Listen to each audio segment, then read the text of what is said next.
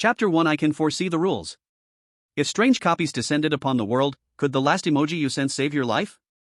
Players, welcome to the world of emoji survival. The eerie outbreak has come.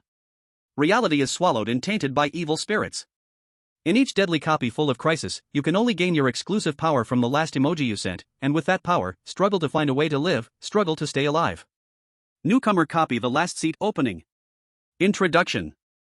A death subway heading straight to hell, evil spirits wandering in the carriages, silently moving through endless darkness. When survival becomes the only goal, death seems to have become an unavoidable fate. Difficulty. Copy loading, please wait. Countdown begins, 5 minutes. Emoji power awakening. Inside the borders of Huaxia. In the minds of all people, a mechanical voice that could not be told male or female suddenly echoed strangely. Sui opened his eyes with some effort, quickly looking around. He was stunned to find himself actually inside a subway carriage. He knew clearly that only a few seconds ago, he had still been guarding his family's convenience store. Sui was sure his consciousness had never fainted. In just the blink of an eye, everything around him had changed. This was clearly an unnatural phenomenon. In an instant, thoughts like reality shows, pranks, Sui threw all of them out of his mind. It was obvious now, he had already entered a strange copy. Sui noticed that beside him stood more than 10 passengers of different ages. They should be other players like him, forced into this eerie copy. The other players looked at each other, eyes full of confusion and unease. A young man panicked, threw down his briefcase, and shouted with a pale face. "Why am I here? I was at work. Is this kidnapping? Let me out." In a corner not far away, a middle-aged woman's legs went weak, she collapsed to the ground, her face filled with disbelief. What did that voice mean just now? Did you all hear it? A young schoolgirl hugged her backpack tightly, crying in despair. Whoa whoa. I'm scared, I want my mom. In an instant, the whole carriage fell into chaos. Panic spread like a plague through the sealed space. Call the police, let's call the police. Someone tried to make a call for help, quickly pulling out a phone, fingers flying across the screen, desperate to reach the outside world. But when they saw the words "no service" on the screen, a deep helplessness spread through everyone's hearts. Anxious emotions drove some people to start madly pounding on the subway door. Bang! The loud sound of hitting echoed through the carriage, but the door didn't move at all. Is anyone there? Help us! Their voices trembled, shouting loudly to the outside world, hoping for any response. But in despair, there was no sound from beyond the door. Inside and outside the carriage, apart from their cries and the loud banging, there was no other sound. In the chaos of the carriage, it seemed only Sui remained calm, standing still. He knew well, when facing crisis, the more panic you are, the more likely you become cannon fodder. The carriage door is tightly locked, the connecting doors between cars are also closed, the carriage I'm in now is like a giant sealed room. We're all trapped. Why is everyone trying to escape, but no one is sitting in a seat? Could it be, they really didn't hear the broadcast from 3 minutes ago? Could it be, only I can know the rules ahead of time? Sui murmured to himself. At this moment, he had already realized he seemed to be different from the others. Only he awakened the precognition system. Time rewinds, 3 minutes before entering the dungeon. Lying on the rocking chair in the convenience store, Sui was leisurely playing King of Glory, when a voice shouted, "Spray him, Q." Sui, feeling a bit bored, put down his phone. Invincible, how lonely it is. Suddenly, a strange mechanical voice echoed in his mind. Congratulations! Your divine vault has awakened. You can now predict the contents of the next dungeon. What sound? Sui suddenly sat up from the rocking chair, looking around cautiously. There was no one around. Playing too many games, now I'm hearing things? Sui muttered softly, not giving it much thought. Just as he was about to lie back down and continue his next game, rows of blood-red and twisted words suddenly appeared in front of him. Warning, the following content is visible only to you. Do not reveal it to others, or you will be erased. Dungeon name prediction in progress. Prediction successful. Dungeon name, the last seat. Introduction prediction in progress. Prediction successful. A death train heading to hell, with evil spirits wandering the carriage, silently moving through endless darkness. When survival becomes the only goal, death seems to become an inevitable fate. Dungeon rules prediction in progress. Prediction successful. 1. When the lights inside the train turn on, everyone must ensure they have a seat. Otherwise, the hungry evil spirits will rush in and kill all players who lose their seats. 2. When the lights begin to flicker rapidly, strange things will grow under the seat. It's best not to stay on the seat. 3. When sitting down, do not approach any evil spirits. 4. As the journey deepens, seats will become increasingly scarce. fight to stay alive. What the hell? What is this? What rules? What dungeon? Am I going crazy? Sui stared blankly at the text and images floating in the void. He tried to reach out, but couldn't grab anything. Everything seemed unreal, yet so vivid and clear before his eyes. The eerie sight made Sui break into a cold sweat. The text continued to appear, and this time, it wasn't just text. An expression pack Sui was very familiar with appeared before him. Newbie benefit exchange in progress. Selecting the best expression pack for you. Selection successful. Expression pack exclusive ability effect. Let me sit forces any member in the dungeon to stand up and give up their seat, usable once per round. Expression pack rating, S level. Isn't this the expression pack I always use on the subway? Today is so bizarre. Just as Sui was about to open his phone to search if others had encountered this situation, or if there were any diseases that could cause hallucinations and auditory delusions, everything suddenly went black in front of his eyes. When he opened his eyes again, he was already standing inside the subway car. Moreover, the dungeon's introduction broadcast rang in his ears once again. Except for the missing subsequent rules, everything was exactly as he had just seen. So, I already know the rules. I can seize the initiative and it'll be easier for me to survive in this weird dungeon. For example, right now, no one knows that the seats will be the key, so no one is fighting me for a seat. Sui's gaze immediately locked onto the vacant seats in front of him. He knew very well that in just a few minutes, these seats would become incredibly precious, and everyone would be fighting for them. But right now, they were within his reach. This handsome/beautiful person, if you were to traverse into a weird dungeon, what expression pack would you choose to fight the evil spirits? Upload it here, and I will awaken your ability. Chapter 2, If you can't get a seat, you die? Sui fixed his gaze on the seat closest to him, decisively stepped forward, and quickly sat down. In an instant, the mechanical voice from earlier echoed in Sui's ears again. You have successfully taken a seat. You are temporarily safe for this round. Warning. After sitting down, you can choose to offer your seat voluntarily, but it cannot be taken by others in any way. Even if the person occupying the seat is beaten to death by another player, the corpse will firmly occupy the seat. Sui instinctively raised an eyebrow, his gaze flickering, and he thought to himself. So, once you sit down, the seat can't be taken away, huh? I did consider what would happen if someone tried to forcibly take it. Looks like this survival system already thought it through. Wait, so the essence of this game is just to fight for chairs? Except, in this game, the stakes are the lives of everyone present. After Sui suddenly sat down, many people's gazes turned toward him in surprise. There was no way around it. Sui's choice was indeed a bit different from the others. Most people were crowded in front of the train doors, afraid that if the doors opened, they would be trapped inside the car. Another group of people was desperately smashing the car windows, trying to find an alternate way out, unwilling to give up even the slightest hope of escape. Sui's seemingly indifferent behavior made him an oddity in their eyes. In the crowd, a male office worker said in shock. You actually sat down? You don't really think this is the subway, do you? Didn't you hear that weird broadcast just now? We're in some supernatural event right now, and we could die at any moment. Get up now. Sui glanced at the male office worker indifferently and said. Of course I know this isn't an ordinary subway. I just want to sit for a while. Is that okay? The office worker was even more speechless. You know it's not, yet you still sat down? Aren't you afraid there's some trap on this seat? With that, the somewhat well-meaning office worker tried to step forward to pull Sui up. A middle-aged woman, slumped on the ground, quickly grabbed the office worker's leg, crying in pain. Young man, please don't leave. If you leave, I'll be scared. The office worker froze, pointing at Sui and hesitating as he spoke to the middle-aged woman. But he. The middle-aged woman looked at Sui with disdain, then immediately started to throw a tantrum. Why do you care about him? This little punk probably already gave up completely.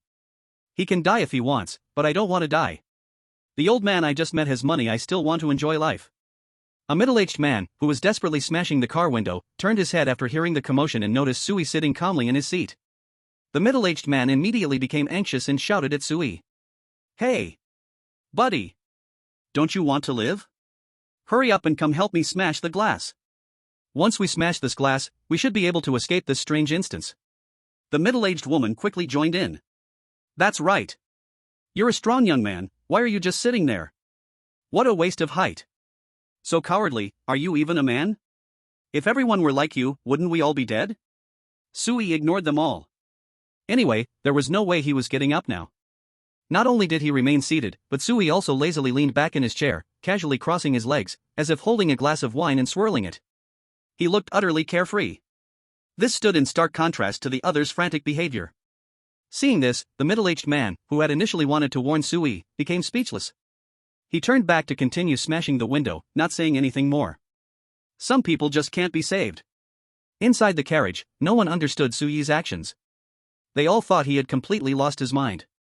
No one tried to persuade Sui any longer and instead focused on finding ways to escape. Only the middle-aged woman, still sitting on the ground, continued to point at Sui, cursing him harshly. Hey, have you all seen this? This guy is even enjoying it. Now everyone is trying their best to find a way to escape, and he does nothing at all. How can there be such a person? If I were you, I'd be too ashamed to sit in that seat. What a shameless person. Sui narrowed his eyes, glanced at the middle-aged woman with disdain, and said faintly. You talk so much, why don't you go help yourself?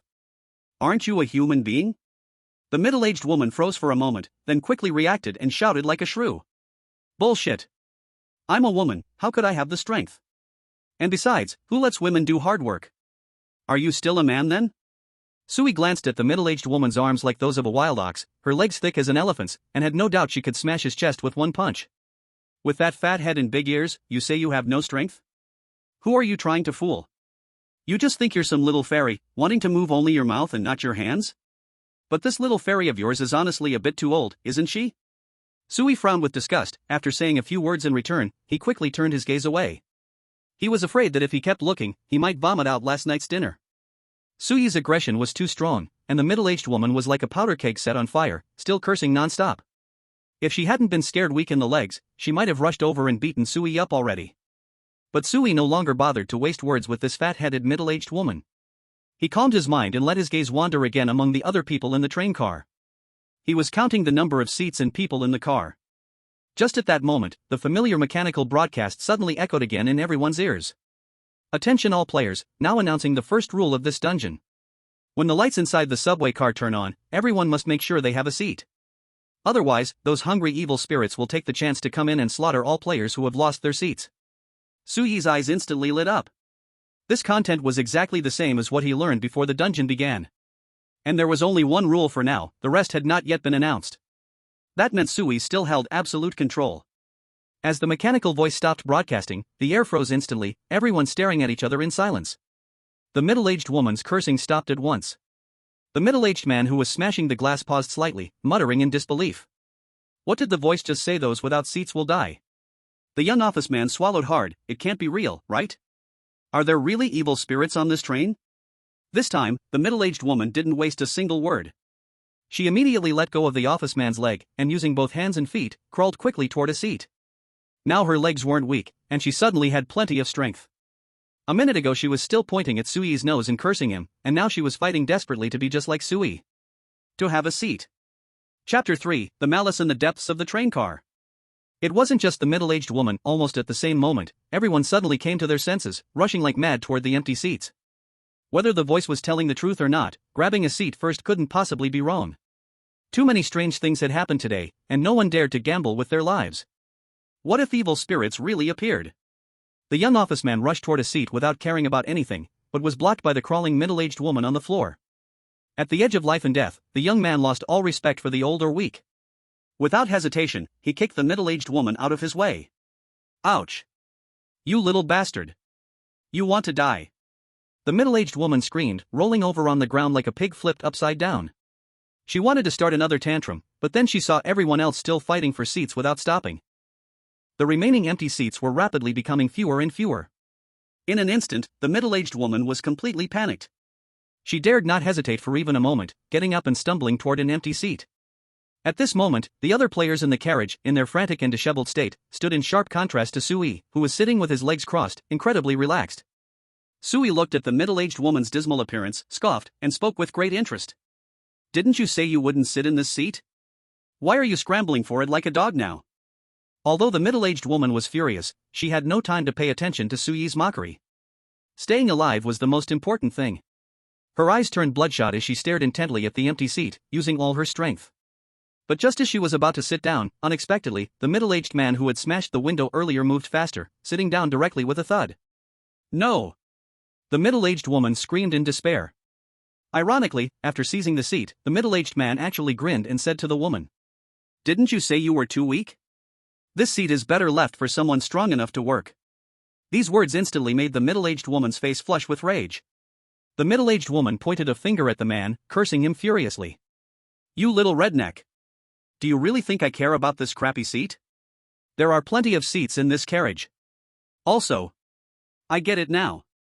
This stupid announcement is just to fool people, only you country bumpkins believe it. And talking about evil spirits. Ridiculous. The only ghosts in this world are people like you poor beggars. All of you are trash. Sui remained completely at ease, thinking to himself. Trash is better than pigs standing up, right? But, this fat-eared guy is probably going to die soon. The reason was simple. After Sui counted all the seats and players, he realized that there were 20 seats in this carriage, but 21 people. One person would inevitably not have a seat. Clearly, that person would be this fat-eared middle-aged woman.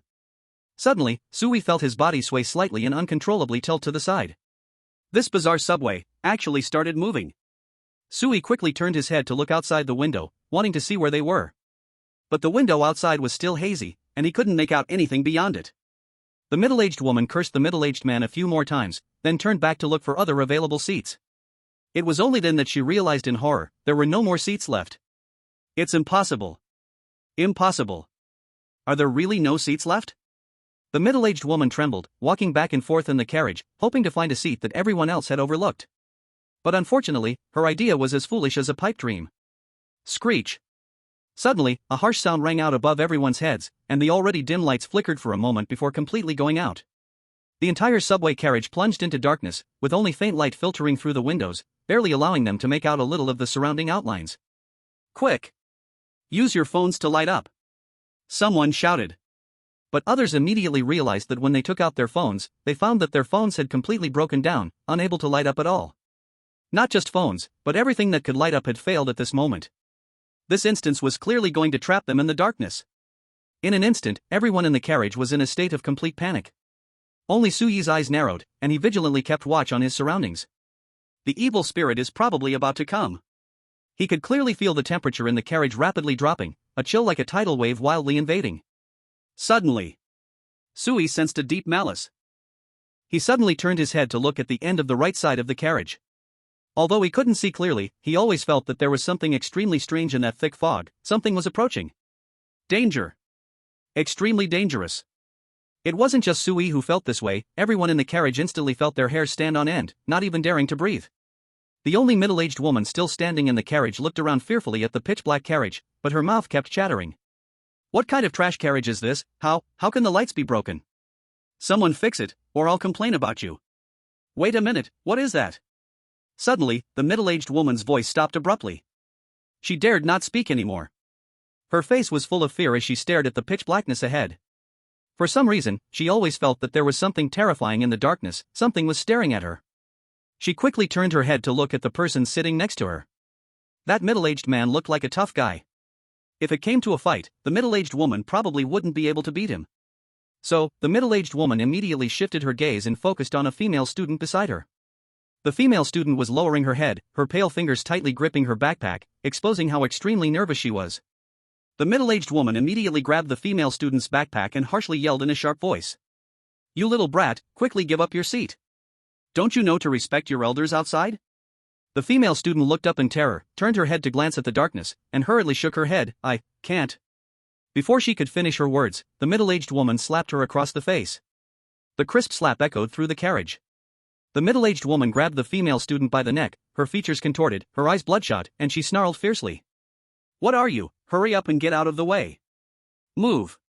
Or I'll find someone to kill you. Did you fucking hear me? In that moment, the middle-aged woman was even more like an evil spirit than an actual evil spirit. Chapter 4, Someone Really Died. Snap snap. In the pitch-black carriage, an unsettling, sticky sound was slowly approaching. It was like a whisper coming from the abyss of darkness, heavy and slow, grinding against everyone's hearts little by little.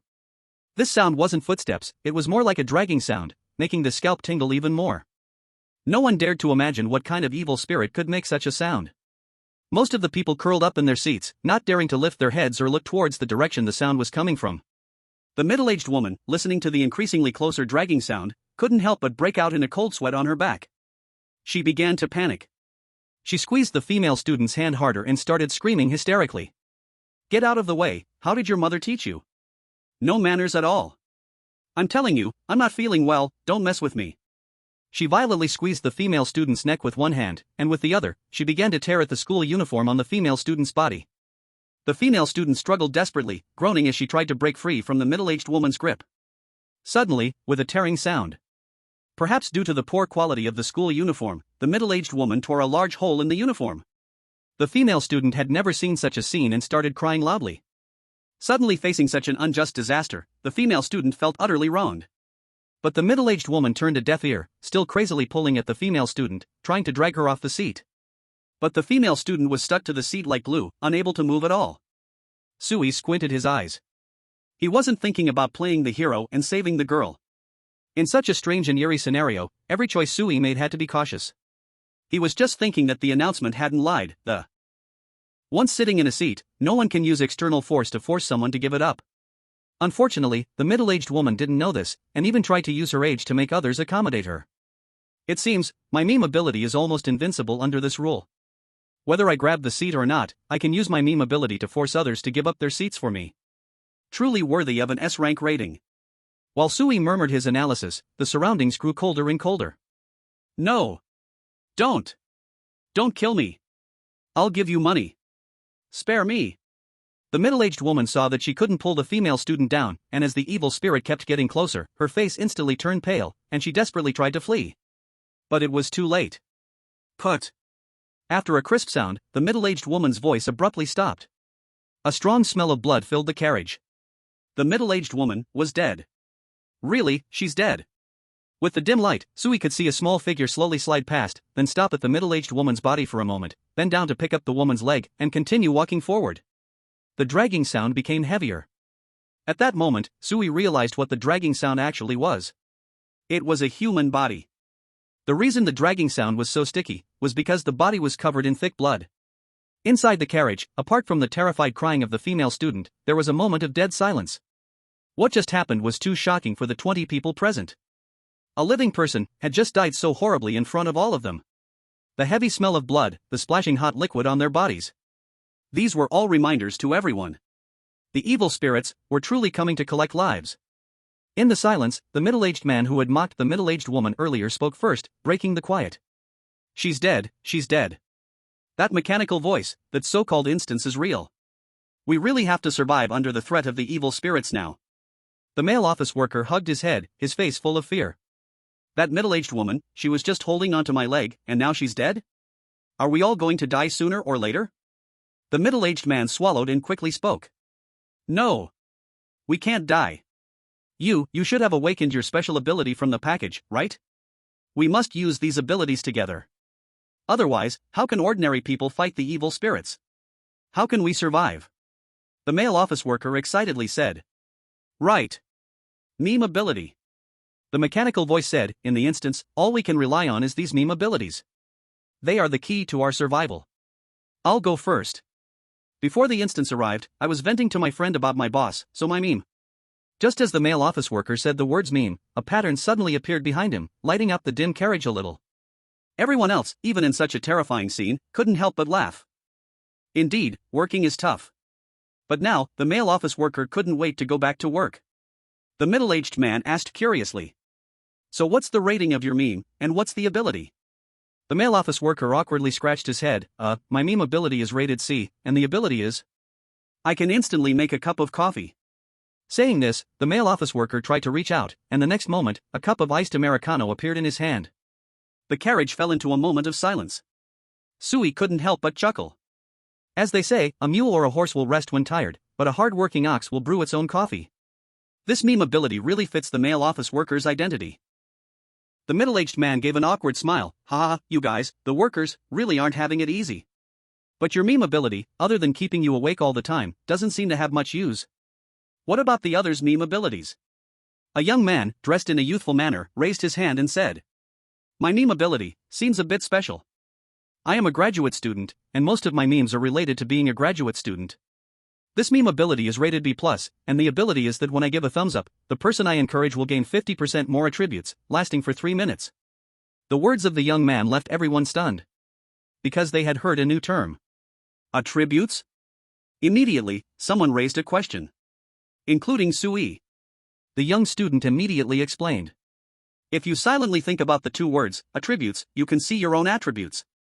I discovered it when I was silently thinking about my own ability. Sui immediately followed suit. In the next moment, a virtual piece of data appeared before Sui's eyes. Sui. Age, 19. Life, 10 out of 10. Strength, 2. Speed, 5. Durability, 10 out of 10. Divine Store, 7 emotions has awakened, ability, pre-knowledge of dungeon rules. Meme ability, let me sit for a while. It really exists? Sui was a little surprised. This meme survival world was like an online game, actually turning everyone into data. But what is the meaning of this data? Could it be that humans can kill evil spirits? Like killing monsters in an online game? But the middle-aged woman just now, under the evil spirit's hand, had almost no ability to resist and was directly killed. While Sui was thinking, others were quietly discussing as well. The middle-aged man curiously asked. Hey! What is this? Divine Store? Why does it show not awakened yet? Do you guys have it? Sui squinted his eyes, suddenly moved his ears, and began to listen carefully to their conversation. Soon, the young student and the male office worker both said that their Divine Store also showed not awakened yet. Other people also echoed the same thing. The middle-aged man shrugged his shoulders, maybe it's something for later? We shouldn't worry about it for now. Let's focus on surviving this dungeon first. Sui's expression remained indifferent, with no emotion on his face. Everyone said they didn't have a Divine Store. So it seems, my guess was right, only I have awakened the Divine Store and know the rules of the dungeon. The others have not awakened yet. The male office worker nodded, agreeing with the middle-aged man's statement. Then, uncle, what about you? What is your meme ability? The middle-aged man instinctively rolled his eyes, gave a dry laugh, and answered. Me? My meme ability is very ordinary. Us middle-aged people, we use outdated memes. Don't laugh at me. As he said that, he showed his meme ability. It was indeed very outdated, very much in line with the middle-aged man's taste. This meme ability is also very average. As long as someone is next to me, my attributes will increase, roughly by 20%. The male office worker was a bit skeptical, roughly? The middle-aged man quickly nodded, yes, originally I wasn't sure, but I just took another look, and it's definitely 20%. The male office worker nodded in understanding. Well, that's still a pretty good meme ability. It's better than mine. The middle-aged man chuckled and nodded. However, the middle-aged man didn't notice that Sui, standing aside, was silently staring at him, his eyes flashing with thoughtful light. Sui did not join in the discussion. He just quietly listened, hearing everyone introduce their exclusive meme abilities. In Sui's eyes, this behavior seemed foolish. Knowing all the rules, Sui was very clear that in this dungeon, it would be hard to have true companions. Because the number of seats was getting smaller and smaller, and in the end, there might only be one left. Everyone is their own enemy. Sui just wanted to live a peaceful life, striving to be the last person standing. But, even though Sui had this S-level expression pack ability, he couldn't guarantee that other people's abilities wouldn't counter his. For example, what if someone had this expression pack? And then awakened an ability called impenetrable, directly breaking Sui's expression pack ability? What should he do then? So, he had to be cautious when using his expression pack ability. Sui had already quietly noted the few people he had shared his expression pack ability with. If a crisis really happened, these few would be his first choice. While Sui frowned and thought, the lights above everyone suddenly brightened, blinding everyone with a sharp pain in their eyes. But before it lasted even a second, before anyone could react, the lights began flashing wildly. On, off, on, off. Everyone looked up in confusion at the flashing lights, puzzled. Is this light bulb broken? Why is it flashing? The middle-aged man muttered, not understanding. The others were even more clueless, not knowing what was happening. The male white-collar worker even optimistically said. It's fine, at least it's better than complete darkness, right? Hearing this, Sui could only sneer coldly. Inside the car, only Sui knew what was about to happen. The second rule was about to begin. When the lights begin to flicker rapidly, strange things will grow from the seats. It's best not to stay seated. Without any hesitation, Sui decisively stood up from his seat, quickly moved away from the seat behind him, and grabbed a nearby handrail to steady himself. His strange behavior naturally attracted attention. The male white-collar worker furrowed his brows. What are you doing? Standing up will kill you. Are you crazy? The middle-aged man moved his mouth, feeling that this scene seemed a bit familiar. Just as he was about to speak, he suddenly felt something unusual. It seems someone was touching his butt. How could someone be so perverted in such a dangerous situation? A perverted hand was one thing, but what was the man doing touching another man? Hey, hey, hey, who is it? Watch where you're touching. The middle-aged man cursed, looking down at his butt. This look almost scared him to death. He saw, under the seat, an incredibly pale and grayish hand stretching out.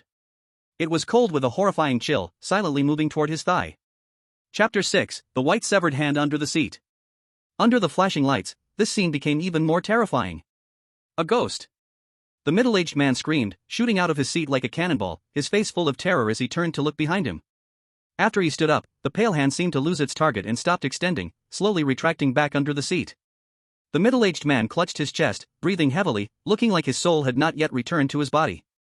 It wasn't just the middle-aged man who saw this, others were drawn in by his scream and also noticed the strange hand stretching out from under the seat, scared out of their minds, crawling and scrambling away from their seats. Under their seats, there was actually a ghost. Although an evil spirit had passed by them earlier, in the total darkness, they couldn't see its true form. But now, the cold and sinister hand was only a few centimeters away from them. This close-up kill nearly made their hearts stop. Suddenly, the middle-aged man, who had just let out a sigh of relief, noticed the female student who had been beaten by the middle-aged woman earlier. This female student was still only looking down, her hands clutching her torn clothes as she cried, completely unaware of the pale hand stretching out from under the seat. The middle-aged man's face changed suddenly, and he quickly shouted at the female student. "Hurry! Get up, hurry!" They could not even imagine what kind of terrifying event would happen if that pale hand grabbed them. But unfortunately, it was too late. The pale hand tightly grasped the female student's thigh, its blood-red nails deeply embedded into her flesh, producing a chilling "Piuchi" sound. Ah! At this moment, the female student finally noticed the hand that had appeared under the seat and felt the intense pain in her thigh, screaming out loud. "No! Help me!" The female student desperately tried to break free from the grasp of the pale hand. However, with her weak body, she couldn't even break free from the previous middle-aged woman's claws, so how could she possibly escape the control of the evil spirit? She looked around with pleading eyes, her face full of despair and helplessness. "Help me, please, help me. I don't want to die."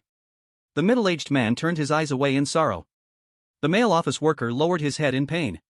No one could help her. Everyone could only watch helplessly as this scene unfolded. As the female student's cries echoed, her body was violently dragged from the seat and slammed to the ground with a loud thud. By this time, the flesh on her thigh had been completely scraped off, revealing her stark white bones, and the blood, as red as scarlet, flowed from the seat onto the ground. "Kada!" A crisp sound of her neck breaking echoed. The female student was forcefully pulled beneath the seat, her body twisted at an odd angle, folding and deformed, eventually disappearing beneath the seat. Only a pool of blood and flesh scattered from her struggles remained at the spot. A living life had been lost. The entire carriage fell into deathly silence once again. Many people even covered their eyes, crying in pain, their bodies shaking uncontrollably, unsure whether it was due to fear or guilt for not being able to help. They certainly didn't want to watch this female student die. But against a vengeful ghost, what could they, as ordinary people, do? Sui's expression was grim, his brows furrowed as he watched the scene. In just a few minutes, 2 people had already died tragically. Is this the survival game? Sure enough, the mechanical voice was right. When survival becomes a desperate desire, death seems to have become our inevitable fate. After the female student's death, an entire row of seats was completely empty.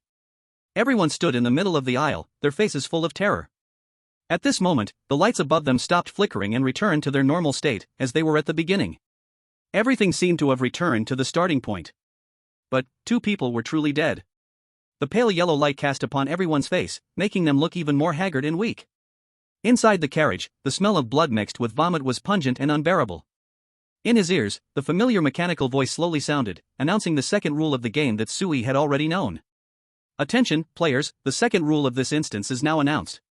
When the lights start flashing rapidly, strange things will grow beneath the seats, it's best not to stay seated." Damn it!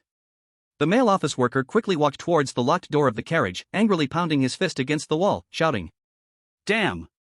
People are already dead, and now you tell us not to stay seated? Is this mechanical voice trying to mess with us?" If they had announced it earlier, that female student might not have died. The middle-aged man stepped forward and patted the office worker's shoulder, sighing as he spoke. "Brother, getting angry now is useless. We can't afford to lose anyone else. I think, as long as we wait until this subway reaches its destination, we should be able to survive. I just counted, we have a total of 20 seats. Only 19 people are left in the carriage now, which means each of us has a seat. We're definitely safe, right? The middle-aged man forced a smile, looking back at the crowd, trying to offer some encouragement to everyone.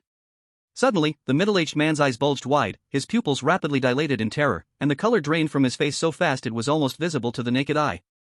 Thud! The middle-aged man's legs gave out, and he fell to the ground, his trembling arm pointing towards the people behind them. You behind. Sui frowned, realizing something was wrong, and quickly turned to look behind him. He gasped sharply. There, in the row of seats behind them, two familiar figures were sitting in their seats. It was the middle-aged woman and the female student who had died tragically in front of everyone earlier. Under the dim light, their skin no longer had the color of humans, but had turned a sickly pale hue. Faint, bluish spots were visible on their skin, like decaying marks, exuding a faint scent of death. These figures were clearly two corpses. The strangest part was that they were still sitting upright in their seats. Their bodies were stiff, their eyes lifeless, staring straight ahead in an unnerving, silent horror. For a moment, the carriage erupted in screams, countless people scrambling to move away from the two corpses, their eyes filled with terror. Sui stood frozen, his expression grim as he stared at the two corpses. He realized something even more terrifying, and his face darkened instantly. When seating, do not sit near any evil spirits. It turned out he had been thinking wrong all along. And he had been terribly wrong. This was a survival game, not a child's game of pretend. How could he have foolishly thought there was a rule to guarantee one person would survive? Did he think this was a musical chairs game? That the game ends once the last seat is taken? Wrong. He had naively believed he could rely on his S-class emoticon ability to survive until the end. But now he understood, those who died in the carriage would turn into evil spirits and occupy seats. And the third rule had already been very clear, players sitting next to evil spirits would most likely also die. Just in this round, 2 people had died in the carriage. Those 2 dead people turned into evil spirits and occupied 2 seats. The remaining safe seats were still 1 less than the number of people alive. What's worse, because of Rule 3, the 4 seats next to the 2 evil spirits were also off limits. That meant, the original 20 seats now only had 14 left. In this round, 5 people would die. If this continued, the number of ghosts would only increase, and the available seats would keep decreasing, until there was not a single seat left in the entire carriage. In the end, it was very likely that no one would survive in the carriage. The musical chairs game only allowed players to survive temporarily in the early stages, giving them more time to think and discover. To truly survive, they had to find the real path to life and completely clear the level. This survival game was far from as simple as Sui had imagined. Sui took a deep breath, trying to calm his emotions. Now that the lights had settled, it meant the second round of the game had begun, so his first priority should be to secure a seat. And it had to be a seat far from the middle-aged woman and the female student. Sit first. The middle-aged woman and the female student are in the same row. This row will probably collapse soon, so I must sit across from them. But just as Sui was about to turn around to occupy a seat, something unexpected happened. A figure suddenly rushed out of the corner, and in an instant, tightly embraced Sui, knocking him to the ground. What are you doing? Sui furrowed his brows, shouting angrily, trying to break free from the person holding him from behind. But Sui was shocked to realize that although the person behind him looked very thin and weak, his limbs were still tightly locked by the person behind him, unable to move at all. This was an abnormal phenomenon. Sui quickly understood, this must be some kind of emoji ability. The middle-aged man and the male white-collar worker, who had been advocating cooperation in the carriage, noticed what was happening to Sui and quickly shouted. You too. What are you doing? We can't afford to fight among ourselves now. But the person holding Sui didn't care about the middle-aged man or the male white-collar worker at all. Instead, he grinned savagely and leaned close to Sui's ear, boasting. Surprised? Kid, I've been watching you for a long time. If I'm not wrong, your emoji ability is probably something like the ability to predict danger, right? Ever since we entered this dungeon, you've always been able to seize the initiative like with the seating earlier, and just now when you suddenly got up it's just too abnormal. Next, there will probably be fewer and fewer seats in the carriage, and you have a high chance of being able to survive. Do you think anyone will allow such a thing to continue? Unfortunately, you've met me. My emoji ability is very good at countering yours. Using the reflection in the car window, Sui saw the emoji of the thin man behind him. It was a screenshot from an anime. My ability is called 7-Day Lock of Unbreakable Bonds. As long as I lock you in, you can't move this round, it's your turn to die. Such a sudden change left everyone else stunned, staring at Sui and the thin man behind him. The middle-aged man, who had originally wanted to intervene, stopped in his tracks. The thin man he seemed to make some sense. Sui's actions had always been a bit different from the others. But now, it seemed that the most important thing wasn't this, it was securing a seat. Everyone quickly realized and rushed to grab the remaining seats. The scene of the middle-aged woman's brutal death was still vivid in their minds. Now there were only 18 seats left, but there were 19 people, so one person would inevitably be left without a seat. But fortunately, because the thin man had locked Sui in place, the others were all able to get seats, and even one seat was freed up. This meant that there was no longer the same tense atmosphere as before. Since everyone would have a seat, the only two people left fighting for the last seat were the thin man and Sui. The thin man held Sui, leaning against a seat, and no one dared to go over and fight for the seat behind him. Of course, since everyone else had a seat, why risk provoking someone with such a strong ability? Hearing the thin man's words, Sui immediately gave up struggling, sneering and saying nothing. The thin man thought Sui had given up and continued to mock him. This must feel nice, huh? You thought for sure you'd survive, but now you're stuck in an ice-cold hell. Don't even think about competing with me. You can't beat me. As he spoke, the thin man scanned the carriage. Now, everyone was seated, and the only empty seat left was the one behind him. The thin man's lips curled into a cruel smile, and he didn't hurry to release Sui. He wanted to wait until the lights went out before letting Sui go. That way, he could prevent Sui from attacking him like a madman while the evil spirits hadn't arrived yet. Although he wouldn't die, if the thin man got injured, it could greatly affect his competitiveness in the upcoming seat contest. With a dark voice, he sneered. Little brother, consider this me being a big brother. The last lesson I will teach you, don't expose your abilities too easily, especially in a place like this. As soon as the words were spoken, the lights above everyone's head went out. The weak man's eyes lit up, and after hesitating for a moment, he heard strange jumping sounds coming from the distance. Thud thud. Jump up, fall down, jump up, fall down. The sound was like a zombie hopping step by step toward them. The evil spirit is coming. With these footsteps, it also meant that Sui's death was near. Chapter 8, you guessed wrong. The weak man decisively deactivated his skill, then, taking advantage of Sui's stiff state, he kicked Sui's back, sending him flying, and then sat down on the seat himself. You have successfully seated, you are temporarily safe this round. Hearing this sound, the weak man breathed a sigh of relief. He succeeded. He was alive again. Not only had he intimidated everyone else, but he also eliminated a potential strong competitor. This time, he would definitely survive. The others who witnessed this scene also looked at the weak man with fear. This man's ability, so terrifying. He could almost guarantee that he would get a seat, never provoke him. Otherwise, you would end up like Sui, a doomed man. Sui rubbed his back, stood up, and slowly walked toward the weak man. The weak man was not afraid at all, and sneered as he looked at Sui. What's wrong? Are you very unwilling? But unfortunately, this is probably your fate. What can you do? You can only hit me a few times, vent your frustration helplessly. But I can survive, you cannot. Ha ha ha ha ha ha ha ha. The weak man's wild laughter echoed in the dimly lit carriage, mixed with the increasingly close jumping sounds, making it so oppressive that the others dared not even breathe. With the occasional flicker of dim light from outside the carriage, all eyes were focused on Sui and the weak man. As for the weak man's actions, they didn't know how to judge. But if Sui's expression bag skill was really the ability to foresee danger, then in this survival game, it was simply too crucial. It would be difficult for others to compete with him for the initiative. A single slow step could lead to death. Such a dangerous person, perhaps, it's better if he dies? At this moment, everyone's thoughts were selfish. So, everyone fell silent, coldly watching Sui, who was being pushed step by step toward the abyss. Sui looked at the weak man in front of him, suddenly tilted his head and smiled, speaking in a tone full of disdain. Do you think you're very smart? Actually, I think you're simply extremely stupid. The weak man's smile froze slightly. Suddenly hearing Sui say this, he instinctively thought for a moment whether he had made any mistakes. Soon, he realized.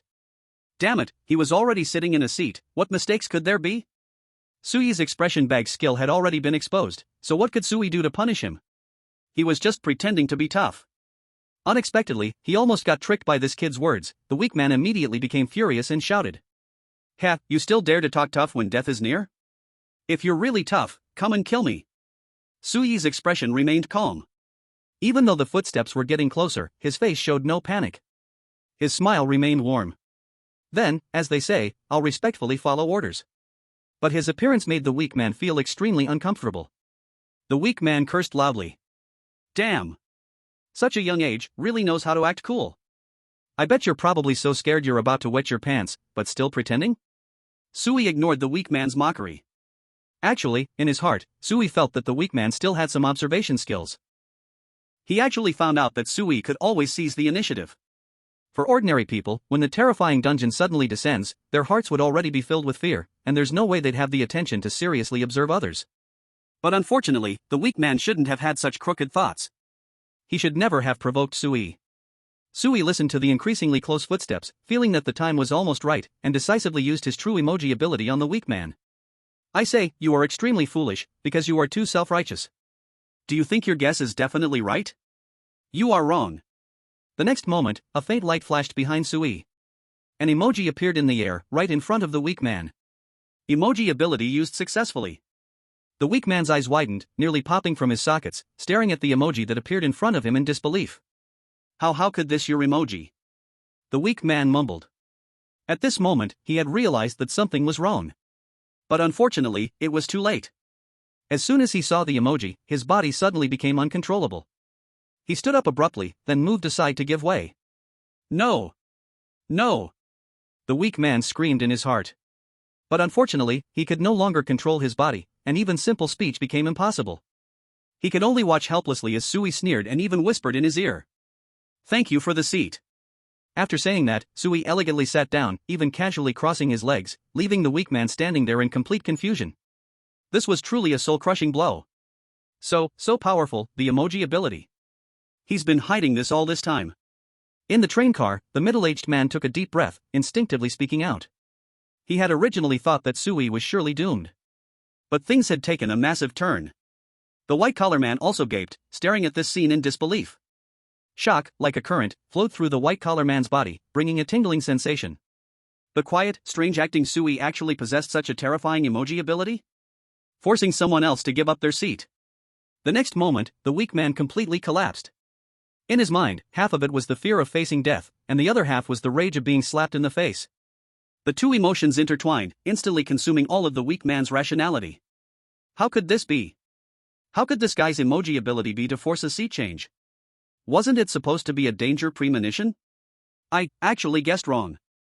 I'm going to kill you. Once his body regained control, the weak man could finally speak.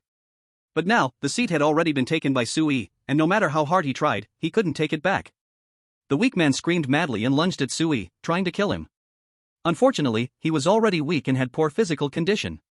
Now, blinded by rage and fear, where was there any combat strength left? Sui leisurely threw a punch, landing directly on the weak man's eye socket, breaking the weak man's attack. At the same time, the bouncing evil spirit finally arrived. Thump thump. The sound was like a soul-calling whisper, drilling into all the players' minds. Fear spread. Everyone could even feel the floor beneath their feet trembling slightly. The Grim Reaper had arrived. Chapter 9, Human? Demon? I'll kill you. You won't die well. The weak man was still furiously cursing just a moment ago, but when the evil spirit really got close to him, the weak man was so scared that he wet himself and collapsed to the ground with a thud, crying out. Lord Evil Spirit, this seat was originally mine. Please don't kill me, kill him. He stole my seat. You should punish him, please don't kill me. At this moment, the weak man had completely lost his previous arrogance, kneeling on the ground, constantly bowing his head, crying and begging the evil spirit for mercy. Unfortunately, thinking that begging would make the evil spirit spare him was nothing but a fool's dream. If the evil spirit could feel soft-hearted, then it wouldn't be an evil spirit. In the darkness, the evil spirit had already jumped in front of the weak man. Puff! The weak man's head exploded with a loud bang, brain matter splattering, blood and flesh flying everywhere. Many people's faces around were sprayed with warm blood, and the smell of blood filled the entire compartment once again. The third dead person had appeared. The compartment fell silent as a grave. Originally, everyone thought the one who would die would be the ambushed Sui. Unexpectedly, the situation took a shocking turn.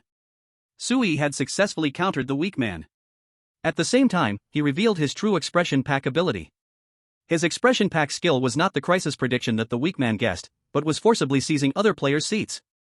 A chill rose in everyone's hearts, and their gazes began to tremble, uncontrollably landing on Sui. This ability was simply too in line with this instance. As long as Sui wanted someone to die, that person would certainly die. The weak man was the best example. Involuntarily, everyone began to fear Sui, wanting to avoid his gaze. But soon, everyone realized a problem. Dodging, is it useful? After players died, they turned into corpses occupying seats, so in this compartment, the number of seats would always be fewer than the living players. Sui had also occupied his seat with 100% certainty. The less room there would be as time went on to seize a seat. If in the end only one seat remained, the one who could survive would only be Sui. They had completely lost their chance. Since death was inevitable, why not fight for a chance? In an instant, one fierce gaze after another shot towards Sui, hatred mixed with fear began to spread in the compartment. Among the crowd, the male white-collar worker couldn't help but grip the iced Americano in his hand tightly. Even in the depths of darkness, Sui felt those unfriendly glares targeting him. Ha! A cold smile crept up the corner of Sui's mouth. He knew very well that this group of people in the compartment had already set their eyes on him. In such a situation where everyone was on edge, his expression pack ability had clearly touched everyone's bottom line. When the hope of survival became slim, humans were very likely to do anything unpredictable. Maybe soon, even if the evil spirit didn't kill, people would raise their knives against each other. In this survival game, humanity's basest nature would soon fully be exposed. At that moment, he would be in danger. It was only at this moment that Sui realized the flaw of his expression pack. Lacking the fighting power among people. No matter how shameless his expression pack ability was, as long as all players in the compartment banded together to deal with Sui, he would not last until it was his turn to use the expression pack ability. If it were someone else, realizing their current predicament would probably leave them panic-stricken. But Sui still crossed his legs, leisurely leaning back in his seat, without a hint of fear, looking quite confident. Within the compartment, the middle-aged man was the first to break the silence. "This young brother, your expression pack ability is very strong, congratulations. Compared to you, my expression pack ability is simply useless.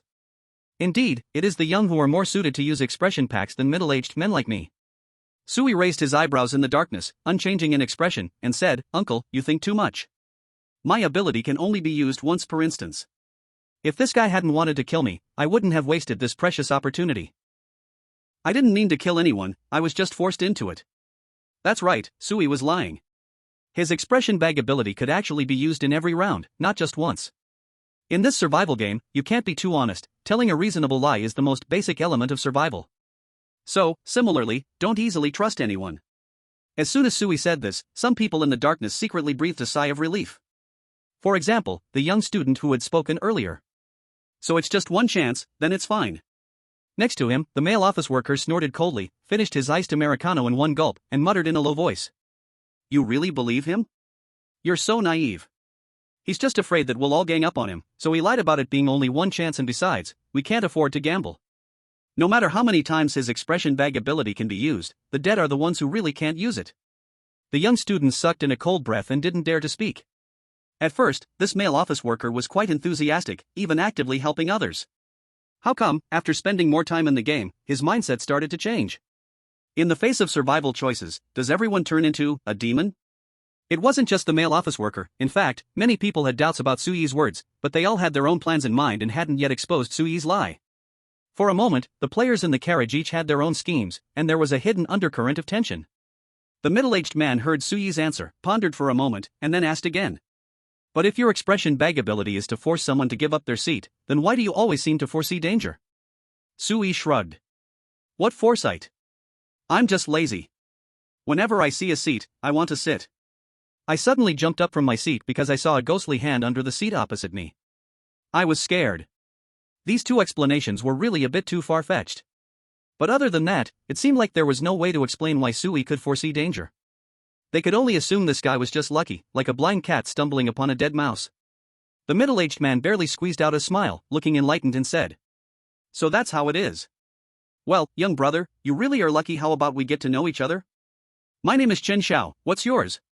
Chen Xiao seemed to want to get along well with Sui. Sui casually made up a fake name and said, "My last name is Lin, my given name is E, as in willpower. Lin E, nice name. But, in this survival game, we might need luck even more. I originally thought that after someone dies, we can all survive. But it turns out the dead also take up seats." In the dark compartment, only Chen Xiao's voice echoed. "At this rate, every round, someone will die. When will it end? Are we really only going to have one person survive? Do we really have to kill each other? Is there really no other way?" Chapter 10, I have found a way to survive. Chen Xiao's tone was full of pain and reluctance. At this moment, a lively voice suddenly sounded from the corner. "It's simple, just find a way to survive. Since it's the subway, there must be stops along the way. As long as we can make it to the final station, we should be able to survive, right?" Everyone's gaze turned towards the direction of the voice, and with the dim light outside the train, they vaguely saw a small figure. It seemed to be a little girl. Soon, someone refuted the little girl's viewpoint, and it was the male office worker. He impatiently glanced at the little girl who spoke and said crossly, "Little brat, don't make things worse. Didn't you hear the game introduction? This is a subway to hell. Do you really think hell is our way out?" The little girl giggled sweetly. It's hard to say after all, isn't hell scarier than the human world, right? This sentence clearly doesn't match the little girl's age and mental age. In the pitch-black carriage, the little girl's delicate laughter paired with this sentence felt extremely eerie. Even Sui couldn't help but look up towards the little girl. The male white-collar worker frowned. "Hey, you little girl, don't talk back." Just as he was about to retort, Chen Xiao on the other side coughed lightly, interrupting him, and spoke again. "Everyone, let's not act impulsively at a time like this. Let me officially introduce myself. My name is Chen Xiao, I'm a small company boss and I have some experience in managing subordinates. How about I lead everyone to escape this bizarre place?"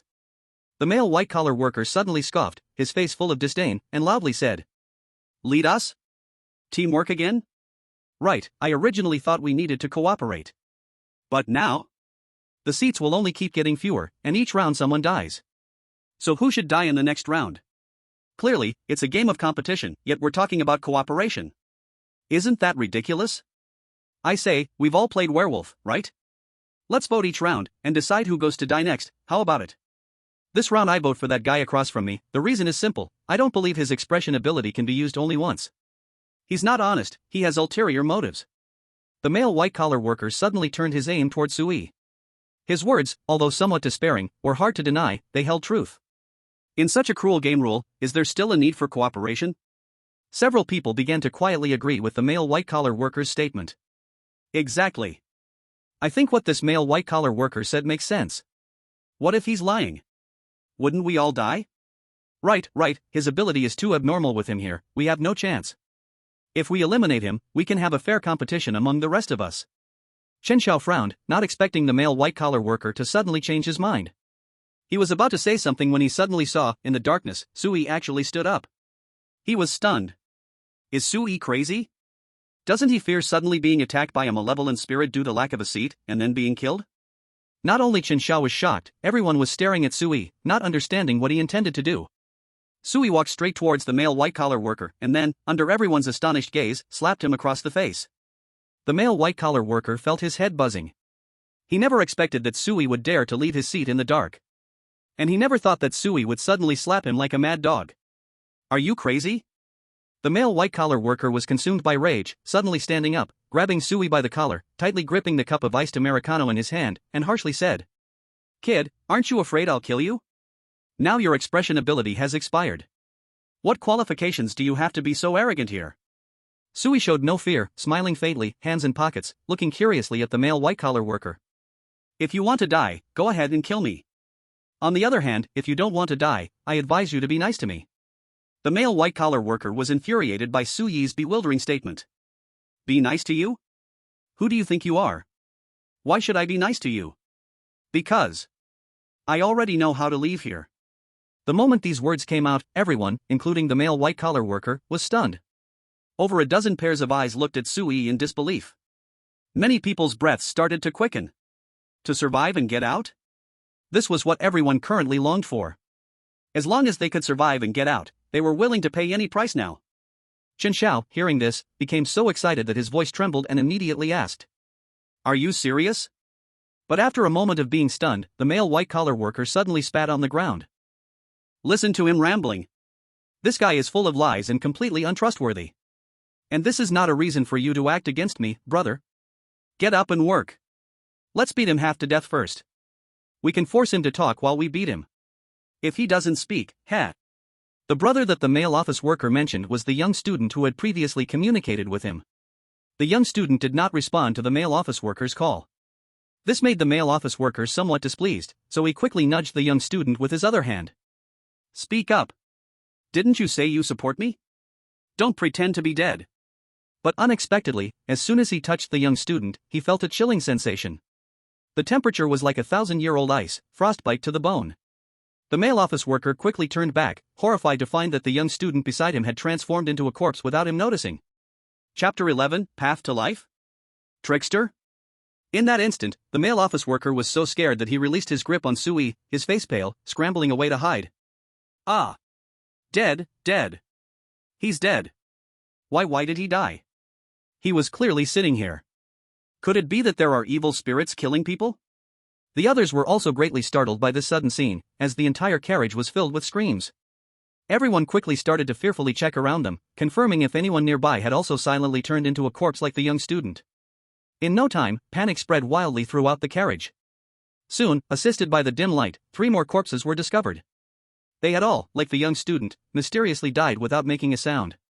Even the players who had sat with them were completely unaware. In just the briefest of rounds, 5 people had unexpectedly died. At this moment, a mechanical voice sounded again.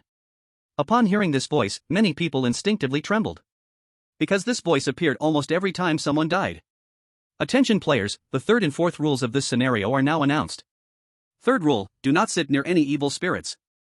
4th rule, as the journey deepens, seating will gradually become scarce. Work hard to survive. All rules have been broadcast.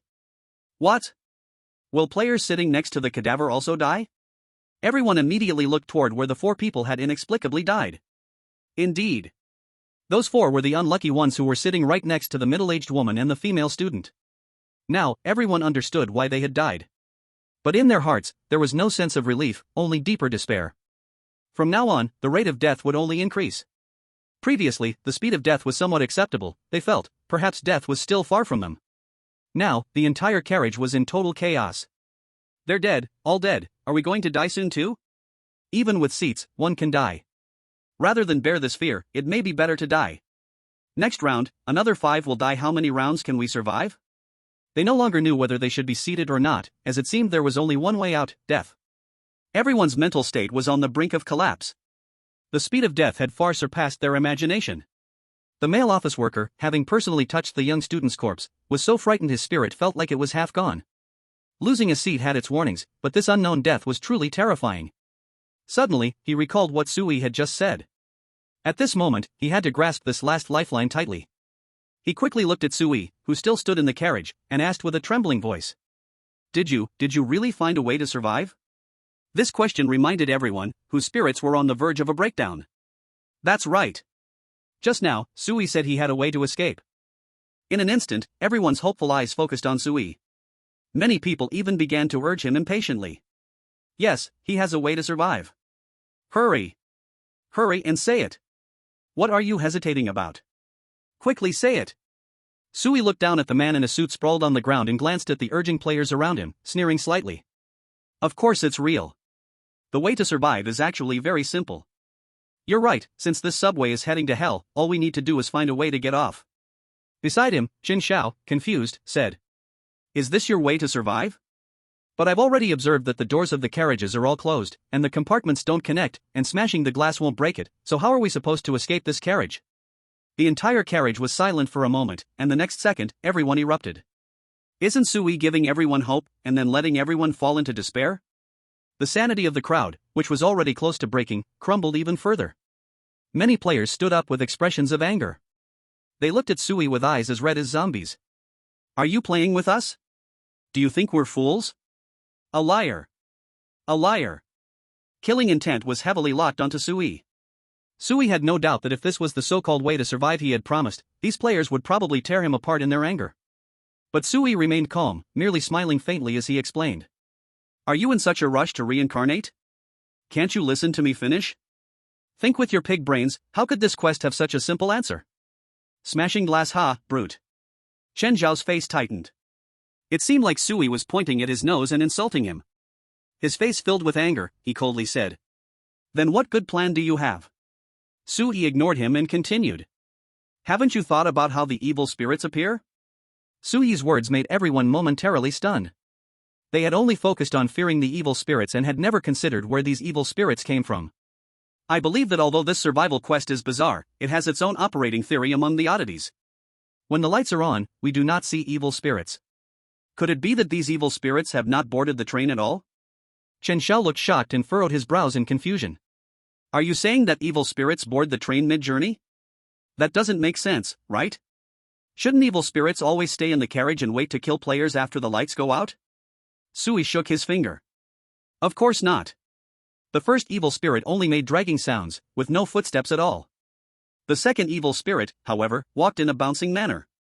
What does that indicate? Chen Xiao tentatively answered. It indicates that the two appearances are not from the same evil spirit? Sui smiled slightly. Correct, it seems you are not beyond saving. Chen Xiao looked as if he had swallowed a fly, feeling disturbed. What is this guy really saying? Is he praising me or scolding me? Sui paid no mind to Chen Xiao's thoughts and continued. If, as you say, the evil spirits always stay in the carriage, then why aren't they the same one?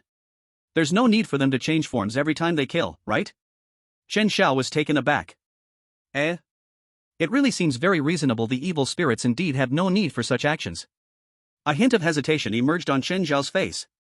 But this still doesn't prove that the evil spirits boarded the train mid-journey, does it? All of this is just your guess. Sui laughed. This is not just my guess, I have 3 points of evidence. First, the first appearing evil spirit came from the right side of the carriage and disappeared to the left side. The second appearing evil spirit also appeared from the right side and disappeared to the left side. And the right side of the carriage is where the doors are located. Beside him, a slightly irritable passenger interrupted. What's the use of the carriage door? Didn't you say it's tightly shut and can't be opened at all? Sui glanced at him coldly. I've said it before, please don't interrupt while I'm speaking. Are you in a hurry to be reborn? After being retorted, the passenger was instantly furious, wanting to confront Sui head-on. But Chen Xiao quickly stopped him. Don't get worked up, let him finish speaking. Sui lazily ignored that guy and continued. The second piece of evidence, if you pay close attention, you will find that when the lights went dim, including now, our subway train has actually stopped. This also answers why the subway doors didn't open earlier, because it hasn't reached the station yet. Does your subway open the doors before arriving? But now, the subway has arrived, so it has stopped and opened the carriage doors. So we are already connected to the platform, now is our chance to escape. These evil spirits used our fear of leaving our seats to make us miss our chance to survive. What a clever scheme. But look, I am still standing here, the male white-collar worker is lying on the ground, and you are all standing in the aisle, none of us are sitting. Yet I have spoken for so long, and the evil spirits still haven't appeared. We are all fine. This is my third piece of evidence. Sui's voice was firm and resonant, leaving no room for doubt. Chen Xiao stood there with a complicated expression. He had to admit that Sui's analysis indeed sounded very logical. This was something none of them had thought of. The male white-collar worker lying on the ground seemed to think of something and quickly pressed his ear to the floor, listening carefully. Sure enough, there was no sound. Logically, during the subway ride, the wheels and rails would produce slight vibrations and faint noises. He excitedly murmured to himself. This subway seems to really have stopped. I understand now. We were all distracted by the changes in light and the evil spirits, and we completely missed that this subway has actually stopped. What a great opportunity, this is definitely a great opportunity. The male white-collar worker decisively crawled towards the carriage door using both hands and feet. His appearance resembled that of the first deceased middle-aged woman. But the male white-collar worker couldn't care less about that anymore. He had had enough of this place. He wanted to leave. Soon, relying on his memory and the dim light, he approached the door. In his line of sight, it was pitch black. Extending his hand he could see nothing, as if it was a black hole, swallowing all light sources. Although the faint light could illuminate other areas, this place was pitch dark. The male white-collar worker suddenly reached out, but he touched nothing. No walls, no hard carriage door. All that was there was freedom. The door really opened. The male white-collar worker trembled as he said, "A road to life, it really is a road to life. The doors here have truly opened."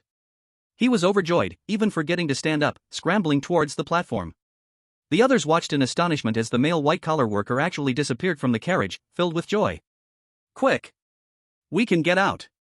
We've survived. Everyone no longer hesitated and rushed madly towards the platform. In their eyes, the platform symbolized hope for life. Unfortunately, those who thought they could escape did not notice that Sui, who had initially proposed this road to life, was still standing in place, unmoving. Instead, he wore a strange smile, watching one player after another leave the carriage. In an instant, the once crowded carriage became empty. Chapter 12, My name is Li Gooden. You deceived them, didn't you? Suddenly, the clear voice of a little girl rang out beside Sui, shattering the eerie silence in the carriage completely. At some point, the little girl had already stood beside Sui. Sui glanced down at the little girl in surprise, and after a moment, said blandly, "I didn't lie to them, this is really my guess, it's just... I myself don't know the truth of this guess." Upon hearing this, the little girl giggled. So you want them to help you verify your guess? You're so naughty, big brother. But with someone like you in the survival instance, you should be able to live very well. The way she called him big brother gave Sui goosebumps all over. This little girl was clearly not like a normal little girl. Whether in terms of intelligence or calmness, she surpassed others of her age by far. Thank you for your kind words, but I hope this isn't just a jinx. After casually replying, Sui looked around the train carriage. Aside from the dead bodies and himself, there were only 3 living people left. The little girl was one of them. The other 2 were the small boss Chen Xiao, who had been trying to get everyone to cooperate, and the last one was a female office worker. She had barely had any presence before, and aside from her pretty face, there was hardly anything remarkable about her. Sui noticed she was also wearing an office uniform, seeming to be from the same company as the male office worker from before. Seeing that Sui was ignoring her, the little girl continued to speak. Actually, you know the guess is very likely false, right? These people are also fools. Since you've already said that the evil spirits come from the platform, doesn't that mean the platform is the evil spirits' concentration camp? How could humans go to the evil spirits' concentration camp and have any good outcome? What's the difference between telling me to go to hell? It seemed to validate the little girl's words, and the next moment, a horrifying scream suddenly echoed outside the carriage. That sound was beyond description, it couldn't be simply described as tragic. The heart-wrenching roar was filled with despair and rage. Just by listening to the sound, one could tell what they were facing at that moment. One evil spirit could sweep away all the humans in the carriage, not to mention the evil spirits on the entire platform? One person saw the bad situation and wanted to retreat back into the carriage. His bloodied palm gripped the subway carriage door tightly. Sui even noticed that his grip was so strong that his nails had dug into the flesh, yet he was still unwilling to let go. Unfortunately, in the face of evil spirits, they were doomed to dead ends. That palm eventually became powerless, then was pulled out, completely silenced. Soon, the wailing dispersed. The surroundings returned to calm again, as if nothing had ever happened. Only the thick smell of blood outside the carriage was almost unbearable, threatening to overwhelm anyone. With the dim light, Sui and the others seemed to be able to see rows of blurred figures standing outside the carriage. Those were all evil spirits. The little girl clapped her hands excitedly, bouncing next to Sui while smiling. See? I was right. Sui looked deeply at this little girl. Seeing so many people die, this little girl actually showed not a shred of fear? She was even applauding in celebration? What kind of little demon was she? Was she too innocent because of her young age, or was there another reason? Sui didn't know. But such an abnormal person, Sui felt it would be better to keep his distance from her.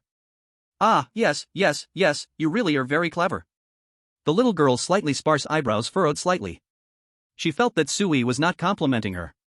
At this moment, the lights above the 4 of them began to flicker as if malfunctioning. They all understood that this signified a new round of the game was about to begin.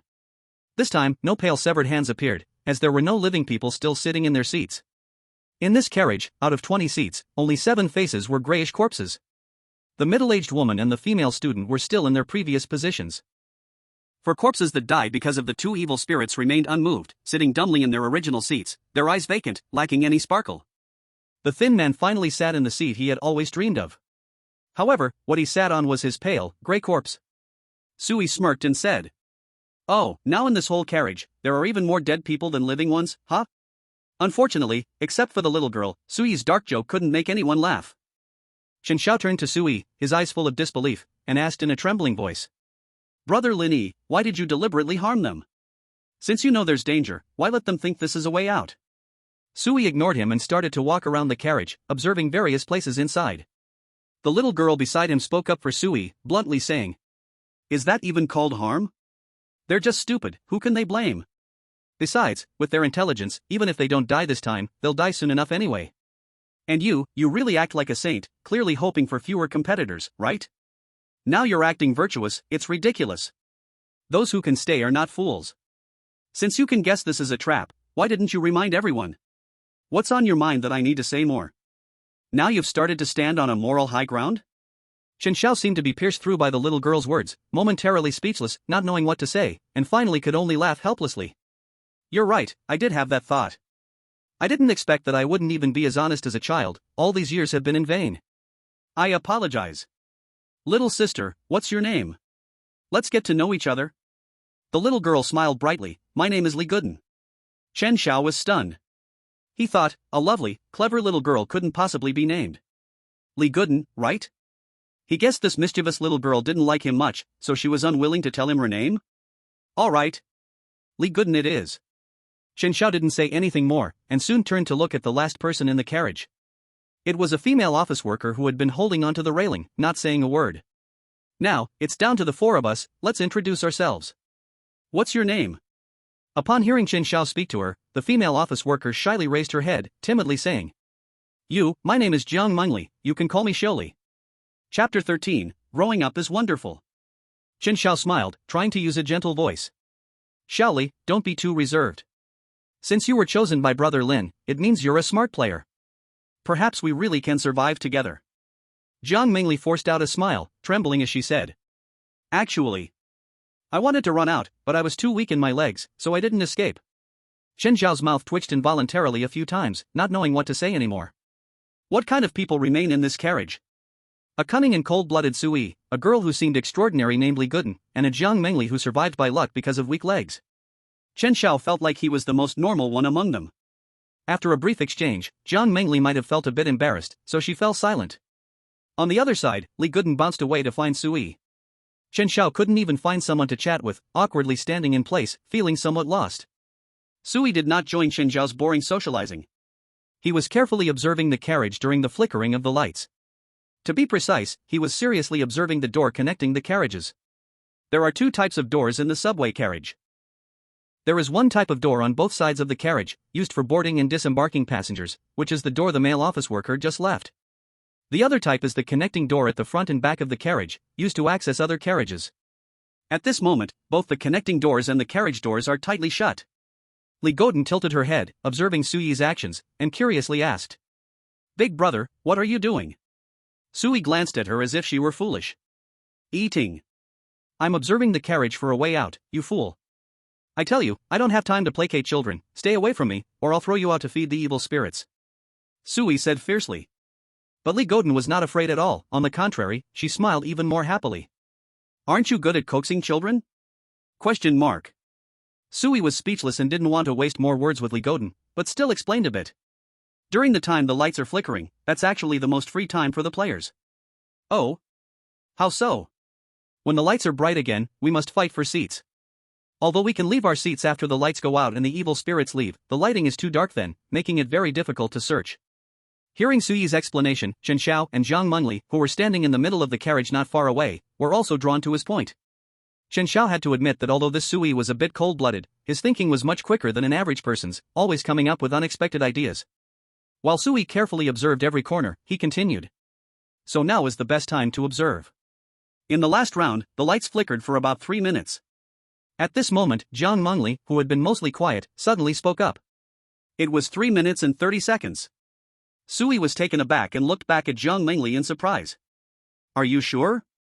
Jiang Mengli was suddenly stared at by Sui, feeling a bit shy and stammering. I get really nervous, and my heart beats faster, almost reaching 120 beats per minute. Last time the lights flickered, my heart beat exactly 420 times, so I know it was 3.5 minutes. Sui suddenly understood. So that's it. A natural physiological cheat? He looked Jiang Mengli up and down for a moment and suddenly asked. Do you know that male office worker from earlier? Jiang Mengli shook her head, we seem to be from the same company. But I just started as an intern on my first day, I don't know anyone else in the company. Sui nodded. The male office worker had died because of Sui, and if Jiang Mengli was acquainted with him, she might help take revenge for him. From Jiang Mengli's reaction just now, she should not be lying. Before long, the 3.5 minutes were about to end, and Sui wrapped up the search, returning to the center of the carriage early to prepare for the next round of grabbing seats. Sui looked at the empty seats and murmured. What do you think, will the players who died outside reappear in the carriage? Chen Zhao's face changed slightly. If they do, won't our situation be even more dangerous? Chen Xiao had not forgotten the third and fourth rules announced by the mechanical voice earlier. The more corpses in the carriage, the less space left for them. If they all come back, won't there be 17 corpses? Then, where would be our space to survive? Li Gooden spiritedly took over the conversation, helping Chen Xiao analyze. To be precise, with 17 corpses, at most 2 of us can survive, and if luck's really bad, not even 1 might survive. If there are 3 empty seats together, and the outermost seat is next to the wall, not next to the corpses, then in that case, 2 seats can be safe. If the 3 seats are scattered, then everyone is doomed. Though Li Gooden expressed this outcome in an extremely playful manner. But Chen Xiao still felt an instant chill all over. Before Li Godan's words fell, the originally calm train compartment door suddenly made a bang, and a bloody handprint appeared out of nowhere. This sudden scene immediately startled Jiang Mangli and Chen Xiao. Jiang Mangli, who had been holding onto the railing, was so scared that she fell to the ground, and the two round shapes tightly wrapped in her shirt bounced with the fall. Li Godan looked at this scene with some envy inside. Sister Mangli, growing up is really great. Jiang Mangli's face instantly turned red. Sui frowned and complained.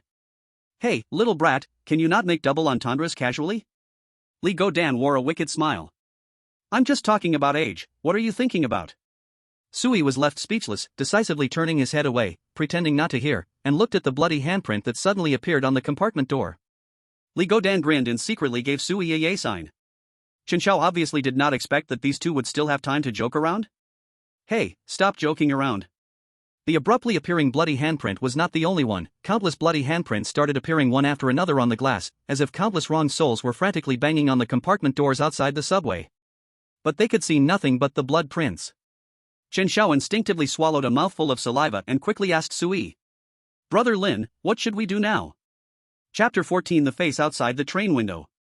For Chen Xiao's question, Li Godan replied half-heartedly. Can't you think for yourself? Always asking questions? The subway hasn't started yet. These wronged souls on the platform want to come in but can't, so they can only bang on the door to vent their anger. It'll be fine once the train starts. Chen Xiao looked at the calm Li Godan and couldn't help but doubt if she was really just a little kid. As a small boss who had struggled in society for many years, Chen Xiao felt a bit embarrassed that he was not even as composed as a child. He could only look at Jiang Mangli and asked. Miss Li, do you need my help? Jiang Mangli shook her head, biting her silver teeth, and slowly pulled herself up with the railing. But her face still looked pale, devoid of blood. It was clear that she had been frightened too much. After answering Chen Xiao's foolish question, Li Godan no longer paid attention to that guy but looked up at Sui.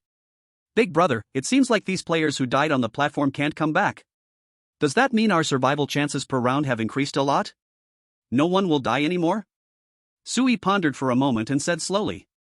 It seems to be true now. But, will this scenario really be that simple? Is letting people send themselves to death also considered a way to survive? I don't think it will be that easy. Li Godan laughed. Isn't this a newbie scenario? It's normal for it to be a bit simpler, right? Sui remained non-committal. But he always felt that something was off. This is definitely not a real way to survive, at most a false way to survive.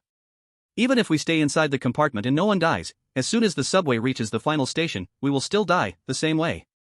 This survival game isn't that simple. We still need to keep looking for a real way out. Li Godan nodded thoughtfully, then looked at the connecting door with Sui and asked. Is there something wrong with this door? Is it possible it could be the way out? Sui smiled. It's possible. There are only two types of doors in this compartment, so if the premise of survival is to leave this place, then only these two doors could be the key. The compartment door is clearly not one, so that leaves this door. I think the next time the lights go out, we should try this connecting door. Chen Xiao, who was behind, trembled when he heard Sui say to try it again, looking at Sui's back with some fright. This man looked harmless and even somewhat handsome. But the means were just too cruel. The results of his last test came at the cost of dozens of lives. Are they going to test again? There were only 4 of them left, not enough to die. While Sui and Li Godan were talking, the carriage shook slightly and began to slowly move forward. The evil spirits that left bloody handprints seemed to be left behind, looking on unwillingly as the subway left. The lights had long stopped flickering and turned into a constant bright state. This indicated that they were going to start the stage of fighting for seats. But now, it seemed that there was already no need to fight for seats. Sui turned around and walked slowly to a seat, casually choosing one next to a spot without a corpse to sit down. You have successfully taken your seat, safe for this round temporarily. The others did the same. Li Godan was the most picky, even specially choosing a relatively clean seat. Sui watched the process of Li Godan's selection, secretly feeling amused in his heart. In fact, everyone already had some bloodstains on them, so they were no longer concerned about these things. After all, being able to survive was the most important. Chen Xiao saw Sui smile and asked in confusion. Brother Lin, aren't you afraid? It's already this situation, but you still seem so relaxed. You are too strong, right? Sui was startled when he heard this. Afraid? Indeed, since entering the instance, he had hardly felt any fear. He might be startled, but he had never been truly terrified by anything. He knew that those evil spirits were actually terrifying, but he simply didn't generate any fear in his heart. Sui thought about it and couldn't figure out why, so he casually replied. Maybe it's my talent. Chen Xiao looked at him enviously and said. That talent is really enviable. Sui didn't reply to him again, instead leaning back and preparing to find a more comfortable posture, but when his gaze fell on the glass behind the seat opposite, he suddenly noticed a pale face pressed against the glass, staring dead at the carriage. That twisted face could barely be recognized to have facial features. Was it not the male white-collar worker who had an altercation with Sui? Not good. Sui's eyes widened suddenly, then he turned sharply to look behind him. A pale face was also pressed against the glass behind him, less than a few centimeters away. Those eyeless pupils were staring fiercely at Sui, filled with hatred and deathly silence. Although the corpses did not enter the carriage, they were pressed against the outside of the carriage, just a few centimeters away from the players inside. Sui suddenly jumped up from his seat, creating distance from the evil spirit behind him.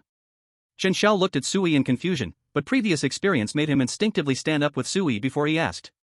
Brother Lin, what happened? Sui's face was dark, pointing to the glass behind him, and said in a deep voice. It seems we almost fell into a trap. That's right, those evil spirits that entered the platform didn't return to the carriage, but their corpses are pressing against the outer side of the carriage, very close to our seats. Following Sui's direction, the others finally saw the pale faces outside the window, instantly gasping in horror. Li Godan was still somewhat calm, curling his lip and saying. Sure enough, this instance is not that simple. They even want to trick us. It's so shady. Sui quickly compared the evil spirits outside the window with the seats inside the carriage, finally locking onto 3 seats. Only behind these 3 seats were there no evil spirits pressed against the window, indicating that these 3 seats should be safe. Sui raised his eyebrows and said indifferently. Chasing those evil spirits out of the carriage still has its rewards, at least in this round, 3 of us can survive.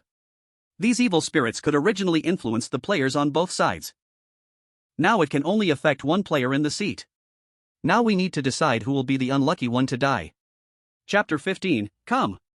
Let me hug you. As he spoke, Sui confidently took a seat among the empty ones. Regardless, he would definitely not be the unlucky one. The 3 people present all knew Sui's abilities and had a sense of fear towards him. They didn't believe his expression package skill could only be used once, so their reaction to this scene was not too strong.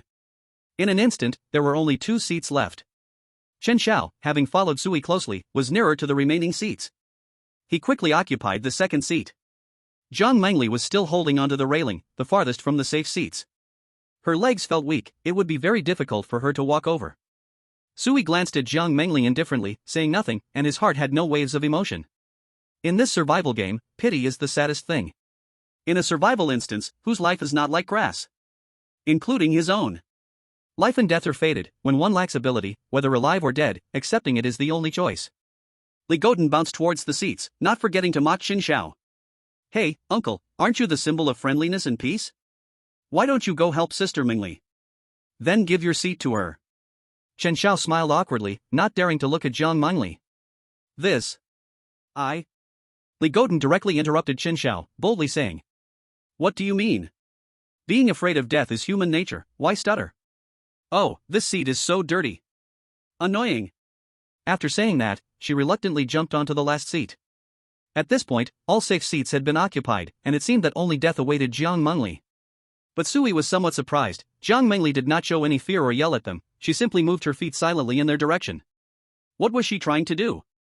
Had she not given up? Did she want to plead for mercy to earn pity? Could she be that naive? Sui quietly guessed in his heart. He saw Zhang Mengli slowly walk in front of Li Godan, a bit shyly whispering. I might need to use my expression package ability on you, sorry, but don't worry, it won't affect you. After saying that, a faint, illusory expression package appeared behind Zhang Mengli. My expression package ability allows me to merge with any player, counted as the same unit, so we can sit on the same seat together.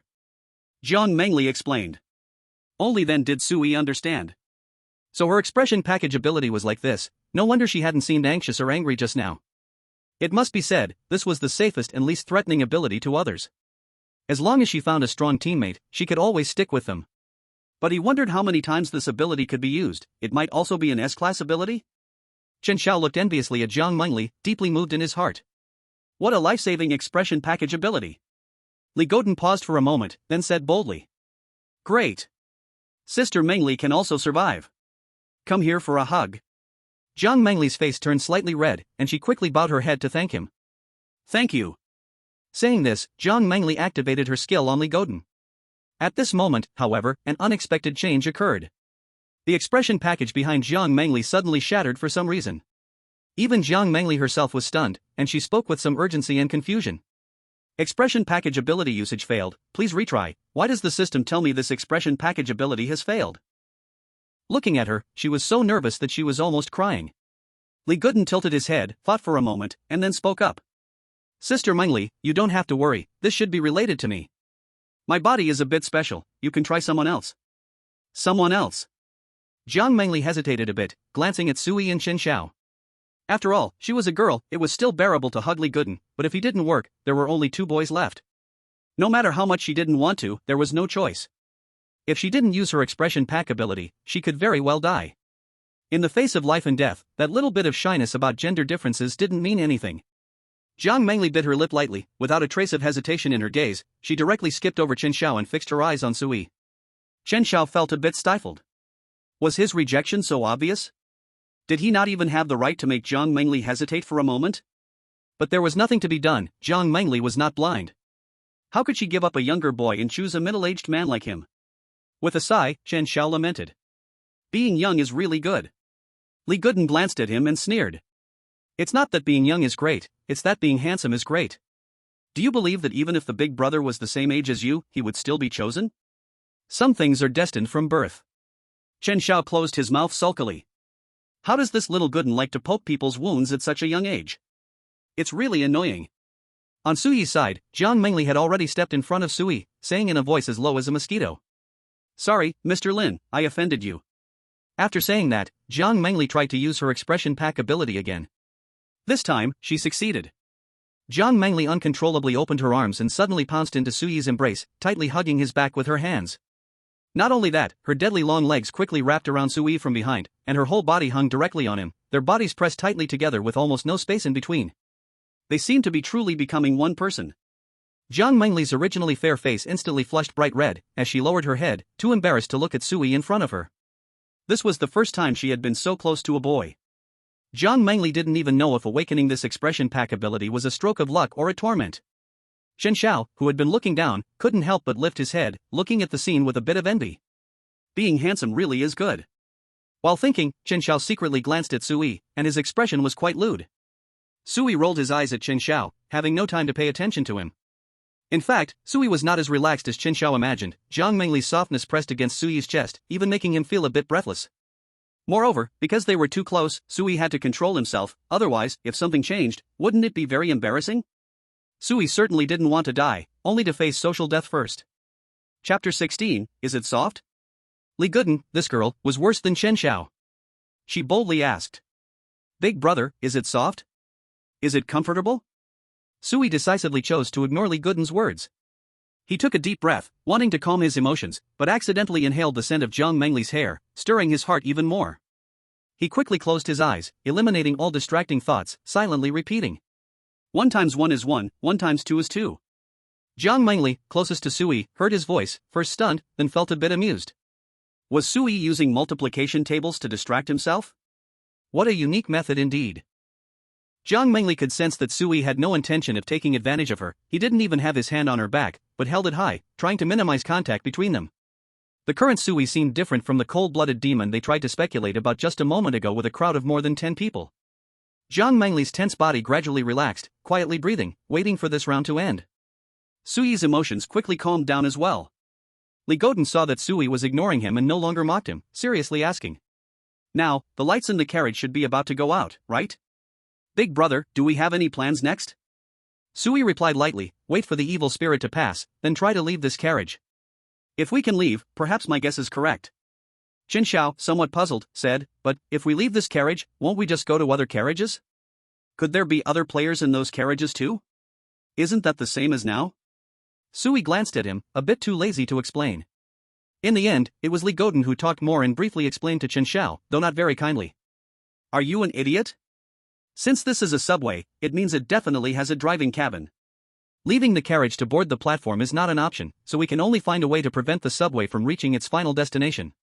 Chen Xiao suddenly realized, so we need to control the driving cabin, right? But even if we control the driving cabin, wouldn't that just leave us stuck waiting to die? Li Godin was really fed up, rolled his eyes, and said irritably, "We first stop the subway, then figure out a way to the driving cabin at the other end, start the subway, and return the same way. You don't need me to tell you that subways have two ends, right? That's the escape route our big brother thought of. Now do you understand? Shut up if you understand." Chen Xiao obediently fell silent. In fact, this was the first time he learned that subways had two ends. He had never thought about this issue before. He even thought that subways needed to turn around. Sui held Jiang Mengli and said nothing, only somewhat surprised by Li Godin's ability to understand. He said one sentence, and Li Godin immediately understood Sui's entire plan. This little girl's intelligence was certainly high. Just then, the lights above everyone's heads suddenly went out. Under Sui's keen and subtle perception, he could indeed feel that the subway was slowly coming to a stop. Soon, strange footsteps reappeared in the dim carriage ahead. This round's evil spirit had arrived. However, there were no players left without seats in this round. The evil spirit slowly passed in front of everyone, bringing with it a smell of blood, then vanished back into the darkness.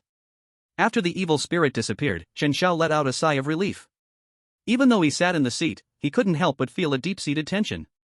He looked in the direction where the evil spirit had vanished and suddenly said, "What do you guys think? After the evil spirit passes through our carriage, where do you think it goes?" This was obviously a question that Sui had also considered, and he casually replied, "It could have gotten off the train or it could have continued to the next carriage. But we've never seen evil spirits coming from other carriages, so it's more likely that it got off. Of course, we can't rule out that we are just in the first carriage, and the driving cabin is right in front of us, so that's why no other evil spirits attacked." At this moment, Jiang Mengli in Sui's arms suddenly lifted her small head and said, "I think the second possibility is more likely. I calculated that it takes the evil spirit about a minute and a half to pass through our carriage, and in the dark, the carriage lasts about 9 minutes, which is just enough time for the evil spirit to pass through 6 carriages. In our huaxia, the subway typically has 6 cars, and I feel this might not be a coincidence." Sui looked at Jiang Mengli in surprise. It seems this silent woman in the office has a bit of thought after all. Yet he forgot, at that moment, Jiang Mengli was in his arms, his lowered head almost kissed her face. Sui quickly turned his face away, pretending nothing happened, and rubbed his chin, speaking in a serious tone. "If that's the case, think about it, where will these evil spirits go after finishing their patrol in the last car? Will they get off, or go to the cockpit?" Everyone felt a chill in their hearts. If it is getting off, that would be fine, but if they gather in the cockpit behind, then to make the subway go in reverse, they would probably have to face those evil spirits blocking them. Sui didn't think too much more, he felt it would be better to take one step at a time, thinking too much was useless. He turned to Jiang Mengli's profile and smiled slightly. "Miss Jiang, can you get down now?" Only then did Jiang Mengli realize that the evil spirits were gone, and they were safe now. She didn't need to cling to Sui anymore. Thankfully, the car was dim, otherwise, the redness reaching her ears would surely embarrass her. Jiang Mengli quickly released her expression pack ability.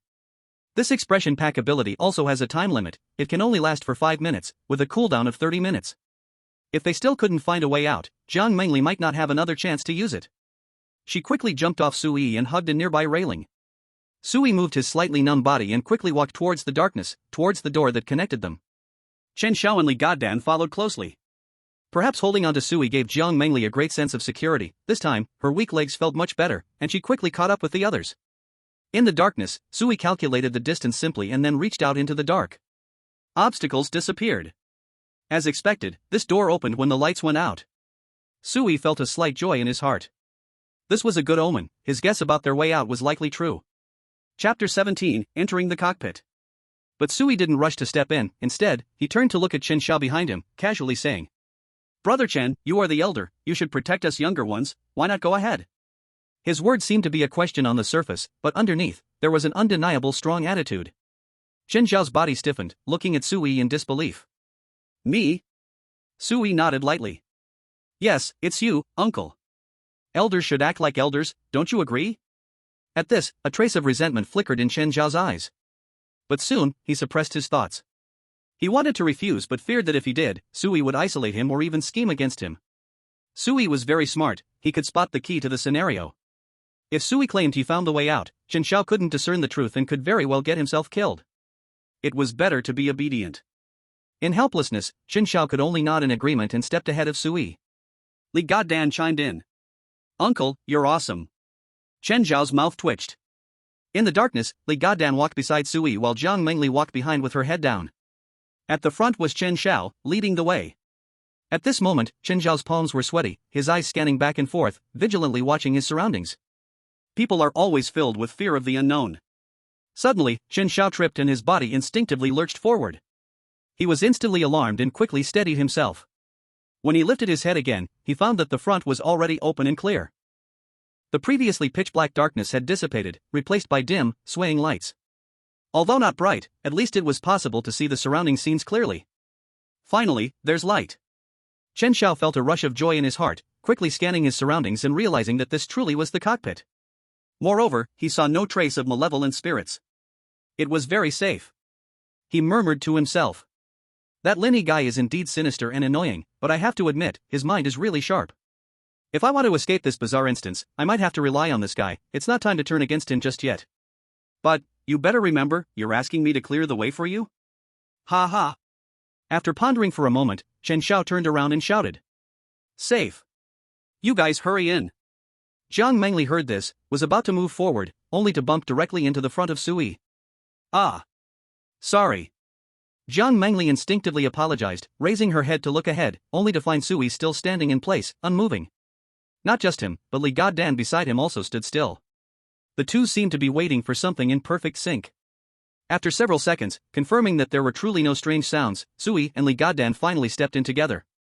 Jiang Mengli felt a bit confused, blinking her peach blossom eyes, and looked at the blurry figure ahead. Suddenly, she understood. Sui did not trust Chen Xiao.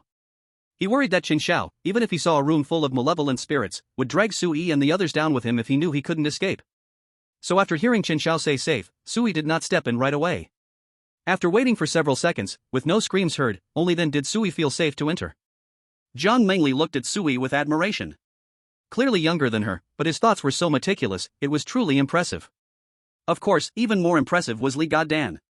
Because their movements were synchronized and unified. While lost in her thoughts, Jiang Mengli followed Suyi's footsteps and entered the next carriage. Inside the cockpit. After shouting safe, Chen Xiao did not see Sui and the others come in. What's going on? Where are they? Did they leave me behind? Or did they suddenly encounter something unexpected? Chen Xiao wiped the cold sweat off his forehead, feeling somewhat anxious. With that Lenny around, they probably won't die that easily. I should worry about myself first. Chen Xiao encouraged himself while turning to look forward. I have to say, the subway is filled with eeriness. No wonder it's a subway leading to hell. At this moment, on the front windshield, there were horrifying bloodstains clearly visible. From the dryness of the blood, it seemed to have a long history. Chen Xiao's gaze penetrated the blood-stained glass, trying to see what lay outside the subway. But outside the subway was a profound darkness, with only a few faint rays of light barely penetrating, outlining the blurry contours on both sides. Chen Xiao vaguely distinguished some white objects scattered by the roadside. The tracks below the subway were also white, looking somewhat peculiar. What are those? Chen Xiao squinted his eyes, taking a couple of steps forward, wanting to see what that mass was. Finally, his vision gradually cleared, and he saw what that thing was. Damn! In the next second, Chen Xiao's heart suddenly tightened, his pupils dilating, a chill rushing up his spine directly to his head. His body instinctively recoiled, nearly losing balance. That white mass covering the tracks was actually made up of countless chilling white bones. They reflected a cold light in the dim light. What's even more horrifying was that scattered between the bones were chunks of flesh. In order to make this scene seem even more tragic and horrifying, Chen Xiuqiang suppressed the urge to vomit, holding onto his knees and taking a deep breath to calm his emotions. He did not dare to look ahead any longer and quickly turned his head to look behind him. At this moment, he truly longed for the appearance of Sui. Why, haven't Sui and the others come in yet? Did something unexpected really happen? What should I do now? If I act carelessly, could I trigger some unknown rule and be killed by a malevolent spirit? Chen Zhao's heart began to panic. I never thought that without that Lin Yi guy leading the way, when facing such a strange situation, I wouldn't know how to handle it at all. It's too terrifying. Chen, you've really wasted your years in society. Useless. Cursing himself quietly, Chen Xiao took a deep breath, straightened up, and prepared to observe the situation in the cockpit again. If there was a problem on Suyi's side, wouldn't going over there be a dead end too? It's better to hide here and observe the situation. Linny said before that we should try to stop the subway, hasn't it already stopped? So what am I supposed to do now? But just as he turned his head, he suddenly saw a blurry figure floating outside the windshield, staring intensely at Chen Xiao. Ah!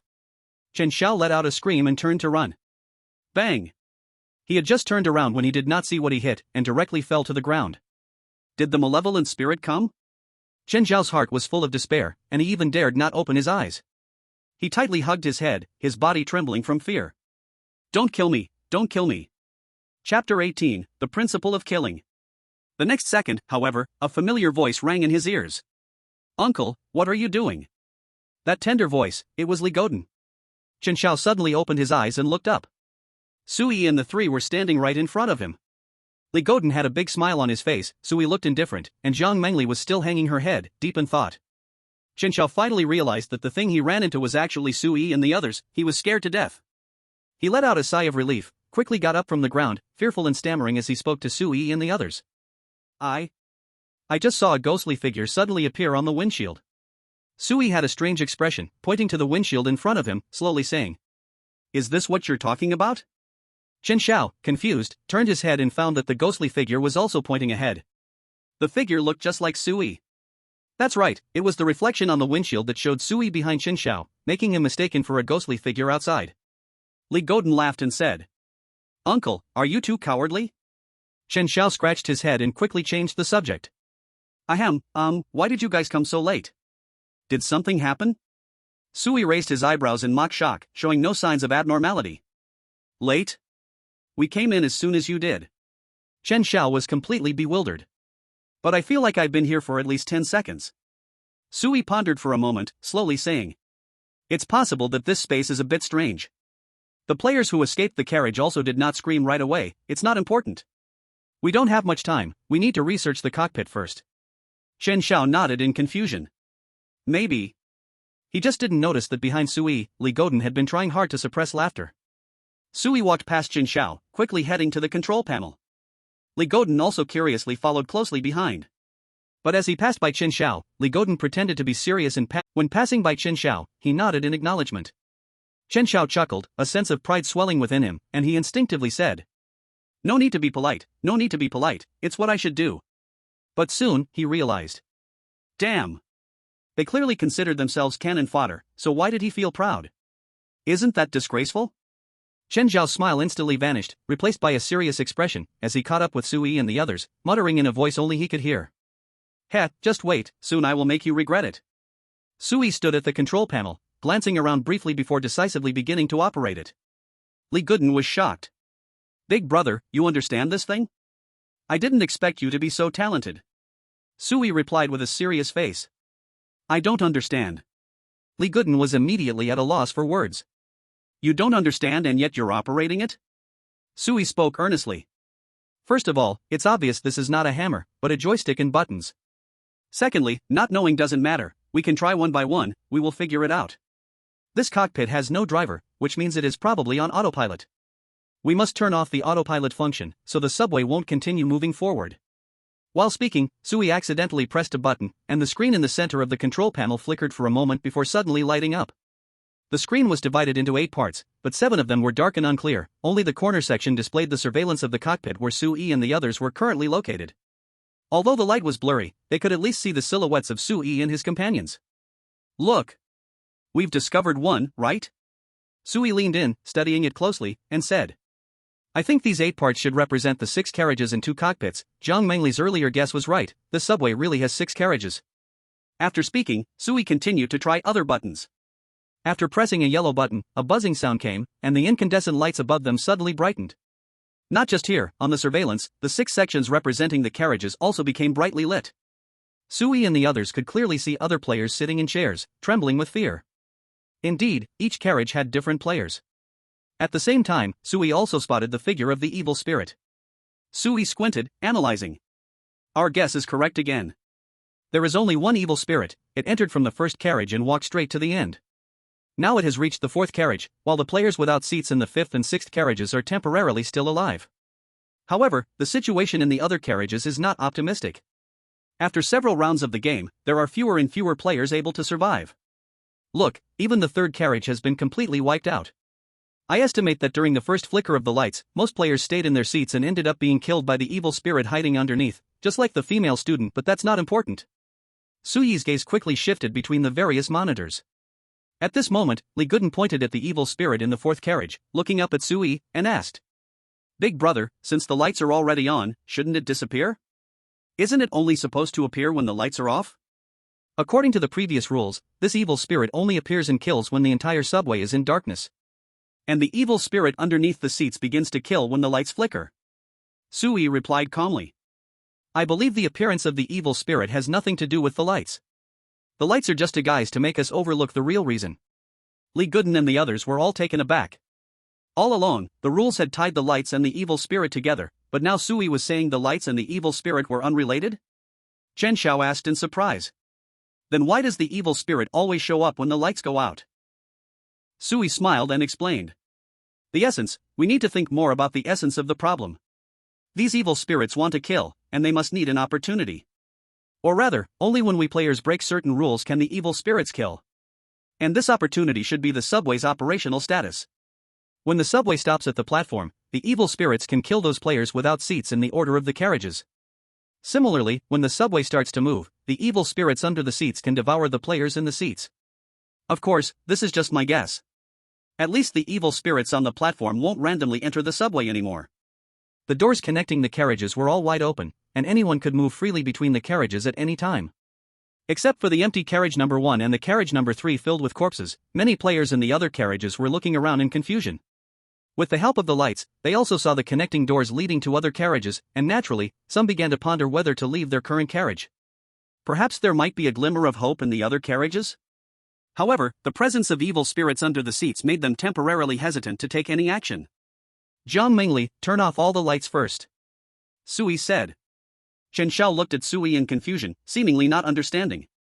But Jiang Mengli immediately complied, her finger reaching for a button. After pressing it, all the lights in the carriage suddenly went dark.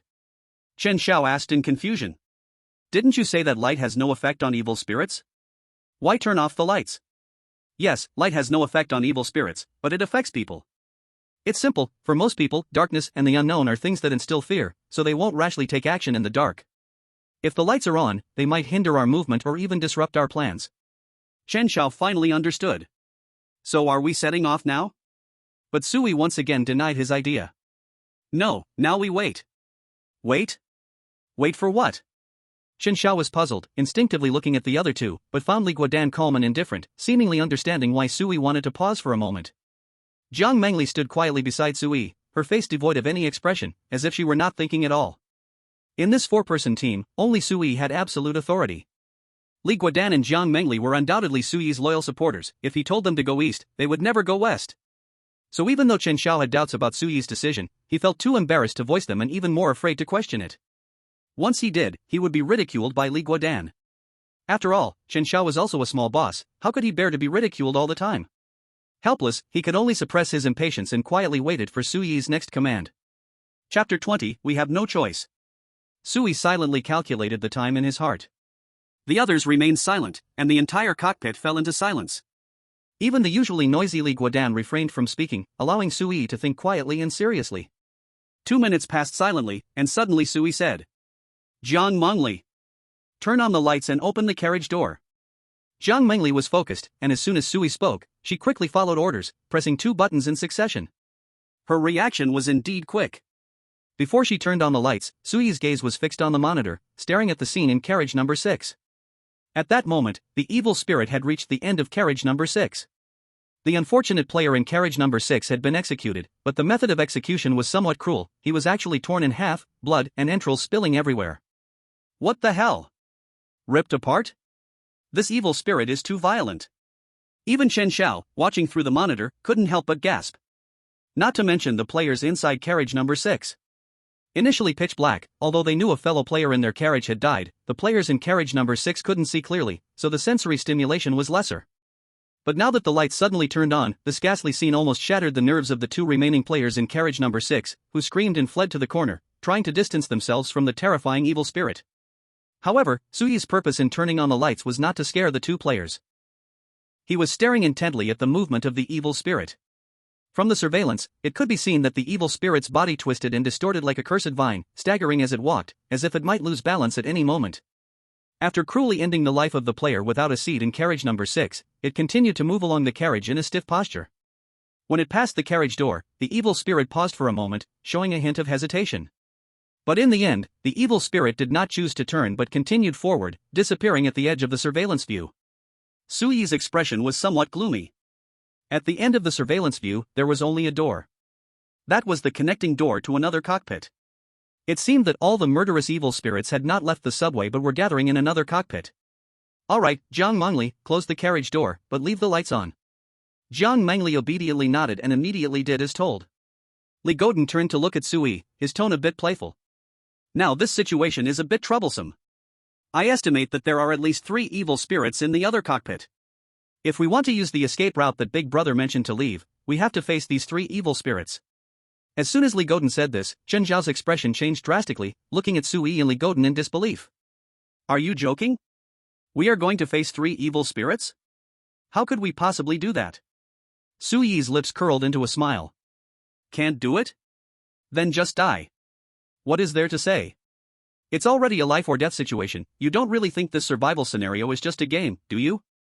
Chen Zhao was immediately at a loss for words, his face pale, his body swaying slightly. Li Godin suddenly said seriously to Sui. Big Brother, don't scare him. Look, this uncle is so scared he almost peed himself. Ha? Chen Zhao instinctively glanced at his crotch, only to realize he had been played by Li Godin again.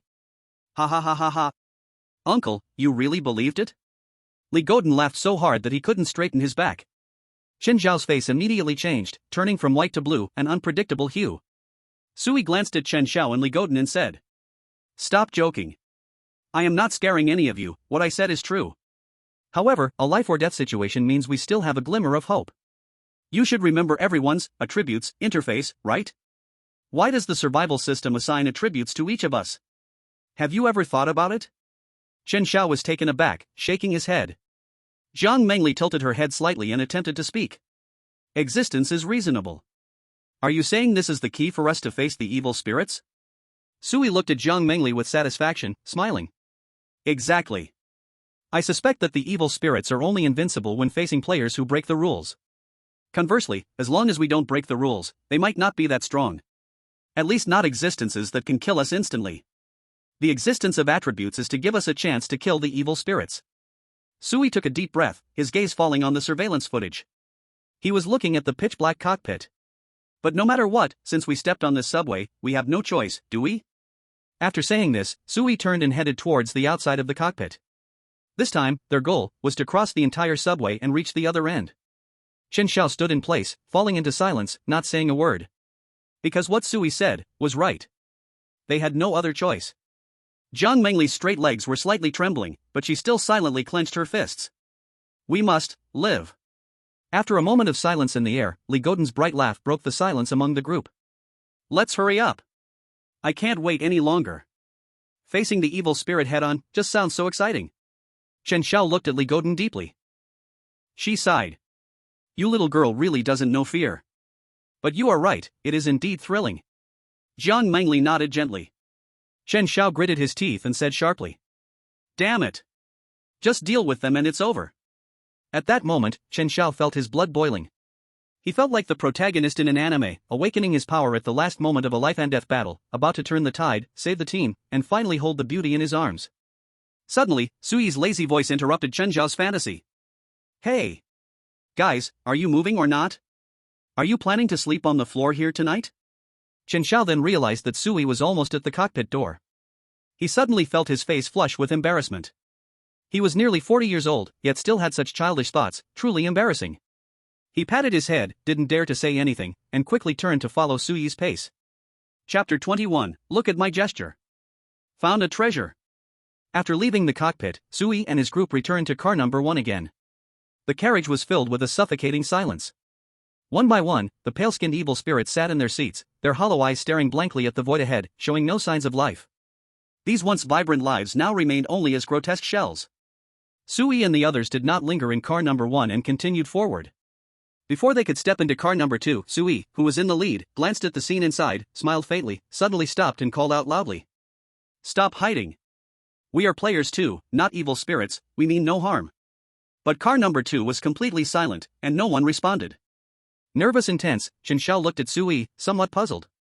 Brother Lin, what's wrong? Seeing no one appear, Sui didn't care, smiled, and continued walking forward. But just as he stepped into car number 2, a shadow suddenly sprang out from the side, throwing a punch at Sui. Caught off guard, Jiang Mengli and Chen Zhao were startled. What the hell? But Sui seemed to have known someone was ambushing, suddenly stopping his steps and tilting his head to the side, narrowly dodging the sudden punch. Only then did everyone realize that the one who attacked Sui was a tall man covered in bright red. Standing at a full height of 1.88 meters, Sui looked short next to him. Li Godin had to tilt his head back to see this man's face. My god. Is this guy's head going to hit the ceiling? He is simply a giant. After dodging the punch, Sui frowned and spoke again. Hey, big guy, can you see clearly before you hit? I said, we are players too. You can calm down for a moment. Hearing this, the tall guy stepped back from them, then suspiciously scanned Sui and the others, finally speaking. Are you really alive? I just saw that car number 1 was full of dead people. Where did you come from? Sui didn't want to explain too much and said. We just came from the cockpit, we turned on the lights, and now we are ready to clear this instance. If you want to survive, it would be best to listen to me. Beside, Chen Xiao was shocked. What the hell? So direct? Doesn't Sui fear this tall guy will hit him? But the tall guy did not get angry, just frowned and asked again. How did you know I was here? Sui replied calmly. I saw on the monitor that you were the only survivor in car number 2, and at that time you were suspiciously looking at car number 1. Also, there were no footprints around the large puddle of blood next to the body in the center of car number 2. If you went to car number 3, you definitely had to pass through that puddle of blood. Of course, you could choose to climb over the seats, but I think, generally, a normal person wouldn't do such a pointless thing. Since there are no footprints, it means you are still in carriage 2, and I can't see you. Clearly, you are hiding and planning to ambush us. The tall man suddenly realized, a shocked expression on his face as he looked at Sui. So that's how it is. What a meticulous logic. He nodded decisively, a serious look on his face as he said. I want to live. If you can analyze all this, it shows you are very smart. I can follow you. Although I am not very smart, but I am good at fighting. Generally, no one can beat me. This tall guy was quite straightforward, directly turning enemies into friends and started introducing his strengths. Sui was not too surprised, just casually nodded. Alright, then let's go. After saying that, Sui no longer paid attention to the tall guy and continued walking ahead. The tall guy didn't say much either and decisively followed at the back of the group. This scene had left Chen Xiao dumbfounded. Is this possible? This tall guy could be recruited so easily? Chen Xiao looked at the tall guy's explosive muscles and immediately felt he was a great ally. He quickly approached with a big smile, trying to appear friendly, and said, Hey buddy, I'm Chen Xiao. Welcome to our team, what's your name? The tall guy shyly smiled, just about to answer, when Sui suddenly interrupted their conversation from the front. Hey tall guy, come here. I want to ask you a few questions. What are your attributes? We might have to face evil spirits later, are you interested? Interrupted by Sui, the tall guy didn't have time to exchange names with Chen Xiao and immediately ran towards Sui. Attributes, my life is 15, strength is 10, and endurance is 5, but my speed is quite low, only 3. Sui was a bit shocked as he looked at the tall guy. Wow, such imbalanced attributes? Although very high in some aspects, in others, it was downright low. With that, the advantages and disadvantages of the tall guy were both very clear. Because of his high life and strength values, he had a significant advantage in direct attacks, almost unstoppable. But with his poor endurance and speed, it was easy for others to kite him, exhausting his stamina. However, with him, Suyi's team should be able to take some initiative in the upcoming battle with the evil spirits. After thinking for a moment, Sui asked again. Can you reveal the ability of your expression pack? Can it assist you in battle? The tall guy didn't hide it, he awkwardly scratched his head and honestly replied. My expression pack ability isn't very useful. I even feel like using it has side effects. Oh? Side effects? What do you mean? The tall guy scratched his head, feeling a bit embarrassed, and showed his expression pack. Look. Sui had a strange expression. Seeing Suyi's peculiar face, the tall guy grew even more flustered and hurriedly said. This. I didn't mean to insult you. Before this expression pack survival world began, I was just messing around with my friends and sent this one. Didn't expect, sigh. My expression pack ability is taunt, attracting the hatred of anyone or the evil spirit around, making them only attack me, for a minute. Sui was dumbfounded. What? Taunt the evil spirit? This expression pack's effect is surprisingly powerful? Did I just stumble upon a treasure?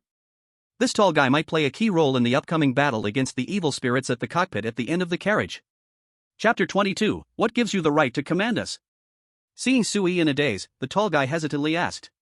Is my expression pack ability too weak?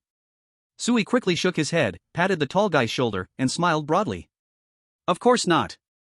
Brother, this skill of yours is far from a side effect from your perspective, it may seem a bit of a hassle.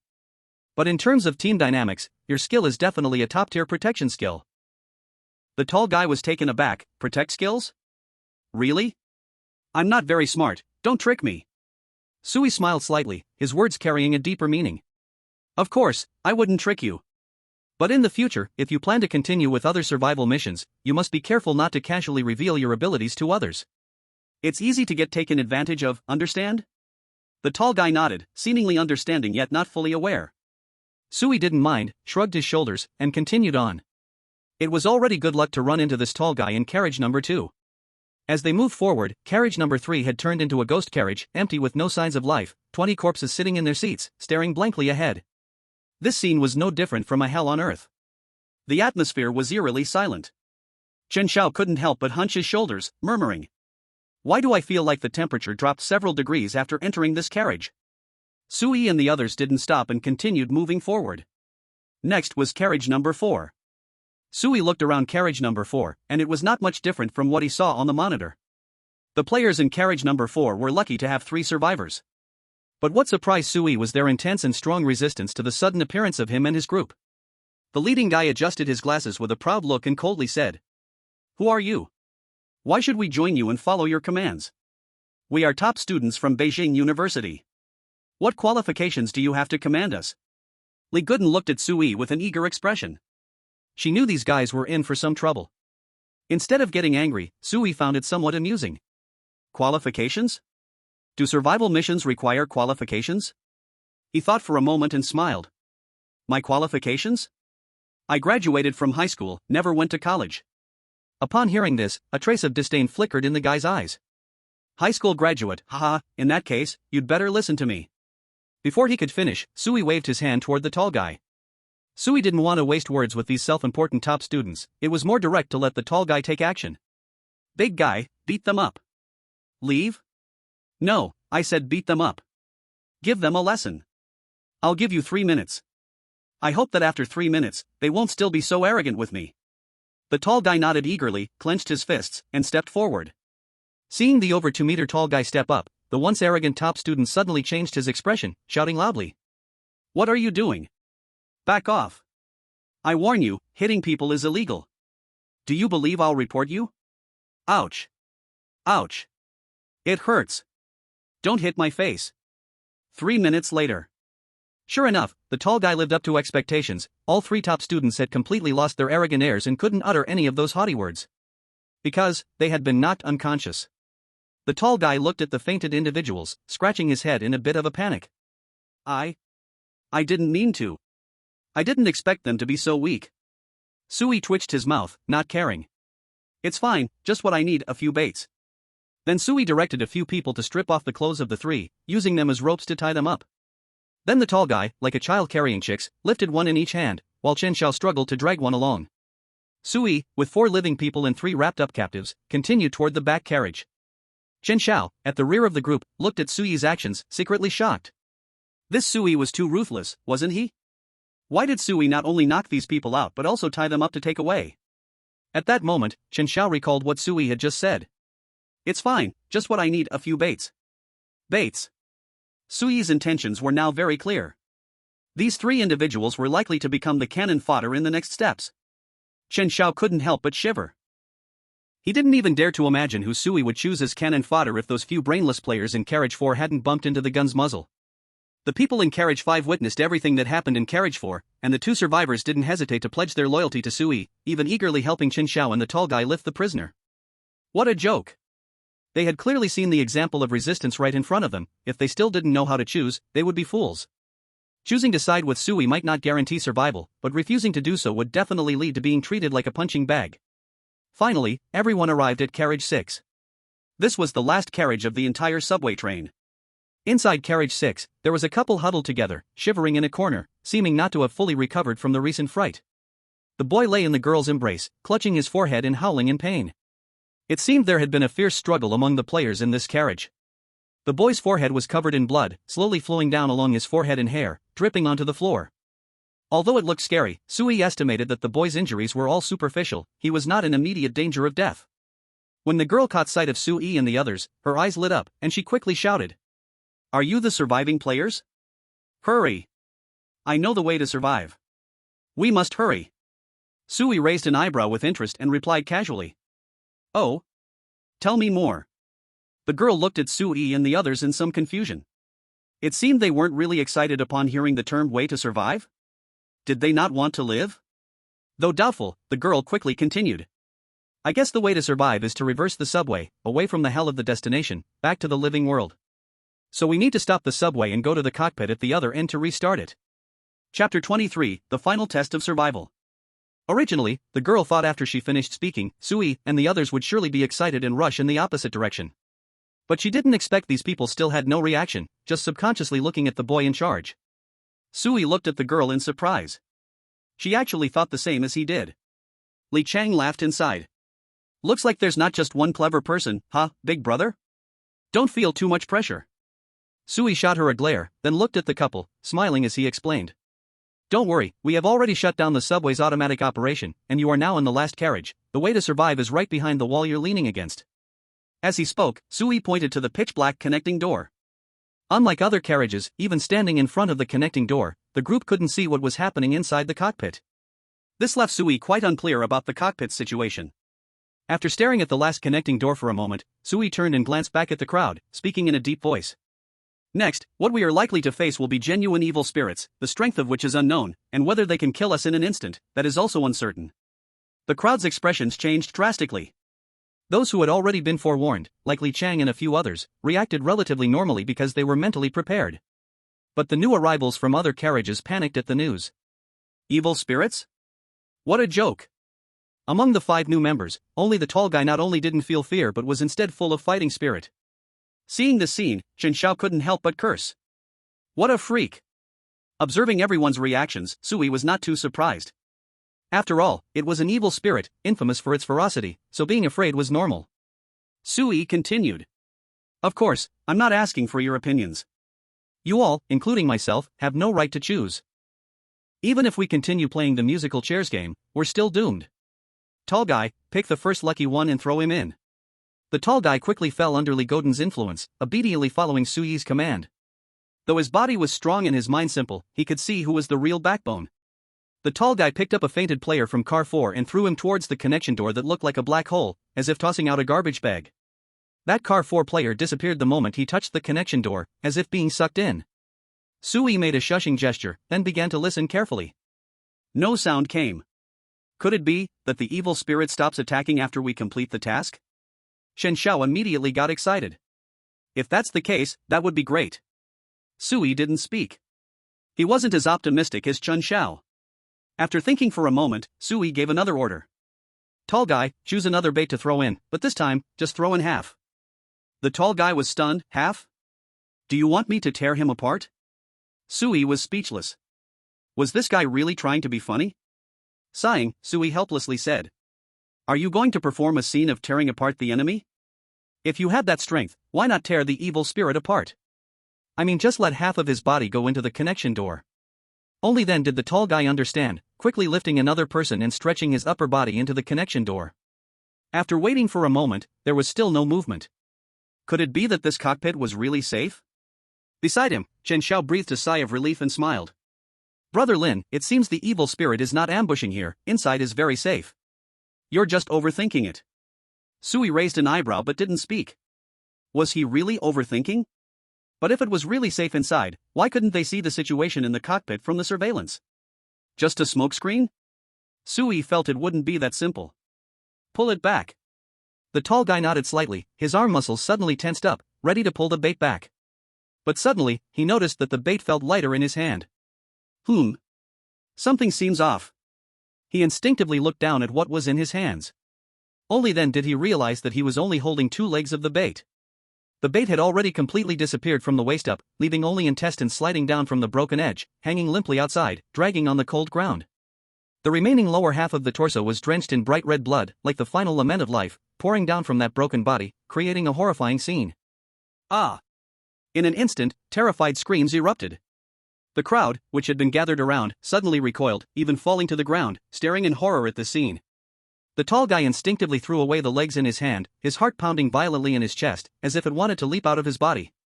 He's dead, this guy is dead. The death was so brutal. Even killed right in his hands. And he hadn't sensed anything at all. Among the crowd, only Sui remained standing, keeping his original composure. Ligodin unconsciously hid behind Sui, looking disgusted, not wanting to see this bloody scene. Oh, and there was one more, Jiang Mengli. She was still standing there, her legs had gone soft from fear, unable to escape. If she hadn't instinctively held onto Sui, she probably would have fallen directly. Sui examined the half-corpse, and instead, he felt the weight on his heart lift. As expected. This cockpit indeed had problems. The bait really did help a lot. If they had rushed in, they might have panicked due to a sudden attack.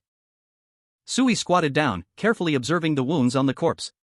The edges were not very smooth, and the shattered flesh looked like it had been bitten off bite by bite. This reminded Sui of the scene he had just seen on the surveillance footage, specifically, the evil spirit that appeared in the third round, the one that tore people in half. Among the first three evil spirits, it seemed to be the only one that killed by tearing apart. Chen Xiao swallowed hard, his eyes full of horror, and his legs trembled involuntarily.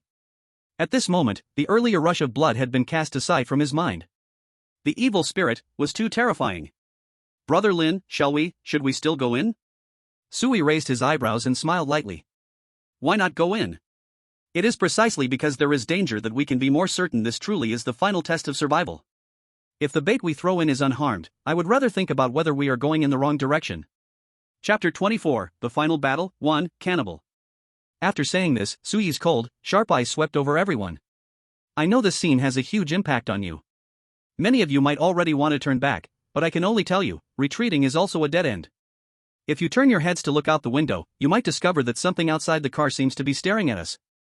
As soon as Sui said this, everyone quickly turned around as if startled by an arrow. Sure enough, outside the car window, blurry gray figures could be seen, exuding terrifying death energy, clearly not resembling the living. Bang! As if sensing the gaze inside the carriage, a bloody red handprint suddenly slammed onto the glass, causing the entire carriage to tremble slightly. Soon after, one bloody handprint after another continued to slap against the glass, making everyone's hearts race. This scene was identical to what had happened in car number 1. I'm afraid this glass won't hold for much longer. If the glass shatters, what will happen when these hungry evil spirits enter the carriage? I think I don't need to elaborate, right? Sui said meaningfully. Sure enough, the expressions of everyone changed slightly. When they turned their heads to look at the dark, twisted connecting door again, fear seemed to dissipate a little at that moment. Fighting back still offered hope, but retreating truly meant certain death. Sui looked at the tall man beside him and instructed. In a moment, the tall guy will throw in the last bait. Don't waste those remaining legs, throw them in two to attract that evil spirit inside. From the wounds just now, it seems there might only be one evil spirit in the cockpit for the time being. We will use the bait to draw its attention, then everyone will rush in together and launch an attack. The tall man nodded seriously. Quickly, he held the last unconscious captive in his left hand and the pair of legs still dripping blood in his right hand, preparing at the connecting door. Everyone else stood behind the tall man. Li Guden still wore that fearless expression, tilting his head, grinning at Sui. Chen Xiao stood beside the couple in the line, his legs trembling slightly, teeth clenched, repeatedly whispering in his heart, trying hard not to be too afraid. Even the two young couples from car number 6 helped each other up from the ground, actively joining Sui's group. To survive, they must work together, they understood this logic. At this point, the 9-member team was ready to begin their final challenge. Seeing everyone was ready, Sui spoke loudly. Tall guy, throw the bait. Everyone, prepare. The tall man raised his hands and threw both captives into the cockpit. Charge! With Sui's command, everyone rushed forward, the immense suction pulling them in. 9 figures disappeared into carriage number 6. When Sui stepped into the cockpit, darkness suddenly enveloped him, and the surroundings seemed to fall silent for a moment. He felt his body twisting. It wasn't a sensation of distortion from an external force, but more like a feeling of teleportation. The light around him completely vanished, and then time and space were twisted and slowly stretched, as if an invisible hand were contorting the scene before him. Time seemed to become thick and tangible, transforming into an endless, dark corridor where one could not discern the direction. Sui struggled to make sense of his surroundings, but all he saw was chaos, unable to grasp what was happening. Suddenly, the mechanical voice echoed in his ears again. Welcome players to the endgame battle.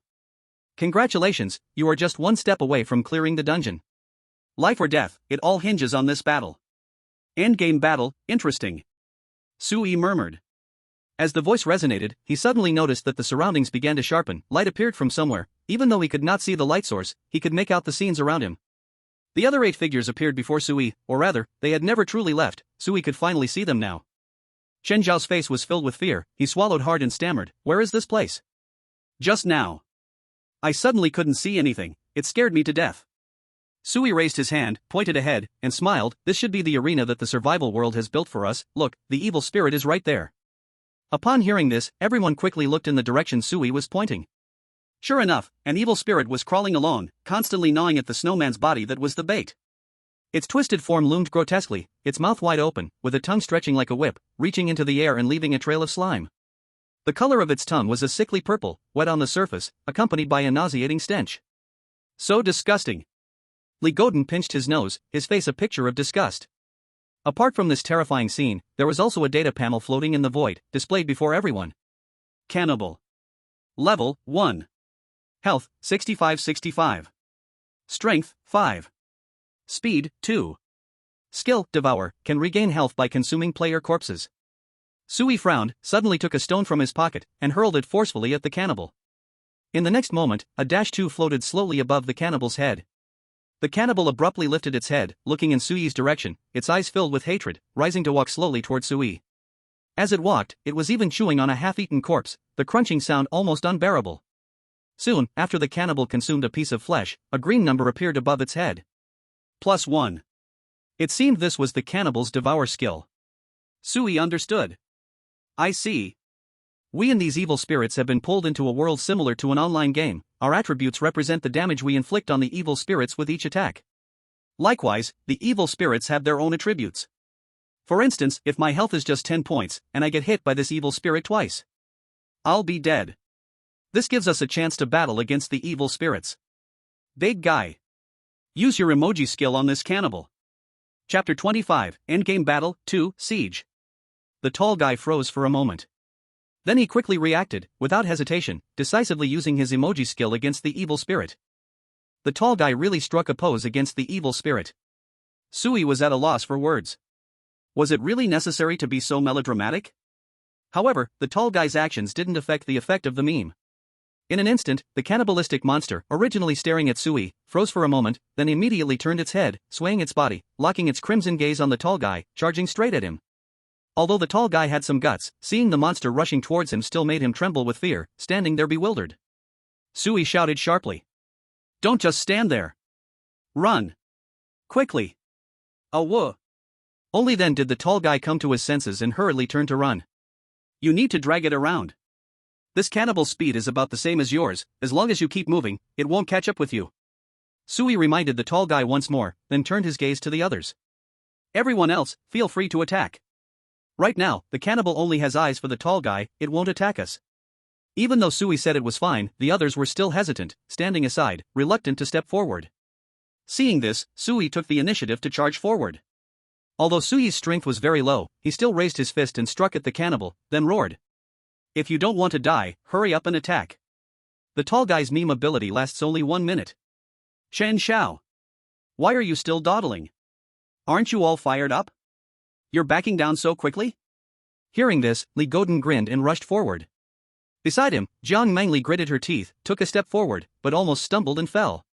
She quickly steadied herself and bravely charged at the cannibal. Even though her physical condition was poor, she didn't want to become a burden to others. Sui attacked the cannibal up close, but the monster truly only had eyes for the tall guy, completely ignoring Sui, who was persistently chasing after him. This scene made everyone realize that what Sui said was probably true. The tall guy's meme ability could attract hate, and this moment was their safest time. Chen Xiao, hiding at the back, was called out by Sui and suddenly felt a bit embarrassed. So many people aren't moving, why did you point at me? With no choice, he could only yell and charge up from the back of the line, raising his fist to hit the cannibal. His fist slammed into the cannibal, not particularly hard, but carried a nauseating stickiness. But this wasn't the time to worry about that. Holding back his disgust, Chen Xiao furiously attacked the cannibal. Under the siege of the crowd, the cannibal's health dropped quite quickly. However, since they were not a professional team, their efficiency in attacking was a bit low. Sometimes one person standing at the front could block the attacks of several others behind. There was no choice, after all, this was their first time doing this, lacking experience and coordination was quite normal. 40 seconds flew by, and the health bar above the cannibal's head had only dropped by about half. They couldn't help it, as their strength wasn't high. The one with the highest strength attribute was currently sprinting wildly. Plus, the group's chaotic coordination led to low team output efficiency. Reducing half of the health bar in 40 seconds was already quite an achievement. Sui frowned. If they continued at this speed, before the tall guy's meme ability wore off, they might not be able to kill the cannibal. Next, if the cannibal was allowed to attack freely, they would be in danger. However, in this current situation, Sui couldn't think too much. He could only contribute output as much as possible, throwing punch after punch, chasing after the cannibal. 10, 9, 4, 3.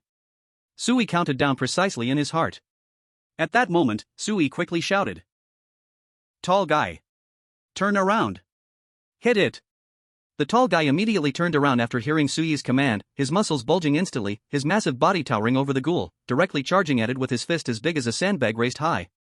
Who knows, will the ghoul feel scared upon seeing this scene? Not bro, who is the real evil spirit here? At the same time the tall guy turned, Sui shouted again. Everyone else, stop attacking. At that moment, the tall guy's expression package ability ended. The ghoul's eyes paused slightly, its gaze shifting away from the tall guy, its crimson mouth suddenly opening wide, scanning the group around it. But just then, Chen Xiao, who was slow to react, unexpectedly threw another punch at the ghoul. He should have struck earlier, instead, it was now. At the moment his fist fell, Chen Xiao realized something was wrong.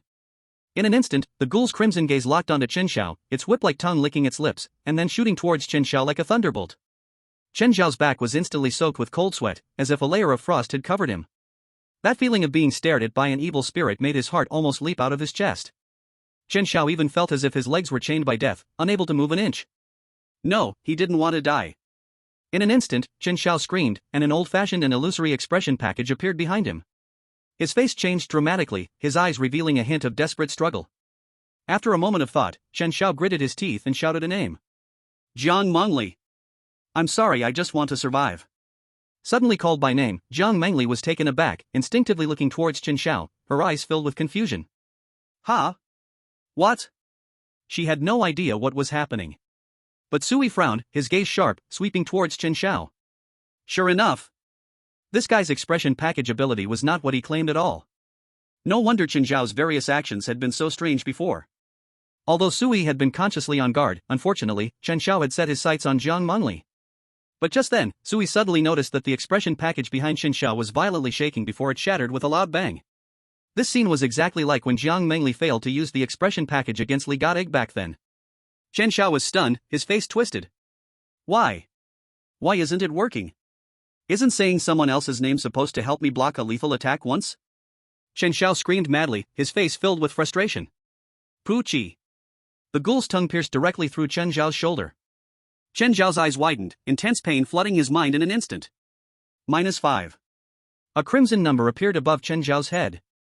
The ghoul quickly retracted its tongue, swinging it in the air, and surprisingly aimed it at Chen Xiao again. Chen Xiao's life had only 10 points left, and now 5 points were gone. If that tongue hit him, he would undoubtedly die. No. No. I want to switch. Chen Xiao's gaze frantically searched the scene. His expression package skill had to know other people's names to activate. Li God Egg? That name sounds fake at first glance. Tall guy? But he didn't know his name.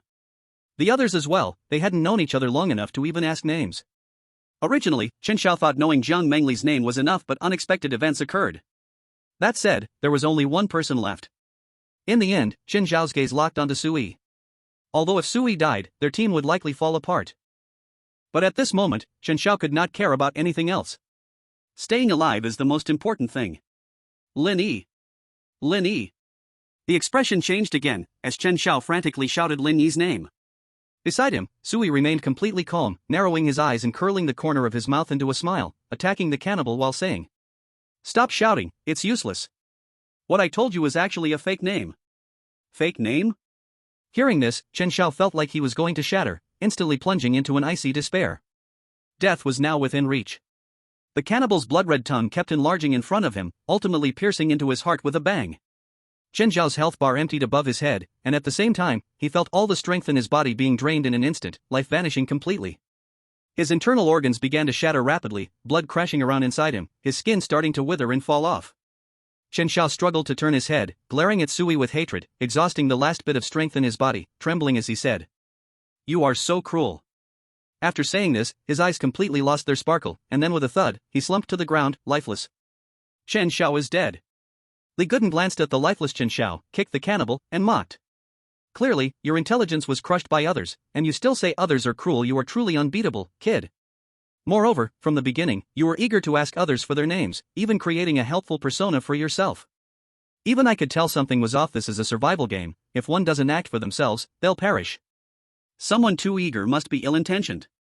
The tall guy looked at Sui in shock. "So you suddenly asked me to leave to stop me from revealing my name?" Sui, hiding his achievements and fame, said solemnly. "Don't get distracted. The cannibal is not dead yet." The tall guy nodded with admiration. "Sui is simply incredible, he's indirectly saved his life." The tall guy decisively stepped forward and threw a punch at the cannibal. This punch directly knocked the cannibal's head askew. "Damn!" Sui was startled in his heart. With the addition of this tall guy's violent output in Chen Xiao, the good man who delayed time with his life, the group successfully wore down the cannibal's remaining health. After a painful roar, the cannibal melted into a stinking liquid, dissipating before them. Everyone stared blankly at this scene, unable to help but feel stunned. "The evil spirit is dead. They actually killed an evil spirit. We really did it. Boss, you are amazing." The tall guy shouted excitedly, swinging his fist fiercely at the air. This startled a few boys nearby, who feared they might be accidentally harmed by the tall guy. "This guy is incredibly fierce. That punch could probably shatter lives, 2 punches could leave one paralyzed, and 3 punches would wipe out a whole village, right?" Sui, however, remained calm, glancing at Chen Zhao's corpse, and said indifferently, "Take his body, it might still be useful later." The tall guy was taken aback. "Are there other evil spirits?" Sui nodded. This was the evil spirit from the 3rd round of the game. "If I'm not wrong, there are likely 2 more evil spirits we need to deal with, so in this game, the earlier we find a way out, the lower the difficulty in clearing it. By the way, big guy, you can now tell us your name." The tall guy scratched his head, chuckling and said, "My name is Su Qingyang." Li Guden clicked his tongue and teased, "Qingyang? I think you should be called Qingchang. It seems like you're about to clear the field for all evil spirits." Su Qingyang laughed awkwardly, unsure how to respond to Li Guden's teasing. Sui then looked at Jiang Mengli, curiously asking, "Jiang Mengli is not your real name either? I didn't expect you to be so cautious as well. If it weren't for your caution, you might have already been used by Chen Xiao as a shield, costing you your life."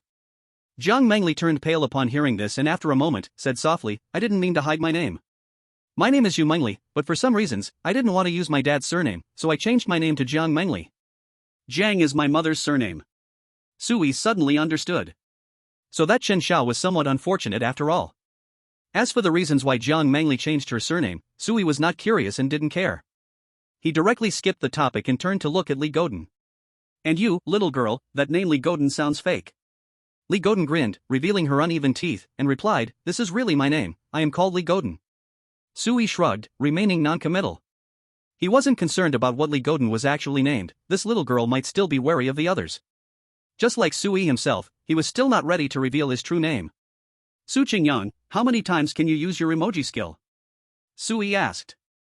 Su Qingyang immediately replied, "Only once per round." Sui let out a disappointed "oh." If it was a cooldown of a few minutes or even 10 minutes, they might have been able to buy some time. But with rounds on cooldown, that wouldn't work. After entering the endgame, the original rounds had been paused, and Su Qingyang would no longer be able to use this emoji skill until they cleared the level. It seemed that the next 2 evil spirits could not be resolved in the same way as just now. However, Sui didn't mind and let Su Qingyang pick up the remains of the ghoul's meal and Chen Zhao's whole body. Once prepared, the group continued to move forward into the void. After the ghoul died, a dark portal appeared in the emptiness, its edges spilling with a crimson glow. This endgame battle is like a level challenge. We killed the first evil spirit, and to continue, we have to pass through this portal to the next level. As Sui spoke, he instructed Su Qingyang to throw the bait into it. Immediately following, the remaining 8 people rushed into that portal. Chapter 27, Endgame Battle, 4, Conceptual God. As Sui expected, behind this portal was another familiar evil spirit. It was that evil spirit that had been hopping around during the second round of the game. Everyone was seeing this evil spirit clearly for the first time. Its face was horrifyingly twisted, with blood-red eyes and what seemed like a sinister smile on its face. At that moment, it was continuously bouncing on Chen Zhao's corpse, its pale feet stepping repeatedly on Chen Zhao's crushed chest. At this point, Chen Zhao's chest had become a bloody mess, with even the ribs crushed. The attributes panel of this evil spirit also appeared above its head. Spring Ghost. Level 1. Health 50-50. Strength 5. Speed 5. Skill Bounce. The higher the Spring Ghost jumps, the greater its strength, up to a 60% enhancement. Spring Ghost? What kind of crappy ghost is this? Li Godin said speechlessly. Sui, however, looked somewhat serious and said in a deep voice, "Don't be careless. This guy is very fast, trying to hold it back will probably be difficult. Plus, its attack power can reach 8 points at most, and even Su Qingyang, with the highest health, cannot withstand 2 of its attacks." While the Spring Ghost was still toying with Chen Zhao's corpse, Sui began to think quickly. For different evil spirits, Sui needed different strategies. At this moment, a girl from cabin 6 suddenly spoke. "I might be able to deal with this evil spirit." Sui raised an eyebrow and immediately looked at the girl who spoke. She raised her hand subconsciously while speaking, although she looked a bit timid, her eyes were very bright. Combining this girl's previous speculations, Sui could see that she is a smart person. Can you deal with evil spirits? Are you talking about using emoji powers? Show me. The girl nodded and immediately showcased her emojis. When Sui saw the emojis floating behind the girl, he instantly understood. Wow! Isn't this the legendary concept god, the 3-leaf clover? This meme comes from the game Plants vs. Zombies, where the 3-leaf clover is a plant that can blow away zombies in the air. It gradually evolved into a concept god. Anything that leaves the ground can be instantly killed. This ability, isn't it just right to counter that Spring Ghost? While surprised, Sui couldn't help but doubt. Could it be so coincidental? This girl possesses such a counter against evil spirits with her emoji powers? The girl continued. I love playing Plants vs. Zombies, and I often send some related emojis with my boyfriend. I'm not sure if this emoji ability will work on evil spirits, but we can give it a try. However, the description of my emoji ability is a bit strange. It says this ability can instantly kill all members in the instance who leave the ground, one at a time, and can be used once per round. At first, I didn't quite understand what this skill meant until I saw that evil spirit in the second round. I immediately thought of my emoji. I just wasn't sure if this instance member includes the evil spirit. Sui asked with great interest. Did you try it? The girl quickly nodded. I tried it. However, after I used the emoji ability, the evil spirit just paused slightly and wasn't instantly killed, so I thought this ability might be ineffective against the evil spirit. But just now, I suddenly thought that maybe it was ineffective because the evil spirit was in the process of pushing the plot, and at that time, it was invincible. Now, the evil spirit has become a killable boss, so maybe I can use my ability to kill it. Sui pondered for a moment and slightly nodded. That makes sense, you can give it a try. Okay. The girl nervously nodded, her gaze turned towards the distant Spring Ghost, carefully observing its jumping patterns and movements. After a few seconds, the girl finally seized the moment when the Spring Ghost was about to jump, decisively using her emoji ability. At the moment the Spring Ghost jumped, a 3-leaf clover appeared behind her. The clover suddenly spun its leaves, and around the crowd, a tornado formed, sweeping towards the distant Spring Ghost. The Spring Ghost, which had been savagely tormenting Chen Zhao's body, suddenly showed a horrified expression. It raised its broken head and looked at the approaching whirlwind, realizing something. It desperately tried to stop its jumping action. Unfortunately, at that moment, its body had already left the ground. In the next moment, the raging whirlwind ruthlessly tore apart the Spring Ghost's body. That once twisted and terrifying body was completely shredded in the roar of the whirlwind, turning into countless foul-smelling meat fragments and blood mist, scattering wildly with the storm's rampage. The air was filled with a strong smell of blood and a nauseating stench. But in everyone's eyes, there was undeniable excitement. It really worked. That's incredible? Su Qingyang shouted with excitement, turning to look at the girl who had just used her emoji ability. Thanks to you, we actually killed an evil spirit without taking damage? The girl shyly lowered her head. The boy beside her showed a proud expression, as if seeing others praise his girlfriend had healed much of his injury, and he proudly said, Of course, our Hua Hua is the best. Sui smiled and looked at the couple. It was a bit rushed just now, and Chen Xiao was sneaky, so I haven't had the chance to ask your names yet. May I know how to address you too? The boy covered his forehead injury and said casually. She is my partner, her full name is Yan Chunhua, I usually call her Hua Hua. I am Tian Buyu, my mother gave me this name hoping I'd speak less, my dad is quite the talker. Tian Buyu clearly had a big and carefree personality, even explaining how he got his name. Even in this strange instance, everyone's mood felt light for a moment. Yan Chunhua gently tapped Tian Buyu beside her, expressing her displeasure. Why do you say everything, even my nickname? Tian Buyu chuckled, completely unbothered. Sui looked at the two of them deeply and then smiled. Let's continue. Thanks to Yen Xuanhua's expression skills, we've avoided quite a bit of loss. Without it, killing the evil spirit this time would have been much harder. If my guess is correct, there should only be one evil spirit left. Chapter 28, The Final Battle, 5, Behind You. Sui recalled the evil spirit that appeared in the first round of the game. The most vivid impression of this evil spirit for him was that eerie dragging sound. This evil spirit moved differently from the others, it had no footsteps and made a strange, sticky dripping sound as it drew closer. Everyone looked toward the portal that appeared when the spring ghost was shattered. The body of Chen Xiao from the previous bait was clearly useless now. Rather than a body, it was more like a puddle of broken meat. Fortunately, they had also tossed in the half-eaten body of the first cannibal, which was still usable. So, the next tactic was still to use the bait first, and everyone would follow. There's no denying that these baits met their fate well, giving Sui and the others a lot of help. Su Qingyang, just like before. You throw it first, then everyone go in together. Yes. Everyone responded, much more enthusiastic than at the beginning. The first two evil spirits were defeated quite smoothly, and with this last one, it shouldn't cause much trouble. People's fear of the evil spirits had diminished quite a bit. Su Qingyang shook his arm and decisively threw the bait. As the bait disappeared before the connecting door, everyone stepped into the crimson portal at once. After a brief moment of blur, Sui immediately looked around for the evil spirit's presence. In the previous two encounters, the evil spirits had always appeared near the bait. But this time, Sui was shocked to find the bait lying alone on the ground, with no evil spirits around at all. Sui would not believe this meant the instance had turned easier and they no longer needed to kill one more evil spirit. So there was only one possibility: this evil spirit wasn't attracted by the bait, but was hiding somewhere else. Sui had no time to think more and shouted decisively. Be careful. At the same time, Sui instinctively retreated back. But just after stepping back 2 steps, Sui felt himself bump into something hard, and a searing pain shot through his back. In an instant, the shadow of death enveloped Sui. In this space, besides the players, there wouldn't be any walls or obstacles. So the thing Sui bumped into could only be one thing. Evil spirit. The evil spirit was actually behind him? Cold sweat instantly soaked Sui's back. Sui knew very well that turning around to confirm was pointless. Whatever was behind him, the best choice was to escape quickly. He hurriedly stopped his retreat, desperately charging forward, wanting to distance himself from the malevolent spirit behind him. Unfortunately, his speed could not outpace the evil spirit trailing him. Drawn by Sui's voice, others instinctively turned to look in his direction. In the dim light surrounding them, a ghastly spirit, covered in wounds, appeared especially terrifying. Its body was riddled with gruesome injuries, every piece of skin seemed to have been scorched by flames, leaving behind unhealable scars. What surprised everyone was that this evil spirit was sitting in a wheelchair made of ominous white bones, which emanated a chilling glow in the faint light. The spirit's legs had withered away, replaced by 2 withered, limp stumps hanging weakly over the sides of the chair. However, in stark contrast were its incredibly thick arms, muscles twisted and bulging, brimming with explosive strength, and at the end of its arms were sharp claws, seemingly ready to tear apart any life daring to approach. The spirit's head hung low, but its blood-red eyes, peering through tangled hair, were wickedly fixated on Sui before it.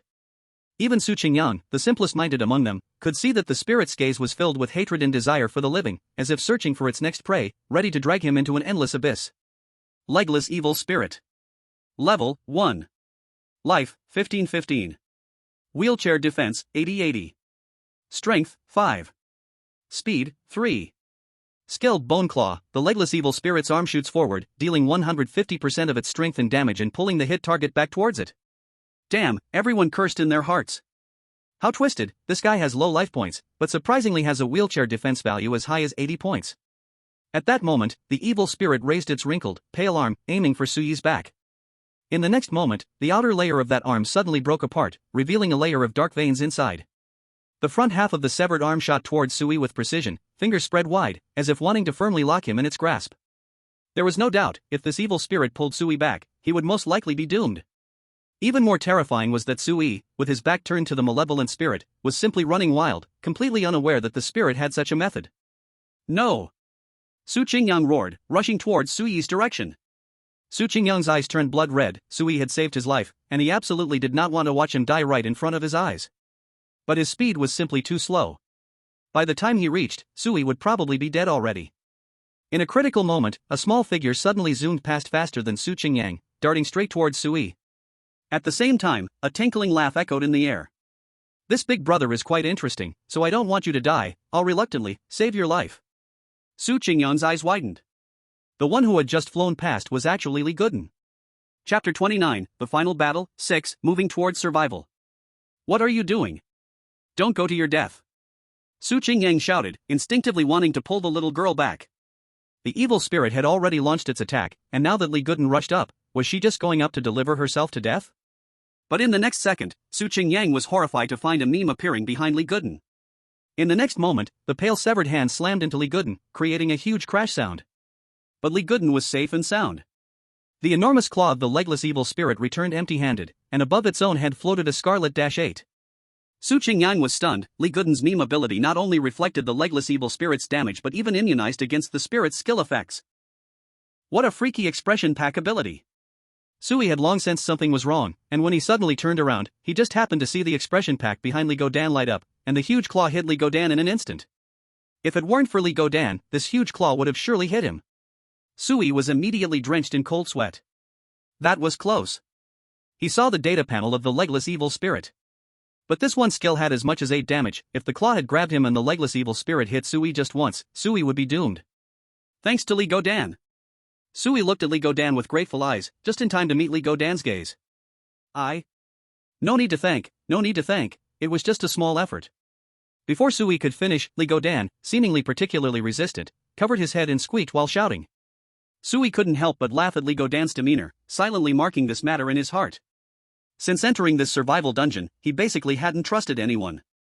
Although Sui was not very old, he had experienced a lot over the years. Having dropped out of school early because of family reasons, Sui had seen too many disdainful glances and felt too much betrayal from friends. These experiences shaped Sui's cold personality now. But he really didn't expect a little girl would risk her life to save him. Even if Li Guden survived unscathed thanks to her expression pack ability, this was still a grace. Because she could have easily chosen not to use it and saved it for later. After all, no one could be sure if there would be danger later on. Her expression pack ability was so powerful, it definitely couldn't cool down quickly. After dodging one attack from the legless evil spirit, using the evil spirit's moment of distraction, Li Guden and Sui quickly regrouped with the other members. At this moment, Li Guden put both of his little chubby hands in his pockets, looked up at Sui, and said with a smile. I didn't save you for nothing, actually, saving you is saving myself. Why? What you said before about your expression pack ability only being usable once, that should be a lie, right? Look at this guy's attribute panel. If we don't deal with its wheelchair, it would be really hard to kill it. Sui's eyes lit up, immediately understanding what Li Guden meant. Wheelchair counts as a type of seat. My expression pack ability's description is the same as Yen Chuanhua's expression pack ability, which is any dungeon member. This means if she can instantly kill the evil spirit, then I can make this evil spirit give me a seat. Li Guden giggled. Hee, my mind is pretty imaginative, right? Hurry up, finish it quickly, and let's clock out. Sui nodded with a smile, his sharp gaze instantly locking onto the legless evil spirit. He coldly said. Everyone, get ready. After I change seats, you all focus fire to take down this legless evil spirit. Don't give it a chance to stir up trouble. Su Qingyang and others beside him nodded in confusion. Although they still didn't know what Sui meant by changing seats, they absolutely would follow Sui's commands. The next moment, under the shocked gazes of everyone, Sui decisively charged toward the legless evil spirit. Su Qingyang was horrified. Boss! What are you doing? He hurriedly tried to rush forward to pull Sui back. Having just barely walked back from the gates of hell, why go back to seek death? In the next second, a dazzling light slightly stung Su Qingyang's eyes. He looked up. To his surprise, an expression pack emerged behind Sui. This indicated that Sui was using his expression pack ability. Seeing this scene, Su Qingyang's mouth dropped open, his face full of shock. Li Guden, on the other hand, was leaning against his arms, grinning as he stood there, looking as if he expected this. This big brother really does have a mouthful of lies, but at a place like this, it's... Perhaps only cautious people can survive, right? Li Guden didn't even need to take action. She knew that this evil spirit was strong only because of its wheelchair. Without it, it would be nothing. In this instance they had already won. After Sui used his emoji ability, the legless evil spirit's face twisted in agony, yet it still uncontrollably leaped from the wheelchair and fell to the ground with a thud. Why did it fall? Because the legless evil spirit had no legs. And Sui really did step forward and sat down on the wheelchair made of chilling white bones. As soon as Sui's bottom touched the seat, a bone-chilling cold shot up from his tailbone, freezing Sui to the point where he felt like his head was about to ice over. But he couldn't get up yet, he had to occupy this wheelchair. Otherwise, the evil spirit would crawl back to the seat, and Sui would lose his emoji ability. The others, seeing Sui actually snatch the wheelchair from the legless evil spirit, were surprised but remembered Sui's earlier words and quickly called out to the legless evil spirit. Before the fallen legless evil spirit could even get up, its health bar was already nearly empty. After all, with Su Qingyang around, one punch took away 2/3 of the legless evil spirit's health. A few more punches from the others, and the legless evil spirit fell lifelessly. At the moment the legless evil spirit died, the dim and blurry corridor around them shattered, and light reappeared, familiar scenes appearing before everyone's eyes. They were now inside the cockpit. Everything that had happened in the final battle seemed to turn into dust, vanishing into the void. As if it had never happened. The white bone wheelchair beneath Sui also disappeared along with the abyss. But for some reason, Sui still felt a lingering chill on his bottom. At the same time, that mechanical voice sounded again. Congratulations, players! Newbie Dungeon, the last seat final battle, victory. Hearing this familiar mechanical voice, Sui let out a sigh of relief. They had won the hardest level. The others were still immersed in the joy of victory, hugging each other and shouting excitedly. Especially Su Qingyang, whose demeanor seemed as if he wanted to tear everyone present into pieces in celebration. Sui did not join in their revelry but quickly focused his gaze on the control panel of the cockpit and walked over. It was far from the time to celebrate. Sui had no idea whether time was flowing normally in the outside world since they were pulled into the scene of the final battle, but regardless, the subway's glass probably wouldn't hold for long. They had to get the subway moving quickly. At this moment, footsteps sounded beside him. Sui turned to look. It was Jiang Mengli. Jiang Mengli noticed Sui was looking at her and, feeling a bit shy, said, I am here to help you. Do you want to start the subway? Sui smiled and nodded. Yes, thank you. Once we get out, I will definitely study English well. Jiang Mengli smiled shyly. Everyone has different strengths, it's not necessary to study. As she spoke, she reached out to press a button. After a brief moment of pause, the entire subway began to slowly move forward. But now the forward was no longer the same direction as before. They were moving away from hell. They were heading towards survival. Chapter 30, Dungeon Cleared. Reward Settlement. Jiang Mengli, can you help me turn on the monitor again? Thank you. Sui spoke up. It's no trouble, you can just call me Xiaoli. Okay, Xiaoli. Jiang Mengli obediently complied, quickly doing as asked. The screen in front of the control panel flickered for a moment before quickly displaying the images. However, the lights on the map are continuously flashing. It seems that Sui's guess was about right, the lights are synchronized with the subway's movement when not influenced by outside forces. When the subway is running normally, the lights are on, during the start process they flash, and when it stops, they go off.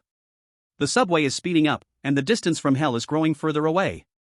Sui can even feel the cold and gloomy atmosphere in the carriage gradually spreading. At this moment, Li Guden hops over. It seems, big brother, you guessed right, the path to life really is to go back in reverse. Sui gave her a meaningful glance but did not say anything. This little girl always left Sui feeling a bit puzzled. She always gave Sui a sense of being in control, as if these scenarios pose no threat to her at all, more like she already knew how to complete this scenario, just choosing not to say it. At the beginning, she was the first to bring up the idea related to the path of life and the stations. If Sui believed that Li Guden hadn't thought about reversing the subway, he wouldn't trust it. But Sui didn't want to expose these things. What secrets this little girl had was none of Sui's business. Sui stuffed his hands in his pockets, staring quietly through the front windshield at the scenes rushing by. He did not speak, but Li Guden seemed unable to hold it in anymore, looking pained as she said, Big brother, at this time, aren't you curious about my identity? Sui glanced at her and smiled faintly. What does your identity have to do with me? We are just passing acquaintances, after this scenario ends, we may never meet again in this life. Hearing Sui say this, Jiang Mengli seemed to suddenly lift her head, looking somewhat disappointed, opening her mouth but ultimately unable to say anything. Li Guden, however, had no reservations, pouting as she mumbled. What a cold-hearted, heartless man. I even saved you before, and now you're abandoning me? Sui was momentarily at a loss for words. If you don't know how to use idioms, then don't use them, how is this abandoning you? But I'll definitely remember that you saved me once, if I don't encounter you again, then forget it, but if I do have the opportunity to meet again, I will help you once more. Li Guden's eyes were full of stars as she excitedly said, looking up. Will you risk your life to save me? No, I will provide assistance within my capabilities while ensuring my own safety. Pa, you're just a scumbag. Li Guden spat and turned her back to Sui. But at an angle Sui couldn't see, Li Guden smiled strangely, murmuring in a voice only she could hear. I hope next time you'll think this way too. When Li Guden had her back to Sui, his peripheral vision suddenly caught sight of what seemed to be a strange mark on the back of her neck. Such a young age, yet there was a tattoo? So unique? After a moment of reflection, Sui prepared to look away, but suddenly, he turned back and fixed his gaze on that mark. It looked like a dark long sword, the black blade wrapped with a circle of red satin, appearing somewhat eerie. But this was not the main point. The main point was that Sui felt a sense of familiarity from this mark. Sui frowned. He found this symbol a bit familiar, but he couldn't remember where he had seen this symbol. Even if he racked his brain trying to think, Sui couldn't recall anything about this symbol. It was as if there was a layer of fog in his mind, covering up this part of the memory. At that moment, an excited voice came from behind Sui. It was Su Qingyang. Hello? What are you guys chatting about? Why not come and celebrate with us, little girl? Just now, your expression pack ability was truly crucial. If it weren't for you, the victory or defeat of this dungeon might have been uncertain. Li Guden huffed proudly, of course, do you even know who I am? Su Qingyang was taken aback, scratched his head, and instinctively said. Who are you? Aren't you just Li Guden? What are you talking about? Am I wrong? You are Li Guden, I am Su Qingyang, is there a problem? Li Guden turned around a bit dispiritedly, suddenly feeling like there was nothing to say to the simple-minded Su Qingyang. Su Qingyang noticed that Li Guden was suddenly ignoring him and thought he said something wrong, looking puzzled at Sui and Jiang Mengli. Sui held back a laugh and didn't intend to explain. Jiang Mengli's pretty face turned slightly red with anxiety, but she didn't know where to start explaining. Just as the atmosphere froze, a familiar mechanical voice rang out above everyone's heads again. Congratulations! The last seat dungeon has been successfully cleared. Everyone has successfully survived. All surviving players have officially become players in the expression pack survival world. Rewards are being calculated. Player Sui, performance rating, S, reward 50 Lingshu. Player Li Guden, performance rating, A, reward 30 Lingshu. Player Su Qingyang, performance rating, B, reward 20 Lingshu.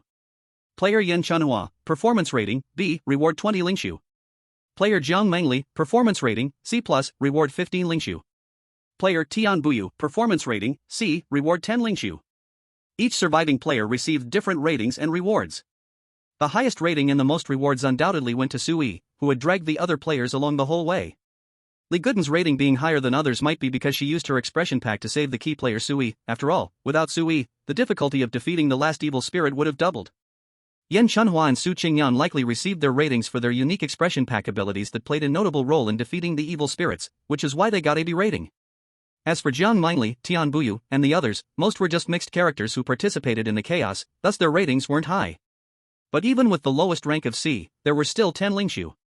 It's just that currently, everyone still didn't know what Lingshu's purpose was. Chapter 31, Lingshu. Dust Mound. But at this moment, that neither male nor female mechanical voice aptly began to introduce the newly appeared term Lingshu. Lingshu is equivalent to the universal currency in the expression pack survival world, and it has two main uses for players to choose freely. 1. Enhance attributes. 2. Item exchange. Details on enhancing attributes.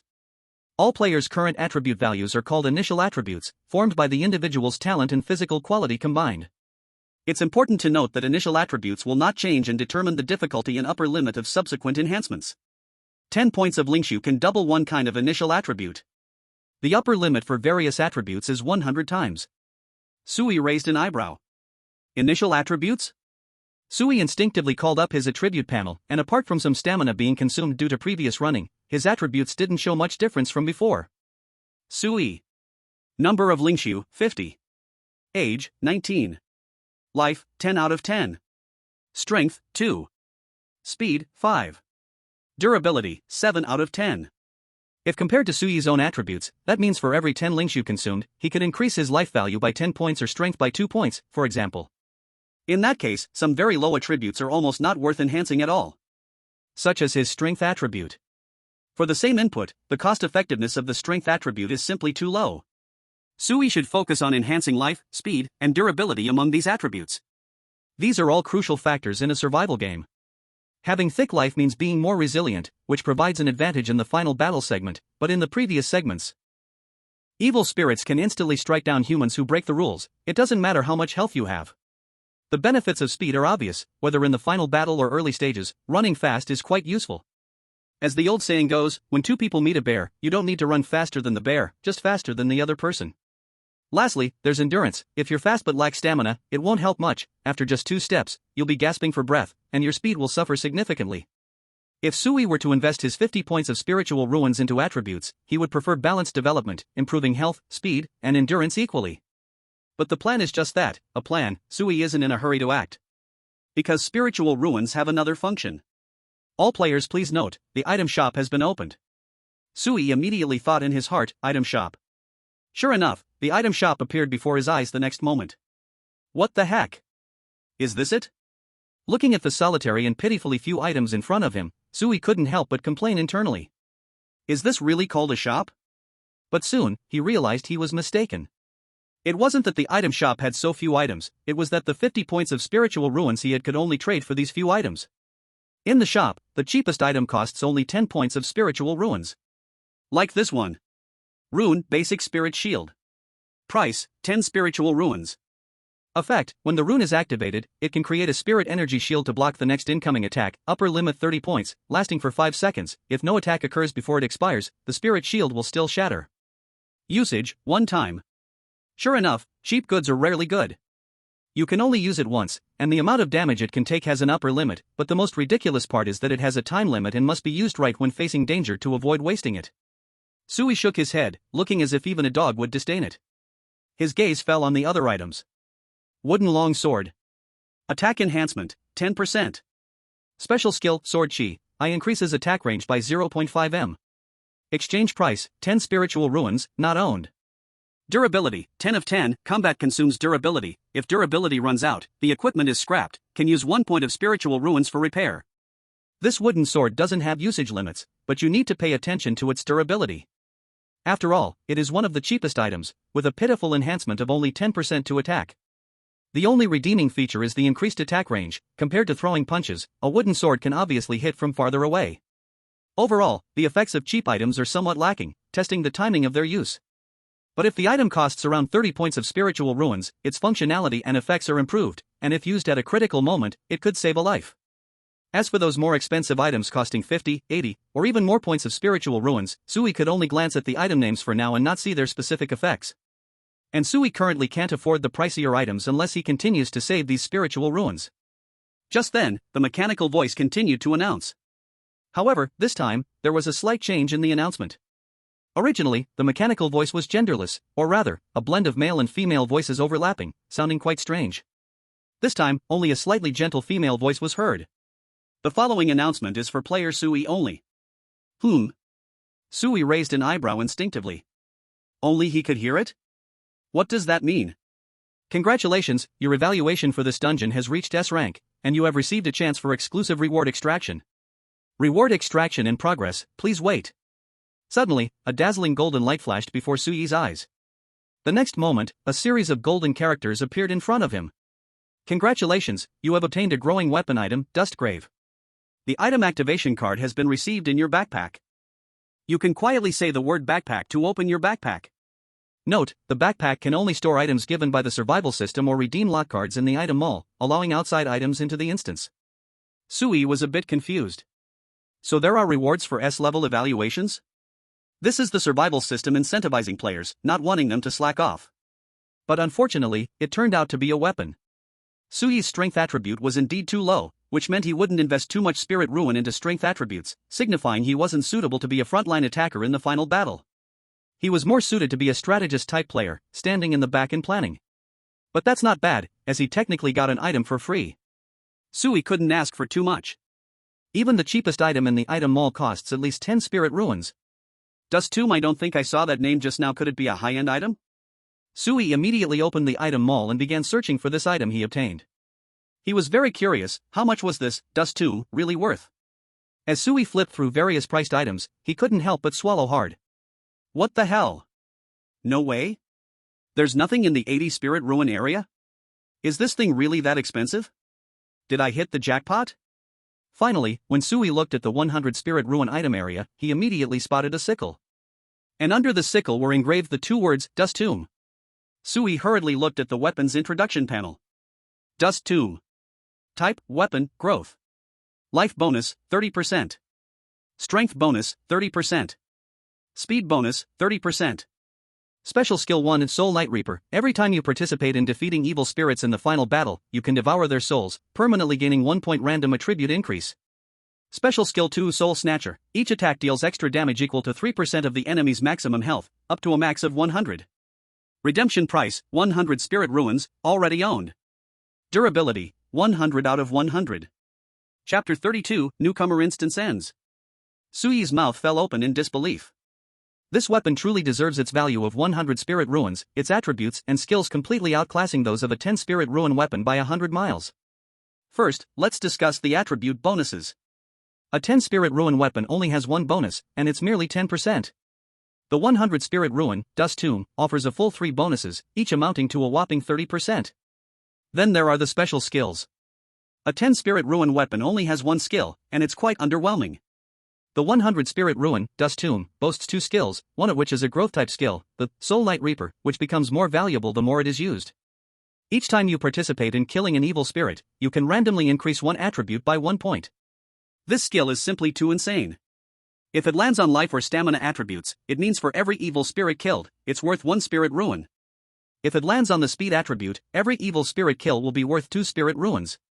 Since Suyi's speed attribute base value is 5, 10 Spirit Ruins can increase it by 5, so the calculations are clear. The scariest scenario is if he lands on the strength attribute, each increase is worth a full 5 Spirit Ruins. As for the other skill, Soul Snatcher. Suyi furrowed his brow and studied it carefully. Each attack can deal extra damage equal to 3% of the enemy's maximum health. That means, if I want to kill an evil spirit, wouldn't I need to attack around 30 times? If in the novice instance, if Suyi dared to go forward and hack at an evil spirit 34 times, before he could finish it off, he would have already been killed by the evil spirit. Suyi pouted, feeling a bit disappointed. However, the first skill is already enough to prove the power of this weapon. Thinking of this, Suyi felt somewhat better and prepared to close the interface before him. But at that moment, Suyi suddenly had a thought. Wait. This skill isn't that simple. For others, like Su Qingyang, who has such high strength attributes, this skill seems to be somewhat useless, but for me, it might really be a perfect fit. Among the speed attributes, there is also the speed of attack. The faster the speed, the higher the attack frequency. My strength attribute is too low, so there is no need for a boost. When using Spirit Ruins to boost attributes, I would lean towards the other 3 attributes. Thus, my strength attribute is very likely to remain at 2 points. So normally, I really don't possess any combat power, at most just some extra health points and speed, making me relatively agile and resistant to hits. But with this scythe, I only need to greatly increase my speed attribute, which is equivalent to gaining high strength attributes. While others swing their blade once, I can swing 3 times. Combined with enough speed, I can pull and dodge the attacks of evil spirits. I understand. I get it. This weapon is definitely the most suitable divine artifact for me. Even if there's 200 Spirit Ruins equipment, I wouldn't change it. Suyi took a deep look at the scythe floating in the shop. Perhaps for a long time in the future, this scythe will be Suyi's faithful weapon. Just when Suyi was lost in thought, Li Gada suddenly jumped in front of him, grinning, and asked, "Big brother, you look so serious, what are you thinking about?" Suyi's thoughts were immediately interrupted. The scene in front of him disappeared. He turned to look at Li Gada and casually said, "I'm studying how to exchange those items." He chose to hide the existence of the Dust Tomb. A commoner is innocent, but possessing treasure can bring trouble. Whether the weapons and items within the survival system can be taken by killing others, Suyi was still uncertain, so it was best not to tell anyone for now. Never underestimate the evil nature of humanity. Li Gada thoughtfully said but didn't say much more. The mechanical voice announcement continued. This dungeon will end in 30 seconds. The next dungeon will open tomorrow, please look forward to it. Wishing everyone good luck. After this statement, the mechanical voice fell silent for a while. However, hearing this statement, the expressions of the players looked as if they had eaten a fly, filled with discomfort. Look forward to it. We don't look forward to it at all. Damn it. Su Qingyang cursed with some frustration. He thought this bizarre incident was just an accident, and that after surviving, they could return to normal reality. He didn't expect there would be another dungeon. When will this endless cycle come to an end? This made the originally excited Su Qingyang feel a bit disheartened.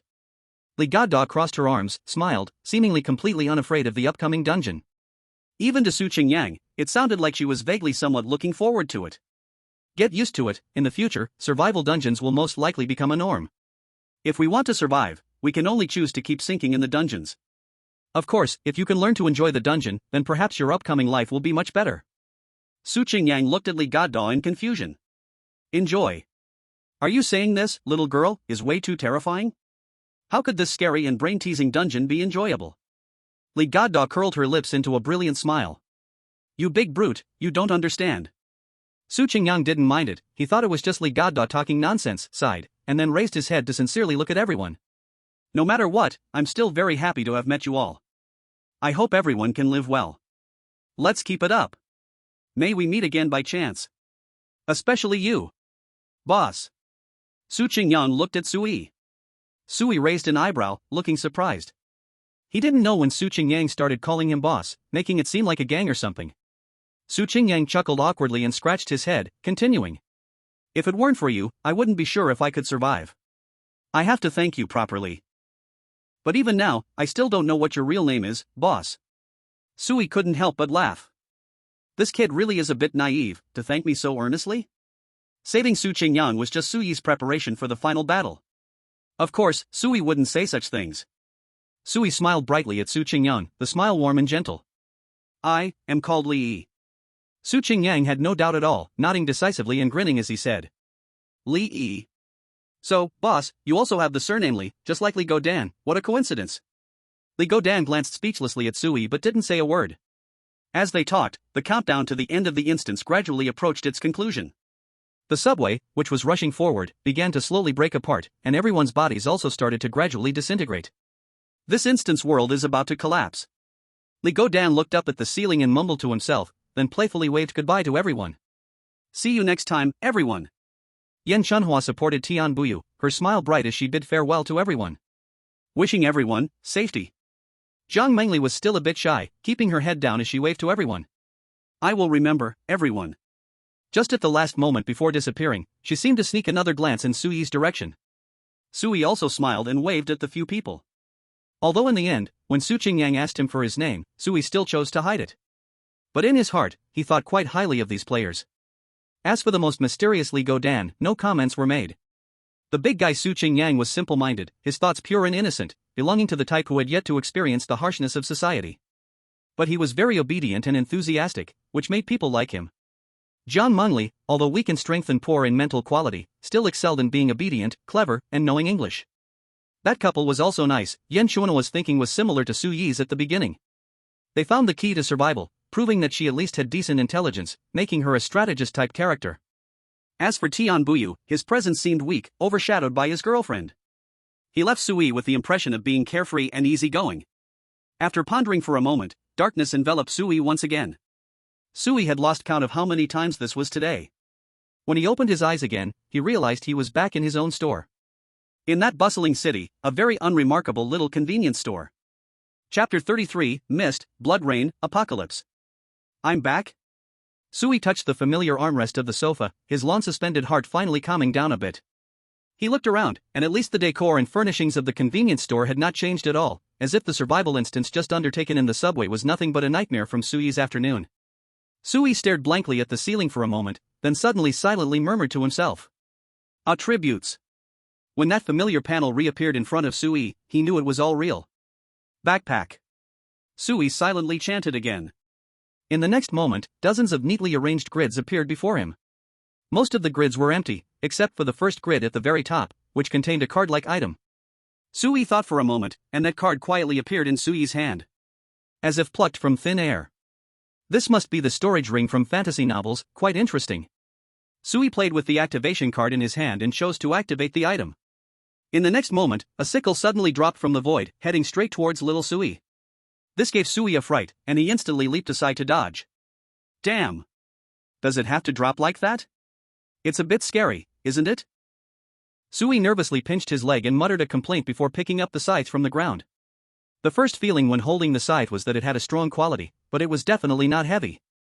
It was completely black, faintly shining with a subtle luster.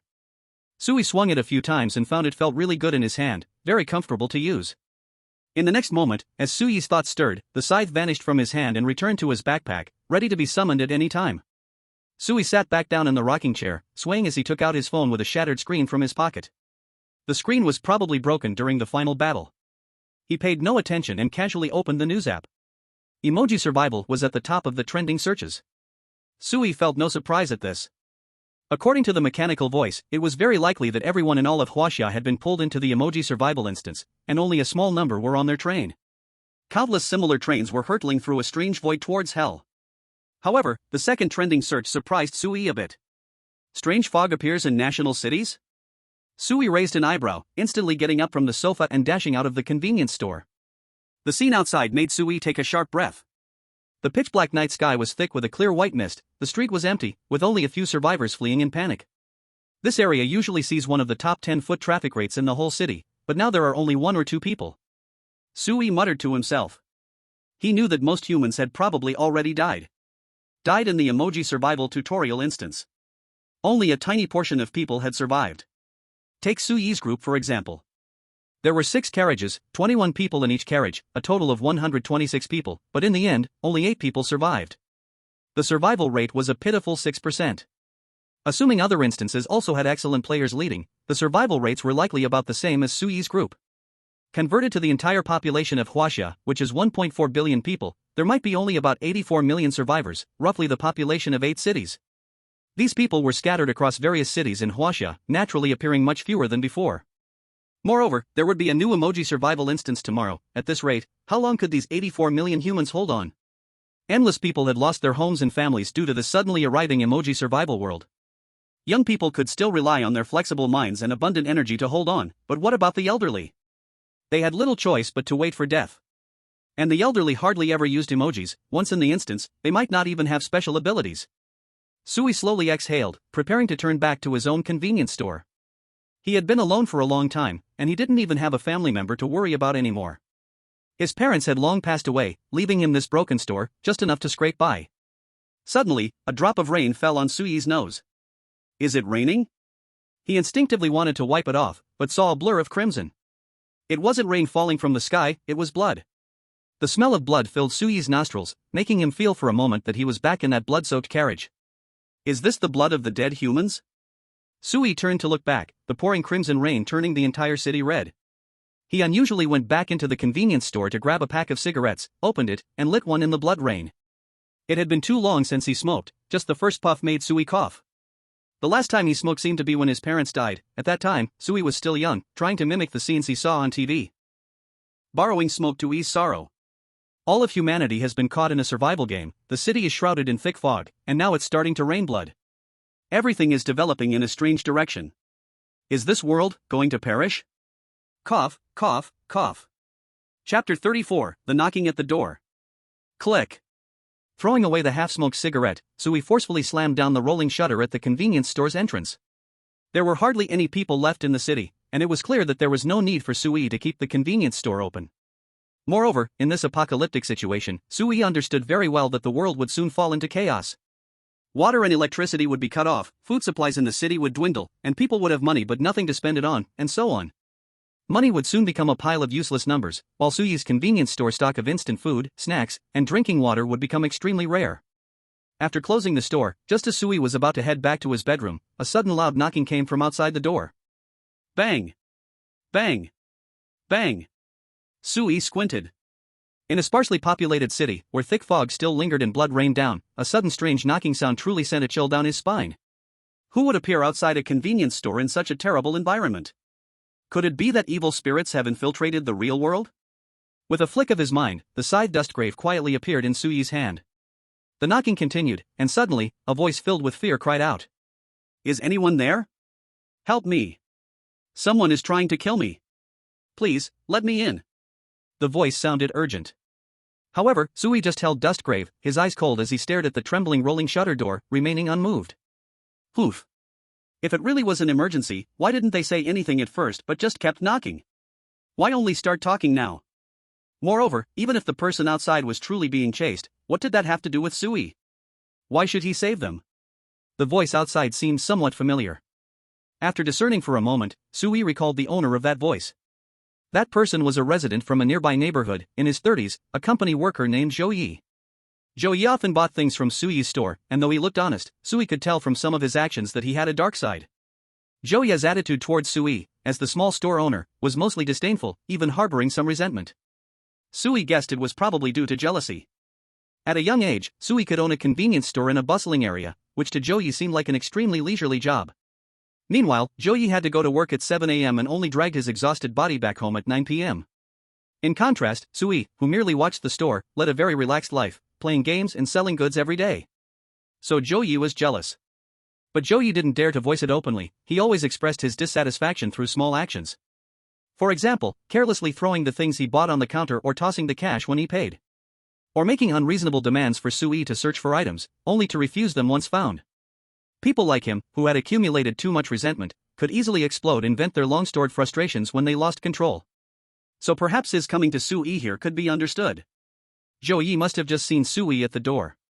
"Boss Su? It's me, Zhou Yi, the one who often comes here to buy things.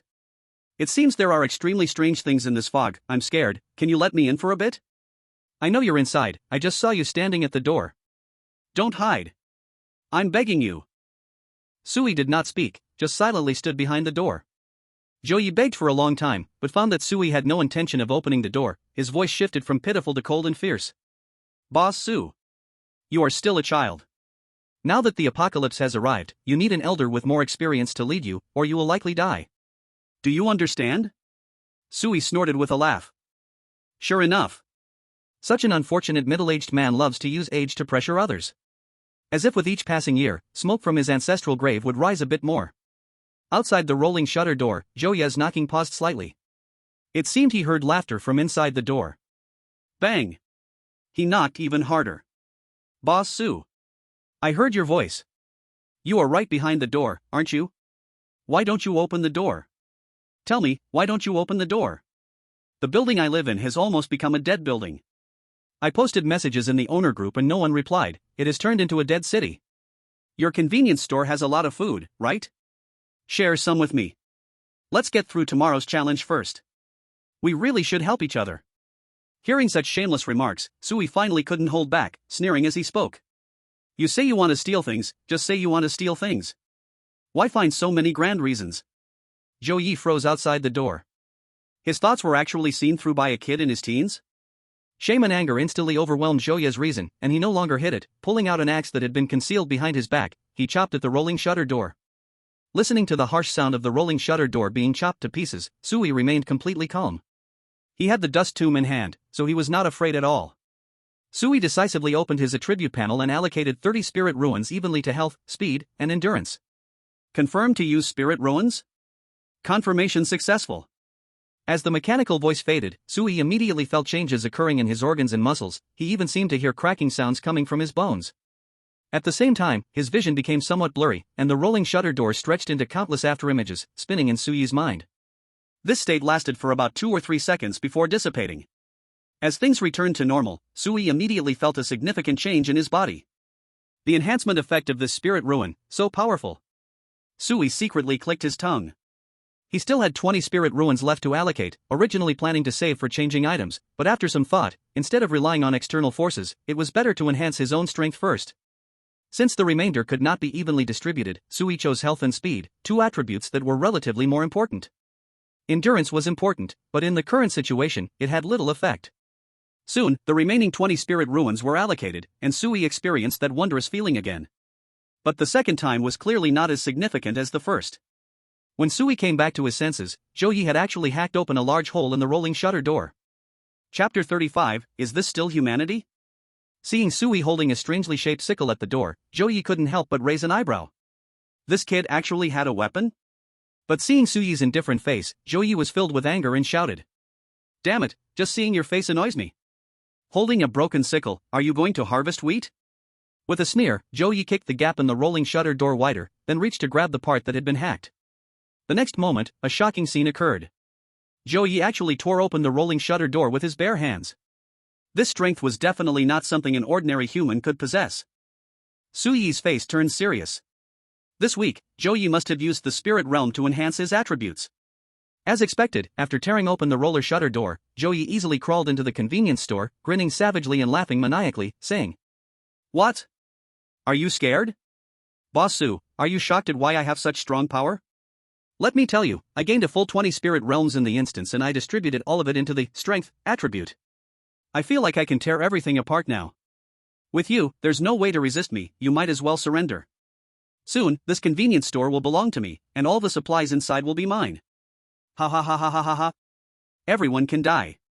Joey raised his axe wildly, his eyes blood red, and reason completely gone. Now, the only word left in his mind was massacre. But at that moment, Joey suddenly realized that Sui's figure had disappeared before him. What? He widened his eyes sharply, his head quickly turning as he glanced around, only to discover a shadow rapidly approaching him from the side. What's the point of running fast? Joey let out a roar and decisively prepared to lift his giant axe to counterattack, but his speed was simply too slow compared to Sui. He could barely even see Sui's movements clearly. In the next moment, Joey had no reaction at all and just saw a glint of cold light flash by. Followed by a sharp pain, blood suddenly began to spurt from his throat, mixing with the rain of blood on his body, forming a bloodied figure. You. Joey blankly looked down at the blood pooling around him, his whole body's strength gradually drained, the intense pain twisting his features, and his body ultimately collapsed to the ground, completely devoid of life. Joey was dead. Sui stood there with the dust tomb, his gaze calm as he looked at Joey's corpse on the ground. If 1 day ago, Joey had fallen bloodied in his own store, the nearby police sirens would have soon blared, and his life would have been brought to an end. But now, the whole world had gone chaotic, and the law had lost its meaning. Desperately living on, by any means necessary. Sui looked at the still warm blood on his hands uncontrollably shaking slightly. In the rookie instance, Sui had also resulted in someone's death, but it was never his own hands. This was truly the first person Sui had killed. Logically, he should be terrified. But his heart surprisingly felt no fluctuations. If you want to blame someone, blame yourself for provoking me. After murmuring this, Sui bent down and dragged Joey's corpse, directly throwing it out of the convenience store. The corpse laid horizontally outside the convenience store, serving as a warning to others. Don't come provoke me without a reason, weigh your own strength. After everything was taken care of, Sui finally opened his attributes panel again. Sui. Number of spirit realms, 0. Age, 19. Life, 30 of 30. Strength, 2. Speed, 15. Durability, 19 of 20. Sui felt a clear change in his body with the attributes he had just enhanced. There was no need to say much about the J-speed attribute, his overall movement speed was much faster than before. With the increase in speed, his dynamic vision also improved alongside his movement speed. Now, even when sprinting with all his might, he could clearly see the enemy's movements. In addition, Sui's attack speed had also increased slightly. When wielding the dust tomb, the speed of his swings was limited, he couldn't swing it as fast as he wanted. It was the same in the final battle of the rookie instance, where everyone's punch speed was restricted. Before the enhancement, Sui calculated that he could swing 5 times at full speed in 10 seconds. After the enhancement, he could swing a full 15 times in 10 seconds. With his current swing speed, to kill an evil spirit, it probably only takes about 20 seconds. That is already a good speed. Moreover, the more health the evil spirit has, the more obvious Sui's advantage becomes. The change in the stamina attribute is also very noticeable. Just now, Sui had been running back and forth with all his strength for so long and even tossed a corpse, yet until now he is still almost breathless, his breathing remains steady. Sui even feels that he can easily run more than 10 kilometers now, without feeling tired at all. Simply abnormal. The last attribute is life. This attribute improvement is not very noticeable in the real world. But Sui feels that his skin seems to be tougher and tighter. Could it be that after improving his life, his defense capability has also increased? While thinking, Sui walked to the kitchen, randomly found a kitchen knife, and tried to slash at his arm. The originally sharp kitchen knife should have been able to cut through the skin instantly, but Sui was shocked to find that only a shallow scratch was left on his arm. Sui opened his mouth in astonishment. This spirit ruins is a bit awesome, no wonder Joey could split open a rolling shutter door with his bare hands. His strength must have indeed reached a terrifying level. Just 50 points in spirit ruins can achieve this effect. If he continues to live, will those players still be considered human? Does this expression pack survival world want to destroy, or select? Or perhaps, evolve? Sui rubbed his hair, his thoughts a bit scattered. No matter what the goal of the survival world is, it seems that it is not something Sui can consider right now. What he needs to do now is simply to survive. Chapter 36, Warehouse, Symbols, Unopenable Storage Locker. After Joey died, the whole world seemed to fall into silence, with only the sound of blood rain hitting the ground, there was no other noise. Sui ignored the rolling shutter door that Joey had chopped down, hastily threw all the useful items from the convenience store into a shopping cart, and pushed it toward the warehouse at the back door. Sui understood the survival rule that wealth should not be displayed. In case there's another fool targeting Sui, even though he is not afraid, he still finds it troublesome. Sui casually opened the door to the warehouse, and a cloud of old dust rushed towards him, making him frown slightly. He sniffed, clearly detecting a damp, moldy smell wafting in the warehouse. Although this convenience store has a good location, because the storefront is not prominent and the decoration is old, it is hard for passers-by to see this convenience store. Usually, only nearby residents know that there is a convenience store here. Therefore, the store's revenue is not good. Every time a shipment arrives, it can take a long time to sell, even until they expire without being sold out. This situation leads to all items being directly placed on the shelves after restocking, and Sui hardly stores them in the warehouse. So, Sui had not been to this warehouse for a long time, and there was dust everywhere. Sui glanced at the empty shelves and began to organize the food from the cart onto the shelves, categorizing them properly. This will be one of the essentials for his survival in the future. Just as he was arranging, Sui's peripheral vision suddenly caught sight of a corner he had previously overlooked. There seemed to be a storage locker covered with dust. There were quite a few such lockers in the convenience store, all of which had existed in this store for a long time, and were basically empty. But this storage locker instantly attracted Sui's attention. Not because of the locker itself, but because of the symbol carved on the surface of the locker. This symbol is exactly the same as the one on Lee Gooden's neck. Sui couldn't help but frown, quickly putting down the goods in his hands, pulling apart the shelves in front of him, squeezing into the corner, and squatting down to examine the storage cabinet before him. No wonder I felt that the symbol on Lee Gooden was so familiar. Could it be that I have seen it on this storage cabinet? But, why does this symbol appear both in my family's convenience store and on Lee Gooden? Sui murmured, wiping away the thick dust on the surface of the storage cabinet with his hand. The symbol clearly emerged before Sui's eyes. Sui was certain that this symbol was definitely the same as the one on the back of Lee Gooden's neck, even the details were identical. The other storage cabinets in the convenience store and the one in front of him were of the same style, only differing in this symbol. Sui's fingers gently traced over the symbol on the storage cabinet. It had a rough, uneven texture. It was obvious that this symbol was not printed on originally but was specially engraved later. Sui wanted to open this storage cabinet but found that it was locked. He stood up and walked outside the convenience store, picking up the axe that Joey had used to break the door, then returned to the warehouse and decisively swung it at the storage cabinet. However, after striking it more than 10 times, the seemingly fragile storage cabinet showed no signs of change at all. Sui frowned tightly. Something is wrong, this is definitely not right. Even with my small strength, there's no way I could hit a broken storage cabinet without it changing at all, right? This storage cabinet is definitely unusual. Moreover, I clearly organized the warehouse a long time ago, all the storage cabinets were collected by me. Why is it that I didn't discover this particular one? Did I overlook it? Or is it possible that this storage cabinet appeared out of nowhere? Since breaking it doesn't work, perhaps I might have the key to open it? Sui threw aside the axe and began to carefully examine the lock on the storage cabinet. He looked at the keyhole and couldn't help but raise his eyebrows slightly. Round? What kind of key is this? Sui had never seen such a key in his convenience store. It seems the idea of finding a key to unlock it was also shattered. Sui helplessly let go of the lock, sitting directly on the ground and falling into contemplation. Maybe this symbol is very famous, and many people like it, which is why my father's storage cabinet and Lee Gooden both have this symbol. He took out his phone and tried using the image search function to look up the symbol. But after searching, Sui found nothing. He couldn't find any content related to this symbol on the entire internet. It seems that to know what this symbol represents, he still needed to ask Lee Gooden. But Sui didn't even know Lee Gooden in real life, he had only coincidentally met her once in the side story. How could he find her? Could he really post online? Such a behavior seemed a bit too foolish, right? Moreover, Sui didn't want to interact too much with someone who obviously had secrets. He rubbed his somewhat messy hair, slowly got up from the ground, patted the dust off himself, restored the shelf, and continued to arrange the food. After finishing, it was already very late at night. The blood rain outside showed no sign of stopping, even starting to seep into the convenience store. If it kept raining like this without end, Sui would really have to consider finding another place. At the very least, he needed to find a higher spot to avoid being flooded by the blood rain. Right now, this city was not much different from a dead city, the original residents were barely 1 in 10, and with the bizarre events unfolding, order and law had lost their meaning. If Sui wanted to change where he lived, he could easily break into any place he found. As he thought aimlessly, Sui swayed back and forth in the lounge chair. Fatigue crashed over him like a tidal wave. Today, Sui had experienced far too much.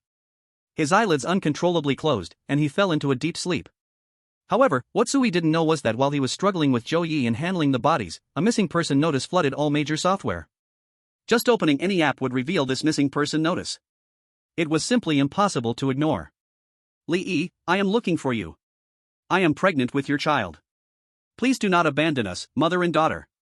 Below these words was a somewhat rough portrait.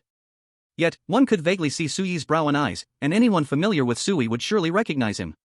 The notice was signed with a rather humorous name. Li Godan. Chapter 37, Villa, Li Godan, Qinshaotian. In the outskirts of Yanjing, at an isolated villa.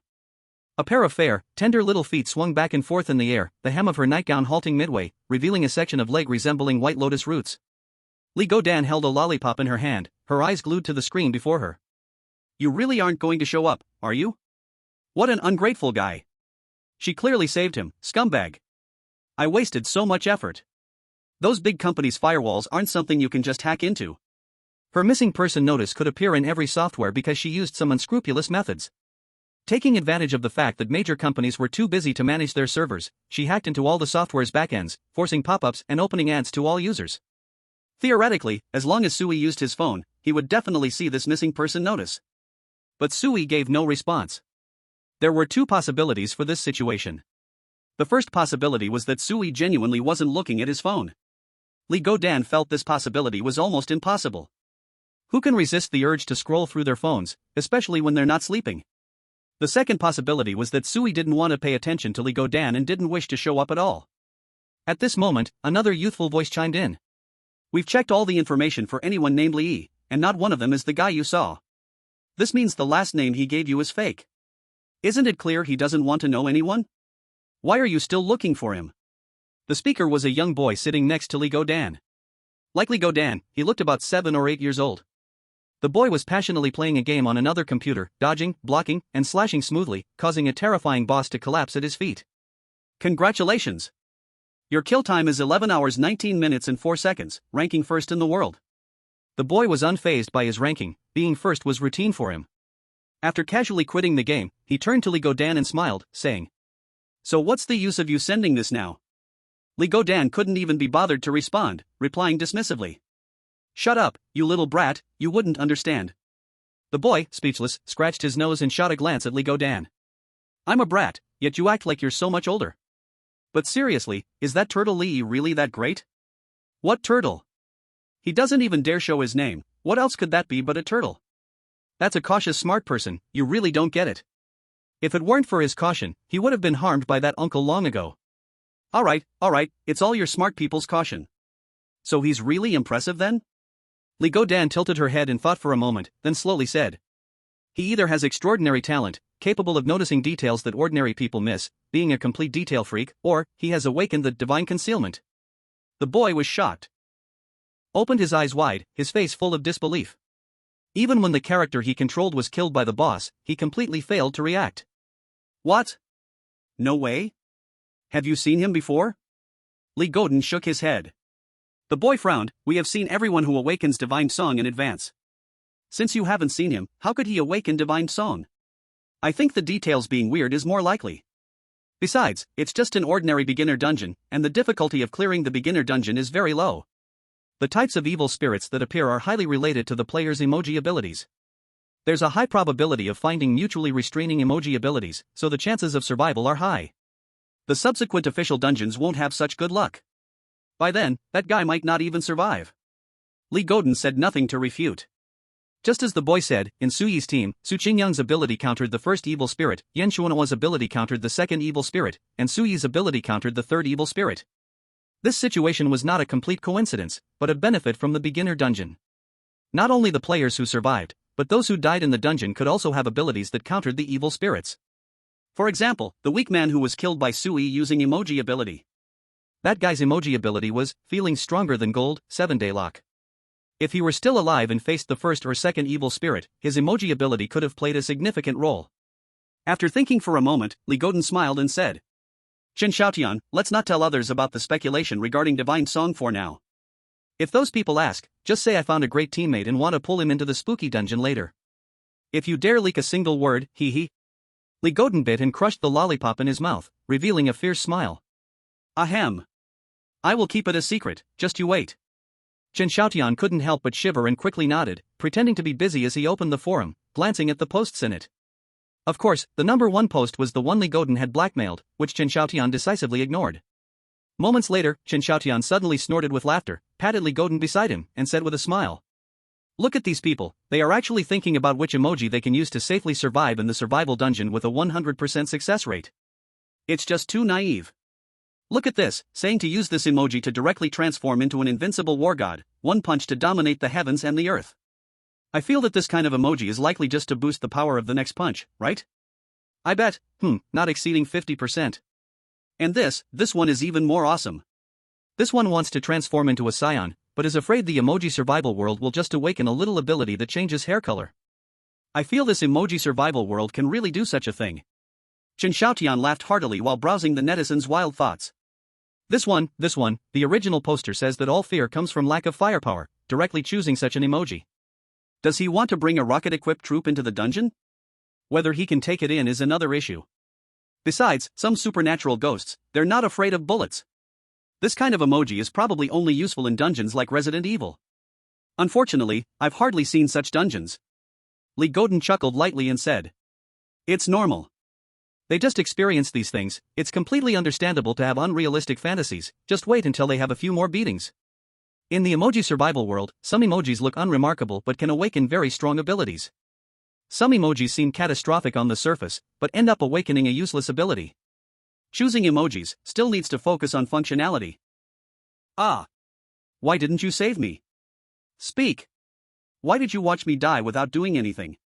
A pale face suddenly appeared in front of Sui, and through the twisted features, it was barely recognizable that this was the female student who tragically died in the subway. Sui wore an indifferent expression, too lazy to speak, and with a single punch, he burst the female student's face. He knew very well that this was just a dream. In the dream, he returned to the subway of the last level, where grotesque figures lunged at him, constantly trying to kill Sui. But Sui acted as if he didn't see them, like an outsider, strolling through the subway, without any emotional response. For a normal person, this dream would undoubtedly be a nightmare. But Sui felt no fear at all. This wasn't the first time he had dreamed of such scenes, he felt accustomed to it. Suddenly, a familiar mechanical voice interrupted Sui's dream. The subway instantly collapsed, the scene turned pitch black, and Sui slowly opened his eyes, waking from his sleep. He was still lying on the rocking chair.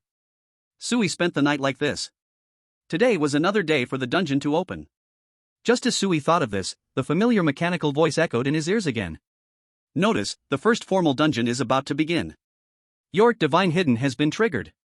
Dungeon content preliminary testing. Dungeon name Ghostly Village. Difficulty. Description. In the abandoned village, crows caw day and night, countless innocent people are ultimately trapped here throughout their lives. How will one survive? Trapped me, misled me, buried me, hated me. If lies are told too many times, will they become real? Do you hear that? Is it the sound of liberation? Please remember the following information. 1. In this dungeon, the player's identity is a ghost-catching Taoist, hired to investigate strange events in Rongxing Mountain Village. 2. Investigate the events, judge the guilty, and eliminate the evil spirits in order to unlock the final battle. Completion conditions. 1. Survive for 7 days and leave the abandoned village. 2. Complete the final battle. These are all the details that all players can know before the start of the dungeon. This time, we are going to the abandoned village? Sui looked at the floating text in the void, quickly beginning to analyze the content of this dungeon. First, the difficulty of the dungeon. Compared to the last beginner dungeon, this time it had directly increased by 1 star, but Sui still didn't know how big the gap was between each star level or what the maximum level was. The map had also become much larger, going from a subway car to an entire abandoned village. The larger the area, the harder it would be to search and explore, making it more difficult to find a way out. It seems a bit tricky. Muttering to himself, Sui began to focus on studying the dungeon's description. From his experience with the beginner dungeon, the description might hide information related to the way out. This time, the dungeon description sounds a bit strange. First, the first sentence seems aimed at outlining the background. Cawing is generally regarded as a sign of evil spirits, very inauspicious. This abandoned village caws day and night, meaning this village is cursed? And the follow-up conditions mention breaking curses. It seems that the curse is the key to this dungeon. But the latter 2 sentences seem unrelated at first glance. Sui puzzledly pinched his nose. Trapped me, misled me, buried me, hated me. Who is me? Is it a villager from the abandoned village? Or is it a cursed person? Or perhaps it is the one who left the curse? Even if lies are spoken many times, how could they possibly become true? These few sentences are different from the first, they are in quotes, suggesting they are likely words spoken by someone, and this person could very well be the key to breaking the curse. Sui stroked his chin, murmuring his analysis. Unlike the beginner dungeon, this time there is an additional condition for clearing. Survive for 7 days or judge the evil and eliminate the malevolent spirits? The first option seems more secure, as it avoids direct confrontation with the evil spirits in the final battle. But to survive for 7 days in this cursed place, the difficulty is surely immense. The sooner the curse is broken, the better the choice. What Sui did not expect was that this content was not everything. In the void, blood-red characters began to appear continuously. God's store has detected the following hidden rules. Hidden rules will not be announced inside the dungeon, but can be discovered through exploration. Sui was startled. Hidden rules? This time, his God store actually detected 2 additional hidden rules? This ability is truly a bit overpowered. It's important to know that in survival dungeons, the most crucial thing is information. The more information you have, the better you'll avoid triggering the evil spirit's lethal rules and live longer. Soon, more text appeared. However, this time it seemed to be 2 notes. These 2 notes looked a bit worn, and there seemed to be a little bloodstain in the corners.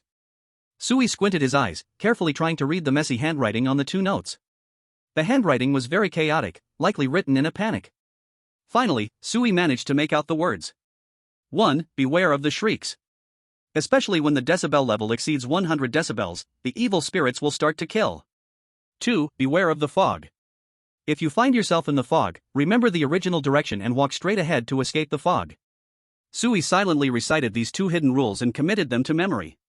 In the survival dungeon, this is definitely crucial information. Dungeon opening countdown, 10 minutes. You have 5 minutes to choose an emoji. Soon, the notes disappeared, and the blood-red text appeared again. All content has been displayed, and now it requires Sui to choose an emoji himself. The first time God's store helped in choosing was a beginner's benefit. Now that privilege is gone, he has to think for himself. Beware of the shrieks. When the decibel level exceeds 100, the evil spirits will start to kill. 100 decibels, that means the sound is extremely uncomfortable, and very few can endure an environment at 100 decibels. Chapter 39, Alright, be quiet. When the decibel level exceeds 100, the evil spirits will kill. This is a lethal rule of the dungeon, it must be avoided. If this rule triggers, survival is impossible, just like in the last dungeon where those who couldn't get a seat perished. So I should choose an emoji that can evade this rule, allowing me to live longer and giving me more time to find a way out. As Sui analyzed, he opened his WeChat on his phone and began searching his collection of emojis. Which one to choose? I have 3 directions. One is to make it so I can't hear anything, but that feels like a loophole, right? And does this rule trigger if the evil spirit makes a sound over 100 decibels, or does it trigger only when the player hears sounds over 100 decibels? It's best not to gamble, this direction gets a pass. The second direction would be to choose an invincibility kind of skill, like the emoji used by Lee Goddan in the last dungeon. But soon, Sui shook his head again, rejecting this thought. No, the duration of the sound is still unknown. If the sound keeps going, invincibility won't last forever, then it's still a guaranteed death. So only one direction remains. Stop the source of the sound. Are you saying I should actively make the evil spirits shut up? Suddenly, Sui's eyes lit up, and his sliding gaze caught a glimpse of an expression pack he rarely used. This expression pack seemed to fit perfectly with this dungeon, and it was very likely to awaken the ability to stop the evil spirits from howling. If that happened, Sui's safety would be greatly guaranteed, allowing him more room for error. He just feared awakening other useless skills. I have no choice, I can only take a gamble. At least this expression pack is very close to the dungeon's requirements. After thinking for a moment and looking at the countdown that was about to end, Sui gritted his teeth and made his choice. Send. As soon as Sui finished selecting the expression pack, a mechanical voice suddenly echoed in the ears of all surviving humans worldwide. Many people trembled at the sound, their heartbeats uncontrollably quickening, cold sweat pouring down, faces filled with fear. The experience in the beginner dungeon had clearly left a deep mark in their hearts. The dark, oppressive world filled with strange vibes in the survival dungeon was suffocating and even more frightening. No one wanted to be trapped there forever. But right now, they had no choice. The first official dungeon, Ghostly Wild Village, has begun. Parallel dungeon count 100, each dungeon requires 8 players, totaling 800 participants. Hearing this, Sui raised his eyebrows slightly. Oh? So not everyone will be chosen? Out of the remaining 80 million people, only 800 will be selected for this dungeon? Active registration phase, starting. Number of registered participants, 0. Would you like to register? Countdown, 30 seconds. There was only 30 seconds to think. Sui contemplated for a moment, then relaxed his brow and smiled. Since living here like a rat is meaningless, I might as well go play in the dungeon. Besides, the changes brought by the spirit ruins to humanity are too great. If I don't participate in the dungeon, the gap in strength between people will only widen. Even if I don't die in the dungeon, I might die in the competition for resources in the real world. So rather than slowly dying in the struggle between people, I might as well wrestle with the evil spirits. Moreover, I've awakened such a twisted, divine storage ability. Isn't it unreasonable not to participate in the dungeon? As soon as he finished speaking, Sui decisively chose register.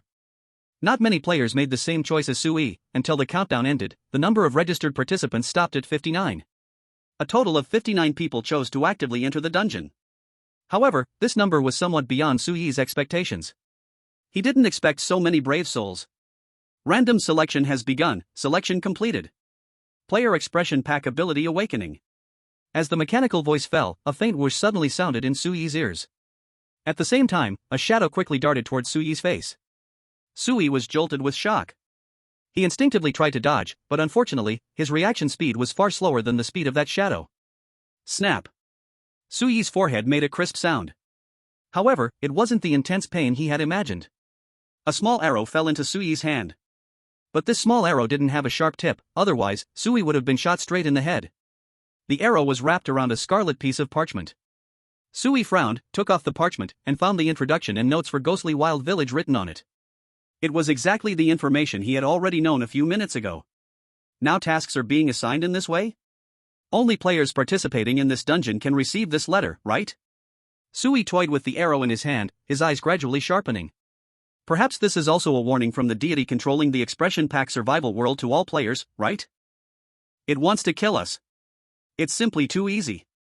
Don't think that just because you have the spiritual ruins and have gained strength, you can do whatever you want. Interesting.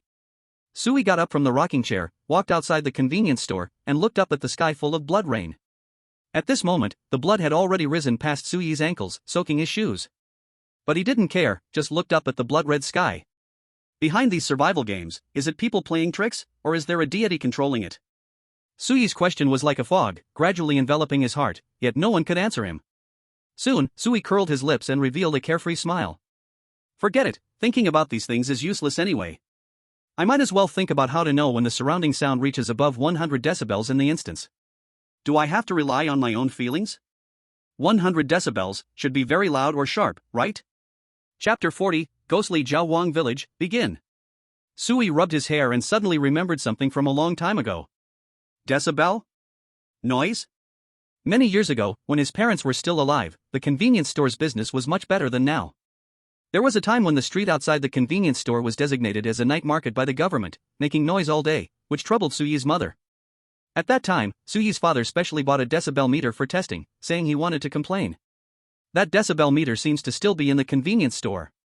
Sui dared not hesitate and immediately rushed to the bedroom, opened the storage cabinet next to the wardrobe, and quickly rummaged through it. Soon, he saw the decibel meter that had been buried at the bottom. With this thing, it might help me in a critical moment. Not just the decibel meter, Sui also found a compass in the storage cabinet. Compass, maybe I can use it to find my way in the fog? I'll take it too. Sui decisively picked it up. Just as he was about to pocket these two items, he suddenly remembered that in the beginner instance, all electronic devices unrelated to survival instances would become ineffective. This was probably a kind of shielding tactic used in the instance. Perhaps even if he brought these things, they would still be blocked. Wait. What if I use the backpack to bring them in? Wouldn't they become my items? But to put other things into the backpack, I still need the block card item. Sui hurriedly opened the item store. He remembered noticing the block card item the last time he checked the item store, and that everyone had 3 free exchange opportunities. The free exchange chance was basically a trial, after that it would cost 10 spiritual ruins each time, which wasn't cheap. Sui decisively exchanged for 2 block cards. One to block the decibel meter and the other to block the compass. These two might play a key role in the survival instance. Just as Sui had just placed the decibel meter and compass into the backpack, a cold mechanical voice suddenly rang out. Congratulations, your expression pack ability has successfully awakened. Expression pack exclusive ability effect. Okay, shut up, forces any member in the instance to be silent, lasting for 1 minute, cooldown time 3 minutes, including duration.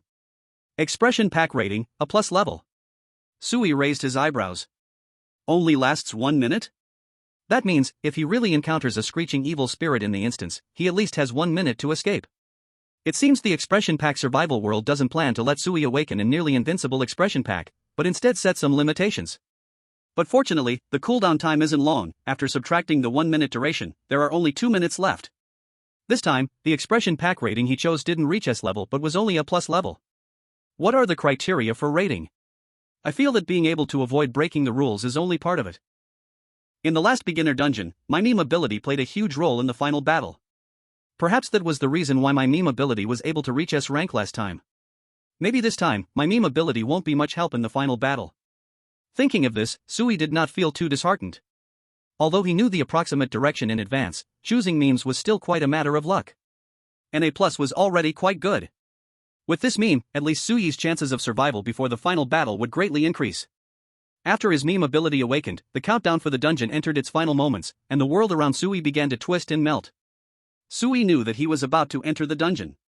He slowly closed his eyes, waiting for the teleportation to finish. Buzz. The surroundings fell into complete silence.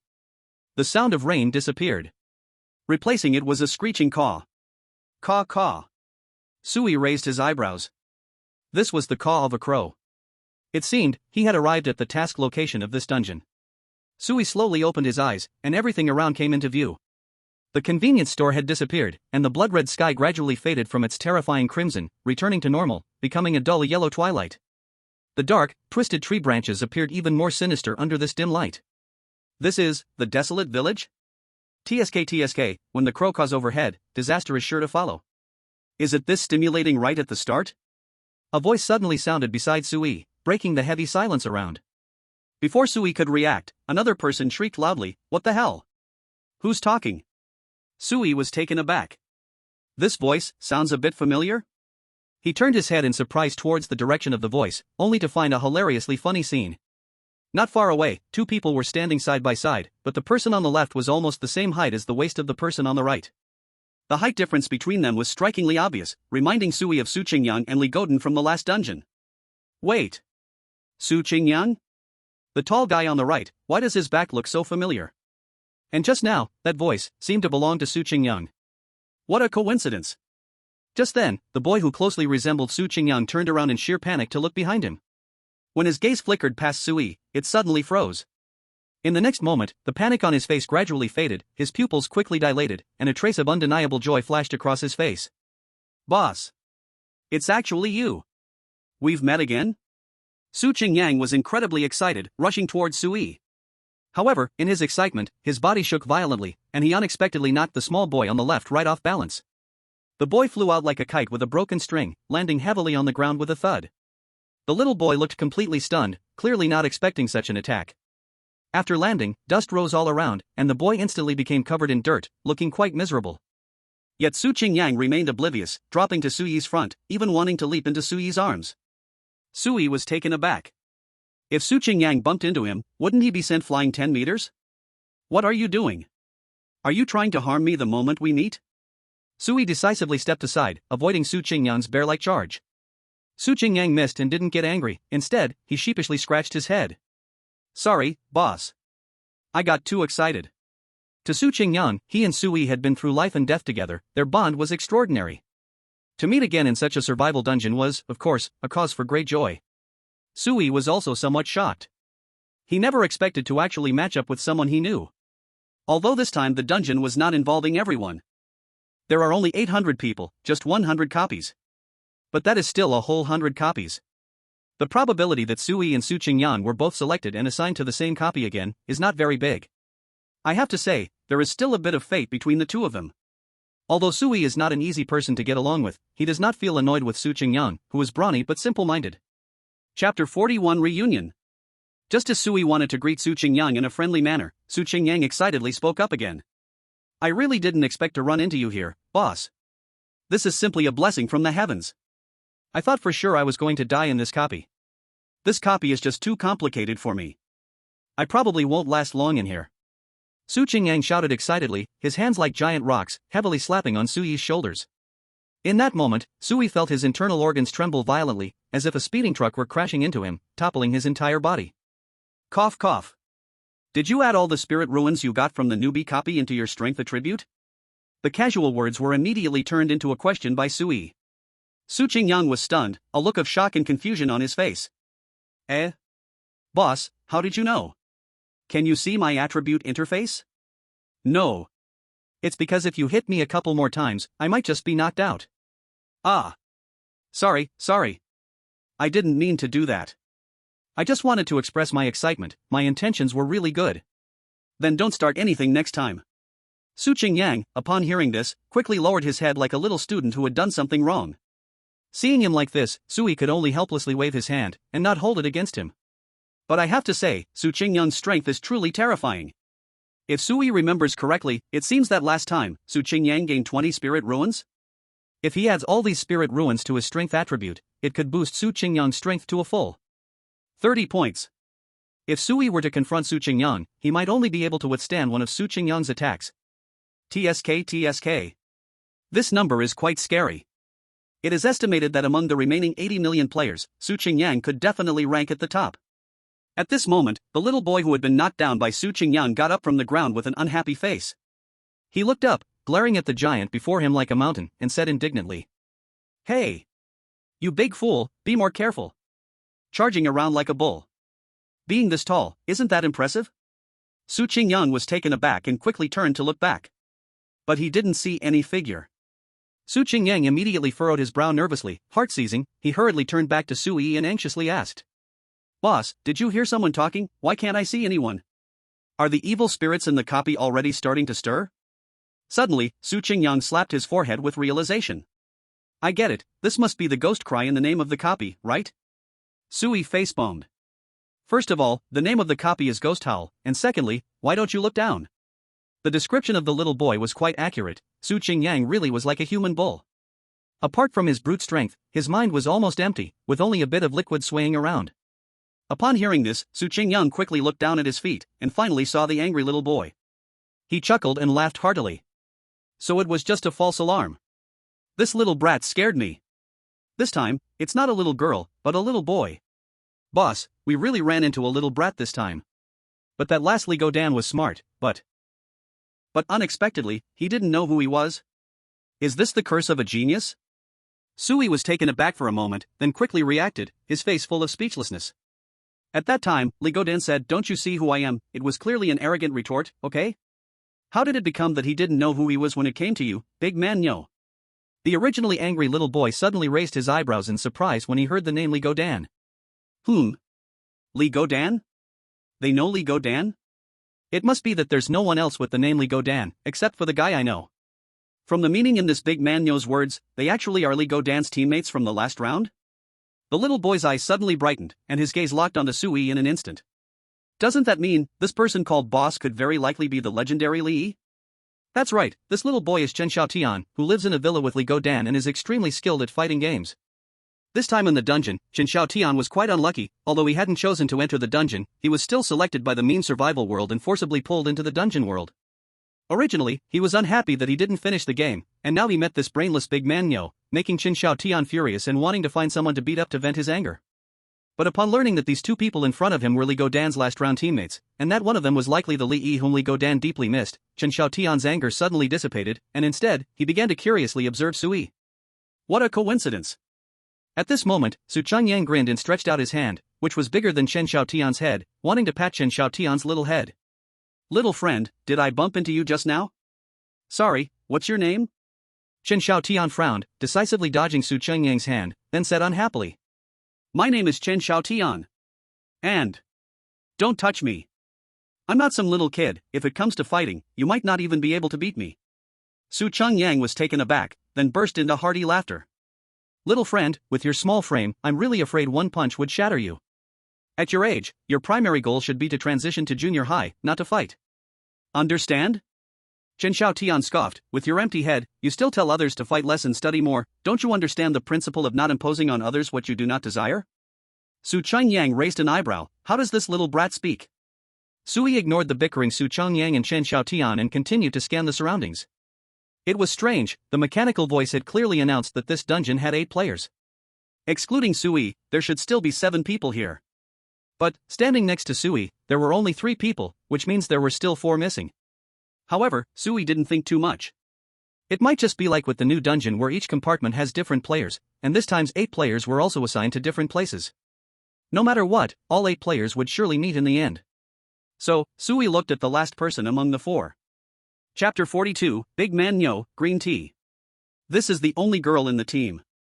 She is about 26 or 27 years old, with above-average looks, and her style is of a gentle and fragile type.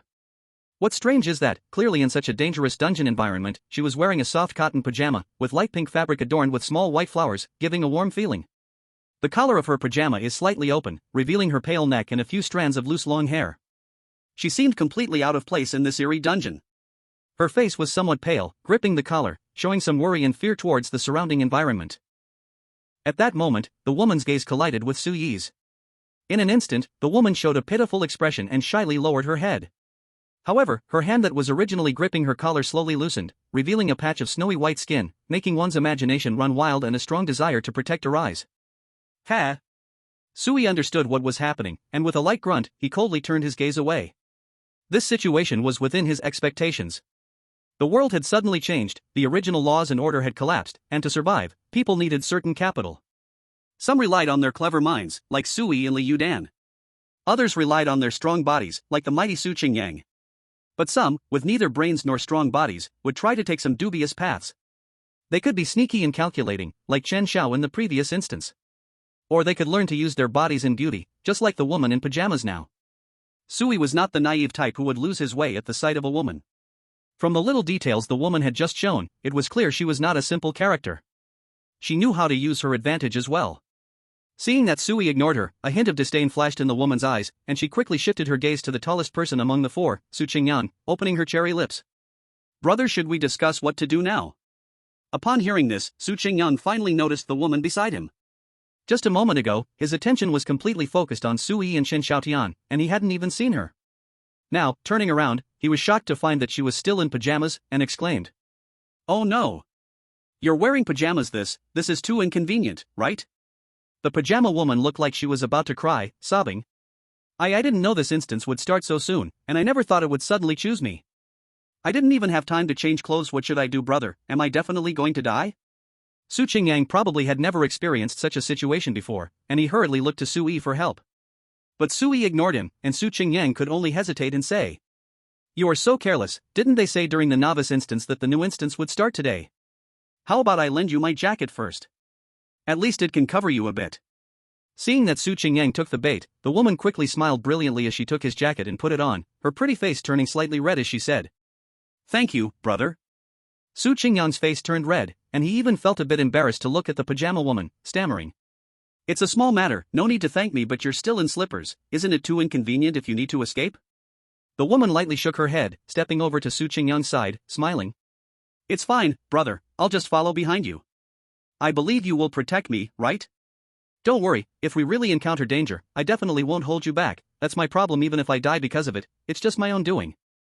As she spoke, the woman appeared almost on the verge of crying again. Her emotional changes were as rapid as if she were on a roller coaster. Su Qingyang caught a whiff of her delightful fragrance and became more flustered, scratching his hair nervously. Don't say that. Everyone makes mistakes sometimes. Don't worry, I will definitely protect you well. Meanwhile, Sui watched this woman's performance with great interest, secretly laughing in his heart. Green tea. It was simply the most standard kind of green tea, and it was high-end green tea, at least the quality of Mao Jian. Next, should she start playing the good guy card? Sui's thoughts had just settled when the woman smiled brightly and looked at Su Qingyang, saying, Brother, you are such a good person. Su Qingyang grinned stupidly, clearly feeling appreciated. What's your name? My name is Wu Liqing.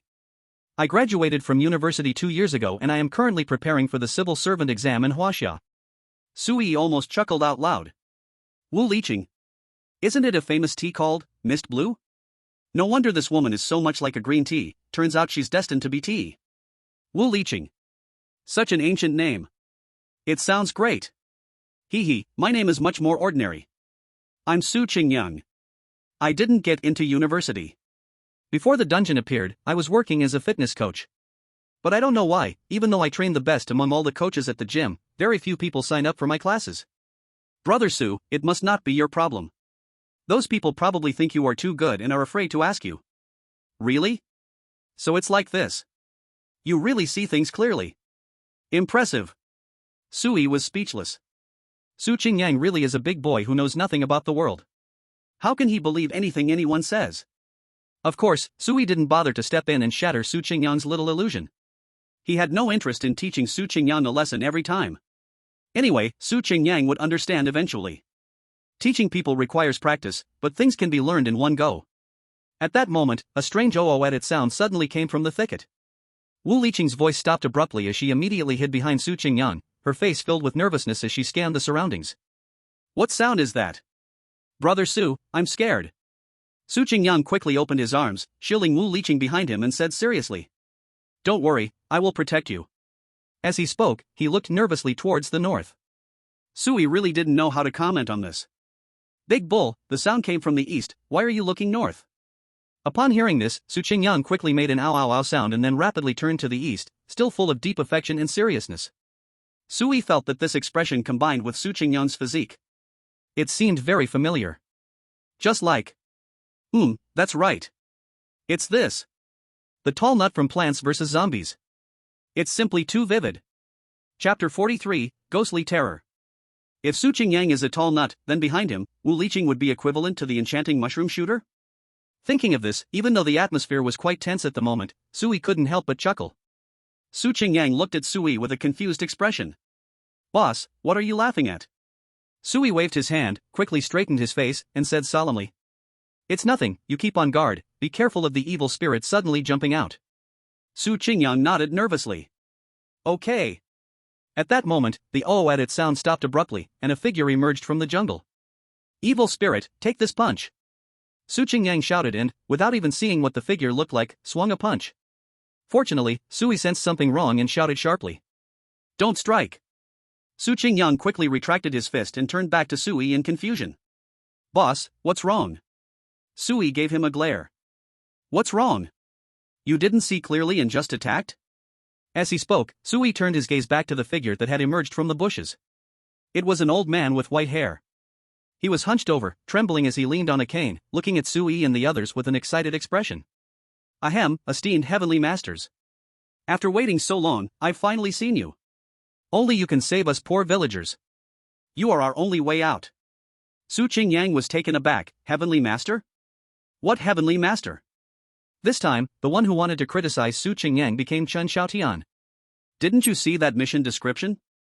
This time our identity is heavenly masters, meaning we are the Taoist priests who catch ghosts. Responsible for eliminating evil in this village. With you like this, you won't last 3 minutes in the instance. Su Qingyang felt a little embarrassed and scratched his head, secretly glancing at Wu Liqing behind him. Ahem, I just suddenly forgot. He quickly turned to the old man. That's right, we are heavenly masters. Who are you? The old man, with white hair, smiled and said. I am the village chief of Rongxing village. Because our village is somewhat remote, I was afraid the heavenly masters would find it troublesome, so I came to guide you into the village. Please follow me, it's still a short distance to the village. Hearing this, Su Qingyang's expression stiffened, feeling a bit hesitant. Clearly, entering the village probably indicated that this instance would officially begin. He was still somewhat afraid in his heart. Unsure, Su Qingyang immediately turned to look at the people behind him. Wu Liqing was still hiding behind Su Qingyang, her face pale and tense, even grasping the corner of Su Qingyang's clothing. Chen Xiaotian yawned, occasionally glancing at Sui beside him, seemingly observing Sui quietly. Sui remained calm, nodded slightly at Su Qingyang, and said indifferently. Then please lead the way. But just now, could you give us a detailed introduction about what exactly happened in your village? For such instances, getting more information is extremely important. The village chief nodded kindly, leaning on his cane, slowly turning around, leading the group into the bushes, while saying. Let's talk as we walk. It's getting dark, we better reach the village before nightfall. Otherwise, we might get trapped here. Su Qingyang shrank his neck. Trapped here? Aren't you the village chief here? Don't you know the way? The village chief turned back, grinning oddly. His face was full of a strange smile, revealing yellowed teeth, as he said with a skin-deep smile. I know the way, but the mountains and forests here are very strange. When it gets close to evening, fog will rise. If we get trapped in the fog, that could be dangerous. There have been past experiences of people going missing in the fog, so you heavenly masters must be careful. Su Qingyang was startled by the village chief's smile and hurriedly quickened his pace to catch up. Wu Liqing's face grew even paler, not daring to leave Su Qingyang even a step. Sui squinted his eyes. Fog? Is it the kind of fog mentioned in the rules? Thinking of this, Sui silently chanted the word backpack in his heart. Soon, he saw the compass and decibel meter he used the blockade card to bring into the instance. Sui tucked the decibel meter into his pocket, so if the surrounding decibels suddenly increased, the decibel meter would alert him. As for the compass, Sui held it in his hand, always paying attention to the direction they were walking. In front, the village chief pushed aside branches blocking the way and finally began to recount what had happened in the village. Regarding the evil in our village, this matter is truly very strange.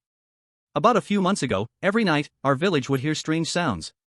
At first, we didn't pay attention, thinking it was just the wind passing through the trees, but gradually, the sound became increasingly odd. The sound grew louder and sharper, and later, when it rang out, it felt as though doomsday had come, shaking the hearts of people, as if the whole world was trembling. Logically speaking, regardless of what caused such sharp sounds, we should at least be able to find some clues, right? But every time we heard the sound and went out to check, the village was empty, with nothing unusual at all. The sound seemed to be conjured out of thin air. Some elderly people in the village with much experience said, "That's the sound of ghosts." Chapter 44, The Fog Rises. The village chief sighed, his cane tapping on a nearby stone. Hold on to your body, breathing a bit heavily. They have already walked for more than 10 minutes. This amount of exercise is slightly high for the village chief. Moreover, this is a dirt road, not easy to walk on. On both sides of the road are towering giant trees, their black trunks twisted beyond measure, looking somewhat sinister in the dusk night. When Sui and the others had just entered the instance, the sky here was in a twilight scene. However, at this moment, night was quickly falling, darkness like an invisible giant hand gradually engulfing the last bit of light at the horizon. Guizha is the name of this instance. What happened later? If it were just this unknown sound, it shouldn't have been enough to invite a heavenly master, right? The village chief nodded, turned to look at the few people behind him, his eyes revealing a hint of horror, and said in a gloomy voice.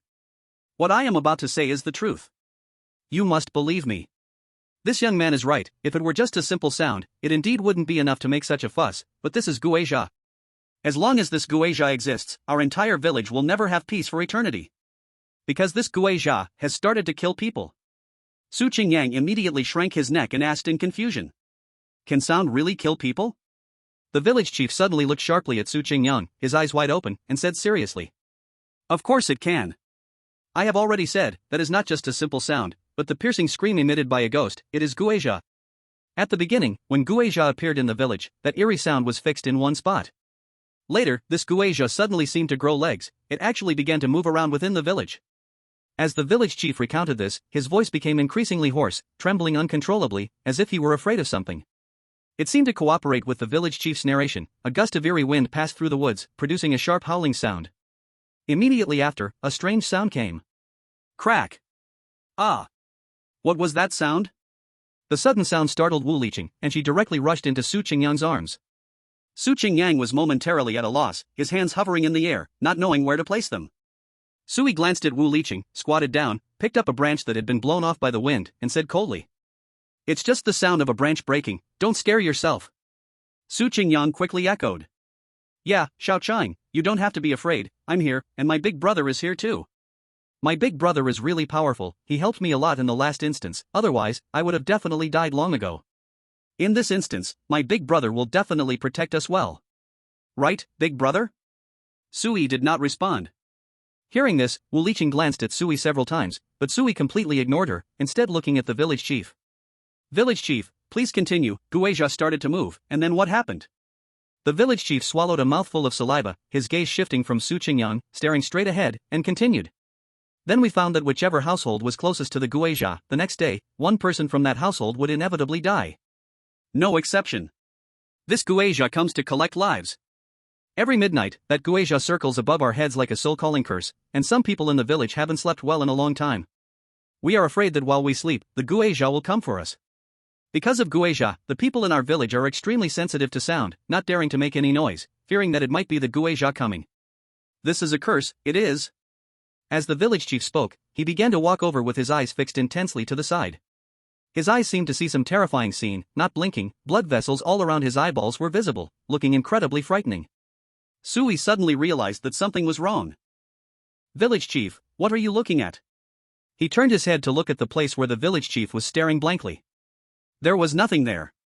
Just the thicket they had just passed by. Village chief? Sui tried to call the village chief again, but he found that the village chief did not respond to him at all, as if he hadn't heard Sui's call, still staring straight ahead. He's not right. Sui decisively pulled away from the village chief and quickly turned to look at the other three. Not looking was a mistake. A thick fog had inexplicably rolled in around them, and Sui could only vaguely see a few silhouettes nearby, but could no longer make out their forms. The second hidden rule sensed by Divine Vault flashed in Sui's mind. Beware of the fog. If you are already in the fog, remember the original direction and walk straight ahead to find your way out. Is this the fog that the village chief was talking about? But it wasn't even dark yet, how could the fog have appeared? Sui quickly looked down at his compass. At this moment, the most important thing was to confirm the direction. Just a moment ago, when the village chief was still telling the story normally, Sui had already checked the compass's direction. They had been walking south. But now, even though Sui had not moved from his spot and had turned back around, the compass's direction had changed. Now he was facing east. Sui's back instantly broke out in a cold sweat. Thank goodness, he thought. Thank goodness he had the compass, otherwise, with their minds confused in the fog, they wouldn't be able to tell which way was which, and could very well be trapped in the fog forever. He quickly turned to face south. Su Qingyang. Are you still there? Sui shouted into the fog. Soon, the largest shadow in the fog responded. Boss. I'm here. Why did such dense fog suddenly rise? I can't see the road anymore. It's so suffocating. Sui didn't answer Su Qingyang's question and shouted toward a smaller silhouette. Chen Xiaotian. Are you still there? I'm here. Chen Xiaotian's voice sounded in the fog, although a bit shaky from tension, it was much steadier than the panicked Su Qingyang. This made Sui think of Li Godsend from the last instance. He too had an unusual calmness for his age. But Sui didn't have time to ponder these trivial matters now. Wu Liqing. Silence surrounded them, there was no response. Sui's heart sank. Su Qingyang, wasn't Wu Liqing just with you? Where is she? Feel around, but don't turn around or move, understand? Su Qingyang trusted Sui, he immediately complied, extending his arms and groping around him. No, she's not here. Why isn't she here? Wu Liqing. Wu Liqing. Are you still there? Reply to me. Su Qingyang, a man about 2 meters tall, was panicking to the point of tears, shouting continuously, overwhelmed by guilt. He had boasted before that he would do his best to protect Wu Liqing in this instance, but now she had suddenly disappeared, and he hadn't even noticed. Seeing that Su Qingyang hadn't found Wu Liqing either, Sui realized that she must have vanished, possibly taken away by some evil spirit for violating a rule, or perhaps lost in the thick fog. Whichever possibility it was, they couldn't save her. If she's not found, then so be it. Life and death are fated.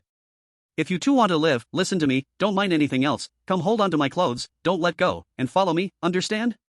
Su Qingyang, still a bit unwilling, said, Boss, she must still be here, do you want to search for her again? Sui's expression hardened, and his voice suddenly grew cold. Although Su Qingyang couldn't see Sui's expression in the fog, he still felt the air around him suddenly grow tense and thick. Su Qingyang. This is the survival instance. Do you really think you can protect others? If you don't want to live, no one will stop you. Just because someone calls you brother a few times, do you really think they are pouring out their heart for you? Ridiculous. Chapter 45, Mist disperses, no one left. After saying that, Sui couldn't be bothered to pay attention to Su Qingyang and stepped forward. Chen Xiaotian agreed with Sui's reaction. In survival instances, the biggest taboo is being a saint. No one has the ability to protect everyone well. So the best choice is to put away that ridiculous pity and live well. However, Chen Xiaotian didn't understand why Sui was so determined to keep moving forward. Was it a guess? Shouldn't they stay temporarily in the mist and wait? Moving around casually could easily lead to getting lost in the fog. If Li Goden were here, what would she choose? Chen Xiaotian scratched his head in confusion. He wasn't as good at thinking as Li Goden. After thinking for a moment, Chen Xiaotian gritted his teeth and made his decision. To be praised by that picky guy Li Goden, this Sui must be extraordinary. Trust him once. Chen Xiaotian immediately jogged over, quickly catching up to Sui and grabbing his shirt corner.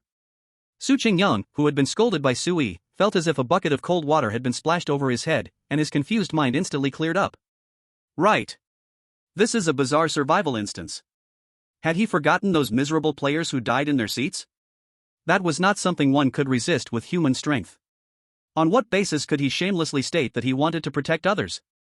If it weren't for Sui in the last instance, he might have been dead already. Had he become arrogant just because of one instance? Su Qingyang slapped himself hard, no longer entangled, decisively following behind Sui and Chen Xiaotian, gripping the hood of Chen Xiaotian's sweatshirt. But he forgot to control his strength and nearly choked Chen Xiaotian. Big man. Are you crazy? Let go of me. Only then did Su Qingyang realize and quickly loosen his grip. Sorry, I couldn't control myself. I'm sorry, boss, I just didn't recognize myself back then. I shouldn't have talked back to you. Su Qingyang scratched his head and sincerely apologized. Sui maintained his expression, keeping his gaze focused on the thick fog ahead, calmly saying, "There's no need to apologize to me. You just made your choice, whether right or wrong doesn't actually relate to me. And you don't need to call me boss. Just like you can't protect others, I can't protect you either. In the previous instance, I just used you guys. I still say, in a survival instance, it's best not to trust anyone casually. Including me." Su Qingyang silently contemplated Sui's words, not responding. Sui kept a close watch on the compass in his hand. Although he constantly maintained a forward-moving state, the compass kept shifting. Sui could only constantly adjust his direction. Chen Xiaotian and Su Qingyang behind him tightly held onto the front person's clothes, always following Sui closely. The footsteps of the three echoed on the ground in the thick fog. Besides that, it was silent and soundless. Not knowing how far they walked, the thick fog that had enveloped them a moment ago was suddenly blown away the next second as Sui took a step forward, as if it had disappeared into thin air without leaving a trace. Su Qingyang was suddenly overjoyed. The mist is gone. We've come out. At the same time, Sui immediately looked around. The surrounding scene looked very familiar. The familiar giant stone, that was the place where the village chief leaned. A broken tree branch lay scattered in front, blown down by the wind, and the sound of it landing had even scared Wu Liqing. Su Qingyang covered his mouth in shock.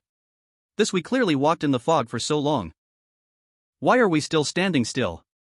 Chen Xiaotian glared at him, adjusted his hat that Su Qingyang had messed up, and said irritably, "Can't you see? This fog can confuse people's minds, making us perceive things wrongly. We think we are moving, but in reality, we are just standing in place."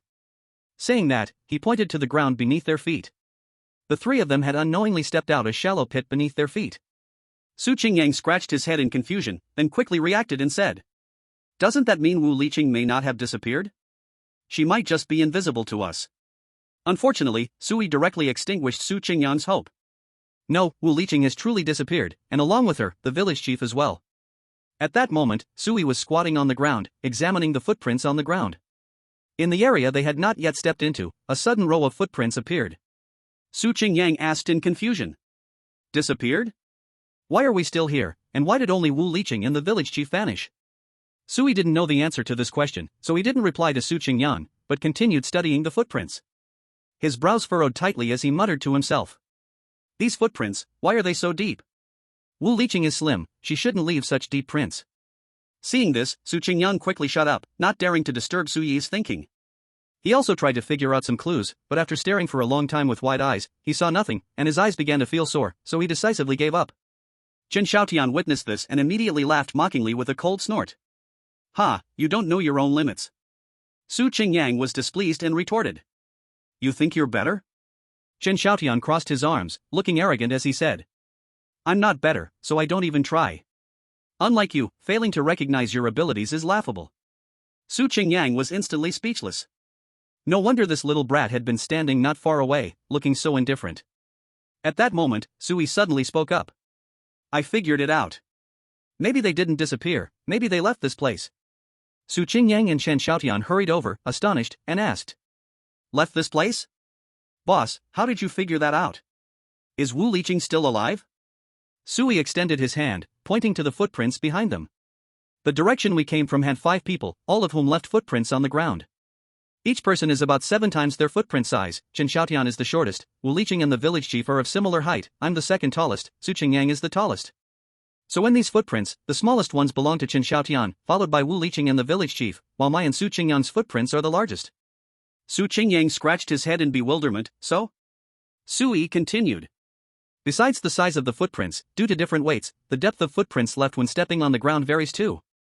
Look at this extra row of footprints stepping forward. Although the size of these footprints is similar to Wu Liqing or the village chief, the depth is even deeper than Su Qingyang's, who is the heaviest. Moreover, with 2 people missing from the 5, I suspect, the forward footprints were left by the village chief or Wu Liqing while carrying the other person. The reason we didn't see Wu Liqing and the village chief in the thick fog might be that the 2 of them never actually entered the fog. Su Qingyang was completely stunned. But, why? Sui shook his head. The results could be inferred, but he still didn't know the reasons behind it. Let's follow this row of footprints. Regardless, at least one of them is still alive. Maybe that survivor will know what really happened when the fog arose. Su Qingyang and Chen Xiaotian both nodded. Agreed to Su Yi's suggestion. Moreover, the night was getting deeper, and they did not want to stay in this eerie forest any longer. So, the 3 of them hurriedly followed the row of footprints ahead. The farther they walked, the wider the path became, and the surrounding trees became sparser, with faint cooking smoke visible in the distance. They were getting closer to the hidden Rongxing village, shrouded in shadows. The bizarre atmosphere in the air grew thicker, as if an invisible hand was quietly squeezing their throats. Chapter 46, Lies and Suspicions. Up ahead, there's someone. Su Qingyang suddenly lowered his voice, his face full of excitement as he pointed ahead. Being the tallest, his view was naturally the best. So he saw the scene ahead first. And indeed, it was just as Sui guessed, a person was carrying another on their back. At that moment, Su Qingyang admired Sui immensely. When he spotted the familiar cane, Su Qingyang could confirm it was the village chief carrying Wu Liqing. Su Qingyang was just about to rush over when he was pulled back by Sui. Wait, I feel like something is off here. The village chief is probably more than just a simple NPC to tell us stories and lead the way. So for now, let's not show any suspicion, try to act normally, and don't let the village chief get suspicious, got it? Su Qingyang quickly patted his chest, nodding as he said. I got it, boss. I definitely won't say anything random. Chen Xiaotian also looked extremely compliant, smiling as he said. If even this big fellow can understand, I definitely won't cause any trouble, don't worry. Sui nodded with half-belief. For some reason, looking at the firm expressions of these 2, Sui felt very uneasy. However, Sui didn't say much and quickly led the 2 to chase after the village chief. Sui patted Su Qingyang on the shoulder, signaling him to shout out. Su Qingyang immediately made an okay gesture to Sui, then shouted at the top of his lungs. Village chief! Village chief! Wait for us! Imagine this, outside the quiet mountain village, as the sun sets and the world slowly darkens, on a deserted path. If suddenly a voice like this comes from behind you, wouldn't it startle you? Clearly, the village chief carrying Wu Liqing was startled, nearly dropping his cane. He turned around abruptly and was astonished to find that it was those 3 Taoist priests from before. How could this happen? They... The village chief's eyes widened, his face full of disbelief. But soon, he concealed his shocked expression and replaced it with one of urgency as he walked toward the group. Thank heavens, you Taoist priests are still alive. Moments ago, a thick fog suddenly rolled in the forest, and I couldn't save you, you were instantly swallowed by the fog. I had no choice but to bring this girl back first and then come back to rescue you. I never expected you all to emerge from the fog by yourselves. You truly live up to being Taoist priests. Su Qingyang felt a bit embarrassed and chuckled, not at all, it's all thanks to our boss leading us. Ahem. Sui cleared his throat, interrupting Su Qingyang's speech. This big fellow really was unreliable. Didn't he promise not to say anything random? Sui, feeling uneasy, patted his chest and replied. We indeed got lost in the fog for a long time, not knowing what happened, and just suddenly walked out. Is this the fog that can make people lose their way that you mentioned, village chief? The village chief nodded, looking excited as he said. You Taoist priests truly are blessed, able to dispel such evil spirits. With you here, the evil beings in our village will certainly have nowhere to hide. Sui smiled and cupped his hands in greeting. You flatter me. After saying this, he looked at Wu Liqing on the village chief's back. At this moment, Wu Liqing had her eyes tightly shut, seemingly fainted. What happened to her? The village chief hesitated for a moment and replied. It seems she fainted. Sui pressed on. What exactly happened after we entered the mist? Why weren't you and Wu Liqing consumed by it? The village chief's gaze flickered for a moment, and he quickly said. I also fainted at that time. When I woke up, I found this girl fainted by the roadside, and you all had disappeared. I guessed you might have been swallowed by the mist, so I thought of bringing this girl back to the village first to wake her up. Maybe after the mist clears, you will reappear. Sui sneered in his heart. His gaze was drifting, his words were tense and chaotic. This is the standard state of lying. The village chief is lying. But which sentence is he lying about? Or could it be, all lies? Sui did not expose him but nodded as if he suddenly understood. You all just fainted, maybe because you are from the village, you have resistance against the mist. As for Wu Liqing, she is too weak, which is why she has been fainting. The village chief did not expect Sui to help him think of an excuse and quickly nodded in agreement. Yes, that could be it. Sui smiled and waved his hand at Su Qingyang behind him. You old man is carrying Wu Liqing, let Su Qingyang carry her next. As he spoke, Su Qingyang had already stepped forward, reaching out to the village chief to take over Wu Liqing. The village chief looked troubled, obviously unwilling to hand Wu Liqing over to Su Qingyang. Give her to me, you old man is still leaning on a cane, it's quite hard. Su Qingyang said with a silly smile. Cough, you are really good kids. The village chief had no choice, forced to smile, and could only hand Wu Liqing over to Su Qingyang. Su Qingyang tried calling out to Wu Liqing a few times but received no response. Wu Liqing was deeply unconscious. He reached out, placed his hand in front of Wu Liqing's nose, and felt her breath. Soon, Su Qingyang breathed a sigh of relief and looked at Sui and the others, saying, She's still alive. Chapter 47, The Mysterious Village, The Mysterious People. Sui nodded and smiled at the village chief. Village chief, do you know the source of this mist? Why does it appear outside the village? Could it be that the evil spirits torturing you in the village don't want us, the celestial masters, to enter the village? The village chief's expression changed, and he trembled as he said. I don't know, this mist seems to have existed for a long time. A long time? What do you mean? In our village, there is a respect ancestors pavilion, inside which is worshipped a sword. Legend says that hundreds of years ago, when the mist was everywhere, this sword cut through the mist, allowing our Rongxing village to exist. Respect ancestors pavilion, a sword. Sui murmured, committing this information to memory. Since this sword can cut through the mist, does it have any effect on the evil spirits? The village chief quickly shook his head. No, when the ghost disasters first appeared, we tried it, but it had no effect at all. That is why we sought help from all you celestial masters out of desperation. Sui nodded slightly. The village chief glanced at Wu Liqing, still unconscious behind Su Qingyang, and said hoarsely. Celestial masters, the night is getting deeper. You should follow me quickly. When the night falls completely, the ghost disaster may arise. We are not far from the village, the villagers have prepared a welcoming feast for you heavenly masters. The village chief, leaning on his cane, walked quickly toward the village. The others, including Sui, exchanged glances and stepped forward to follow. No matter what secrets the ghost disaster village holds, they were already trapped in an endless mire, with no way back. Either they find a way to survive and escape to safety, or they die in this desolate village. Before long, Sui and the others saw the gates of Rongxing village and the villagers waiting at the entrance. Su Qingyang looked at the bustling scene at the village entrance from a distance, feeling a bit shocked. He didn't expect the situation to be this grand. Boss, the NPCs in this game are quite enthusiastic. Sui rolled his eyes at him, speechless. Enthusiastic? Is that what you are focused on? Chen Xiaotian really didn't call you a big savage bull for nothing. It won't be easy for your brain to keep you alive in the survival world. Su Qingyang awkwardly rubbed his nose, not angry, but instead asked Sui for guidance. Boss, then what should I focus on?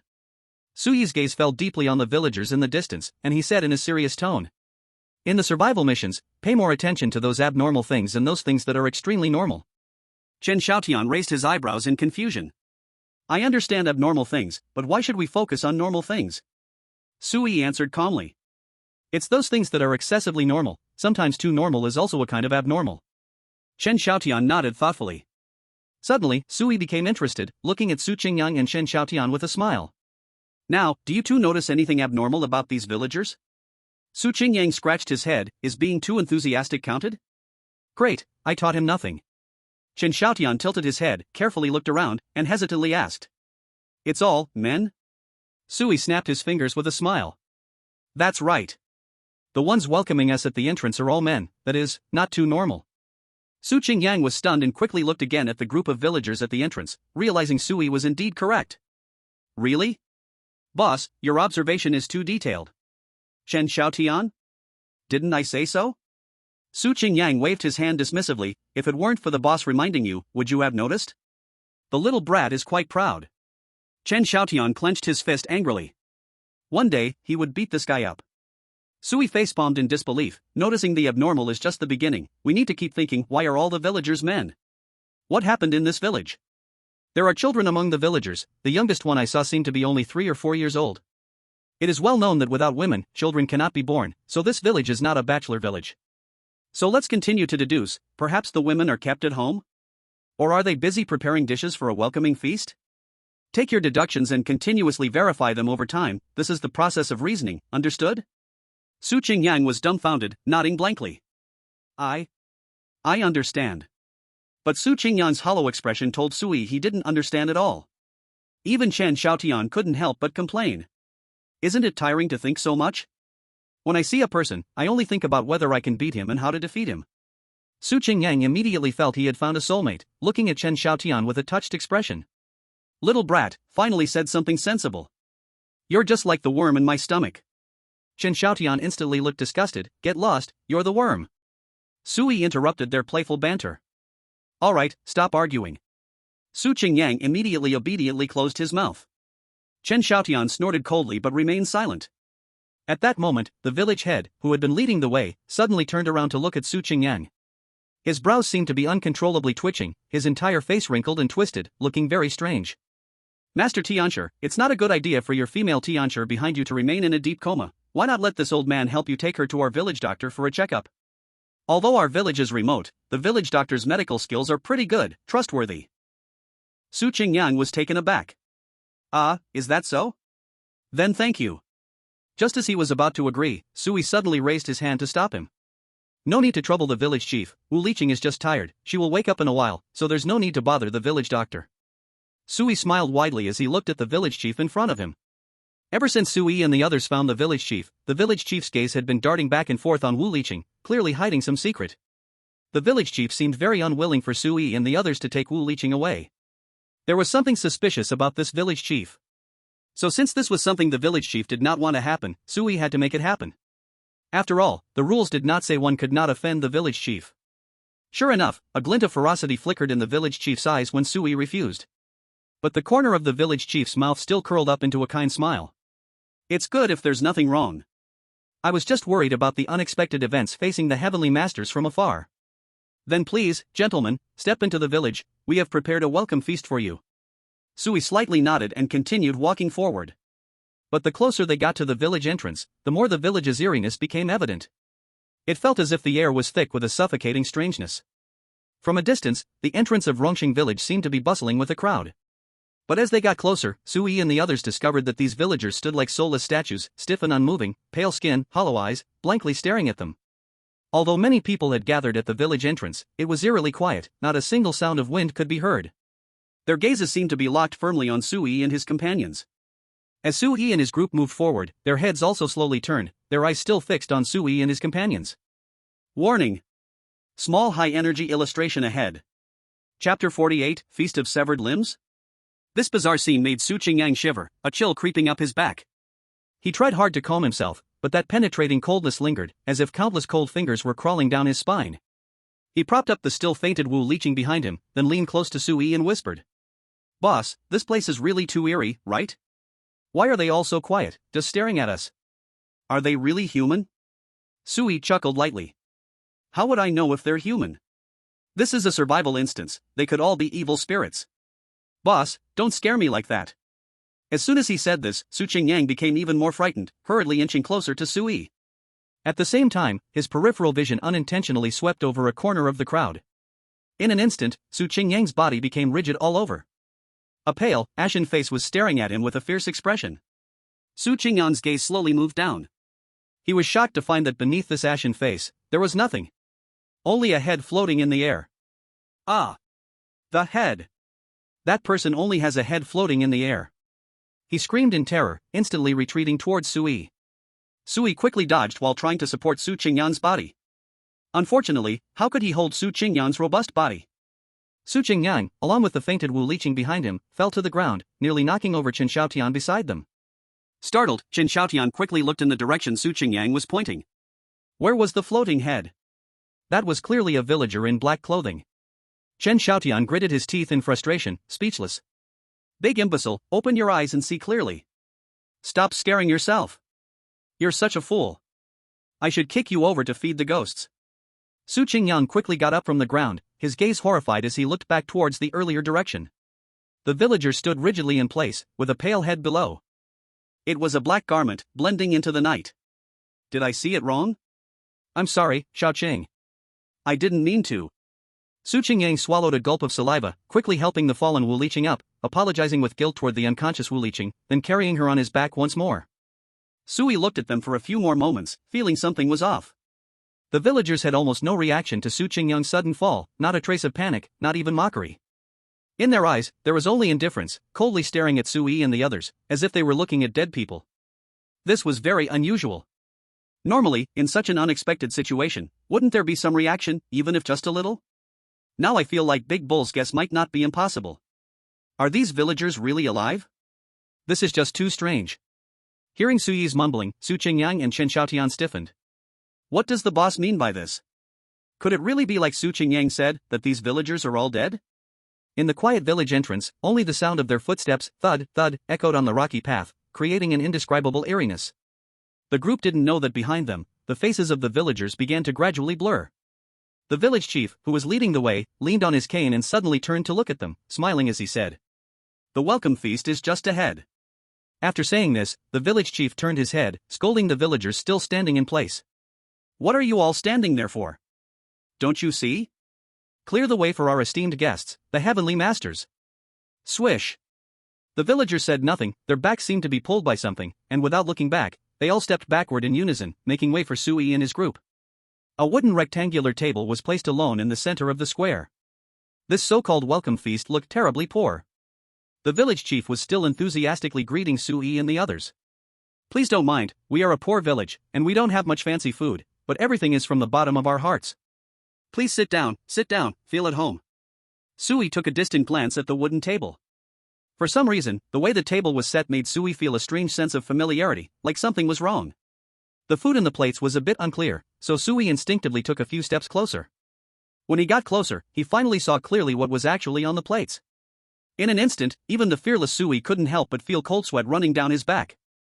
In the center of the white, shining plate, a bloody baby was neatly placed. Not even the umbilical cord had been cut, it was casually wrapped around the baby's neck like a decoration. The baby's eyeballs were bulging out, about to fall off. Not only this plate, Suyi's trembling eyes scanned the other plates. Rows of severed fingers were neatly arranged in plates, with a layer of bright red blood carefully drizzled on top. Sui thought that this dish was probably meant to resemble red sugar glutinous rice cakes. But they replaced the red sugar with fresh blood, and the glutinous rice cake with severed fingers. A cut-off lower leg, stripped of flesh, leaving only white bone, was placed in a plate, while the flesh had been sliced and placed neatly beside it. If one didn't know better, they might think it was Beijing roast duck. The most terrifying thing was that at the very top of the wooden table, there was a bloody head placed there. The blood mixed with hair, sticking to the face, making it impossible for Sui to see the features of the head. Even so, it was enough to make anyone horrified. Sui took a deep breath, and suddenly had a guess about his previous doubts. Where had the women of this village gone? From the thickness of the severed fingers and the lower leg, it was obvious these severed limbs belonged to women. And that bloody baby, clearly just born not long ago. The head had long hair, likely belonging to a woman. Could it be that all the women of this village were killed by these villagers, thus provoking the curse? Is this where the evil resides? Chapter 49, Flesh and Mud. Chen Xiaotian was too short, temporarily unaware of what was happening. But behind him, Su Qingyang saw the scene and nearly collapsed from fear. This scene was far more terrifying than any horror scene Su Qingyang had encountered in beginner missions. This was a complete feast of human remains. Su Qingyang was so scared that his hand slipped, and Wu Liqing, who was behind him, suddenly fell backwards, crashing towards the ground. He snapped back to reality and quickly prepared to catch the falling Wu Liqing. But unexpectedly, someone behind him was faster than him. Su Qingyang looked back in surprise at the person. It was the village chief, who had somehow appeared behind him. The village chief's wrinkled face looked extremely sinister at this moment, without a trace of a smile, his gray-white eyes glaring at Su Qingyang, his voice hoarse as he said, "Young man, be careful." At this moment, the village chief had completely lost the friendly demeanor he had at first. In an instant, Su Qingyang trembled all over, propping up the fallen Wu Liqing, immediately distancing himself from the village chief. What do you want?" The village chief stared at him without blinking, a creepy smile on his lips as he said, "What do I want? I am, of course, inviting you all to enjoy the delicacies of our village. Don't tell me you don't like it?" Su Qingyang swallowed hard, his voice shaking as he said, "Delicacies? Are you kidding me?" He pointed at the food on the table behind him, questioning, "Isn't that a human corpse? You villagers actually eat human remains. That's just too terrifying." The village chief was taken aback, tilting his head in confusion. Yet the corners of his mouth strangely curled into a grin. "Master Tianshi, what are you talking about? What human remains? I can't understand what you mean." Su Qingyang was furious, clenching his fists and speaking sternly. Don't lie, this is obviously. As he spoke, Su Qingyang turned to look at the wooden table again. But when he looked again, he was stunned. On the table now lay a whole roasted chicken, a plate of brown sugar rice cakes, and a dish of expertly sliced Peking duck. What? It clearly wasn't like this before. Su Qingyang rubbed his eyes in disbelief, rushing up to carefully examine these dishes. Indeed, they were normal, no doubt about it. Could it be that he just hallucinated? Su Qingyang was instantly at a loss, looking back at Sui with a puzzled face. Boss, did you see that? These dishes. At this moment, Sui was also frowning, instinctively rubbing his chin. From Su Qingyang's terrified reaction earlier, it was clear that he had seen a mass of remains. And his current confusion indicated that what he was seeing now were also normal dishes.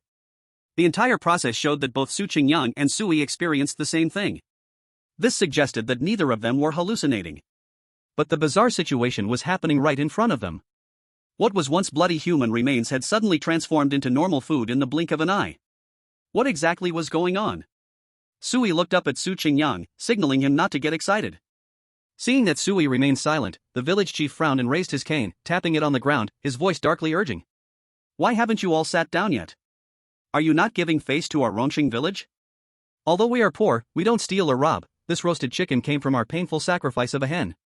Sui was originally planning to refuse, but he noticed that the villagers around them, including the village chief, seemed to slowly approach Sui and the others.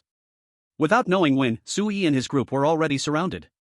Around them, pairs of lifeless eyes fixed on them, sending shivers down Sui and the others' spines. Suddenly, they found that the villagers in front opened their mouths wide, revealing crimson, gaping maws. Ah! Just one glance at that mouth, Su Qingyang almost cried out. The jagged, sharp teeth in the villagers' mouth were uneven, each seeming eager to tear apart their prey before them. The writhing flesh was like cursed mud, clinging to the stench of decay and death, while a broken tongue weakly wagged inside the mouth. This could not be a tongue that belonged to a human. Su Qingyang was filled with terror, quickly turning to Sui and tremblingly said. Boss, what should we do? Should we fight? It seems like this isn't the final battle, can we really beat them? At this moment, sweat beaded on Sui's forehead. Why? Had they triggered some rule of certain death again? Isn't the rule of this ghostly village about hearing a screeching sound? Sui had even specially chosen an appropriate emoticon, but to think that even before hearing the screech, he was on the brink of death? Dustgrave had already been taken out of Sui's backpack, tightly gripped in his hand. It seemed this could give Sui some sense of security. Sui was desperately thinking of a strategy. Chen Xiaotian's gaze was sharp, as if he was contemplating some choice in his heart. He cast a sidelong glance at Sui and thought to himself. Aren't you the one that Li God Egg has taken a liking to? You must have a way out, right? If it really comes to it, I can still use my divine store, but even so, we might still die. Su Qingyang tightly clutched the arm that Wu Liqing had wrapped around his neck, his eyes gradually filled with despair. Boss, you're right, this survival side quest is truly terrifying. Dealing with it myself is already very difficult, let alone protecting others. If there's an afterlife, I want to recognize you as my boss. Sui was speechless. What kind of time is this, and you're already preparing to give up? Survival, only by fighting with all your might can you truly survive. Just then, Sui's gaze crossed the group of villagers, unintentionally noticing something in the distance. In the distance, the houses in the village flickered with candlelight, but the light seemed faint due to the hazy mist. Wait a minute. Mist? There seemed to be a thin layer of mist surrounding them. But, isn't this mist too thin? Could such a thin mist create illusions? Suddenly, Sui's mind recalled that rule again. Beware of the mist. If already in the mist, remember your original direction and walk straight ahead to escape the fog. No. The rule tells me to be careful of the mist, not thick fog. I was misled by the mist that first appeared in the forest. As long as there is mist, whether thick or thin, it can create illusions. We may not have completely escaped the illusion in the mist, or when we entered the village, the mist spread again, and we fell victim again. No wonder those meals changed instantly just now, it was all an illusion. At this point, Sui could only choose to believe in his inference. But, where is the front? This time, Sui didn't know when he entered the mist at all. And after entering the village, after several turns, he started facing south, then turned north, and finally east. His sense of direction was already a mess. The east, Sui saw just seconds ago, could it be the real direction? Sui couldn't help but break into a cold sweat. Those eerie villagers were still pressing closer. Sui suddenly realized that as their stiff bodies swayed and walked over, the connection between their heads and necks trembled precariously, almost about to fall off their necks. they. Su Qingyan now couldn't scream even if he wanted to.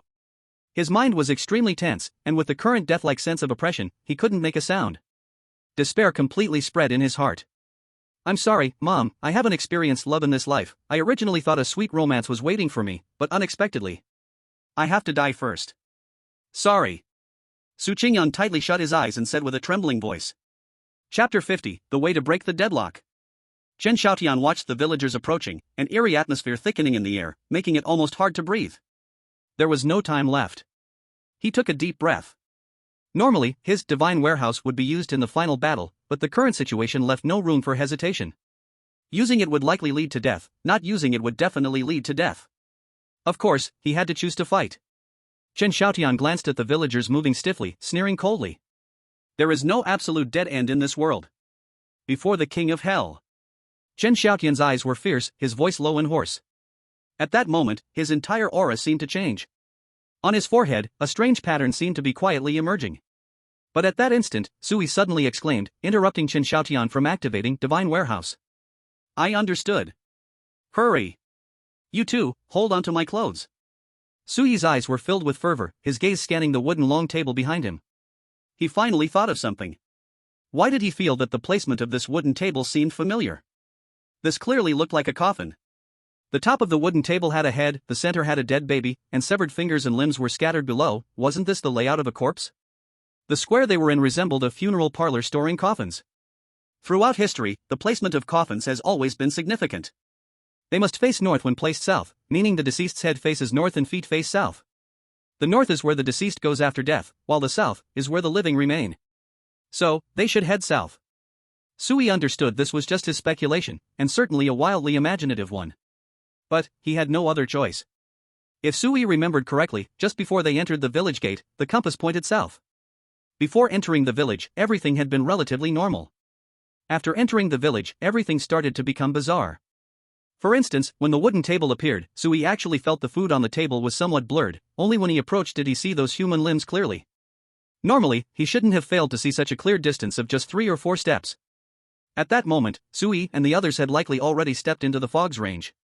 Time continued to push forward. When they first encountered the fog, the direction they were walking was also south. South seemed to always represent the path of survival. Hearing Sui's shout, Su Qingyang suddenly opened his eyes. Boss, do you have a way to save us? Sui roared, don't talk nonsense, move quickly. Upon hearing this, Chen Xiaotian decisively gave up on using his divine warehouse and chose to believe in Sui. Or rather, he chose to believe in Li Godin. With previous experience, Chen Xiaotian skillfully grabbed Sui's clothing hem, and Su Qingyang grabbed Chen Xiaotian's hat once again. Without any hesitation, Sui looked down at the compass and decisively turned to walk south. Su Qingyang was startled, and Chen Xiaotian was equally perplexed. Why was Sui walking towards the villagers coming from behind? What was he trying to do? Was he really going to fight? Or did he have another way? Just keep moving forward, don't worry about anything, treat those villagers like they are fake. Walk with confidence. Though Sui wasn't entirely sure inside, he still trusted his own intuition without hesitation. Under the shocked gazes of Su Qingyang and Chen Xiaotian, Sui actually walked straight towards the villagers ahead. The villager's bloody mouth seemed like it wanted to swallow Sui whole, incredibly terrifying. They could even smell the rich stench of blood coming from the villager's mouth. How many people must he have eaten to have such a taste?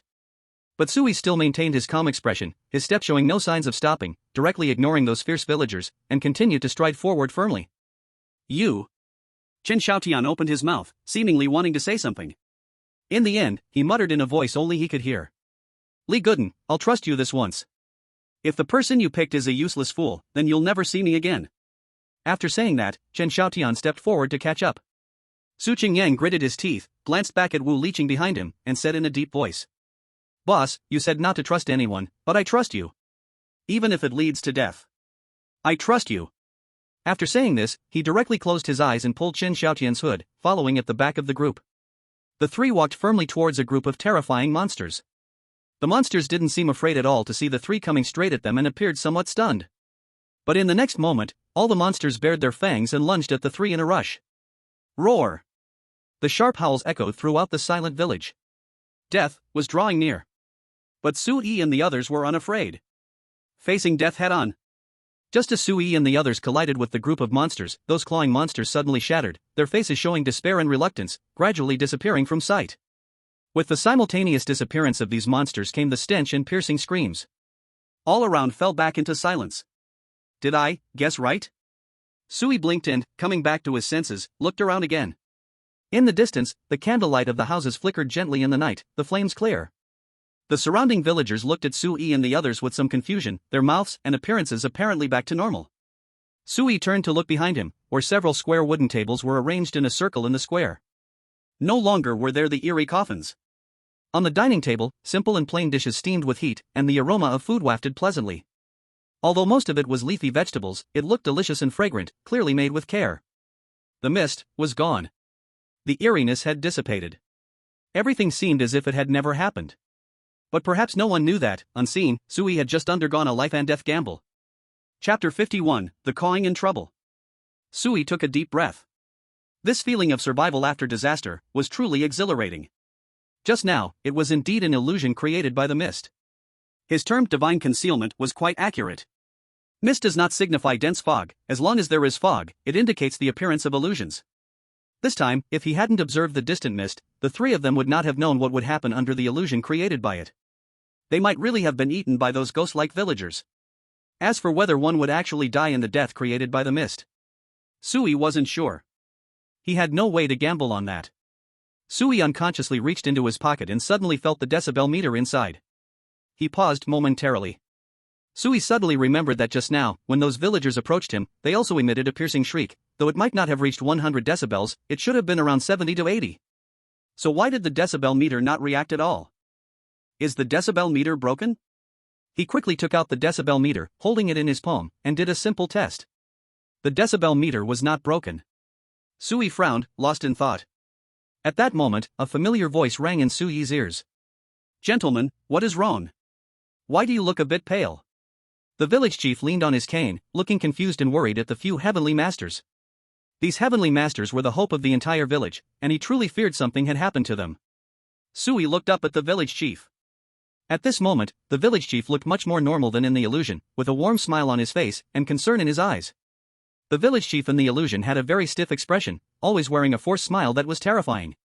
Not only the village chief, but the surrounding villagers also seemed much livelier, each curiously observing Sui and the others. However, there were still no women in the village. Temporarily pushing down the confusion in his heart, Sui waved his hand and casually said, "We are fine, perhaps just tired from the journey and not quite adjusting." The village chief hesitated for a moment and asked, "Then what about the welcoming banquet?" "I won't eat for now, I want to rest a bit first, then start investigating the evil in your village." "How about you too?" Due to the earlier illusion, Sui had completely lost his appetite. As he spoke, he looked at Chen Xiaotian and Su Qingyang. The mention of food caused both Chen Xiaotian and Su Qingyang to change their expression slightly, their stomachs starting to churn. Clearly, they were reminded of the things they had just seen. No, I won't eat either." "Ugh, me neither." Sui put on a weak appearance, coughing twice, and looked at the village chief, saying, "Thank you, village chief, for preparing the welcoming banquet for us, but we are not feeling well and cannot enjoy it, sorry." The village chief quickly shook his head and said, "There's nothing to apologize for, it is we who should apologize." Quickly. "Olju, your house is the biggest, I had you prepare it in advance, right? Quickly take the heavenly masters over to rest." In the crowd, the elder Yu, who was called by the village chief, quickly raised his hand, signaling that he was here. Seeing this, the village chief raised his eyebrows and shouted, "Olju, at this time, speaking won't kill you. It's not yet time for the ghost to appear." Elder Yu chuckled awkwardly, feeling a bit embarrassed, and finally spoke. "We are just scared, but with the heavenly masters here, nothing will happen tonight. Gentlemen, I have already prepared your lodging, you can follow me." Su Qingyang instinctively glanced at Sui, and after receiving a nod from him, the group stepped forward and walked into the village. The village chief did not follow the group. Sui turned back to take a look and curiously asked, "Village chief, aren't you coming with us into the village?" The village chief smiled kindly, "I still need to go welcome another group of heavenly masters, so I can only excuse myself, I hope the heavenly masters don't mind." "Another group of heavenly masters?" Sui raised an eyebrow. It seemed the village chief was referring to the other 4 out of the 8 players. At that moment, a villager suddenly squeezed out of the crowd, stumbling toward the village chief as if there was an urgent matter to report. The village chief frowned, displeased.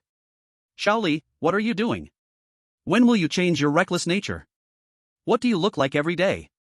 Don't you know to be more composed? There are guests present, don't you know? If you scare the heavenly masters, can you take responsibility? The villager, referred to as Xiaoli, turned pale, instinctively looking toward Sui and the others. Why yes, yes, yes. He quickly straightened his posture, brushed his somewhat messy hair with his hand, then smoothed out the creased hem of his clothes, standing at attention in place. The village chief finally nodded in satisfaction. Now that's more like it. You almost made the masters look foolish. Alright, Xiaoli, what were you going to say earlier? You can say it now. Xiaoli nodded, still slightly panting from his earlier run. Something happened. Village chief. Another group of masters returned. But they encountered a fog on the way, and 2 masters went missing in the fog. Buzz. In an instant, everything around seemed to fall silent. Caw. Caw. As if responding to the villagers' news, a sharp cawing of crows suddenly pierced the silence in the desolate village. The sound surged from all directions, echoing above the village, sending chills down spines. The village chief's mind went blank in an instant. What? 2 masters are missing? Hearing this thunderous news, the village chief's voice trembled constantly, his face lost all color, revealing an expression of disbelief. His steps wavered, nearly unable to stand. It was as if this news had struck him with immense force, hitting him hard. He gripped his cane tightly, his nails digging into his palm, yet he felt no pain. How could this happen? Didn't I send my son to fetch them? How could this useless fool fail at such a simple task? Xiaoli hesitantly replied. I don't know either. The deputy chief only said this much and asked me to notify you. You should ask him. It was clear that the deputy chief Xiaoli spoke of was the village chief's son. The village chief, furious, struck the ground with his cane. Ask him? What else is there to ask? You go tell him to kneel at the ancestral hall for a day and night, to reflect properly. We can't afford for any more masters to get into trouble. Hurry and bring them back. Xiaoli hurriedly nodded, preparing to turn away when the village chief's cane suddenly struck him again, shouting angrily. And you? Why didn't you hurry up and tell me such important news? It's driving me crazy. You quickly lead a team of villagers to find them, don't come back without the masters. Chapter 52, Yang He, the White Robe, the Survivors. Xiaoli, who had just been hit, felt a deep sense of grievance that he couldn't voice. Injustice. It was really too unfair. I was so anxious just now, didn't you ask me to be more composed? Now you're scolding me again. You're being so double-standard. Unfortunately, he didn't dare to retort to the village chief, only nodding submissively before quickly turning to leave. People have died? Sui raised an eyebrow, stopping in his tracks, looking back at the village chief in shock. Su Qingyang's face was filled with astonishment, his mouth agape. Are they players like us? Chen Xiaotian nodded slightly, responding. It sounds like it. Before the instance started, didn't the mechanical voice of the survival system say that each instance has 8 people, but there are only 4 of us here? This means 4 people are still missing. But now it seems, we only have 6 left. Su Qingyang looked sorrowful, speaking with disappointment. We haven't even seen their faces. Sui fell silent, not speaking. He was thinking, if he didn't know how to get out of the fog after entering, could it be that the other 3 players trapped in the fog had already died? But if that's the case, was this instance too difficult? Sui relied on the compass to escape the fog, wouldn't the other players have no chance of survival without any hints? Would a survival instance really set up such an unsolvable deadlock? After Xiaoli left, the village chief stood in place, his wrinkled face flushed with anger, his chest heaving violently, each breath like holding back an impending storm. These useless fools. After cursing, the village chief noticed Sui and the others' gaze and quickly forced a smile. I apologize for making you esteemed masters laugh. This bunch of useless people can't even handle a small matter. I will mobilize my villagers to search for the 2 missing masters. It's possible that those 2 masters were just frightened by the fog and left early. Esteemed masters, don't worry. Why not rest with Olju first? There is only about an hour left until the ghost strikes again. Sui looked at the village chief with curiosity and asked. The time when the ghost strikes? The village chief nodded and patiently explained. Yes, after this period of ghost mayhem, we have roughly summarized the time periods when the ghost appears. Generally speaking, the ghost only appears after midnight, and its appearances at dawn are rare. Sui noticed the village chief's wording. Rare so, you mean the ghost does appear during the day sometimes? Exactly. About how many times? Well, maybe once or twice a month? Sui nodded slightly, noting this detail, and then smiled, saying, It's fine, since there are 2 masters on the way, I can wait for them to arrive before we go back together. You would only have to guide us twice. Upon hearing this, the village chief said nothing and directly agreed. Soon, Shaoli led the two surviving masters back. Since entering the village, Shaoli had kept his head down, not daring to look up at the village chief. He feared being caught again for something wrong by the village chief. But what one fears often happens. As soon as the village chief saw his appearance, his brows furrowed. Shaoli. Straighten up and look up. What are you doing with your head down? Stealing something? Shaoli shivered all over and quickly lifted his head. Suyi's gaze glanced over the trembling Shaoli towards the two figures behind him. The two surviving players were all men. The leading man was dressed in white, strikingly noticeable in this eerie village. Tall and slender, he wore a proud expression, looking just like a charming scholar from a martial arts novel. The other one was much less noticeable, shorter and slightly plump, with a face showing signs of panic. The white-clad man's long legs moved swiftly, making it hard for the plump guy behind to keep up, constantly gasping for breath. Hey buddy, slow down, hey. Damn it, can you really not hear me? The plump guy shouted repeatedly. But the white-clad man seemed to ignore him, focused only on moving quickly. The white-clad man wore a pair of golden glasses, and even through the thick lenses, one could still see the indifference in his eyes. He clearly noticed Sui and his group, who stood out among the villagers, and guessed their identities. But the white-clad man merely gave them a casual glance and didn't seem to care, nor did he have any intention of greeting them. Instead, the plump guy behind him waved his hand as if he had seen a familiar face upon spotting Sui and the others. You guys are players too, cough cough, masters, right?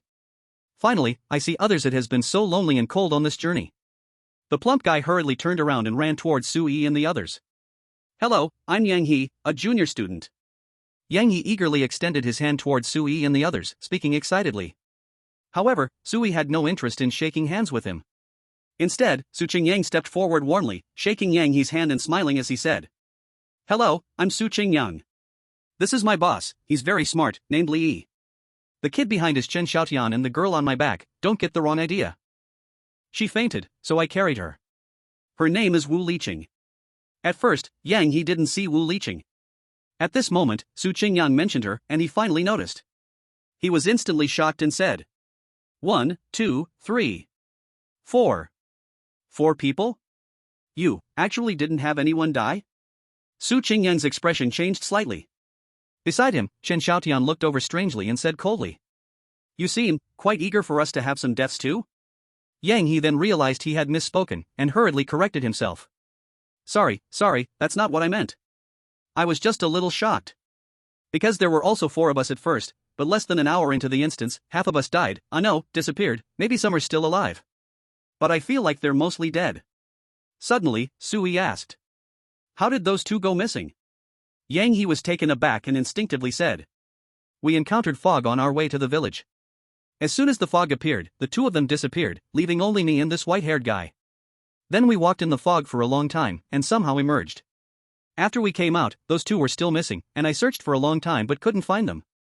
Later I heard from the villagers that if you get lost in the fog, there's a high chance you won't come back. What a shame. What? Sui suddenly trembled, looking at Yang He with disbelief. Yang He's answer greatly surprised Sui. What do you mean? Are you saying you didn't fall unconscious? As soon as he spoke half a sentence, Sui abruptly shut his mouth, gazing deeply at the village chief beside him. This didn't seem like the place for such talk. At first, Sui thought they were like Wu Liqing, who never entered the fog at all but fainted and woke up with the villagers, thus surviving. But from Yang He's description, they entered the fog just like Sui and his group did. However, Sui's team managed to walk out of the fog in a short time. Yang He and his companion, however, were trapped in the fog for a long time. This didn't seem right at all. Could it be the fog's purpose was not to kill? The missing ones were players who didn't enter the fog. Then why did the fog trap these few people? Sui fell into deep thought. Yang He was a bit confused when he heard Sui only say half a sentence. What? What did you say? I didn't catch that. Sui ignored him and suddenly smiled, shifting the topic. Since you 2 are also celestial masters, why don't we exchange ideas? The village chief arranged lodging for us, how about we go look at it together? Yang He was instantly anxious and frowned. No, weren't we just talking about the fog? Why are you not worried at all? What if another fog appears? And you want to exchange ideas, what can we fake masters exchange? Do you really think you're a celestial master? Besides, this white-haired guy is a mute. I've been walking with him, and he hasn't said a word. To Yang He's surprise, before he could finish his sentence, a strange voice suddenly sounded behind him. Lead the way. Young He turned back in shock. He was astonished to find it was the man in white who spoke. Yang He widened his eyes in disbelief. He felt like his entire worldview had collapsed. This guy isn't a mute? How is that possible? What the hell? You're not a mute? Then why did you ignore everything I said along the way? The man in white merely glanced at him and replied casually. I don't waste words on trash. Question mark. Yang He was stunned. Trash? Who's trash? Could he be talking about me? Realizing this, Yang He instantly exploded with rage. You dare to mess with me? I've never met anyone as cheap as you.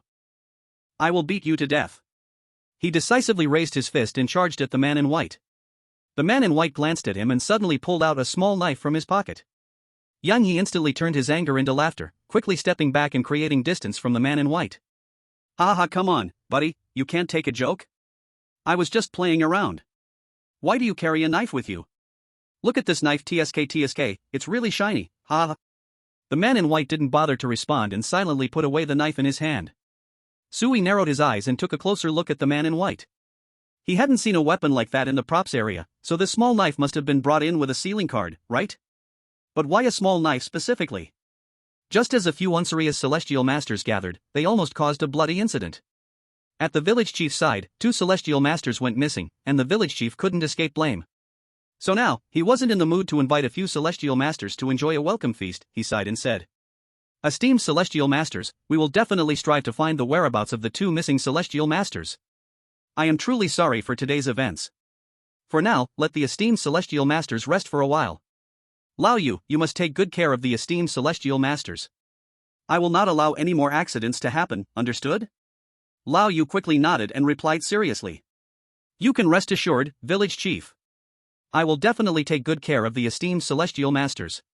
The village chief nodded, wearily waving his hand. Lao Yu understood the village chief's meaning and left with Sui and the others, all smiles. The village chief stood at the back, silently watching Sui and the others leave, squinting his eyes. I hope these celestial masters can be of some use tonight. Let's go, we'll head to the ancestor worship pavilion. Little Lee stood next to the village chief, head held high, completely still. The village chief frowned and struck Little Lee's backside with his cane. Why are you holding your head so high? You think you're tough because you did something wrong? Hurry up and get lost.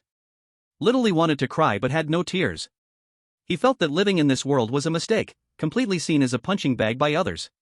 After letting off steam on Little Lee, the village chief leaned on his cane, his figure gradually disappearing into the dim night. On Sui and the other's side. After winding through several alleys, they finally arrived at their shelter for the night before the darkness completely fell. With a low creaking sound, Lao Yu skillfully pushed open the courtyard gate and stepped in first. He then led Sui and his companions over the threshold, stepping into the yard. The courtyard was spacious and open, a beam of moonlight fell, illuminating several independent small houses. They stood quietly in the courtyard, waiting for Sui and the others to arrive. Lao Yu turned his head to look at Sui and the others, looking a bit shy, he spoke sincerely. Esteemed celestial masters, our village's environment might not be very good, so I hope you don't mind. If there's anything unsatisfactory, please feel free to tell me. This courtyard is located in the very center of Rongqing village. The village chief said it's the best spot to monitor the evil spirit, so we cleared it out for you all. Inside, there are several sets of brand new bedding, esteemed celestial masters can choose at will. There's less than an hour until the evil spirit frequently appears. I have some matters at home I need to return to handle, esteemed celestial masters, please make yourselves comfortable. See you tomorrow. After saying that, without waiting for Sui and the others to respond, Lao Yu directly thudded the door shut and hurried away. Chapter 54, Arrogance, Doctors, by Shui. Sui glanced at the direction Lao Yu left, raising his eyebrows with interest. The man in white noticed Sui's gaze and slowly spoke. This guy is leaving a bit too hastily, right? Is he scared of something?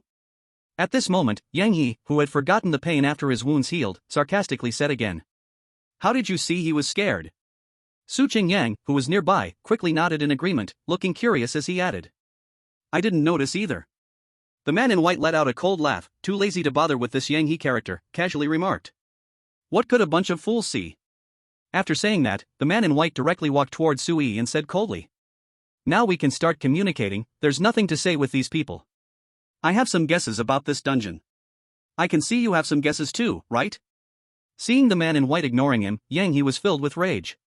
But he didn't dare provoke this guy who carried a knife, so he could only sneer quietly in the white man's fury. Heh, I want to see what reliable guesses he has. Sui crossed his arms, looking curiously at the man in white, and asked. Why me? The man in white replied lightly. Because you are a thinker. I can tell from a person's eyes whether they are thinking, or if they are good at thinking. We are in a strange survival world, where any small mistake could lead us to eternal damnation. To survive, we must constantly be vigilant of everything around us, keeping our minds active. That's why I can tell at a glance you and I are of the same kind. And those like them. The man in white's gaze turned to Su Qingyang and Yang Yi, continuing.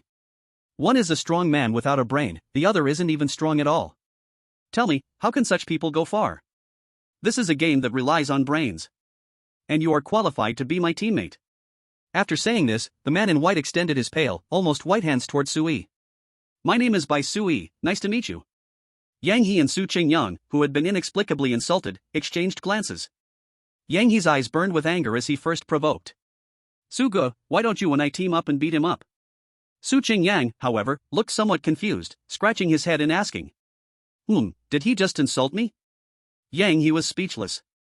To be fair, at least Bai Sui didn't seem wrong in his first statement. Su Qingyang really was lacking in brains. Sui did not immediately reach out to shake Bai Sui's hand, instead, he observed for a while before smiling and saying. You are a doctor, aren't you? A flicker of confusion passed through Bai Sui's eyes, and he quickly nodded in acknowledgement. That's right, I'm a doctor. How did you know? Could it be, you know me? Sui grinned brightly, hands in his pockets, still having no intention of shaking hands, and explained. It's simple, first is how you walked just now. Walked? Yes, you walked very quickly, taking big strides, and you were fast. This is a habit for doctors in the hospital. Their walking speed may often relate to a patient's life or death, so they habitually walk fast. That makes sense, I didn't even notice it myself. Second, it was the small knife you just took out. Your posture holding that knife is different from an ordinary person, you subconsciously held it like a surgeon holds a scalpel. That's right. Third, it's your hands. Hands? You can tell just from hands? Bai Sui looked somewhat surprised. Sui smiled faintly, of course, Demandnyo, come here and show your hands. Su Qingyang, a bit bewildered, stepped forward and extended his hands. Dark, greasy, covered in calluses. Look, this pair of hands is clearly from someone who does not pay attention to hygiene, whereas your hands are just the opposite. They're almost excessively clean. Sui continued. Some places are even dry and cracked. It is obvious that this is caused by too many cleaning sessions. Bai Shui glanced at Sui in front of her, slowly withdrawing her palm, and spoke. Did you deduce my profession from these little details? Sui nodded. Bai Shui squinted her eyes, her voice a bit proud. I was right about you, you are a thoughtful and smart person. You rejected my handshake, do you have any objections to my views? Sui smiled and explained. That's right, I disagree with your last point. Yang Yi, who wanted to continue persuading Su Qingyang, paused and quickly looked towards Sui. What's going on? Did they fall out? Chen Xiaotian also crossed his arms, looking excited like he was watching a show. Bai Shui frowned.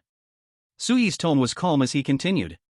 I believe that to survive in the survival instance, just having brains is not enough, you need cooperation. Why does everyone have different talent attributes? It is precisely because everyone is different, able to play different roles in different places. If attributes are useless, and the survival instance is just a battle of wits, why set up an endgame? For example, him, Su Qingyang. Right now, his strength attribute is as high as 30 points, while I only have 2 points. He is a full 15 times stronger than me. If the two of us enter the endgame together, in the face of absolute attribute disparity, his chances of survival are much higher. Yang He was shocked, exclaiming. Dude, you have 30 points in strength? That's awesome. Su Qingyang shyly rubbed his hair and grinned. Yeah, but I'm really bad in everything else. Not only Yang He was shocked, even Bai Shui's eyes changed slightly. His own strength attribute was similar to Su Yi's, only 3 points. Sui rubbed his nose and continued. And there's another girl I met in the novice instance, she's very timid, and even the slightest scare could make her legs go weak. But in the cockpit, she gave me knowledge-based help and saved me a lot of time. So, our views are different, it seems we are not suitable for cooperation. Of course, you can choose to follow me or leave, it's up to you. Hearing this, Bai Shui fell silent for a moment. Sui didn't bother with him. He could see the pride in Bai Shui's heart at a glance.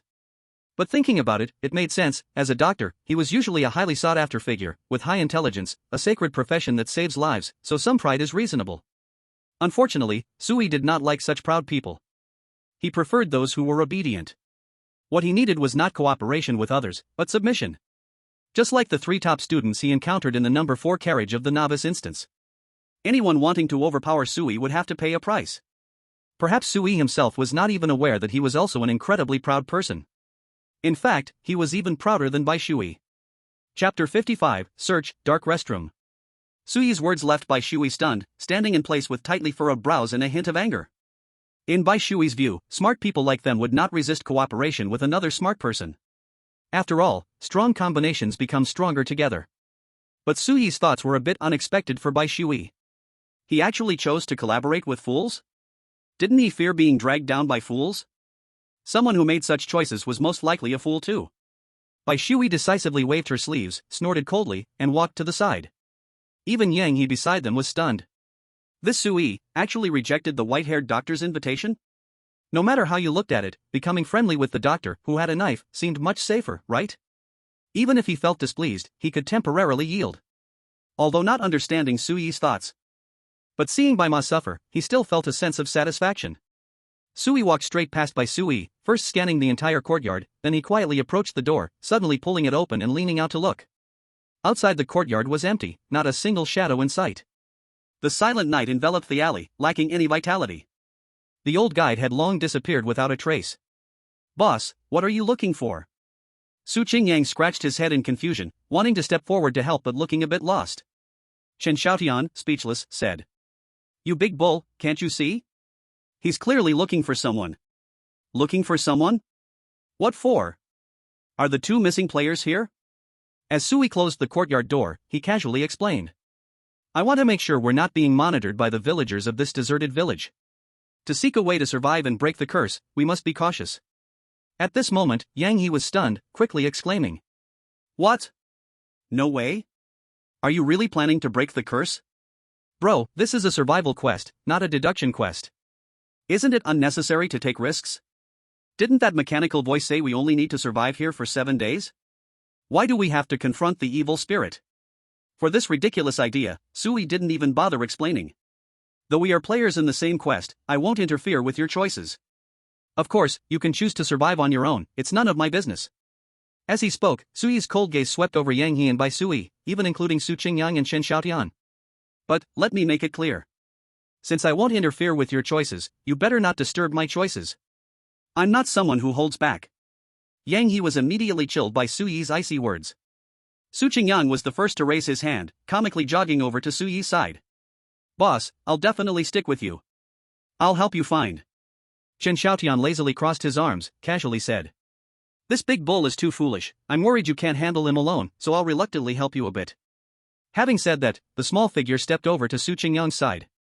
The comparison of this big and small person was indeed a bit funny. Yang Yi's expression changed slightly as he glanced at the silent Bai Sui on the other side, then at Sui's team. This was the time to choose sides. Although he didn't agree with Sui's idea, Yang He also didn't dare face this terrifying and strange survival quest alone. Yang He quickly forced a smile and hurried toward Sui.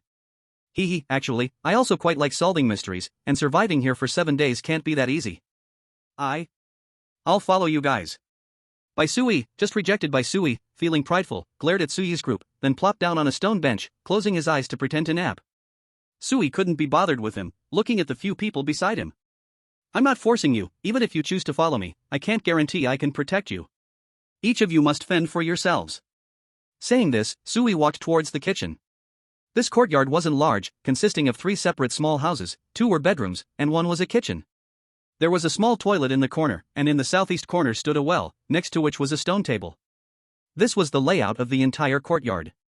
Chen Xiaotian pointed to the northeast corner's bedroom and said, "Big bull, go search that room, I'll check the other one." Su Qingyang replied with an "oh," nodded, and was about to head toward the northeast bedroom with Wu Liqing on his back. "Hey, you really plan to carry this Wu Liqing everywhere with you? Aren't you tired? Isn't there a stone table?" "You can put her down for now, after all, she has been unconscious, and we don't even know if she can wake up." Su Qingyang didn't feel tired, but after thinking about it, he felt that Chen Xiaotian was right, so he temporarily laid Wu Liqing, who was on his back, down on the stone table. After doing all this, he happily walked towards the bedroom in the northeast corner, full of enthusiasm. Chen Xiaotian shrugged silently and stepped towards another bedroom. Yang Yi hurriedly stopped Chen Xiaotian and asked, What about me? Chen Xiaotian impatiently said. Isn't there a toilet? Go check that toilet. Yang He was stunned and turned to look at the toilet in the yard. This remote village certainly doesn't have the good conditions of the city. The toilet here is just an ordinary pit toilet, surrounded by earth walls, with no light at all. Yang He swallowed hard. He had seen many horror movies, and generally speaking, toilets are rather eerie places. How about?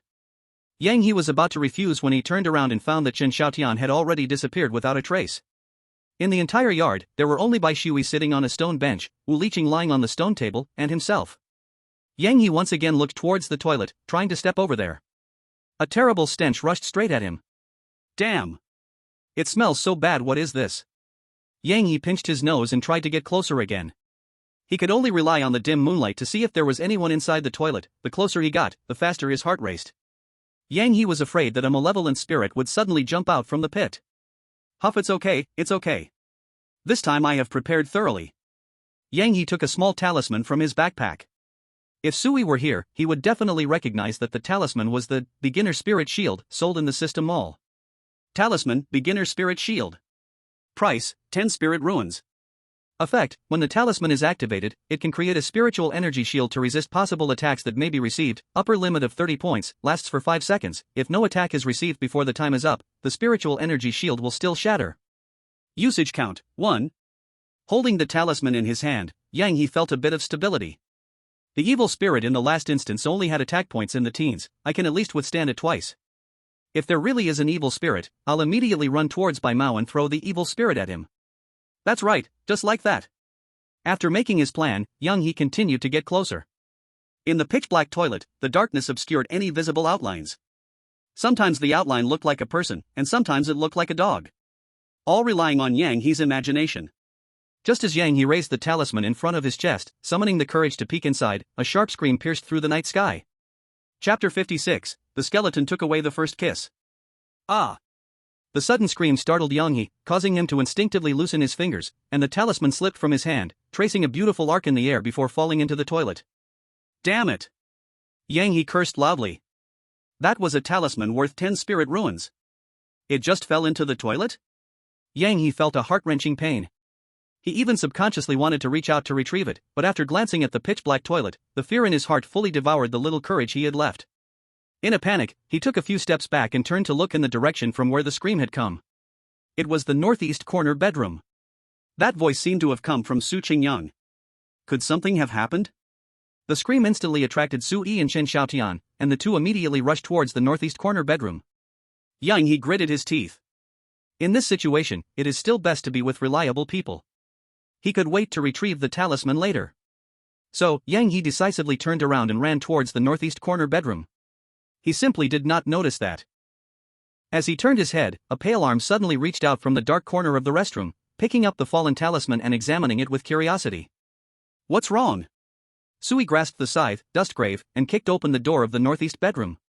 As soon as he kicked open the door, he saw Su Qingyang, that tall guy, collapsed on the floor, his face filled with horror, his fingers trembling as he pointed forward. His face was pale, clearly terrified. Could it be that an evil spirit has appeared? Suyi's heart skipped a beat, and he quickly looked in the direction Su Qingyang was pointing. He saw a cabinet wide open, and a twisted skeleton suddenly fell out from inside the cabinet, crashing onto the floor. Sui was stunned and quickly looked around the rest of the room. But in the dim light of the candle, there was nothing strange to be found. Sui furrowed his brow in confusion. Big Bull, where's the evil spirit? Has it run away? At that moment, Chen Xiaotian and Yang He hurriedly arrived. What happened? What happened? Since Sui was blocking the doorway, Yang He and Chen Xiaotian had to strain their heads to try and find out what was going on inside. Su Qingyang breathed heavily for a moment, finally able to speak. He looked at Sui and the others with lingering fear and stammered, I was afraid someone was hiding in the cabinet, so I wanted to check it. As soon as I opened it, there was a skeleton inside. That's it? Suyi's face was full of disbelief. Chen Xiaotian wore a face of disdain. Yang He, his fear fading, was now filled with embarrassment and anger. They thought something terrifying and evil had appeared, so they rushed over without hesitation. In the end, it was just a skeleton. In this bizarre survival scenario, a skeleton could scare a guy over 2 meters tall like that? Among the three, Yang He was definitely the worst off. He was utterly frightened. He even threw a talisman worth 10 lingshu into the restroom because of it. After coming to his senses, Yang He wished he could rush over and punch Su Qingyang a few times. Of course, that was just a thought. A guy with a power attribute of 30 points was definitely not someone Yang He could mess with. Su Qingyang still looked like he was in shock and quickly called out, "It's not just that." "Oh? There's more?" At this, the three of them tensed up again, on high alert. Su Qingyang continued, "Because of my motion of opening the cabinet, the skeleton fell right towards me, and then the skeleton kissed me." "Ah. That was my first kiss." Su Qingyang's emotions broke down, and he cradled his head, crying out loud. His cries were truly heartrending, making those who listened feel sorrow and prompting tears. In an instant, the entire courtyard was filled with Su Qingyang's wailing. The hearts of the others were left in silence. Sui even thought that if he could use a meme right now, he would definitely choose this one. Chen Xiaotian sighed and pondered for a moment, muttering, "This kid, he's finished." Sui didn't want to say much, and just as he was about to turn and leave, he suddenly noticed something strange behind the fallen skeleton. Something was reflecting light. Sui raised an eyebrow and quickly walked towards the cabinet. Chen Xiaotian looked puzzled. "What's wrong? Are you planning to take out your anger on that skeleton?" Sui gave Chen Xiaotian a glance. He found that this Chen Xiaotian was quite cold at first, but as they got familiar, his mouth seemed to run non-stop. It gave Sui a familiar feeling. Exactly like Li Guden.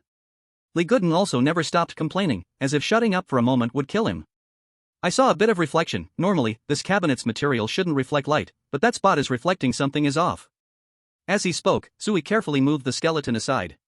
Although he wasn't afraid of the skeleton, after all, it was a deceased person, and still need more respect. When moving the skeleton, Sui glanced roughly at the skeleton's frame. The overall skeleton is relatively small. It seems to be a woman's skeleton. In this village, not a single woman can be seen, yet there are many traces of women. How strange, simply too strange. After murmuring this, Sui moved away the skeleton and reached in to touch it. Indeed, it felt different. The reflective spot was smooth, like the feel of transparent tape. Other areas of the cabinet felt rough, clearly different.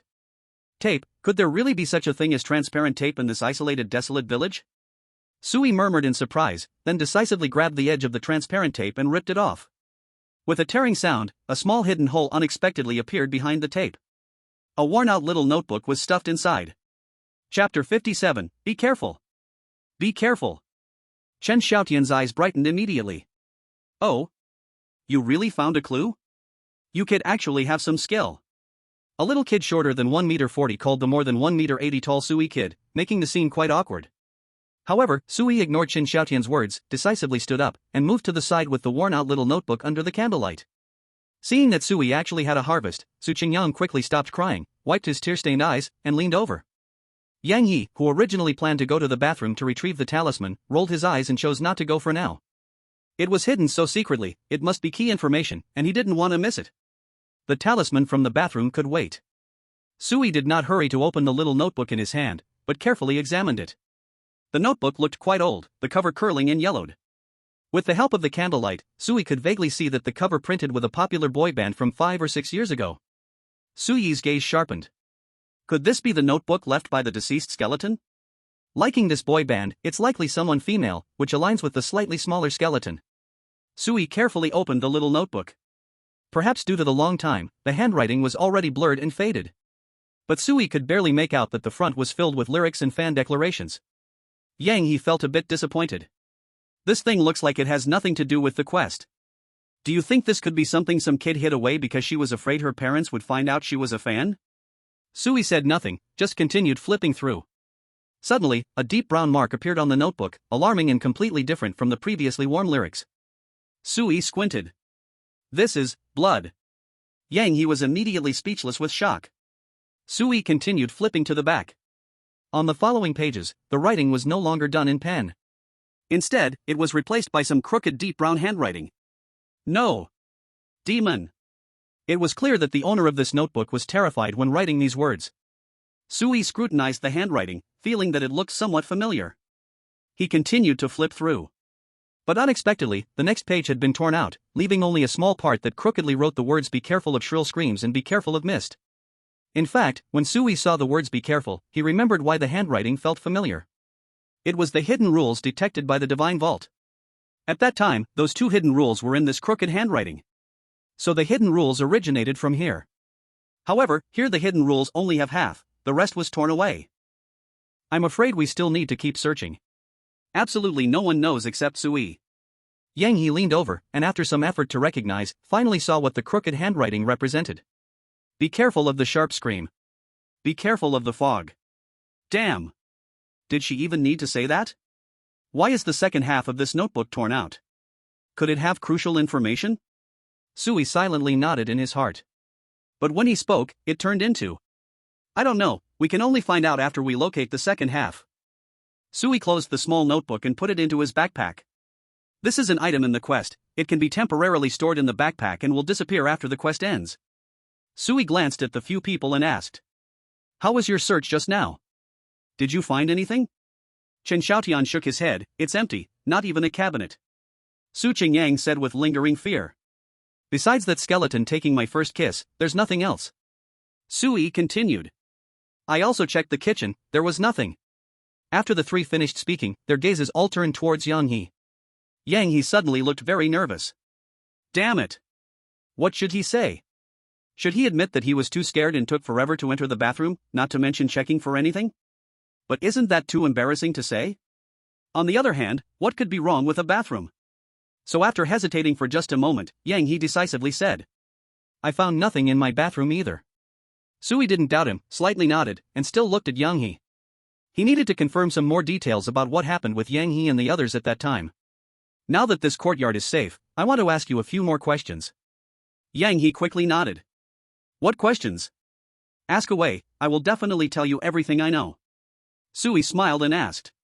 Yang He, you just said you and Bai Shui were not unconscious in the fog, right? Yes, I was walking with the white-haired guy in the fog for a long time. I can't be mistaken. If you don't believe it, you can go outside and ask him. Are there any other details? How did you enter the fog, and how did you come out? What did you see? Yang He tilted his head and thought seriously. I really can't remember much else because everything happened really suddenly, I was completely confused. In the fog, it was hard for me to see the path. At first, I chose to wait in place. I couldn't see the two girls or hear their voices. I wanted to keep waiting, but the white-haired guy started walking out, so I hurriedly followed. Sui, who had been calm, suddenly frowned. Wait. You just said, two girls? The two missing players are both girls? Yang He looked at Sui in confusion and instinctively nodded. Sui's gaze turned sharply towards the direction of the stone table outside. Wu Liqing was still lying there. But from inside the house, one couldn't see the courtyard. All Sui could see was a dark wall. Chen Xiaotian noticed Sui's action, followed his gaze, but found nothing, so he curiously asked. What's wrong? Why do you look so serious? Did you find something? Sui thought for a moment and said solemnly. Don't you think it's too coincidental? Chapter 58, Another person dies. The others looked at Sui in surprise. Sui had no intention of keeping them in suspense and continued. In our case, entering the fog were me, Big Bull, and Chen Xiaotian, while on Yang He's side were him and Bai Shui. All five of us entering the fog were men. And all the missing ones are women. Su Qingyang's eyebrows suddenly knitted together, as if he was deep in thought. Soon, he asked in confusion. But wait, Wu Liqing wasn't missing, was she? She is still lying on the stone table now. Sui shook his head. No, if we hadn't delayed too long in the fog, Wu Liqing might have already gone missing. Su Qingyang was still confused. No way, didn't the village chief carry her? Chen Xiaotian glanced at Su Qingyang with disdain. Big man Yo, are you dumb? Can't you see? The one with the most problems is this village chief. If we hadn't caught up to him, he would probably tell us that Wu Liqing has gone missing anyway. We have no evidence, so we would have to let the village chief talk nonsense. Including the two girls from Yang He's side, it's very likely they were also kidnapped by the person who led them. Yang He listened to their analysis and became a bit dazed, his mouth subconsciously opened, murmuring. Could it just be a simple coincidence? Chen Xiaotian whistled, interrupting Yang He's words, asking him. Hey, Yang He, who led you? It was a middle-aged man. When he introduced himself, he said he was the deputy village chief. You said that when you walked out of the fog, you only encountered other villagers and didn't see the deputy village chief, right? Yes. Chen Xiaotian clapped his hands and snapped his fingers. This deputy village chief suddenly went missing after the fog appeared, definitely something is wrong. Yang He recalled carefully and suddenly realized that Sui and Chen Xiaotian's analysis seemed to make sense. The deputy village chief had never appeared again since the fog cleared. Did the villagers really say that the two girl players went missing, and they really are missing? Wu Liqing is still unconscious now. If the two missing girls are like Wu Liqing, they too cannot send out any cries for help, as if they have evaporated into thin air. And the few of them, as players, understood this best. The so-called early departure of the village chief was absolutely impossible. This is a survival instance. You either clear the instance and leave, or die. Su Qingyan was still a bit confused. But what does this have to do with the village's evil spirit? According to that deputy village chief, the village chief's evil spirit is a strange shriek, not the fog. They didn't show any fear when talking about the fog either. Sui shook his finger and calmly said, "Wrong. The fog is filtering women, but yet in the village, there are no women to be seen. Where did those women go? Did they die? Or are they trapped?" The answer to this question might relate to the formation of the evil spirit. You have to remember, within the instance, we cannot overlook any clues. Right now, it seems these clues are a tangled mess, but eventually, they will connect into a line. This line is our path to survival. But luckily, Wu Liqing is still alive. When she wakes up, perhaps we can know more information. Su Qingyang then thoughtfully exclaimed, "Oh!" Boom! Suddenly, a loud noise erupted in the courtyard. Sui's brow twitched wildly, he almost thought the evil spirit's shriek had come. But this loud noise lasted only a moment. Before the three of them could react and get up to check, the bedroom door suddenly creaked open. It was naturally Bai Shui who opened the door. At this moment, Bai Shui's delicate face lost its earlier calm. He looked at the few people in the room with panic and fear. Not good, that woman outside is dead. Thud. All of them felt a sinking feeling in their hearts. Wu Liqing is dead? Just a moment ago, Sui had said that Wu Liqing might have important information, and the next moment, she was dead? Sui decisively pushed aside Bai Shui at the door and rushed into the courtyard, his face ashen.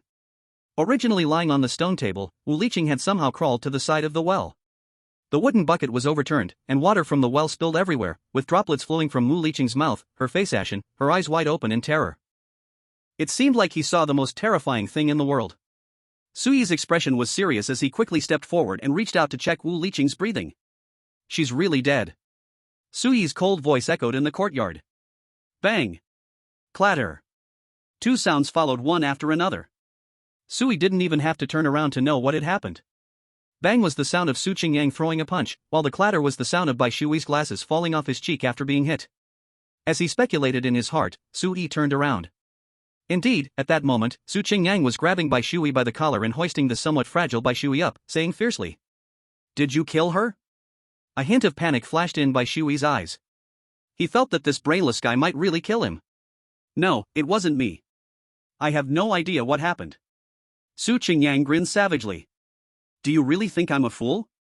You were just sitting by the stone table, how could you not know anything? Look at her like this, she was clearly drowned by you. How can you still say it wasn't you?" Bai Shui was so scared he almost wet himself, rapidly shaking his head like a rattle. "It really wasn't me, it really wasn't me. I can let you dissect her, let you see she didn't drown." As soon as these words came out, Su Qingyang was almost furious. "She's already pitiful for being dead, and you still want to dissect her? I'll kill you." Su Qingyang's eyes were bloodshot. Just an hour ago, he had just started to feel a bit of love. But now, the girl who seemed weak and needed protection in his eyes was dead. And she didn't even die at the hands of an evil spirit, but was inexplicably killed by a fellow player. Su Qingyang couldn't bear it anymore. He decisively grabbed Bai Shui by the neck, making it impossible for Bai Shui to speak. Just as Su Qingyang was about to kill Bai Shui to take revenge for Wu Liqing, Sui finally spoke up. "Demand Nyo, let him go. This has nothing to do with him." Su Qingyang was stunned, looking at his most trusted leader in disbelief. "Boss, are you serious? He really didn't kill her? But it's only him and Wu Liqing here, how could it not be him?" Sui squatted by Wu Liqing's side, observing while speaking. Wu Liqing's nasal cavity and ears are dry, only the corner of her mouth has water, so it can't be drowning. The essence of drowning is suffocation due to lack of oxygen. Wu Liqing's nose didn't even go underwater, how could she suffocate? Su Qingyang didn't quite understand these things, but Sui gave Bai Shui a glance. If you don't let go of Bai Shui soon, he might really die from lack of oxygen. Only then did Su Qingyang realize, quickly releasing his grip. Thud. Bai Shui fell directly to the ground, his face flushed, gasping for air desperately. He felt like he had really walked through the gates of hell. Chapter 59, Down the Well, Dead Body, Note. After a moment, Bai Shui finally regained his composure, standing up with a face full of anger, glaring at Su Qingyang and shouting without regard for his image. Idiot! You're killing someone! Do you know that? Su Yi's cold voice interrupted his shouting.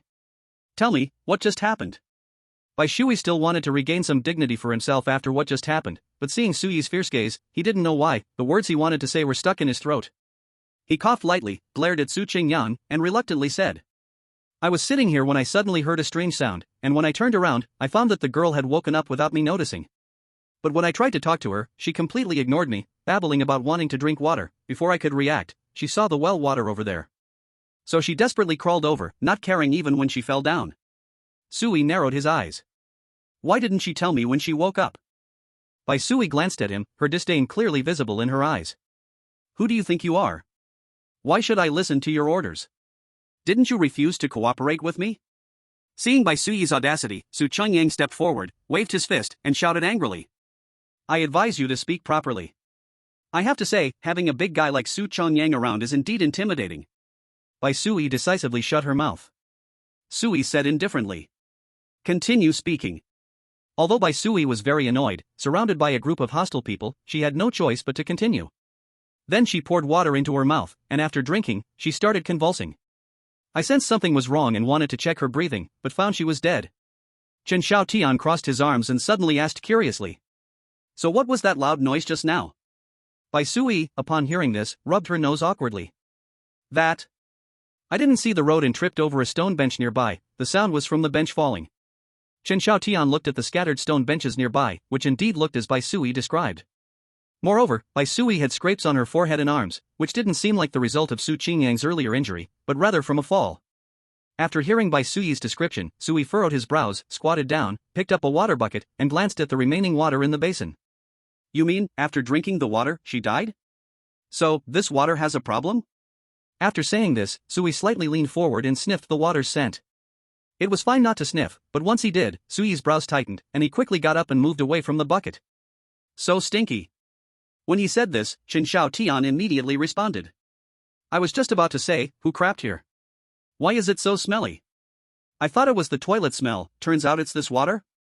Sui said nothing, suddenly thought of something, and hurriedly stepped up to the well, looking down into it. In the next moment, his body suddenly stiffened, and his face turned pale in an instant. The light down the well was dim and oppressive, and a nauseating stench filled the air. A pair of pale, lifeless eyes were staring directly at Sui. Every inch of the corpse's skin revealed unnatural swelling, occasionally bursting with a slight pop, releasing bubbles that rose with a horrifying odor, making one shiver.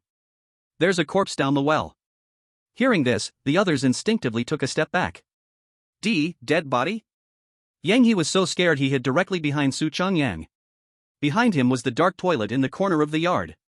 But now, with a dead body in front, he couldn't care about that anymore. Among the crowd, only Bai Sui took a step forward, leaning over to look down the well. She had seen many corpses and wasn't afraid of one more. She adjusted her glasses, squinted to make a careful identification, and slowly said. Swollen from soaking in water, signs of decomposition have appeared, foul smell, this corpse has been dead for some time. It seems she is holding something in her hand? It looks like a piece of paper. Sui was stunned. Chen Xiaotian, standing at a distance, exclaimed excitedly. Paper? I know. It must be the page that was torn from the notebook. Su Qingyang nodded repeatedly but soon scratched his head in trouble. But how do we go down to retrieve it? Oh. I know. Little one, you're the only one who can get into the well, why not? Chen Xiaotian immediately interrupted. Get lost. I'll chop your head off and throw it in instead, I don't want to go into this creepy well. Beside them, Yang He hesitated, wanting to say something but stopping short. But the piece of paper hidden in the well could be very crucial.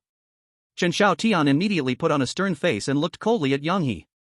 Not just Yang He, Bai Sui also turned her gaze toward Chen Xiaotian. In the survival mission, since you don't want to be useless, then it should definitely contribute something, right? Bai Sui's voice was very cold, lacking any emotion.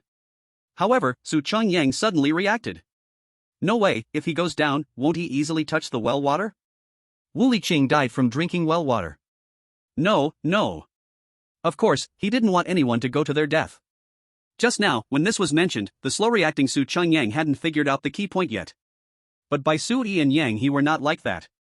They really wanted Chen Xiaotian to go and bring back the clue, even if it cost his life. Chen Xiaotian sneered, a face full of disdain, and did not speak, but shifted his gaze to Sui.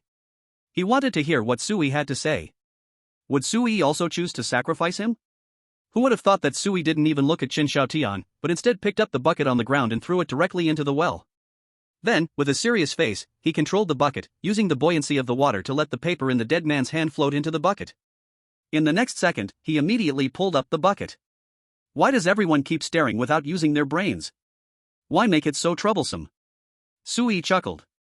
Bai Sui's face turned ashen, and he said nothing. When the paper floated up, neither Sui nor Bai Sui at the well's edge moved. What are you all standing there for? Silly Su Changyang stepped forward, trying to reach in and grab it, but was stopped by Chen Xiaotian.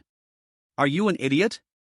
If you go up and take that paper now, what if the well water can infect through the skin? The whole village would be in trouble. Su Changyang, stunned, responded with an "oh," looking at Chen Xiaotian in confusion, suddenly saying, "You are very similar to the little girl we met in the last instance, just as sharp-tongued." Chen Xiaotian curled his lips, secretly thinking, "Of course we are similar. We grew up together, my sharp tongue was learned from her." No one moved to grab it, but as the paper floated on the bucket, Sui and the others were already able to discern the contents of the paper. Although the bloodstains had somewhat blurred after being soaked, Sui, as a hack player who already knew the answer, still analyzed the content of the paper.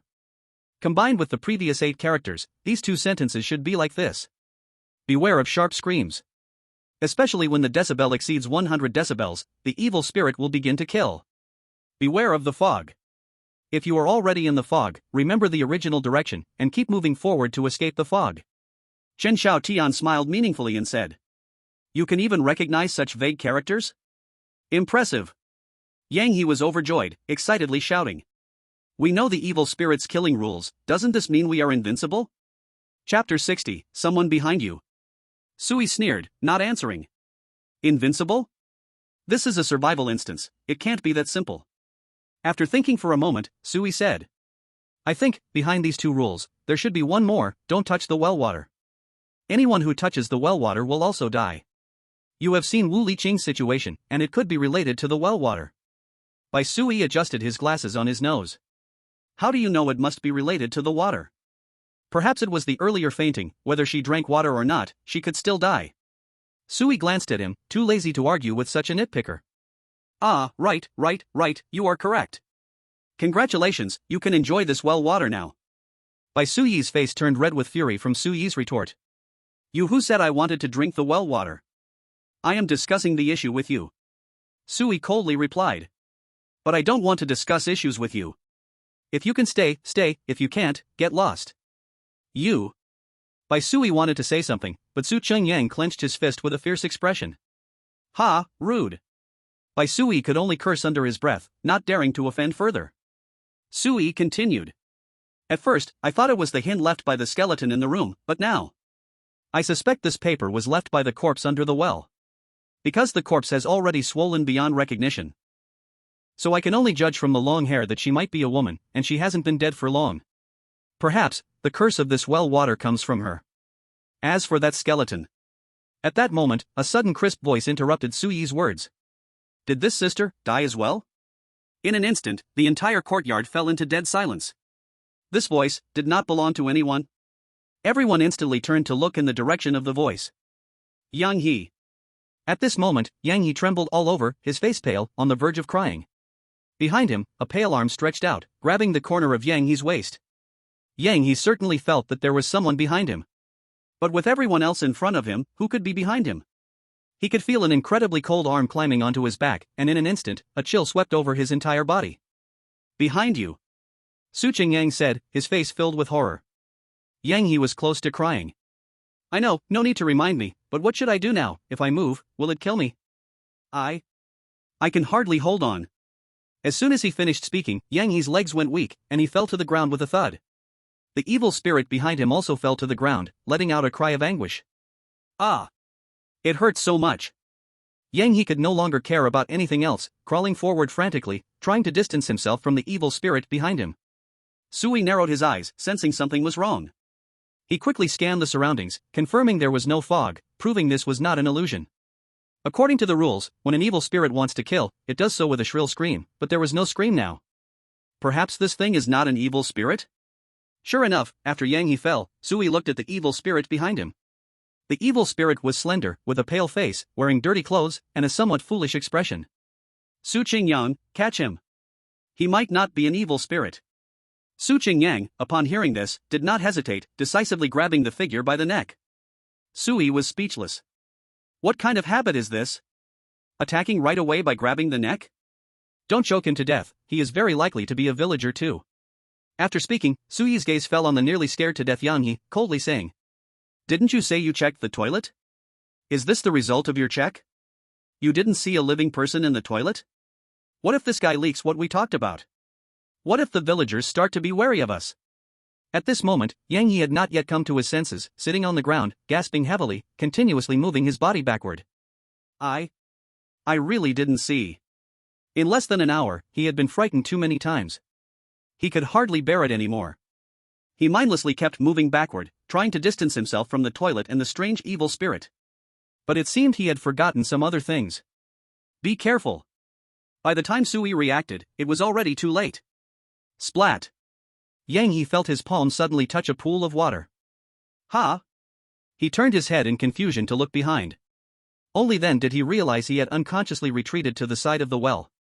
At this moment, the deceased Wu Liqing was only a few centimeters away from him. Even more terrifying was that his palm had already touched the well water flowing from the bucket, completely submerged. This, water. I touched the well water. Yang He's face instantly turned pale, completely devoid of blood. His palm trembled, wanting to shake off the blood clinging to it, but no matter how he shook, the foul smell clung to him like a deadly disease, refusing to dissipate. Yang He looked towards Sui with a pleading expression. Save me, you must have been talking nonsense just now. Isn't it true? The rule of not touching well water is fake, right? It must be. How could water kill people? Besides, I didn't even drink it. Before he finished speaking, his whole body suddenly began to convulse, his eyes wide open, as if they were about to pop out of their sockets, bloodshot and spreading toward his pupils. Don't, demons, a bunch of demons. Yang He's eyes were unfocused, mumbling something incoherent, his appearance terrifying. Bai Shui's brows suddenly furrowed, exclaiming. That woman just said these words before she died. Sui's expression instantly became serious. In the next moment, Yang He convulsed violently again, then his limbs went limp, completely losing all movement. The courtyard fell into a dead silence.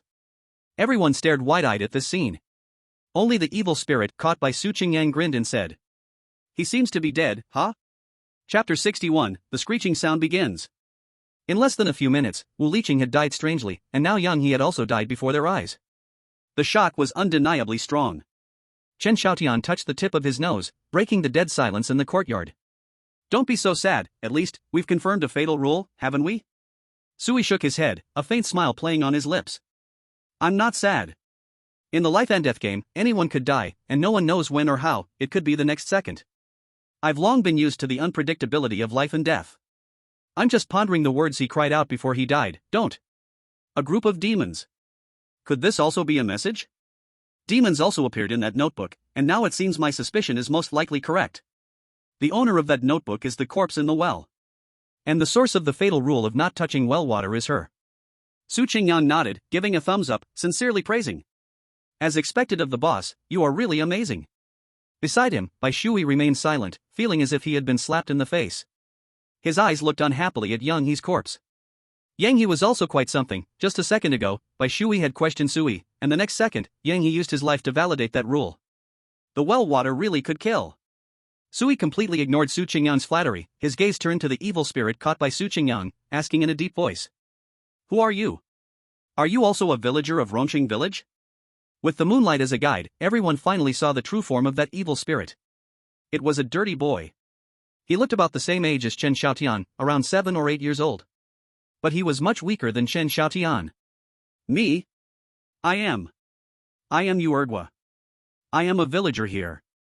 Hearing Suyi's question, Uergua was taken aback, and after a moment, he began to stammer. You? This surname sounded a bit familiar to Sui. Old Yu. That old Yu who brought them to this courtyard. Could it be such a coincidence? What is your relationship with old Yu? Unfortunately, Uergua seemed to not quite understand this question, mumbling.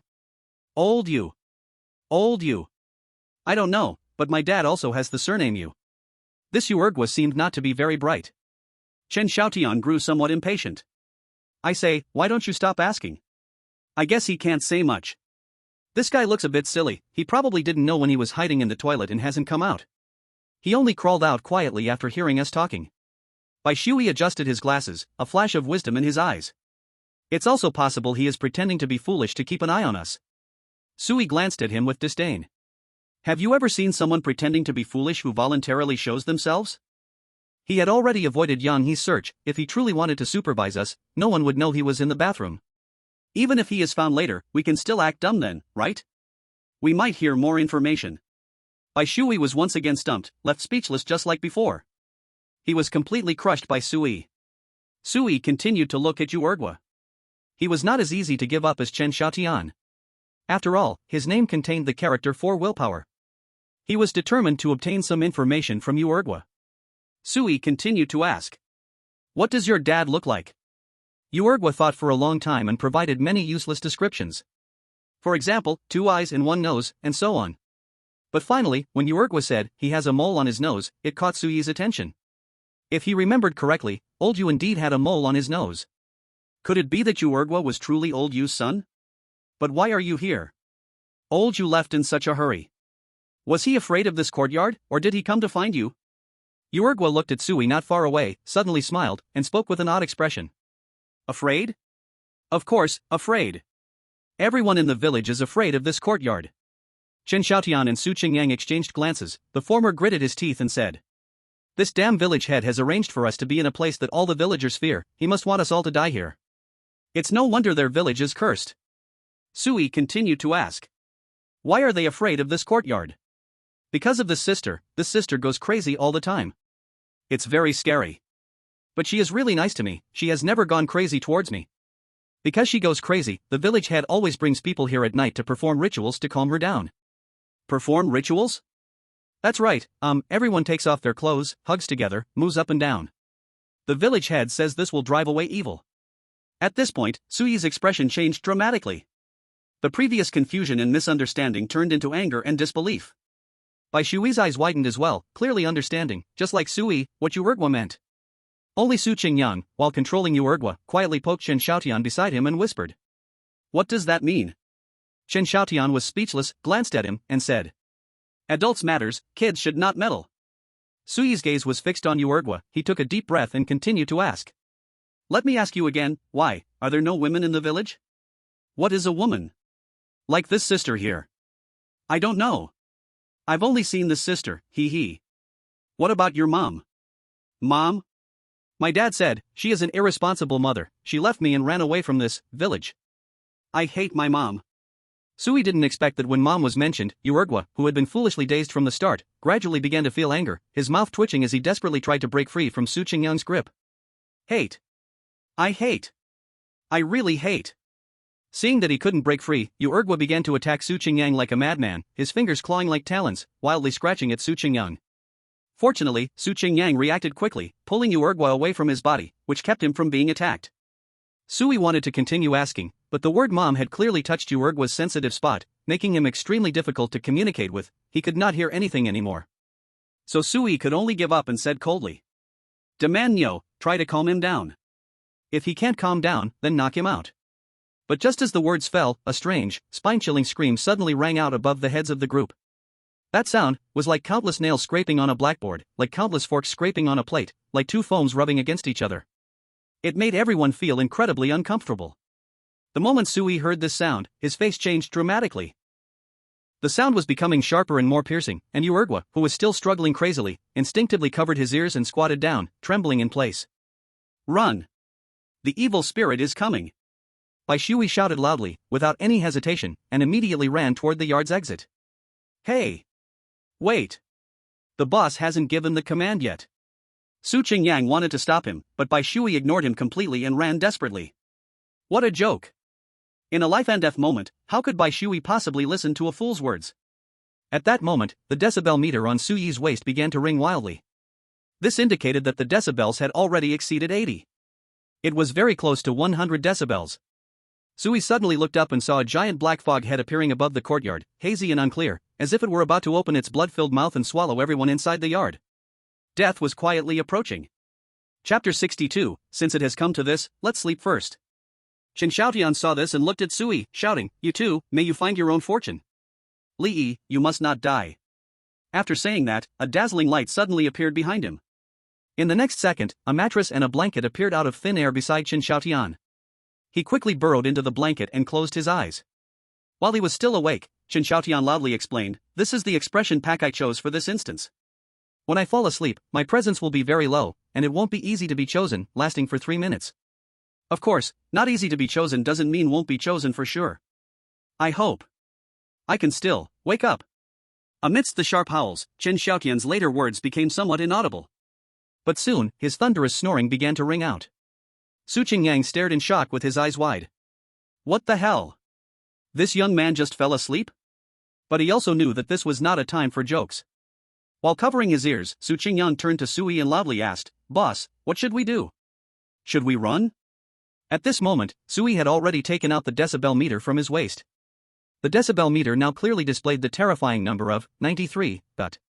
Sui looked at Su Qingyang beside him and suddenly curiously asked, "Why don't you use your expression pack ability?" Su Qingyang awkwardly smiled, "My expression pack ability is useless." "Then why aren't you running? Do you trust me so much?" "You're my boss, so of course I trust you." "Ha, fool." "Ha? Boss, what did you say? I can't hear clearly." Sui smiled and shook his head, not continuing the conversation. He raised his head, looking at the black fog head above them. At this moment, the black fog head was already very, very close, and the piercing shriek even made Sui feel that his hearing was starting to be affected. But the next moment, a fantastical expression pack lit up behind Sui. "Alright, you should be quiet now," Sui said softly. In an instant, a giant arm tore through the void and reached for the black fog head, firmly pressing down on its mouth. The black fog head was taken aback, wanting to struggle, but it couldn't escape the giant hand from the void at all. The shrieking sound disappeared, and the surroundings fell silent again. Su Qingyang stared in disbelief at this scene. What an awesome expression pack ability! Sui rolled his eyes at him, hurriedly saying, "There's only 1 minute, don't stand there, run." Su Qingyang quickly nodded, "Where to run? Outside the yard?" But Sui shook his head, pointing to the not-so-far restroom behind. "Here." "Here? Why? Just go inside and talk." Sui directly pulled the bewildered Su Qingyang and rushed into the dark restroom. Of course, he didn't forget to pinch his nose to block the foul smell inside the toilet. Although the restroom was dark, it was cleaner than Sui and Su Qingyang had imagined. It really is so dark that you can't see your hand in front of your face. So dark. After finding a corner to crouch down in, Sui pinched his nose and said sharply, "I just observed that this black mist head can see our shadows, so it intentionally came after us. And you might not have noticed, but all the rooms in this courtyard have skylights. If we hide inside a house, the black mist head might still see us. There's nowhere completely enclosed, this is the only place, which is why it's so dark here." Su Qingyang suddenly realized and looked at Sui with immense admiration. "Boss, you observe things so carefully." Soon, his expression changed, and he quickly said, "Wait, doesn't that mean Bai Shui is in great danger?" Sui nodded. "Perhaps, but the one in greater danger should be Uergua at the door, right?" Upon hearing this, Su Qingyang remembered that strange Uergua was still squatting at the door. Su Qingyang immediately tried to get up and rush out of the bathroom. "What are you doing?" Sui was startled and quickly held Su Qingyang back. Su Qingyang said anxiously, "Bring that Uergua in. I can't just watch him die, can I?" Sui looked at Su Qingyang with deep meaning in his eyes, slowly speaking. "But what if saving Uergua causes Bai Shui to die? Or what about Chen Xiaotian sleeping outside? Someone has to die, who do you prefer?" Su Qingyang was stunned, completely dumbfounded. I don't want anyone to die. A malevolent spirit has to kill someone, so you must choose one." I. Seeing Su Qingyang's conflicted and painful expression, Sui suddenly smiled. "Big man yo, let me tell you the best way." Su Qingyang was taken aback and asked in confusion, "What method?" "Very simple. Don't get involved, stay detached, don't make any choices, be a bystander. That way, no matter who gets into trouble, you won't feel guilty." "Boss, are you the same way?" "Exactly. Then why did you pull me in here?" Su Qingyang looked at Sui seriously. Even though he couldn't see anything at all. Sui was taken aback, then smiled lightly and murmured, "You? Perhaps I don't want a fool like you to die too soon. Even if you must die, you should die for a more valuable reason, right? For example, dying to save me." I told you, don't trust anyone, including me.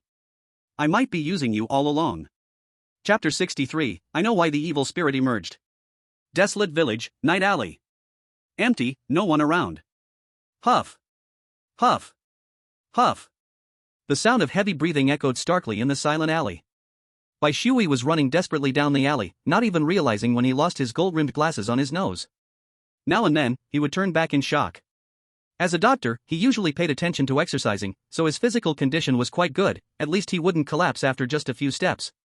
Otherwise, he wouldn't have made it this far. That black mist head didn't follow great. These idiots, seeing the evil spirit and still standing there in a daze? Ha, they deserve to die. It's a pity about Li Yi, if he could have survived, his brain works quickly, maybe he could find a way out. Of course, I'm not bad either. Bai Shui smiled arrogantly, slowly slowing down, leaning on his knees, breathing heavily, trying to replenish all the oxygen he had just used up. Lack of oxygen can affect his thinking. He thought he had run quite far now. He should be safe, right? And he could no longer hear any piercing screams around. From this perspective, this evil spirit doesn't seem that capable. It runs away early upon hearing a sound, nothing impressive.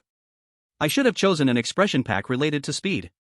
Bai Shui casually leaned against the wall of a nearby house, thinking about the upcoming countermeasures. Suddenly, he noticed that it had become noticeably darker around him, as if the moonlight was being blocked by something. Bai Shui muttered, instinctively looking up. A familiar head of black mist was hanging directly above him. In the next second, a sharp howl erupted, shattering the originally quiet night along with Bai Sui's scream. In the distance, a window was slowly pushed open. The village chief was standing by the window. These substitutes are quite useful. 1 minute of emoji effect had long passed, and outside the bathroom, beside Chen Xiaotian's snores, it was eerily quiet. Su Chongyang lowered his voice and looked at Sui next to him, asking, "Boss, did we manage to hide?" Sui nodded, maybe. "So, should we go out now?" "Not in a hurry, let's wait a bit." "What? Can't stand the smell here?" "Not really, I just feel a bit numb in my legs." "Well, is it possible that if you stand up and move around a bit, it will be fine?" "I didn't say you can't stand up." Oh. You're right." Su Qingyang decisively stood up. Bang! A loud noise sounded. Sui felt the whole bathroom shake. He looked at Su Chongyang in terror. "Demand Nyo, what are you doing? Are you trying to tear this place down?" Su Qingyang rubbed his head in pain, stifling his discomfort, and said tremulously, "No, boss, I stood up too suddenly and hit my head." After dealing with his headache and leg numbness, Su Chongyang squatted back down next to Sui. Sui silently calculated the time. His emoji skill's 3-minute cooldown had ended, and he had successfully survived this ghost attack. Even if the ghost was still outside, Sui wasn't afraid, he could just throw another shut up over. Meanwhile, Chen Xiaotian's skill's 3-minute duration should also be ending. Sure enough, at this moment, the snores outside the bathroom suddenly stopped, replaced by the groans of someone stretching. "Ah, that was a good sleep. I can't believe I'm still alive. Looks like I got lucky this time." Chen Xiaotian stood up with a face full of enjoyment. As the emoji skill ended, the mattress and bedding disappeared into thin air. He looked around, not seeing the head of black mist. Instead, he noticed the unconscious Yuergua nearby and went up to check his breathing. Still alive. He probably fainted from fright? Forget it, not my concern, he's just an NPC, whether he lives or dies doesn't matter. Thinking of this, Chen Xiaotian started shouting. "Hey! Li Yi! Demand Nyo! Where are you? It's safe outside now, come out. Say something. You two aren't dead, are you?" As Chen Xiaotian shouted, he walked towards the house, searching for Sui and Su Qingyang's traces. Squatting in the bathroom, Su Qingyang muttered dully.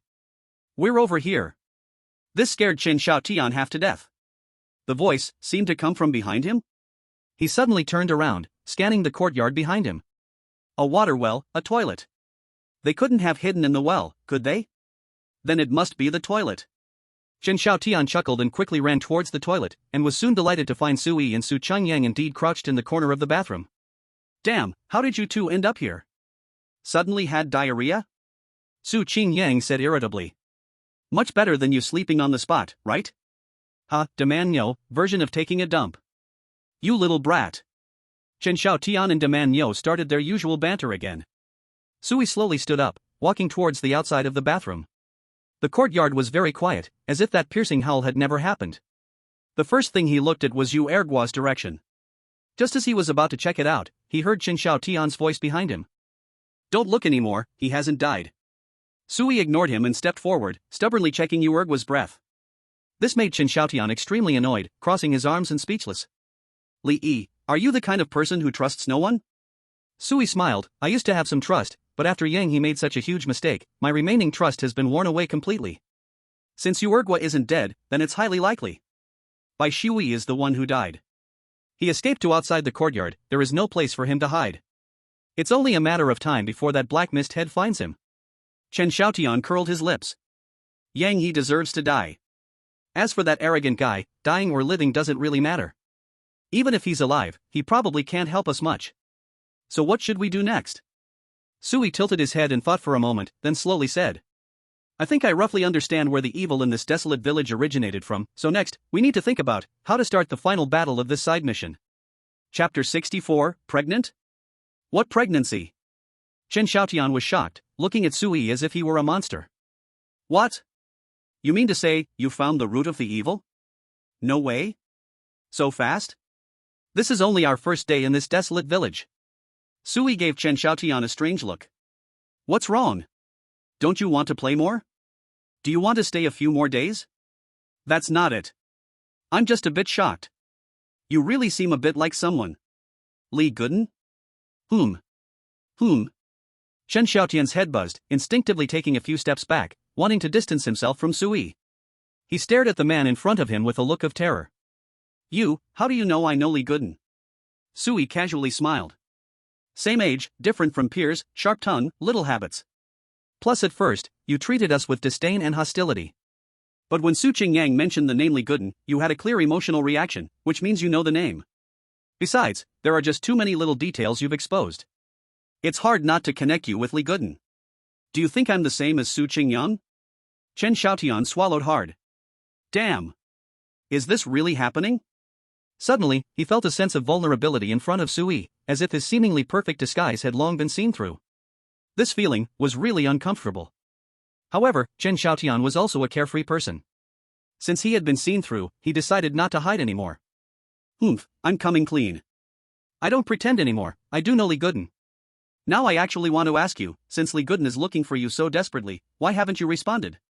This time it was Sui who started to be confused. Li Gooden is looking for me? When did this happen? Chen Xiaotian replied. It was after the beginner side mission ended. She hacked into the back end of major apps and posted a missing person notice on all software, and the title was quite eye-catching. I don't believe you didn't see it. Hearing this, Su Qingyang suddenly came over, quickly saying. Yes. Before my phone completely crashed, I seem to have seen half of it. At the time, I thought it was a namesake because how could the boss make someone pregnant? Chen Xiaotian looked at Su Qingyang with a surprised expression. Why did your phone crash? Were you secretly doing something bad? Not really. I broke my phone while fighting too hard in the beginner side mission. Chen Xiaotian was a bit speechless. Wait. Sui hurriedly interrupted their conversation. Pregnant? What pregnancy? Chen Xiaotian chuckled, it's nothing, just a clickbait title to attract attention. You don't need to worry, no one is pregnant. Sui felt a bit helpless. Li Gooden indeed seemed like the type to do something absurd like this. Luckily, he was using a fake name. If his real name came out, Sui would be completely ruined. Did you just say, software? Sui carefully recalled the situation at that time. After he finished the novice dungeon, he first encountered the reckless Zhouyi, and then while cleaning the warehouse, he found that strange box. After dealing with the box, he soon fell asleep. So he didn't even look at his phone. When he first came out of the dungeon, he did glance at it a few times, but at that time, Li Gooden probably hadn't even posted the missing person notice, so he naturally couldn't see it. After figuring this out, Sui found it both funny and helpless. Chen Xiaotian frowned, what are you laughing about? Sui quickly explained a bit. But Chen Xiaotian still looked suspicious, really? Sui shrugged. I have no reason to lie to you. Chen Xiaotian tilted his head, thought for a moment, and felt that it indeed made sense. Then after this dungeon ends, remember to respond. Li Gooden has been looking for you really hard. Let's first talk about surviving this dungeon. Didn't you just say you already have a rough idea of the evil spirit's cause? So, can't we clear the dungeon soon? Sui shook his head and said. That's not the case. There's still one very important thing you forgot.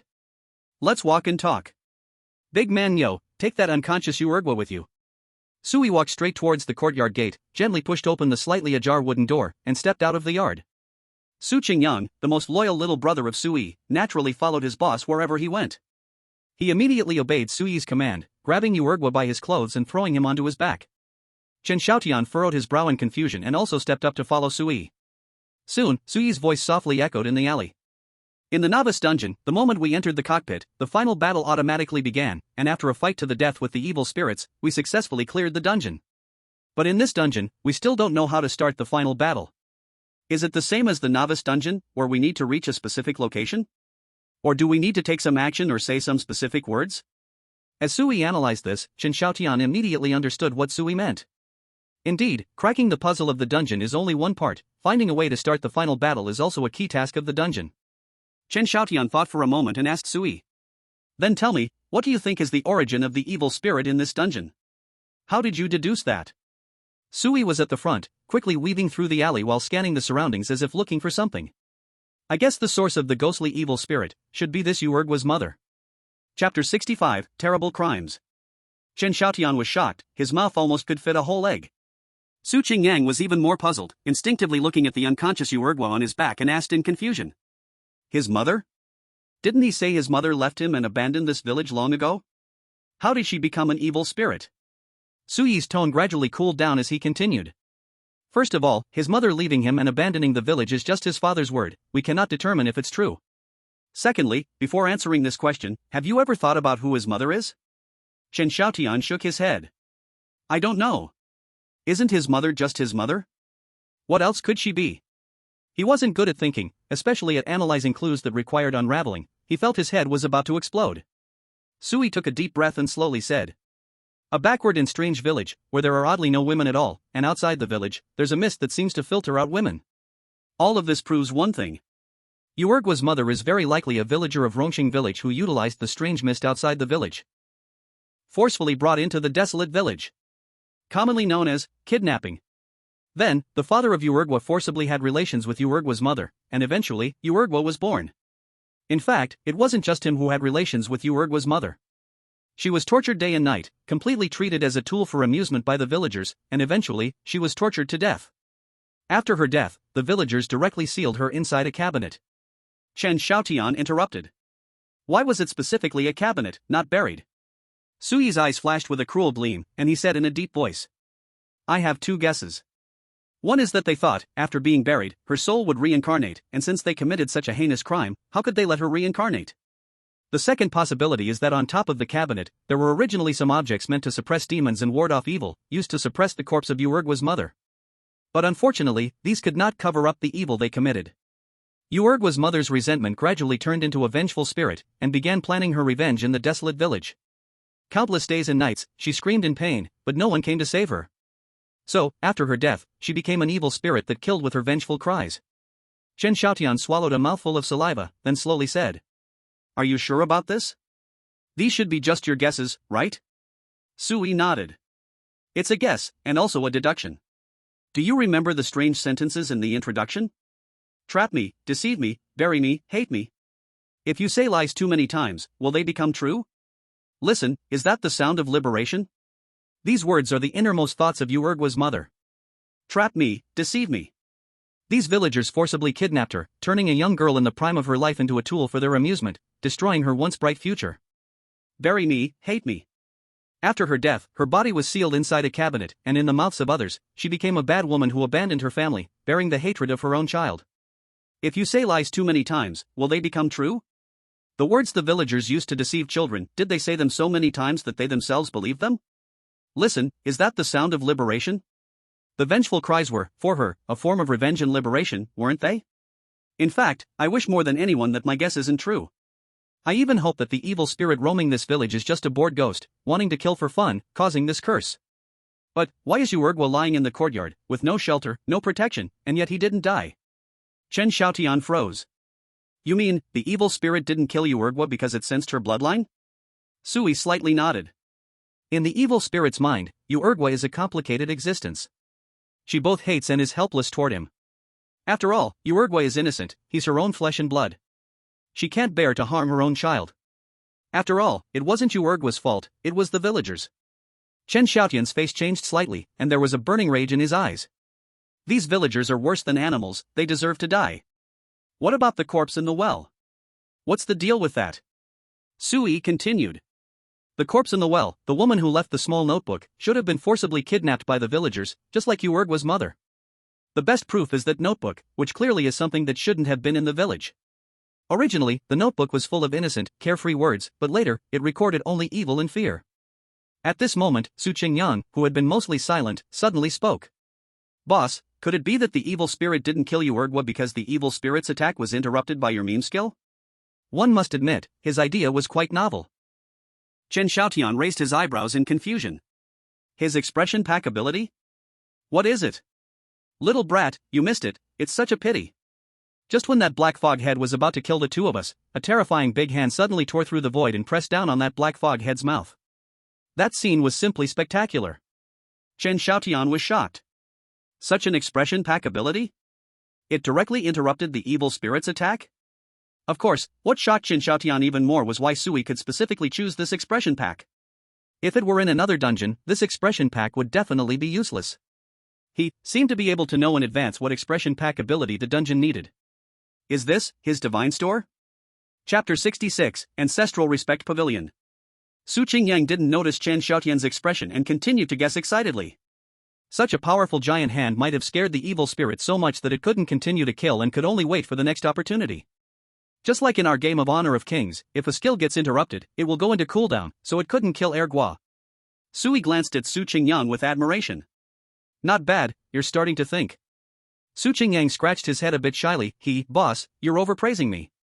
Before Su Qingyang could be happy for 10 seconds, Sui smiled and pointed ahead, saying, but unfortunately, the fact proves that the evil spirit hasn't given up. Sui stopped in his tracks. Su Qingyang looked ahead in confusion, and his pupils suddenly constricted. Not far away, a familiar white clothing lay on the ground, but the one wearing that white clothing was no longer Bai Shui, but a dried corpse. Bai Shui was truly dead. And he had been drained of all his blood and moisture by that black fog head, turning into a dried corpse. So this is what Sui was looking for. This is the most crucial evidence proving that the evil spirit indeed killed. All of Su Qingyang's guesses were shattered, instead confirming Su Yi's speculation. We're about 400 or 500 meters from our courtyard. Bai Shui must have been running for his life at full speed. It probably took him at most 1 or 2 minutes to reach here. Exactly the time my expression pack ability was ineffective. After we hid, the black fog head knew it couldn't do anything to us. Chen Xiaotian's expression pack ability took effect, and Ergua couldn't be killed, so the only living person left in the entire desolate village was likely Bai Shui. So, Bai Shui is dead. Chen Xiaotian looked at the dried corpse not far away, instinctively swallowed a mouthful of saliva, and asked solemnly, now that we know the origin and identity of the evil spirit, what can we do? Sui obviously had a plan long ago. It's simple, we need to go to a place. I need to further verify my guess, and if all goes well, we might be able to start the final battle there. Where? The Ancestral Respect Pavilion that the village chief mentioned. Ancestral Respect Pavilion? What is that? Chen Xiaotian looked puzzled and instinctively turned to Su Qingyang beside him for answers. But as soon as he turned his head, Chen Xiaotian regretted it. That fool, the big bull, what does he know? Sure enough, Su Qingyang had the same expression at that time. Sui was also somewhat speechless. So, none of you remember the key things the village chief said? Chen Xiaotian huffed defiantly. I don't care for those tricks, when facing the evil spirit, it's just a battle. I was born to fight. Then why didn't you fight when you saw the black fog head? Why did you choose to lie down and sleep instead? Where's your fighting spirit? Don't say anything, just be honest. Sui sneered and continued without mocking Chen Xiaotian. The village chief mentioned the ancestor worship pavilion before, saying that there is a sword enshrined inside, and it is said that this sword dispersed the mist 1,000 years ago, giving birth to this Rongxing village. Perhaps the ancestor worship pavilion is the reason they can manipulate the mist. However, my reason for wanting to go to the ancestor worship pavilion is not this, but because when the village chief first learned that 2 players were missing, he mentioned having the vice village chief go to the pavilion to kneel and pray. Could this hint at something? Chen Xiaotian looked confused. Damn, you sly ones are too scary, right? He just said it casually, and you actually remembered it? Sui maintained his calm expression. In a survival quest, we cannot overlook any detail. But we don't even know where the ancestor worship pavilion is, how do we find it? As he asked this halfway, Chen Xiaotian felt like a fool. Every sentence was a question, and he knew nothing. If this continued, what was the difference between him and Su Qingyang? Besides, how would Sui know these things? They entered the village together, followed Lao Yu together, and walked into the courtyard building. The implication of what Sui was saying was probably for everyone to search together. While Chen Xiaotian was lost in thought, Sui suddenly raised his hand, pointing in a direction. This way. Question mark. Chen Xiaotian was filled with question marks. What the hell? Are you cheating? Can you see the overhead view of this quest? Sui looked speechless. What are you talking about? How could anyone have that ability? It really exists. But I don't have it. Then how do you know the ancestor worship pavilion is over there? Chen Xiaotian persistently questioned. Sui could only explain. It's simple. Since ancient times, Huaxia has valued feng shui, especially in these deserted village areas, where superstitions are even stronger. So, ancestral halls are most likely to be set north and face south. Let's check the north side first, we have a better chance of finding it. Chen Xiaotian fell silent. At this moment, he suddenly understood why Li Godin valued Sui so much. This guy's train of thought was simply too strange. Moreover, he always seemed to know crucial knowledge that ordinary people did not. A person like this in a survival quest must be an invincible asset. Dare I ask, are you from Yanjing University? Sui was taken aback, then answered. Yanjing University? No. I never went to college, I didn't even graduate from high school. Ah? Then how do you know so much? Although Li Godin is young, he grew up in an environment more prestigious than Yanjing University. The reason, perhaps I've toiled in this university called society for a long time. Saying this casually, Sui took the lead and headed towards the northern alley. Su Qingyang happily followed along. Having just chatted with Sui, Chen Xiaotian hardly understood much, but that did not stop him from following Sui's footsteps. In his heart, he had already decided that as long as he followed Sui, he would definitely survive. Chen Xiaotian cast a deep glance at Sui's back and hurried to catch up. The footsteps of the three echoed in the night alley, lingering long after. Chapter 67, Are you also players? In the ancestor worship pavilion, a man stood in the center of the great hall. At his feet lay two figures in a deep sleep. Clack, clack, clack. The sound of a cane hitting the ground broke the silence in the great hall. The footsteps grew closer behind the man. Son, have you given them water? The village chief leaned on his cane, walking with a slightly unsteady gait, approaching the man with a smile. The man standing in the center of the hall looked strikingly similar to the village chief. He was clearly the village chief's son, the vice village chief that Yang he was talking about. Upon hearing this, the vice village chief turned to look at his father, then nodded. I've given water to both of them, it's mixed with powerful soporifics. These two women are also fools, actually thinking that I am the one who saved their villagers, without any guard against me. Even when they woke up, I was not there, they didn't take this opportunity to escape, but stayed in place, waiting for someone to rescue them. The village chief's brow furrowed. Next time, don't be so careless. The vice village chief responded perfunctorily. Yeah, I won't do it again. Dad, did those celestial masters die? Speaking of this topic, the village chief sighed softly and said slowly. A total of 6 celestial masters entered the village, and just now one was killed by the ghost. I took a distant glance, and it seemed that those celestial masters in the courtyard had unfortunately triggered the curse of the well water. These useless guys actually got 2 of them killed by the curse of the well water. A look of shock appeared on the vice village chief's face. So that means there are only 3 celestial masters left? They died so quickly? I was hoping to rely on these celestial masters to hold on for a few more days, but I didn't expect them to be so useless. Dad, how about we let these 2 women go to attract the curse? The village chief's face suddenly changed, and he fiercely struck the vice village chief with his cane. Nonsense, this is a treasure passed down by our ancestors for us to thrive, how could we sacrifice it to the ghost? This time, there were several celestial masters who were quite strange, they actually came out of the mist early, which I hadn't expected. If it weren't for them, we should have obtained 3 treasures this time. What a pity, that treasure's skin is extremely tender, I could hardly suppress my impulse when I carried her. The vice village chief skillfully dodged the cane swung by the village chief, smiling and saying.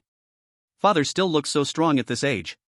The village chief kept a straight face, ignoring the flattery from the vice village chief, and instead looked up at the huge ancient sword hanging high above. This giant sword is large and heavy, at least as tall as an adult man.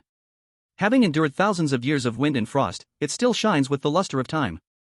The sword has a deep green color, and the edge is extremely sharp, glinting coldly as if it could cut through all obstacles in the world. O divine sword, please bless our Rongxing village with eternal peace. Among the celestial masters who came this time, one looked very strange. He seemed to see through something and wouldn't let me take the treasure. It's simply hateful. Moreover, the curse of the well water and that strange ghost didn't manage to kill him. I feel a bit worried. Please bless me, divine sword. Saying this, the village chief loosened his cane and suddenly knelt on the ground with a thud, looking devout. The vice village chief also put away his smile and knelt down beside his father. Unbeknownst to both of them, after they knelt down, one of the two fainted figures on the ground suddenly opened a small eye, quietly observing the two people in front of them. The village chief and the vice village chief both had their foreheads resting on the ground, eyes tightly closed, looking devout. She carefully moved her arms and legs, not daring to make a sound, even holding her breath instinctively. Her name is Yao Ran. When she woke up earlier, Yao Ran did not act rashly but carefully observed the situation and analyzed her current situation. She found that there was only one person beside her, the other teammates had already disappeared. The sudden fainting was very unusual. She analyzed that she was very likely kidnapped. Though the empty hall seemed unguarded, there might be someone hiding outside, and running out would just alarm the snake. So, Yao Ran chose to stay. Sure enough, soon the vice village chief pushed the door open. If they had recklessly left, they would probably have been caught right on the spot. Next, the water the vice village chief handed to them made Yao Ran keep a watchful eye and not drink it. But the female player who was captured with Yao Ran was not so cautious, as she was unbearably thirsty. Unable to wait, she drank the water full of drugs. Seeing the female player faint, Yao Ran immediately followed suit, pretending to be unconscious. Due to their completely unguarded behavior, the vice village head's vigilance was significantly reduced, and he revealed a lot of information while mumbling to himself. For example, this place is the ancestor worship pavilion, where ordinary villagers cannot get close. Generally, only the village head and the vice village head can enter. Now that both the village head and the vice village head are here, it is the best opportunity for Yao Ran to escape. After adjusting her posture, Yao Ran suddenly jumped up from the ground and ran out of the main hall with all her might. Hearing the noise, the vice village head looked up in surprise and found that Yao Ran had already run far away. The village head's face suddenly changed dramatically, and he hurriedly shouted, "Hurry! Hurry! Block her! Don't let her escape!" The vice village head immediately stood up and ran after her. Want to run? Dream on. After all, he is a man, so his speed is much faster than Yao Ran, who is not good at sports. Although Yao Ran had suddenly fled and created a distance of more than 10 meters, the vice village head was quickly closing the gap. Yao Ran dared not look back, but listening to the footsteps getting closer, her heart felt a bit bitter. If I had known, I should have applied some speed attributes with the spirit ruins. This was a great opportunity. If she were caught this time, the vice village head and village head would definitely be more cautious. Yao Ran stared at the main hall door just a few meters away, her eyes filled with despair. It's over. She could feel the vice village head slowly reaching out his hand toward her. Just then, boom! The main hall door was suddenly kicked open. A huge figure appeared outside the hall. Beside that figure stood a young man and a child. The huge figure was obviously stunned to see Yao Ran running wildly toward him, instinctively protecting himself with his hands, looking a bit clueless. But the young man reacted quickly enough. "Big Bull, hurry! Block that guy behind. This woman is also a player." This was actually easy to judge. Because Yao Ran was wearing a high-end Gucci outfit, which definitely shouldn't exist in this small remote village. After receiving the command, the huge figure quickly nodded, past Yao Ran, and charged directly toward the vice village head, raising his fist. The vice village head wasn't a fool. The huge figure's muscles looked terrifying, and he immediately stopped in his tracks, retreating back into the main hall. Yao Ran looked at everything in confusion. She was actually saved? Yao Ran instinctively looked at the most handsome young man among the three and asked, "You all are players too?" Unexpectedly, the young man glanced at her without any reaction, merely nodded, and casually said, Go wait at the back. It's best not to come close in a bit." After saying that, the young man looked down at the child beside him. "Can you really fight?"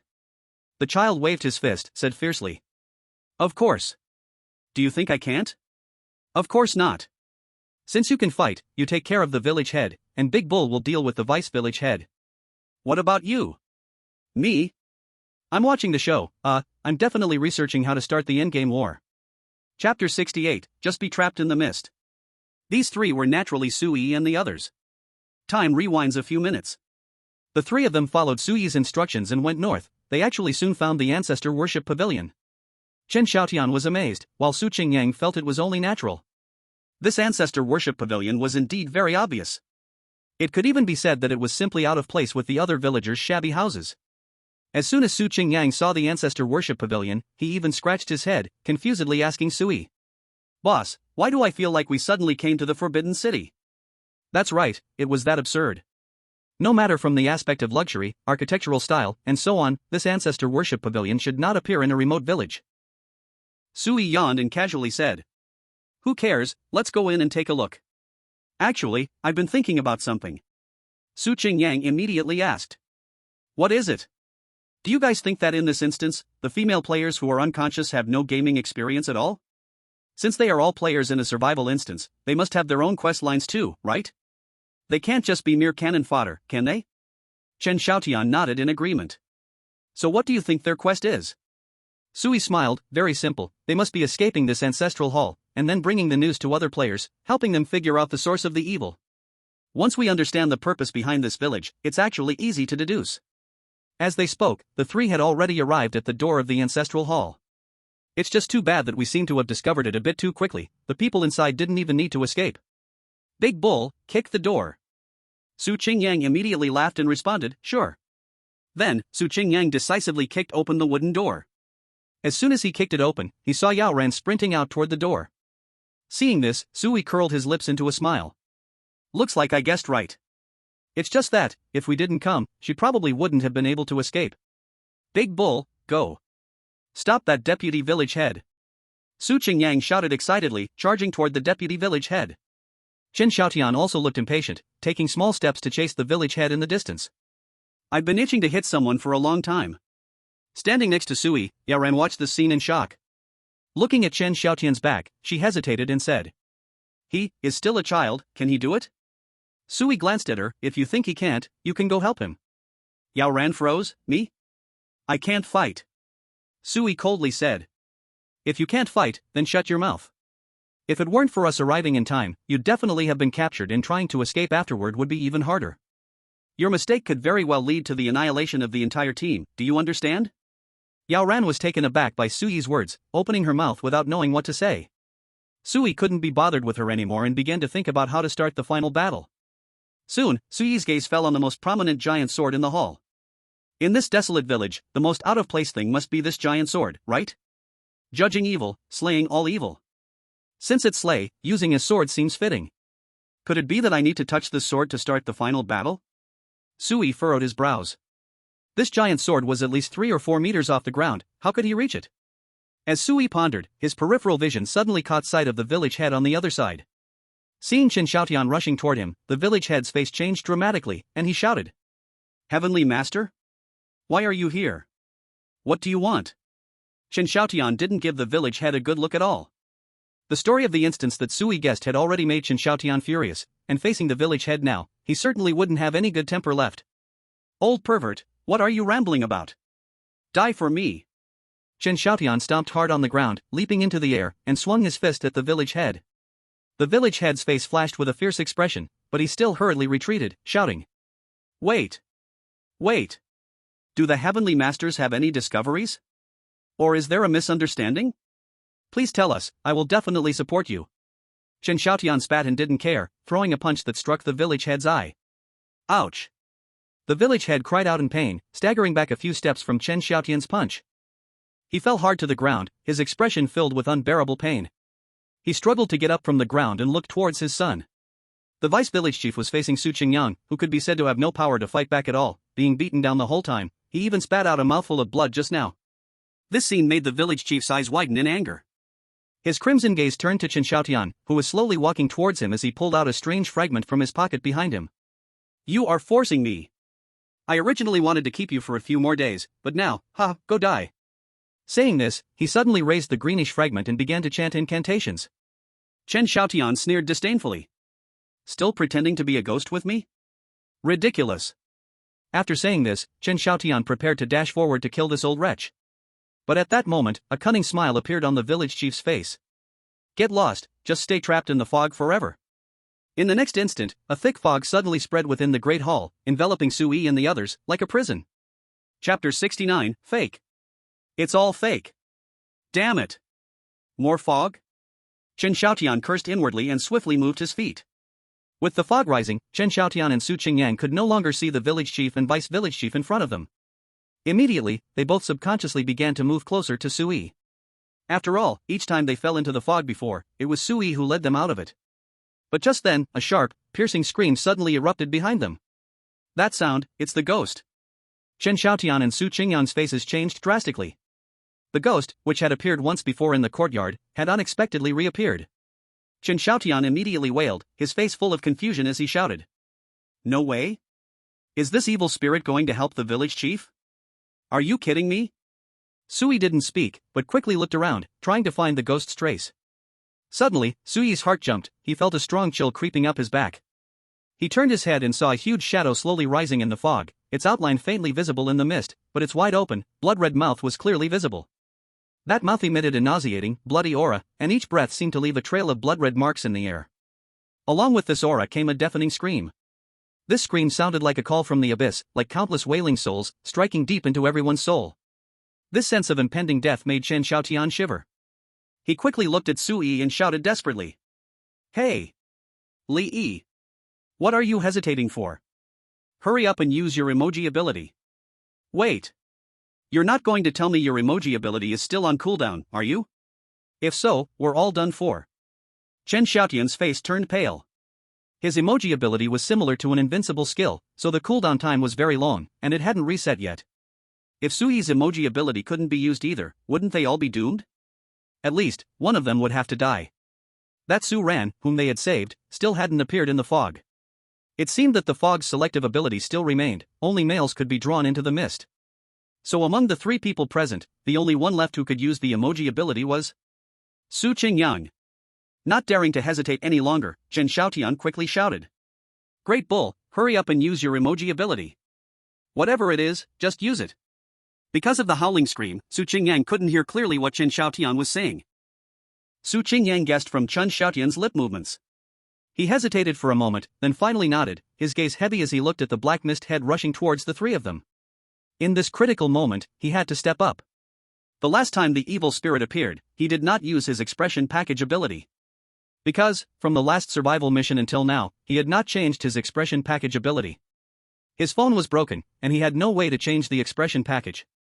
His expression package was still the one he chose in the last mission. Once he used it, he would become the evil spirit's only target, protecting everyone. Su Qingyang took a deep breath, just about to unleash his expression package ability, when Sui suddenly grabbed him and shouted. Big Bull! It's not your time to die yet. Su Qingyang was taken aback. Did the boss know what his expression package was? Sui ignored him and shouted wildly. You too, grab my clothes. Don't be afraid of that black mist head, it's fake. Chen Xiaotian was momentarily stunned, finding it somewhat unbelievable. But soon, he reacted. Of course. They were deep within the fog now. Illusions could form within the mist, meaning that this black mist head could indeed be fake. Just like how they saw villagers transforming into vengeful spirits at the village entrance. Chen Xiaotian thought for a moment and shouted. Hey! Li Yi! Are you sure it's an illusion? If you're wrong, we all die. Sui smiled confidently, looking down at the decibel meter in his hand. Even though the piercing screams around them reached an unbearable level for humans, the decibel meter in Sui's hand showed almost no response, as if it were broken. Previous experiences had already shown that the mist could not affect the props on Sui. In other words, this black mist head and the screaming sounds were actually illusions brought by the fog, and there was no need to worry. When they entered just now, they were facing north, so now, they just needed to keep moving north. The black mist head was getting closer, and the few of them could already feel the temperature around them plummeting wildly. The piercing screams were about to burst their eardrums. Now, besides the screams, they could not hear any other sound. Chen Xiaotian turned to look at the black mist head that was almost within reach, instinctively swallowing his saliva. He even felt that he was going crazy. He actually dared to trust this Sui so much. He said it was an illusion, so he believed it was truly an illusion. Damn it, if I die, then I die. Chen Xiaotian roared recklessly, tightly closing his eyes. Sui took Chen Xiaotian and Su Qingyang with him, rapidly moving north. The direction of his compass kept changing, but this didn't faze Sui at all.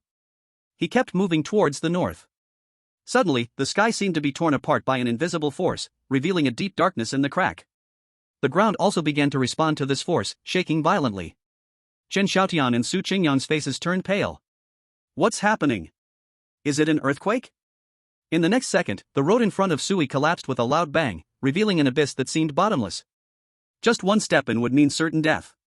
Behind them, the black mist had expanded immensely, its mouth opening like a black hole, engulfing Sui and the others. They were trapped in a pincer attack. There was no way out. Be careful. Boss. Su Qingyang quickly shouted a warning. Unfortunately, it was as if Sui couldn't hear him. He continued moving forward. The truth was, Sui really couldn't hear, the screams were just too loud at that moment. The three of them had already begun to bleed from their ears, the sharp pain almost consuming their sanity. Sui completely ignored the deep pit in front of him and stepped right in. The moment he stepped on the ground, the pit vanished instantly, and the black mist behind him exploded with a loud bang, then disappeared without a trace. As if it had never existed. Everything was really just an illusion. The mist was once again unraveled. Chapter 70, Anger. Anger. Anger. Without time to feel excited, Sui quickly scanned the grand hall. Su Ran was unconscious on the ground, and the village chief and deputy chief were not far away. The deputy chief was holding a strange water bottle, looking at everyone with a face full of astonishment. The village chief looked even more shocked, his beard trembling as he exclaimed loudly. How is this possible? How could you escape so quickly? Mist. Mist, rise again.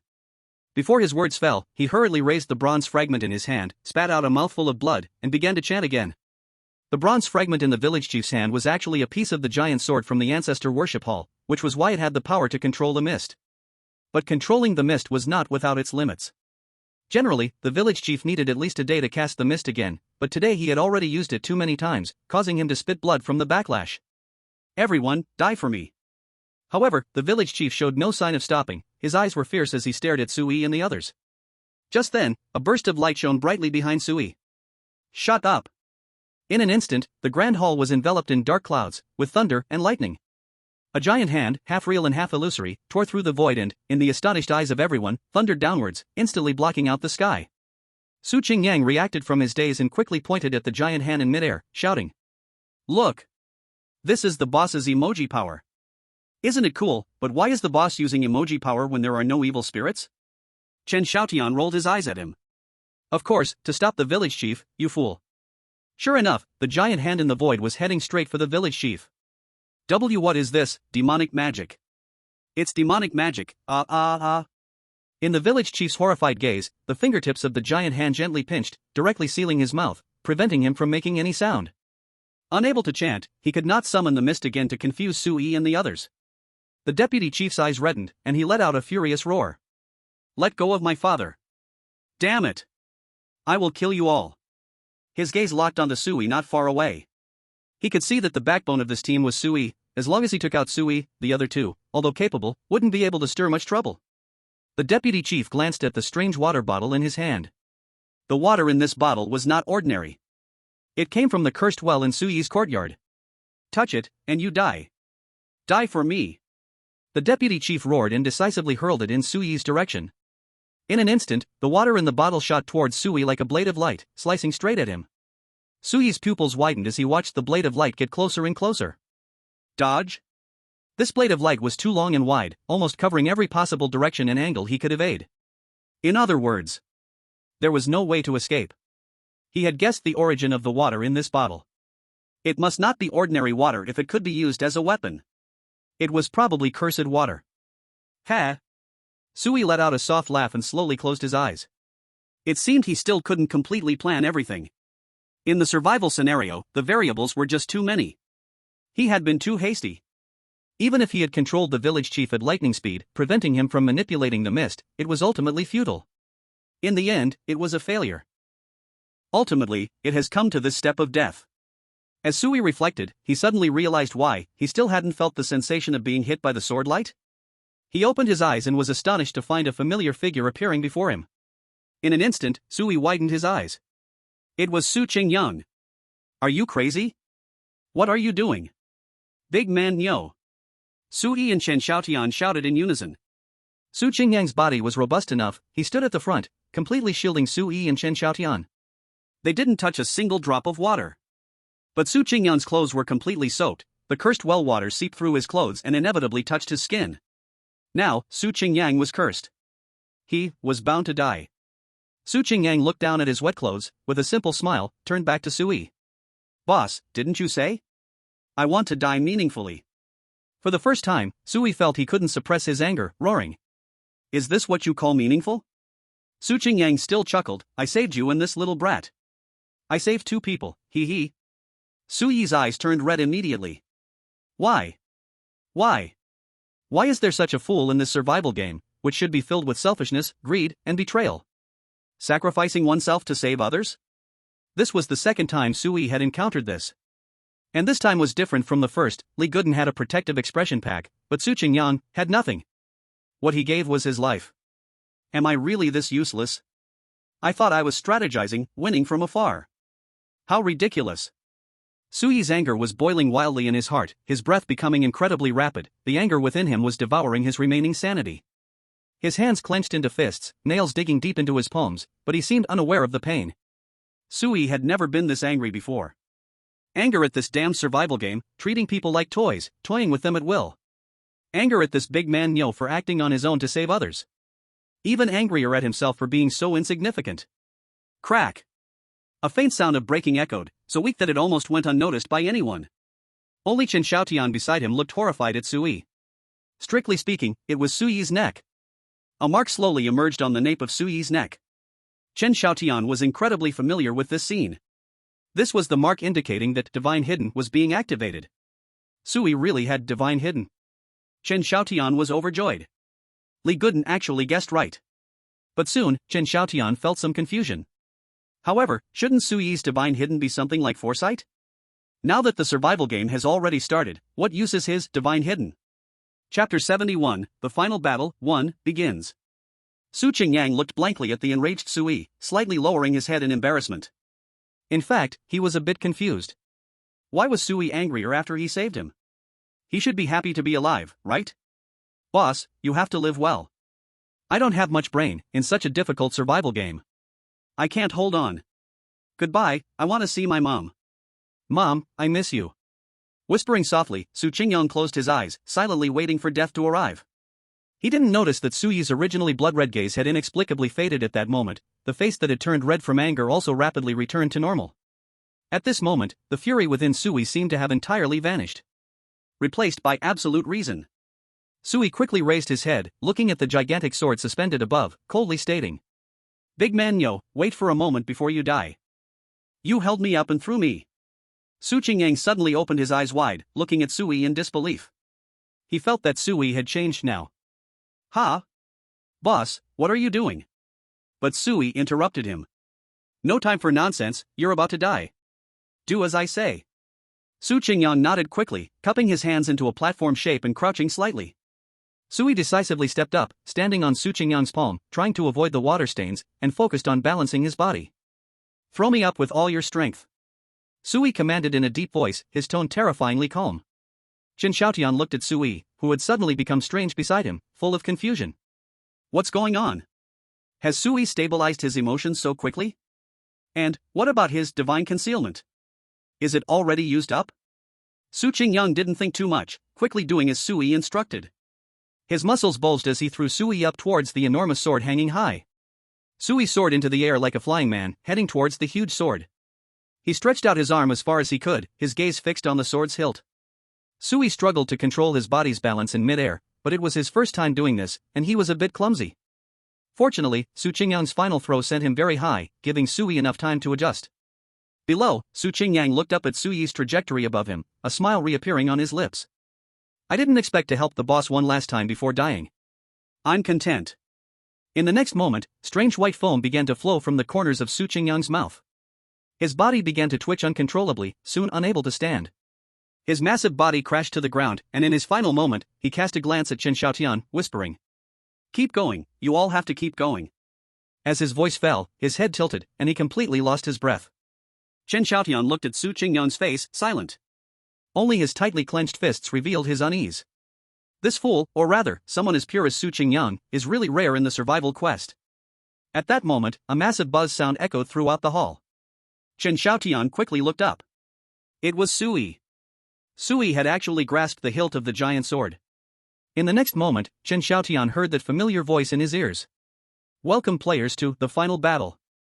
Congratulations, you are only one step away from clearing the dungeon. It is either life or death, all depends on this battle. The final battle has really begun. Sui was right.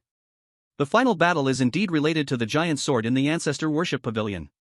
Bang! The doors of the Ancestor Worship Pavilion were slammed shut by an unknown force, turning the entire pavilion into a closed space. Sui hung in midair, tightly holding the giant sword that was as tall as he was, slowly opening his eyes. The next second, a head of black mist appeared above the Ancestor Worship Pavilion out of thin air. From the expression on the black mist head, it looked somewhat dazed and confused. It opened its mouth, wanting to let out a shriek, only to realize that its abilities seemed completely sealed, unable to move at all. Aside from the black mist head, a sound of dripping water suddenly echoed, as a suspended corpse was hanging beside the black mist head. The already rotten corpse leaked foul fluid, splattering on the floor of the hall, forming disgusting puddles. It was the body that cursed the well water in the yard. When this chilling scene unfolded, the village chief's eyes widened, as if his eyeballs were about to pop out, terror overtaking his entire face.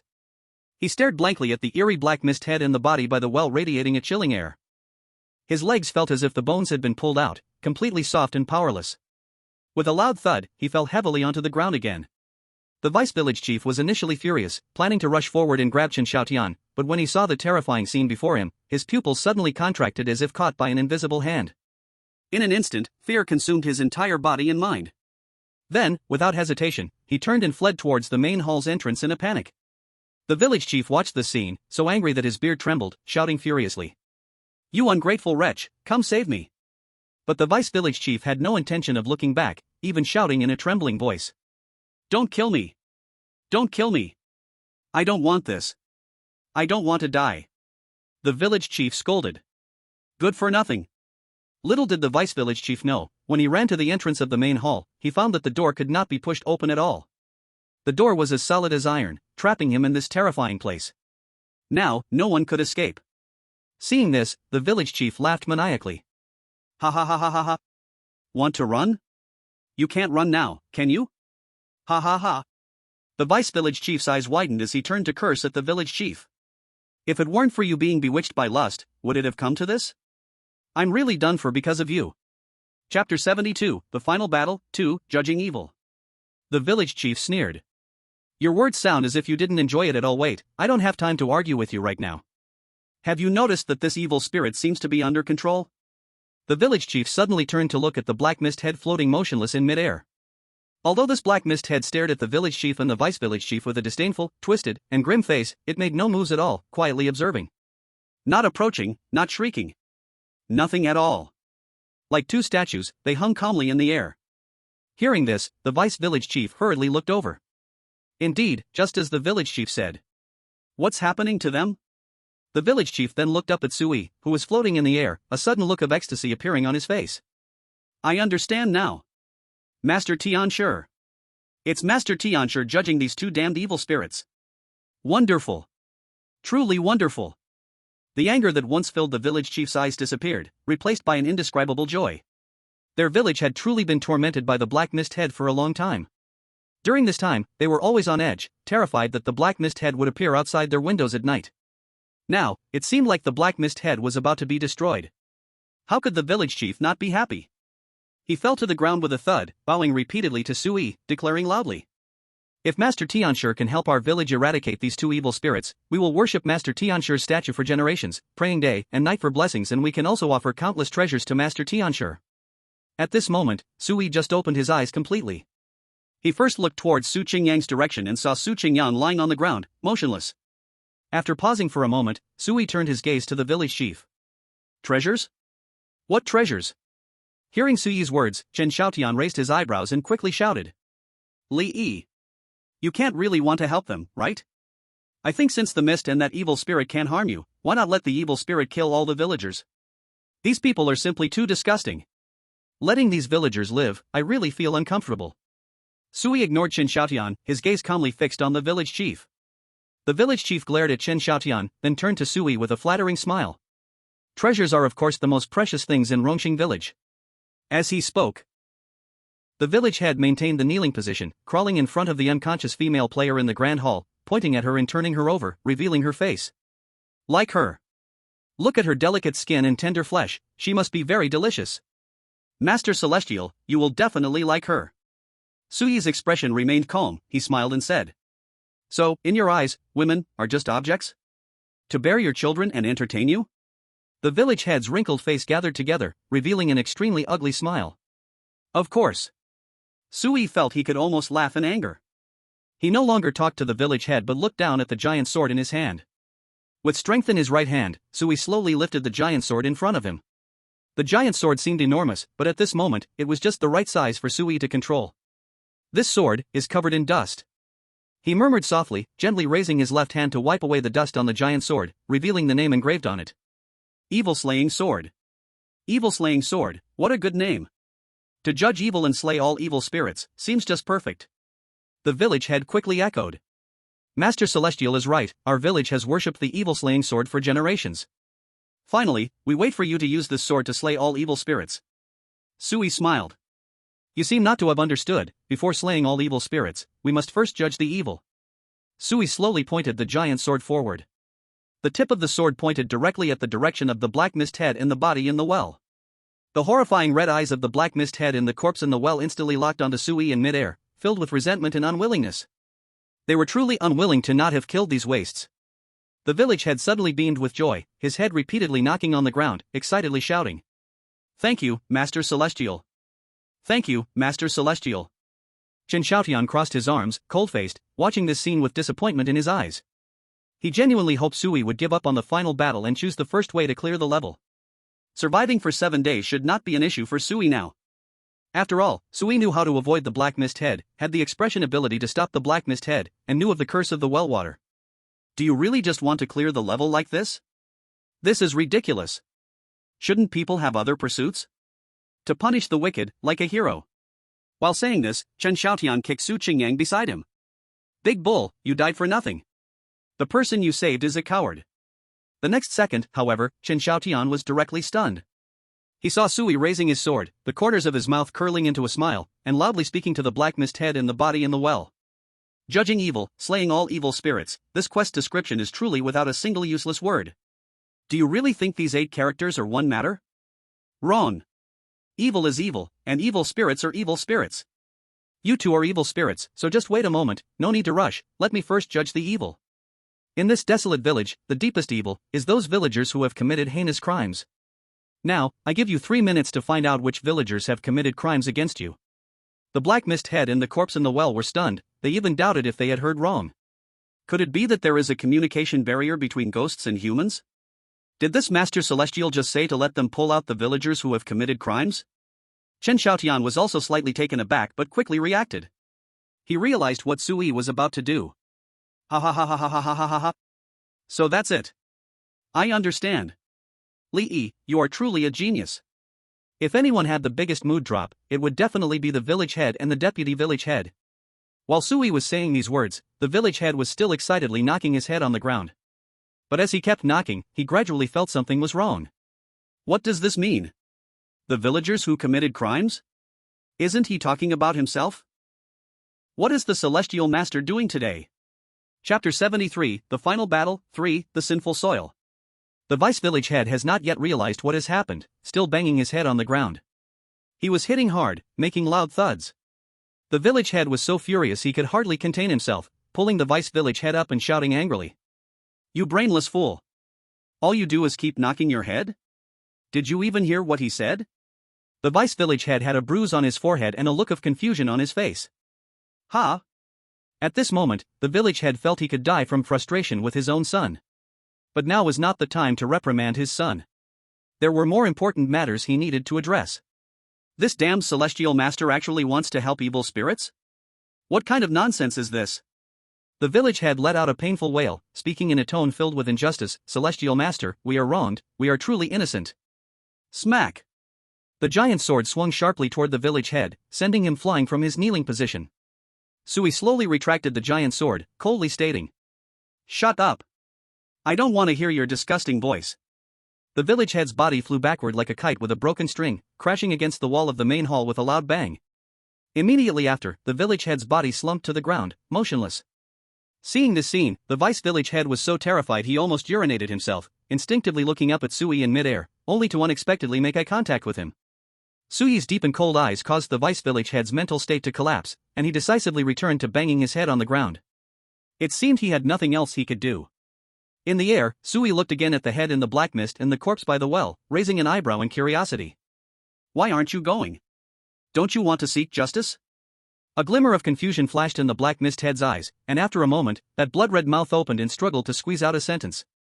We can't move. The swollen body by the well nodded in agreement. Only then did Sui suddenly realize. Damn! What a blunder! He forgot that it was now the preparation phase for the final battle, and both the black mist head and the well corpse were temporarily trapped, waiting to move only after the final battle officially triggered. Ahem. Sui cleared his throat lightly to cover his embarrassment. It's fine. Since you can't go, then I'll call them all here. Saying this, Sui looked down and gently stroked the giant sword in his hand, murmuring. Help me gather all the villagers of Rongxing village here. I want to judge those among them who are guilty. It seemed the giant sword understood Sui's words. It trembled slightly, and then the doors of the ancestor worship hall flew open with a loud bang. Immediately after, hundreds of beams of light came rushing into the hall. They were the confused villagers of Rongxing village. They felt as if they had been sound asleep on their beds just a second ago, and in the next moment they suddenly appeared here in the ancestor worship hall. Bang! The doors of the ancestor worship hall slammed shut once more. But now, there were many more people inside the hall. Among them were Shaoli and Laoyu, whom the villagers recognized. Shaoli was the first to notice the collapsed village head, exclaiming in shock. Hey! Isn't that the village head? Why is he unconscious? He wanted to step forward to help the village head, but worried that he would be scolded for acting hastily, he hesitated and chose to stay put to observe the situation. What the hell? Isn't that the vice village head? He usually acts so mighty, but now he's actually banging his head? Am I seeing this wrong? Hey, the celestial master is actually flying in the sky. Hiss. Isn't that a ghost? Why is it here too? Are we going to die? Shaoli looked around the ancestor worship hall, continuously gasping in shock and yelling. At this moment, Laoyu was already in a cold sweat. He seemed to have guessed something and immediately knelt to the ground with a thud, trembling all over. Many others were reacting similarly. Sui watched these people with great interest. The gaze turned once again towards the black mist head, smiling as it said. Now you can start pointing out. The black mist head slowly turned its head towards Laoyu and the others, and as its gaze touched those familiar faces, its eyes instantly changed. Those scarlet eyes stared fiercely at Laoyu and the others, the eyeballs almost bulging out of their sockets. Disgust surged like a tidal wave in the depths of its eyes, seemingly wanting to devour Laoyu and the others. The well corpse turned slowly due to severe decomposition, making it slower to turn. But it also tried hard to identify those who had bullied them before. Soon, dozens of people were pointed out by the black mist head and the well corpse. Laoyu was indeed one of them. However, Shaoli seemed to really know nothing, still looking around in confusion. Sui slightly nodded and looked down at the giant sword again. Judgment of Sin begins. In an instant, the surroundings changed. The giant sword vanished, the ancestor worship pavilion disappeared, and even the black mist head and the well corpse vanished. Only the familiar black abyss corridor, Sui, and Shen Xiaotian remained, along with the dozens of villagers on trial. Sui and Shen Xiaotian stood side by side, looking at the dozens of villagers across from them. At this moment, their appearances had changed. They were pitch black all over, with scarlet eyes and blood dripping from their mouths, no longer resembling humans, clearly a group of demons. Above their heads floated one data panel after another. Villagers of the ruined village. Level 2. Health 50-50. Strength 5. Speed 1. Chen Xiaotian crossed his arms, sneering coldly, and said disdainfully. This appearance really suits their identity. After saying that, he turned his head to look at Sui. This time, I misjudged you. I thought you really wanted to let these trash go. Sui smiled. Actually, I noticed long ago that the completion condition requires us to complete 2 tasks. If we only eliminate all evil, it probably won't suffice. Moreover, if it weren't for these wicked humans, the black mist head and the well corpse might not have become evil spirits. Every drink and every bite is cause and effect. It is sin that nourishes the soil, allowing the killing flowers to bloom in this ruined village. Chapter 74, Final Battle 4, You're really lucky. While speaking, Sui pulled out his dust tomb. Chen Xiaotian noticed the extraordinary side in Sui's hand at a glance. Oh? Is this a weapon exchanged from the item shop? Are you that rich? But fighting isn't just about having weapons.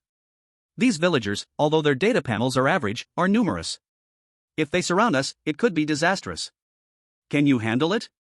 Sui played with the scythe in his hand, looking with some frenzy at the villagers across. I'm very fast, so I won't be surrounded. These villagers' health and strength are average, but their speed is too slow, they will only be toyed with. Oh, by the way, I need to attack each villager first, then you kill them, understand? Chen Xiaotian raised an eyebrow, initially confused. Why go to so much trouble? But soon, he seemed to suddenly realize something, his mouth agape in shock as he looked at Sui. Wait. This equipment of yours, wouldn't it be growth-type equipment? Sui was somewhat surprised by Chen Xiaotian's reaction. Yes, what's wrong? Chen Xiaotian swallowed hard, incredulously asking. You managed to gather so many spirit ruins so quickly? The cheapest growth-type weapon needs 100 spirit ruins, right? Sui shook his head. It's not saved up, it was given as a reward for an S-level evaluation draw. Upon hearing this, Chen Xiaotian paused for a moment before exclaiming a curse. What the hell? You're seriously lucky as hell. Sui frowned in confusion.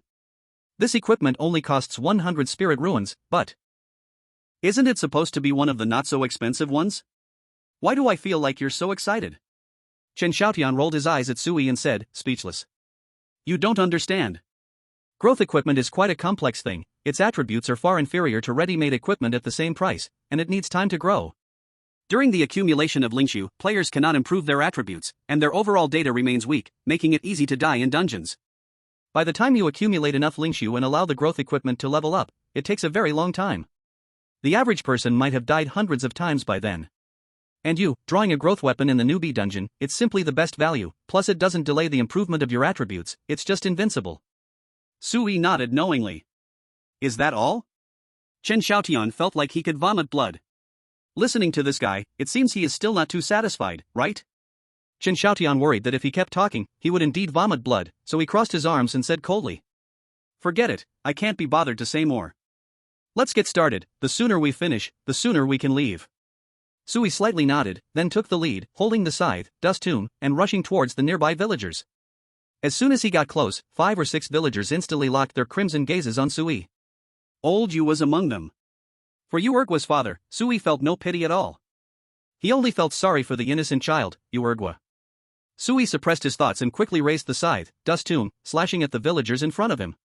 The villagers tried to defend, but unfortunately, their speed was too slow compared to Sui. Just as they lifted their arms, Sui's scythe had already struck. A crimson, too, floated above the villagers' heads. Immediately after, another orange, too, appeared.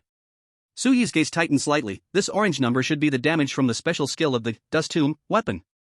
Soul Snatcher, each attack deals extra damage equal to 3% of the enemy's maximum health, maximum 100. Now, attacking these spirits with low health, Sui's advantage was not very obvious, just 2 more points of damage. Behind him, Chen Xiaotian's gloating voice rang out.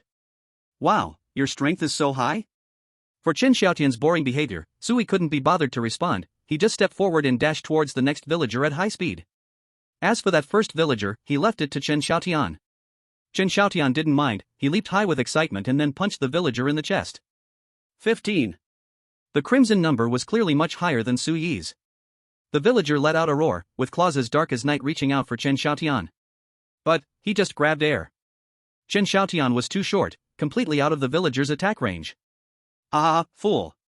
Chen Xiaotian swung another punch, hitting the villager's thigh directly. Although his strength was much higher than Sui's, it was clear that his speed could not match Sui's. After 3 punches, the villager howled and turned to dust, disappearing right on the spot. But before vanishing, it transformed into a faint gray light, rushing toward the scythe in Sui's hand. While Sui was continuously darting among the villagers, a notification suddenly echoed in his mind. Congratulations, successfully devoured the evil spirit's soul, permanently increasing 1 point in the speed attribute.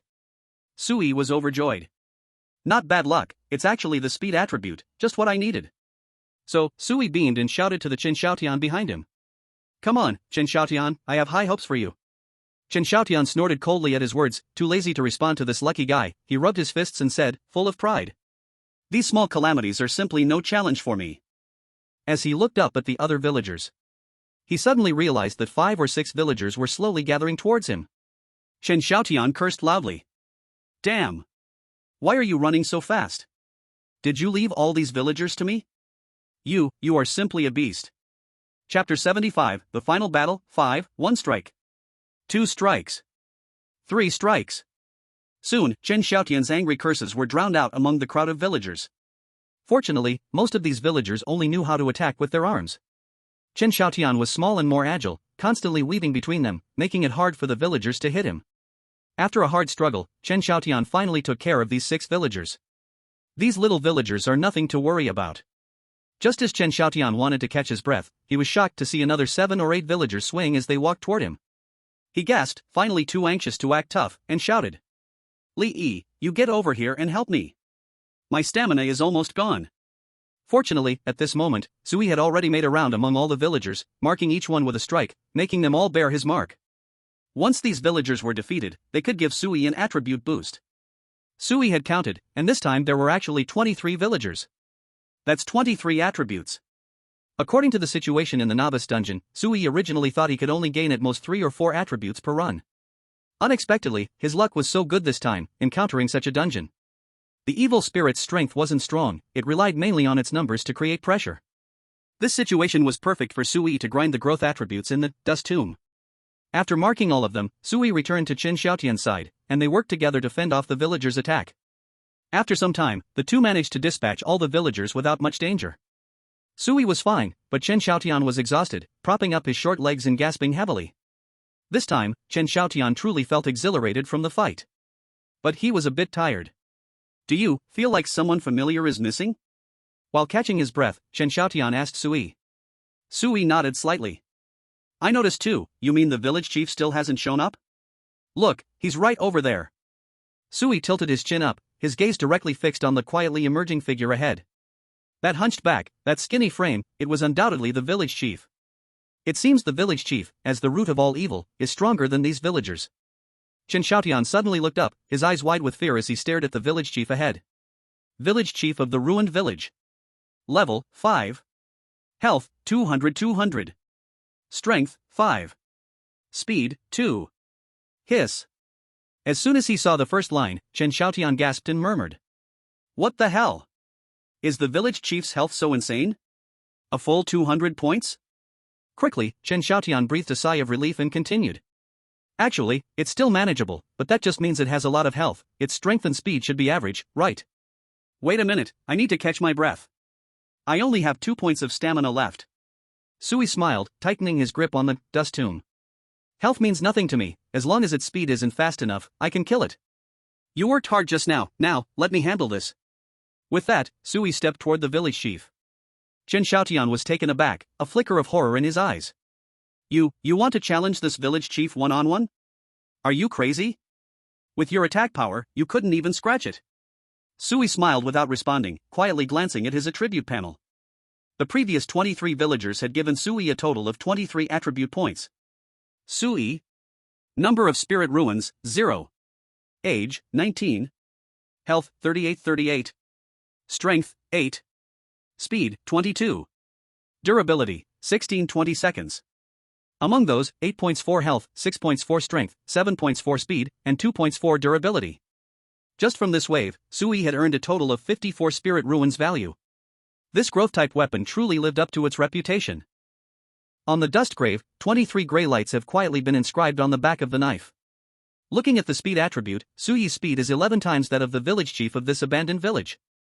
This is definitely a crushing gap. With such a speed disparity, as long as Sui wants to dodge, the village chief's attacks basically have no way to touch him. In Sui's eyes, the village chief looks like a clumsy giant bear, only fit to be toyed with in his hands. The sickle is held in front of Sui, flashing with a chilling aura in the dark corridor. Sui lightly stepped forward, instantly dashing forward like lightning, towards the abandoned village chief standing in place. Only when Sui was about to get close did the village chief seem to be activated, his eyes filled with endless resentment locking onto Sui. "I am obviously innocent, why must you judge us? On what grounds do you judge us?" The village chief's thin lips slightly parted, his yellowed teeth exposed, lowly repeating the same words.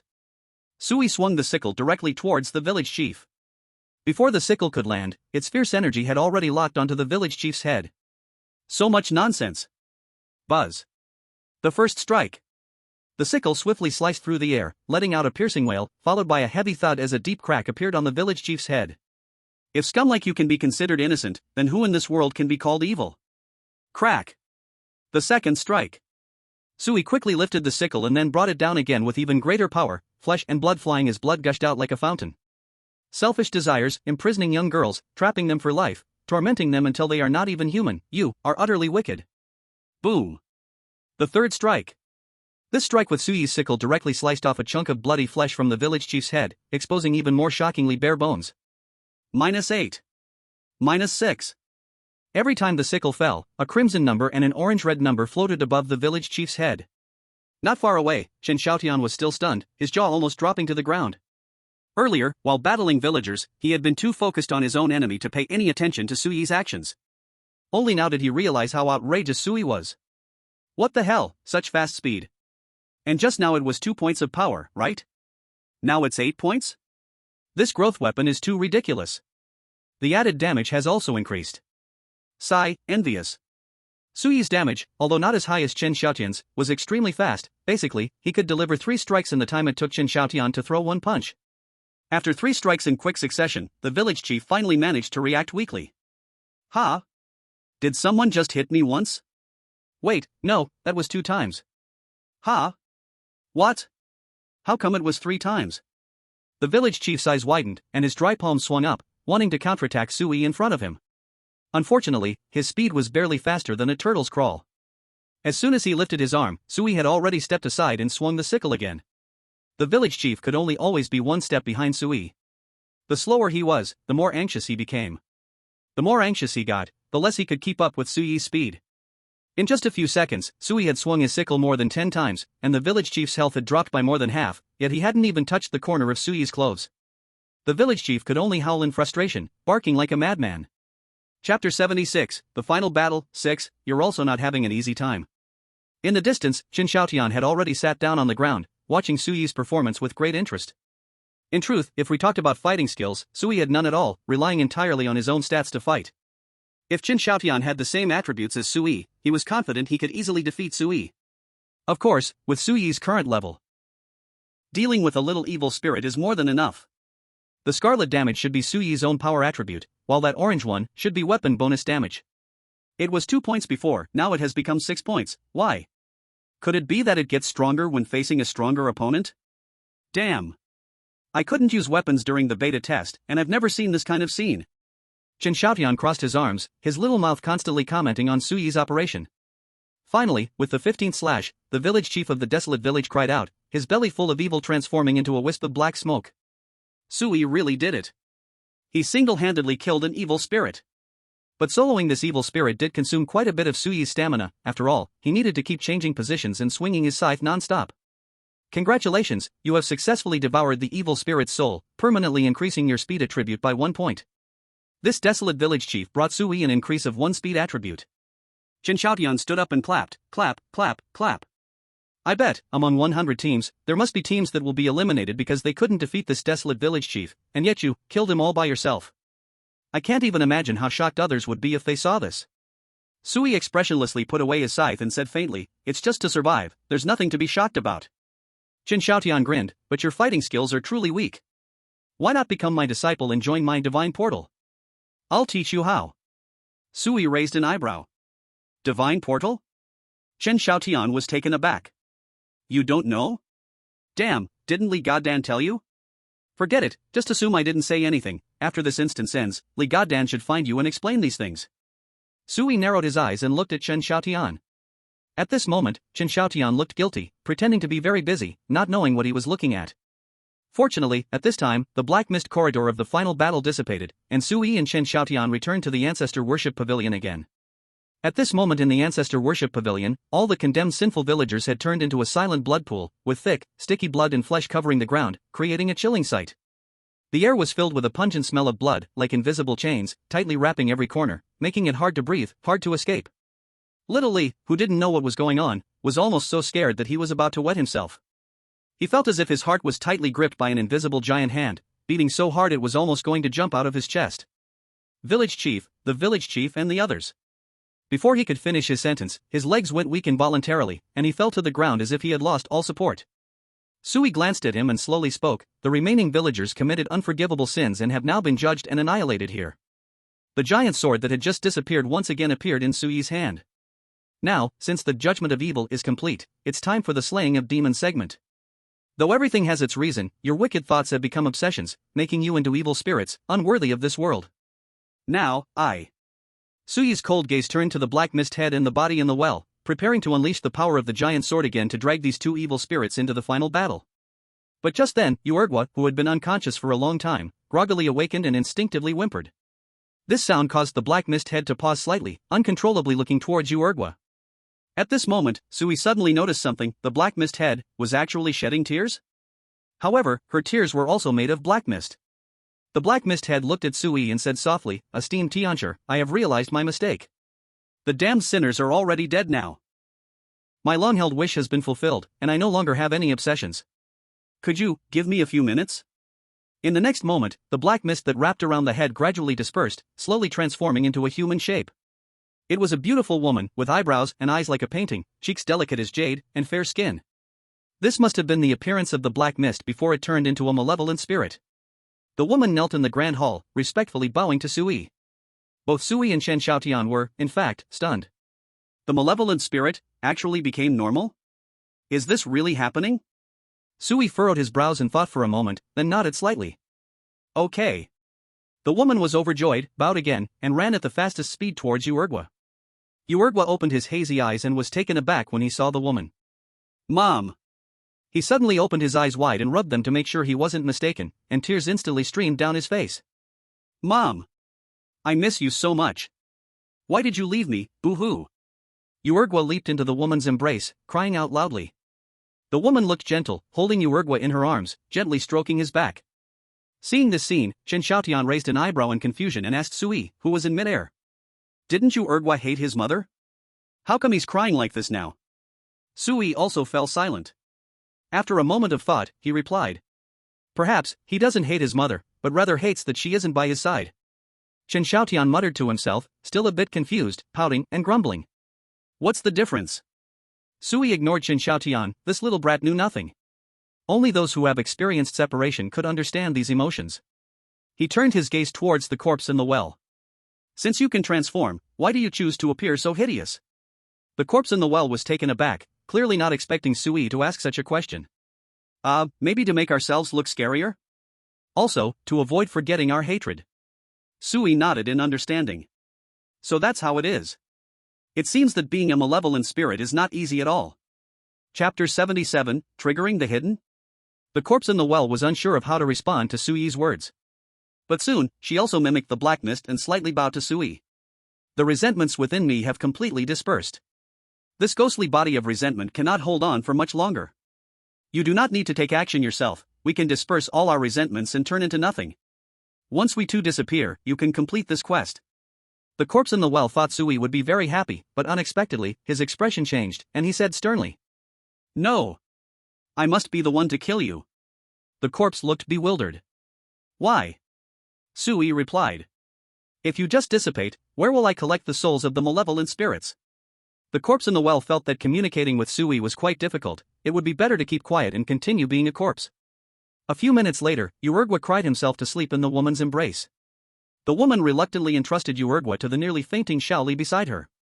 You are still somewhat normal, help me take care of him, he is innocent. If he wakes up, just tell him this was all a dream. Having said that, the woman stood up and left. Shaoli took Urgwa and nodded blankly, his lips trembling like dried leaves, unable to say a word. The woman, having settled her last attachment to the world, transformed back into the appearance of the black mist, soaring into the air, respectfully bowing to Sui. Thank you, Master Tiancher, for your help. Sui waved his hand casually, not giving the black mist a chance to speak, and quickly activated the giant sword, pulling both the woman, who had taken the form of black mist, and the corpse in the well into the black abyss corridor. Why are you in such a hurry? Because he is afraid. What if these two evil spirits suddenly fail and turn into nothing here because of a disagreement? Are they just evil spirits now? No. They are two walking attribute points. They are valuable spirit ruins. If they are gone, it would be a huge loss. After entering the abyss corridor again, Sui did not hesitate for a moment, decisively taking the side dustgrave in hand and stepping forward to check the data panels of the black foghead and the well corpse. It was a good thing he looked, otherwise, Sui would have burst out laughing. Ghost Ja Evil Spirit, Release Version. Level, 5. Life, 1/1. Strength, 0. Speed, 0. Well Evil Spirit, Silent Version. Level, 5. Life, 1/1. Strength, 0. Speed, 0. Both evil spirits actually only had 1 point of life left. When Chen Xiaotian saw this scene, he was shocked into silence for a long time. This was the first time he had seen such a scene. Sui stared at these two data panels, somewhat confused, muttering.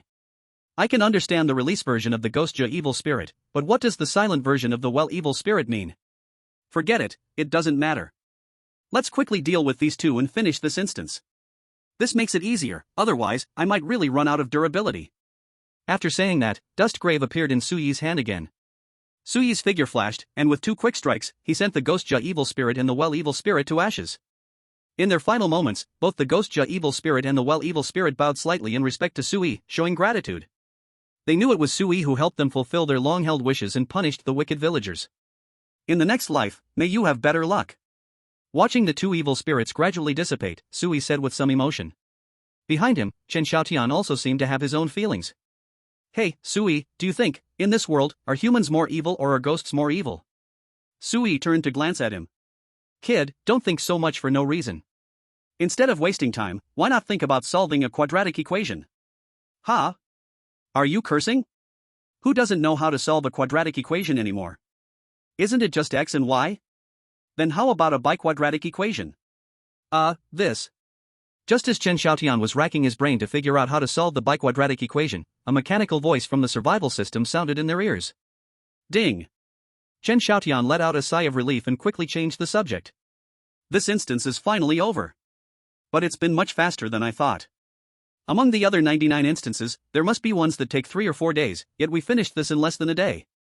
However, what Chen Xiaotian did not expect was that the survival system did not announce the completion of the instance.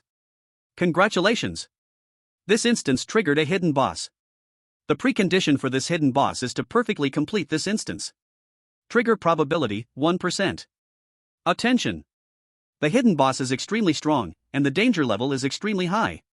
Completion will yield rich rewards, please players act according to their strength. If players choose to give up, there is no penalty. Do you accept? If more than half of the players vote to accept, it can be activated. Detected number of players participating in the final battle, 2. Voting situation, 0 out of 2. Countdown, 2 minutes and 59 seconds. Sui raised an eyebrow and pondered. There is even a hidden boss triggered? The danger level is extremely high. If the survival system calls it extremely high risk, it is probably not simple. Voting to decide whether to activate means that both you and I must agree to open it successfully. As soon as Chen Xiaotian saw the word hidden, his eyes lit up, and he looked extremely excited. Hurry! Hurry! Hurry! Agree! We only have 3 minutes to think, don't hesitate. While speaking, Chen Xiaotian decisively chose agree. At the same time, he urged Sui to agree. But Sui was lost in his own thoughts. After the previous battle with the village chief, my endurance has seriously run out, and I can't perform like I just did. The strength of this hidden boss has been rated as extremely high risk by the survival system, and I have no confidence in winning. So I suggest giving up. Staying alive is the most important thing. Of course, Sui also wanted this extra reward. But right now, he has no fighting power and could end up getting no reward while risking their lives. This is not what Sui wants to see. But Chen Xiaotian was still excited and said, this is a hidden boss that can only be encountered with a 1% chance. I don't want to miss it. How about this, trust me. When we just killed the village chief of the ruins, you were the one performing, now, just watch me perform. Sui looked at Chen Xiaotian as if he were an idiot. You? Do you think I would gamble my life on you? What a joke. You should focus on your quadratic equations. After saying that, Sui prepared to refuse. Seeing that Sui really wanted to refuse, Chen Xiaotian gritted his teeth and said bravely, I'm really fed up. Let me be honest with you. I do have a reliance, and that is my divine treasure. Sui paused, his eyes filled with shock as he looked at Chen Xiaotian. Divine treasure? Chen Xiaotian nodded firmly. That's right, it's my divine treasure. I'm not hiding it from you, but I can't say too much, the rest is up to Li Goddan to decide if he wants to tell you, I don't have that authority. I awakened my divine treasure early, and it's called Hunting Moment. The ability of this divine treasure is very simple, it multiplies all attributes by 10. Lasting for 3 minutes. Sui gasped. Multiplied by 10. What does this concept even mean? Just now, the damage from Chen Xiaotian's punch was 15 points, multiplied by 10, that's 150 points. 2 punches could instantly take down the village chief of the ruins. And his speed would also become incredibly fast, 2 punches in a flash. What kind of evil spirit can withstand such an attack? This divine treasure is too invincible. But soon, Sui realized. The ability of this divine treasure is simply terrifying, and it must have some limitations or side effects. It should have side effects, right? Chen Xiaotian's gaze slightly tightened, and after a moment, he nodded. That's right, it indeed has. That is, after divine treasure ends, my health will drop by 1 point per minute and cannot be recovered. I currently have 25 points of health, which means that after the duration of divine treasure ends, I can live for a maximum of 25 minutes. Within those 25 minutes, I must clear this dungeon, otherwise I will truly die. At the same time, I will fall into a weakened state, with all attributes reduced by 50%. Hearing this, Sui clicked his tongue in surprise. The side effects of this divine treasure are indeed terrifying. However, it's very suitable for the current situation. Attributes multiplied by 10, 3 minutes is absolutely enough for Chen Xiaotian to take down this hidden boss. Once the hidden boss is dead, they can complete the dungeon, and the threat of health reduction won't matter much to Chen Xiaotian. Sui pondered for a moment. Chen Xiaotian urged through clenched teeth. There isn't much time left. Hurry up and decide. This matter is almost all benefits with no harm to you, what are you still hesitating for? Sui rolled his eyes and complained. Kids are so anxious. Chen Xiaotian nearly wanted to spit blood. You weren't anxious when you just dragged the ghostly Jing and the evil spirits of the water well into the Black Abyss corridor, were you? Now you're saying I'm anxious? Just then, Sui finally made a decision and decisively chose, agree. Voting ends. Voting result, agree, 2 halves. The hidden boss is about to appear. The next moment, within the Black Abyss corridor, a thick fog suddenly spread out. Sui squinted his eyes. So, this hidden boss is indeed the thick fog in the ruined village. Indeed, if it weren't for the fog assisting the evil, the villagers in this ruined village wouldn't have been able to abduct so many women. Soon, this thick fog all gathered not far from Sui and Chen Xiaotian, gradually transforming into a rather irregular shape. The mysterious fog of the abandoned village. Level, 10. Life, 350/350. Strength, 15. Speed, 10. Sui clicked his tongue. Indeed very strong, much stronger than that village chief of the abandoned village. But it looks so ugly, clearly someone who didn't practice well when they were young with clay, ending up looking like this. After Sui complained, he decisively turned around and distanced himself from Chen Xiaotian. This time, it was Sui who watched Chen Xiaotian perform. Chen Xiaotian looked fervently at the mysterious fog of the abandoned village across from him, even excitedly licking his lips. He never expected such a day would come where he could face a hidden boss. However, this hidden boss seemed a bit too weak. Chen Xiaotian struggled to suppress his excitement and fervor, roaring with a trembling voice. There is no dead end in this world. In front of the King of Hell, I swap 3 for 1. Chapter 79, 3 for 1 in front of the King of Hell. In an instant, Chen Xiaotian's entire aura underwent a drastic transformation. On his forehead, a strange pattern seemed to quietly emerge. Soon, the scarlet pattern was fully drawn. Boom! A loud explosion echoed, and Chen Xiaotian's pressure felt completely different. He laughed manically, stepping forward, eyes fixed on the not-too-distant mysterious fog. To be honest, with you, you aren't even worthy of me using divine concealment. Today, I'm giving you face. Swish! With a sound of explosion, Chen Xiaotian's figure transformed into a black shadow, charging toward the mysterious fog. Sui raised his eyebrows in shock. He didn't know how much Chen Xiaotian's speed attribute had doubled, as even Sui could not clearly see Chen Xiaotian's movements anymore. In the next second, Chen Xiaotian appeared in front of the mysterious fog. Because Chen Xiaotian was too fast, the mysterious fog hadn't even been activated, still standing there dazed. Die for me. At this moment, Chen Xiaotian's momentum was incredibly terrifying, like a god descending to earth, leaping high, lifting his fist in midair, aiming at the mysterious fog's head. But just as he was about to strike down, Sui suddenly interrupted. Wait! Chen Xiaotian's whole body shuddered, abruptly retracting his fist in midair and striking the air beside him dangerously. What are you doing? After landing, Chen Xiaotian was extremely angry, roaring at Sui behind him. Sui was now running towards the mysterious fog, holding the dust tomb. Upon seeing the dust tomb, Chen Xiaotian realized what Sui wanted to do. Chen Xiaotian felt he was about to go crazy with anger. Damn! Isn't it just a ghost? You're just missing this one? Sui chuckled, wasting is shameful. Saying this, Sui quickly moved forward, taking advantage of the mysterious fog's inattention to slash at it, and then immediately turned around and ran, leaving the battlefield to Chen Xiaotian. Alright, you can continue your performance now. Chen Xiaotian glared fiercely at Sui's back, both angry and helpless. Just now, his momentum was interrupted by Sui. Restarting now, it just wouldn't feel the same anymore. Chen Xiaotian, feeling deflated, stepped forward to face the ghost directly and threw a punch. Boom! In Sui's eyes, Chen Xiaotian merely threw a punch, but unexpectedly, the mysterious fog instantly turned to dust, killed in an instant. Upon returning to the observation position, Sui was dumbfounded. What the hell? Isn't your divine concealment supposed to increase attributes tenfold? Shouldn't it take at least 3 punches to kill it? Chen Xiaotian coldly laughed, slowly retracting his fist, looking extremely arrogant as he explained. Because it was too fast, so you could only see 1 punch. In fact, that 1 punch was 3 punches. As if to validate his claim, 3 scarlet numbers slowly floated up where the mysterious fog had dissipated. -150. -150. -50. The final 50 points were due to the mysterious fog having only 50 life points left. Chen Xiaotian let out a long breath and then shouted towards the sky. Refreshing. I haven't used my divine store in a long time, this feeling is just too good. At this moment, the sound of the survival system echoed in the ears of the two. Congratulations, you have completed the hidden boss kill. Total gain of 100 spirit ruins, all participating players receive scores. All participating players each receive 1 lottery ticket, which can be used to randomly draw items from the item shop. Hearing the system announcement, Chen Xiaotian nodded reluctantly. Not bad, we can each get 50 points of spirit ruins, that's not too little. As for that lottery ticket, you're going to use it for your growth weapon, right? As he spoke, Chen Xiaotian rubbed his hands excitedly. I wonder what good things I can draw. It would be best if I could also get a growth weapon. Sui chuckled, do you really think you have my luck? Chen Xiaotian became anxious and shouted. Humph. I'll show you what the luck of the chosen one looks like. Saying this, Chen Xiaotian took the lottery ticket out of his backpack and crushed it in his hands.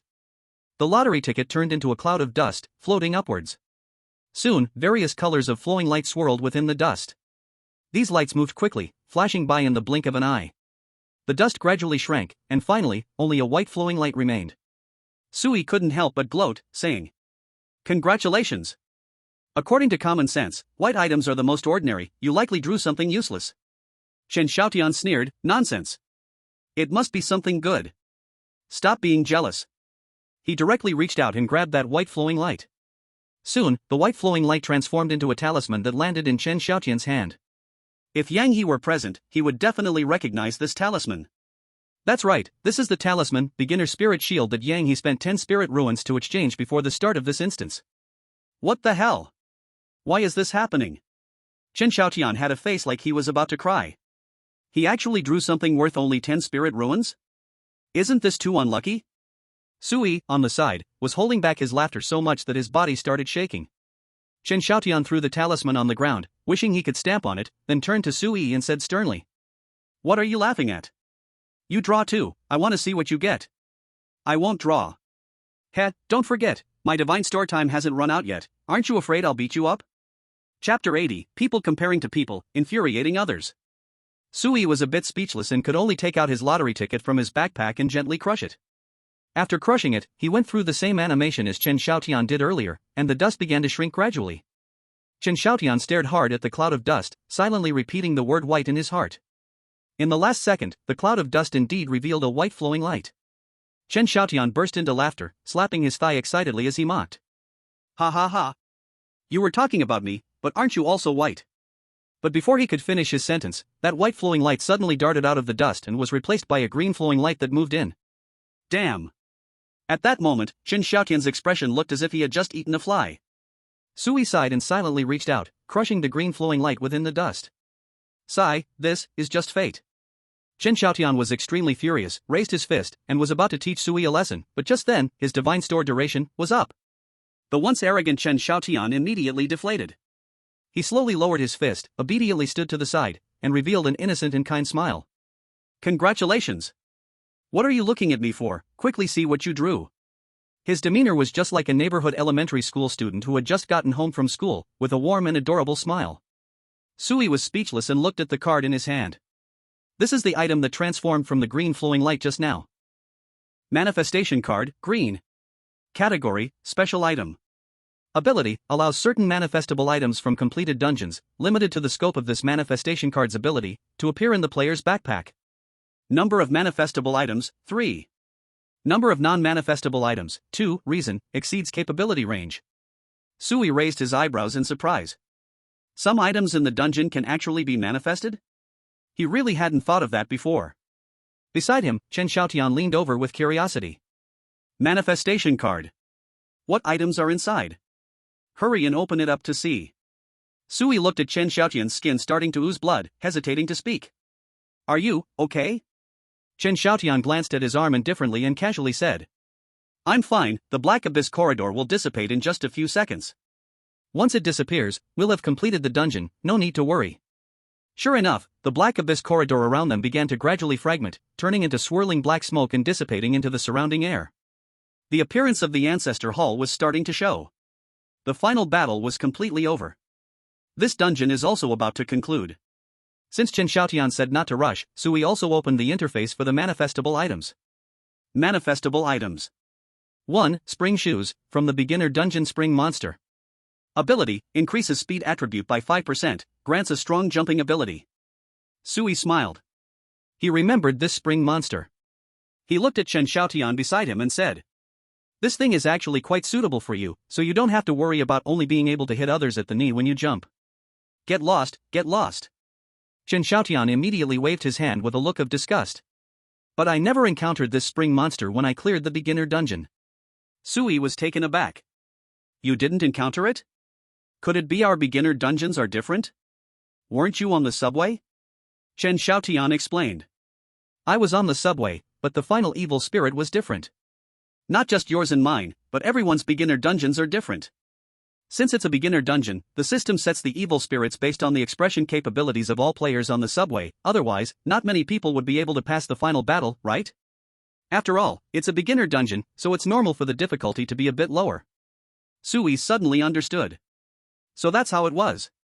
He had found it strange before, the final part of the beginner dungeon was indeed a bit too coincidental. Almost every evil spirit had an expression to counter it, making it far too easy to clear. Chen Xiaotian quickly waved his hand, urging. Don't dawdle, hurry up to the next one.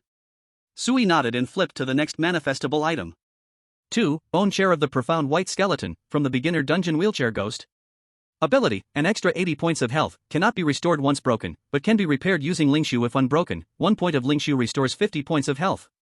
Chen Xiaotian lightly exclaimed. This item looks pretty good, at least in the early stages when the evil spirits aren't too strong. It's equivalent to a shield that can be used infinitely, costing only 1 Lingshu each time.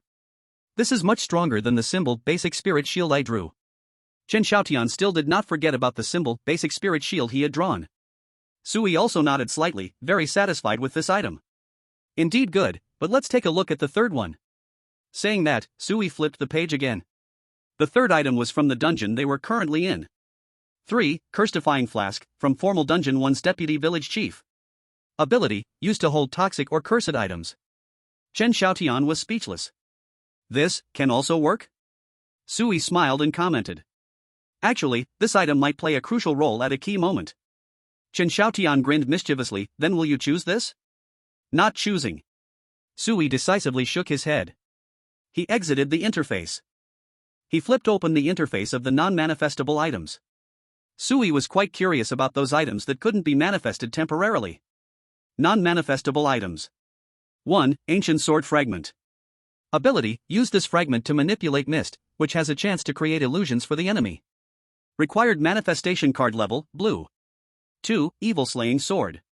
Ability, an extremely powerful finished weapon with special abilities. Required manifestation card level, purple. Chen Xiaotian clicked his tongue twice. This evil slaying sword must be very strong. What a pity, we can't exchange for it now. If I remember correctly, the purple manifestation card in the item shop seems to be worth over 200 Lingshu, right? That's just too expensive. Sui didn't say anything, he had already satisfied his curiosity. He decisively closed the interface and returned to the second page of manifestable items, confirming his selection of the second manifestable item, Bone White Skull Chair. In the next moment, the Bone White Skull Chair transformed into a streak of light and was stored in Sui's backpack. With a thought, the Bone White Skull Chair appeared in front of Sui. This Bone White Skull Chair was exactly the same as the one that the Wheelchair Ghost had sat on in the last new player instance, almost identical. Sui stepped forward and plopped down onto it. But at that moment, a strange change occurred. Chapter 81, Dead Bodies, White Bones, The Cycle of Survival. The Bone White Skull Chair under Sui shone with a bone white light. Chen Xiaotian exclaimed in shock. What's going on? There's even a light effect? The bone white skull chair sensed Suyi's affinity, triggering the bond of fate, and its ability was upgraded. Upgraded ability. Ability, additional 100 life points if shattered, can lock at 1 life point, and will shatter again if hit. 1 Lingshu restores 100 life points. Chen Xiaotian almost dropped his jaw to the ground, his whole face instantly slackened. He felt like the entire world was about to collapse. This is too much, right? It's simply unreasonable. Woo woo. Chen Xiaotian was filled with unwillingness. Damn it, clearly he had taken down 99% of this hidden boss's health, Sui merely picked up the pieces. As a result, the reward Sui got wildly surpassed his by 10 streets or more. It was one thing to get a nice bone white skull chair item, but he even triggered the bond of fate, upgrading the bone white skull chair. Chen Xiaotian felt like he was about to spit blood. How on earth did you do that? Sui scratched his head, recalling the scene at that time. Could it be because I sat on it once before? Chen Xiaotian was convinced. Really convinced. What kind of dog luck is this? Forget it, forget it. Chen Xiaotian didn't want to argue with this chosen one anymore. After Sui put away the bone white skull chair, they had completely returned to the ancestor worship pavilion. The system announcement happened to sound. Everything was so perfectly timed. Congratulations! The ghostly days in the ruined village instance has been successfully cleared. All players have survived. Reward settlement in progress.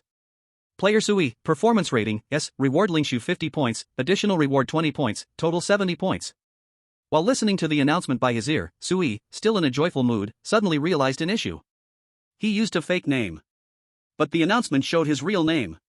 If others heard the announcement, wouldn't they know his name? He quickly glanced at the gloomy Chen Xiaotian beside him. Chen Xiaotian, apart from looking a bit gloomy, seemed quite normal, as if he hadn't noticed anything wrong at all. Sui thought for a moment and tentatively asked. Chen Xiaotian, I didn't hear clearly just now, is the S rank that me? Chen Xiaotian impatiently said. Yeah, the S rank is you, Li. Stop pretending, I know you're strong. After answering Suyi's question, Chen Xiaotian began to listen carefully to his own rating. Player Chen Xiaotian, performance rating, A, reward Lingshu 30 points, additional reward 20 points, total 50 points. Damn. Only A? Why is that? Chen Xiaotian now felt like the whole world was against him. After cursing, Chen Xiaotian turned to Sui, suddenly realizing why Sui had asked him this question. He pointed directly at Sui and laughed out loud. Ah. I know why you're asking, haha. But I tell you, the survival system is very humane. If you have used a fake name with others, then what everyone hears will be the fake name. This means the survival system defaults that this is your online name. If you haven't said a fake name, it will directly show your real name. Hee hee, you're worried about this, right? Why don't you tell me your real name? Let me hear it? After hearing Chen Xiaotian's explanation, Sui understood the reason. So, as if he didn't hear Chen Xiaotian's last sentence, he continued to listen to the broadcast. Player Yao Ran, performance rating, B, reward Lingshu 20 points. Player Qi Gu Meng, performance rating, B, reward Lingshu 20 points. The two players, Yao Ran and Qi Gu Meng, should be the two female players from Yang Yi's side, who had been in a coma inside the Respect Ancestors Pavilion, relying on luck to survive to the end.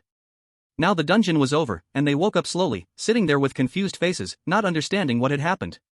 Why did the dungeon suddenly end? Sui raised his eyebrows, somewhat shocked. Those two basically did nothing from start to finish, and still got 20 points? Chen Xiaotian clearly didn't understand either. Yeah, what's going on with this survival system? That means Wu Liqing could also survive and get 20 points of Lingshu. Did we help her or harm her? Sui smiled, calmly saying. From the result, it's harming her, but helping ourselves. From the process, we were trying to save her, that's reasonable. If it weren't for Wu Liqing's sacrifice providing clues, we might not have connected the clues, leading to all of them dying. Everything has cause and effect. Chen Xiaotian slightly nodded. Just when he wanted to say something, he suddenly felt several dark shadows flash behind him. Chen Xiaotian instinctively turned to look. There were a few more people behind him that he didn't know when they had appeared. These people he recognized. A huge man like a mountain, a man in a white robe, a slightly chubby young man, and a green tea girl in pajamas.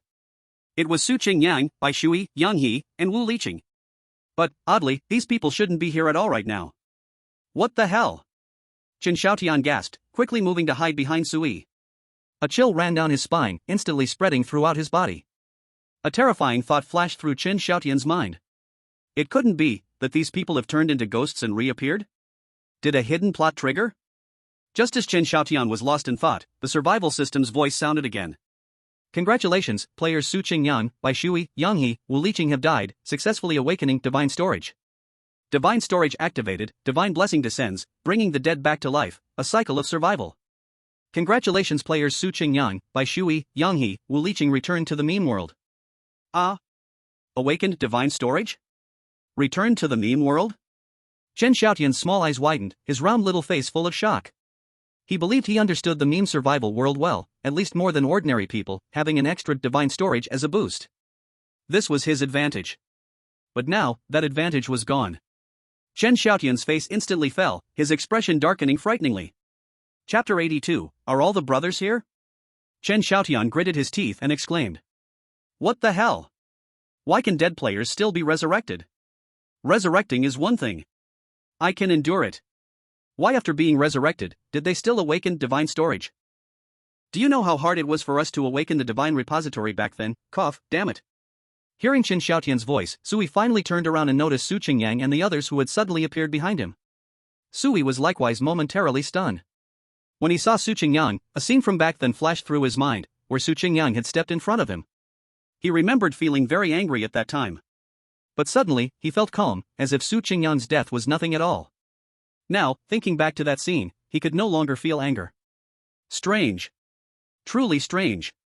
Suppressing the confusion in his heart, Sui murmured and analyzed. Could it be that players who die in survival instances in the future can all be revived? Chen Xiaotian immediately denied all the guesses. Impossible. If that's the case, what kind of survival world would it be? It might as well be a child's game. Sui also nodded slightly.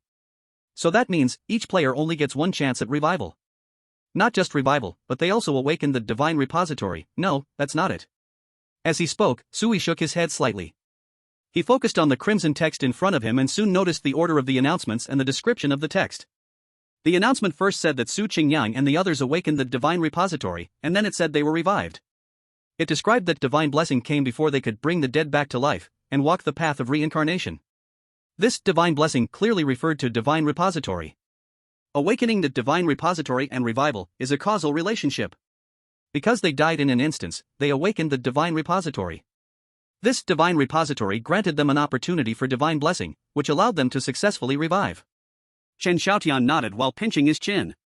Sui's analysis had at least no problems logically. After thinking for a moment, he looked up and asked.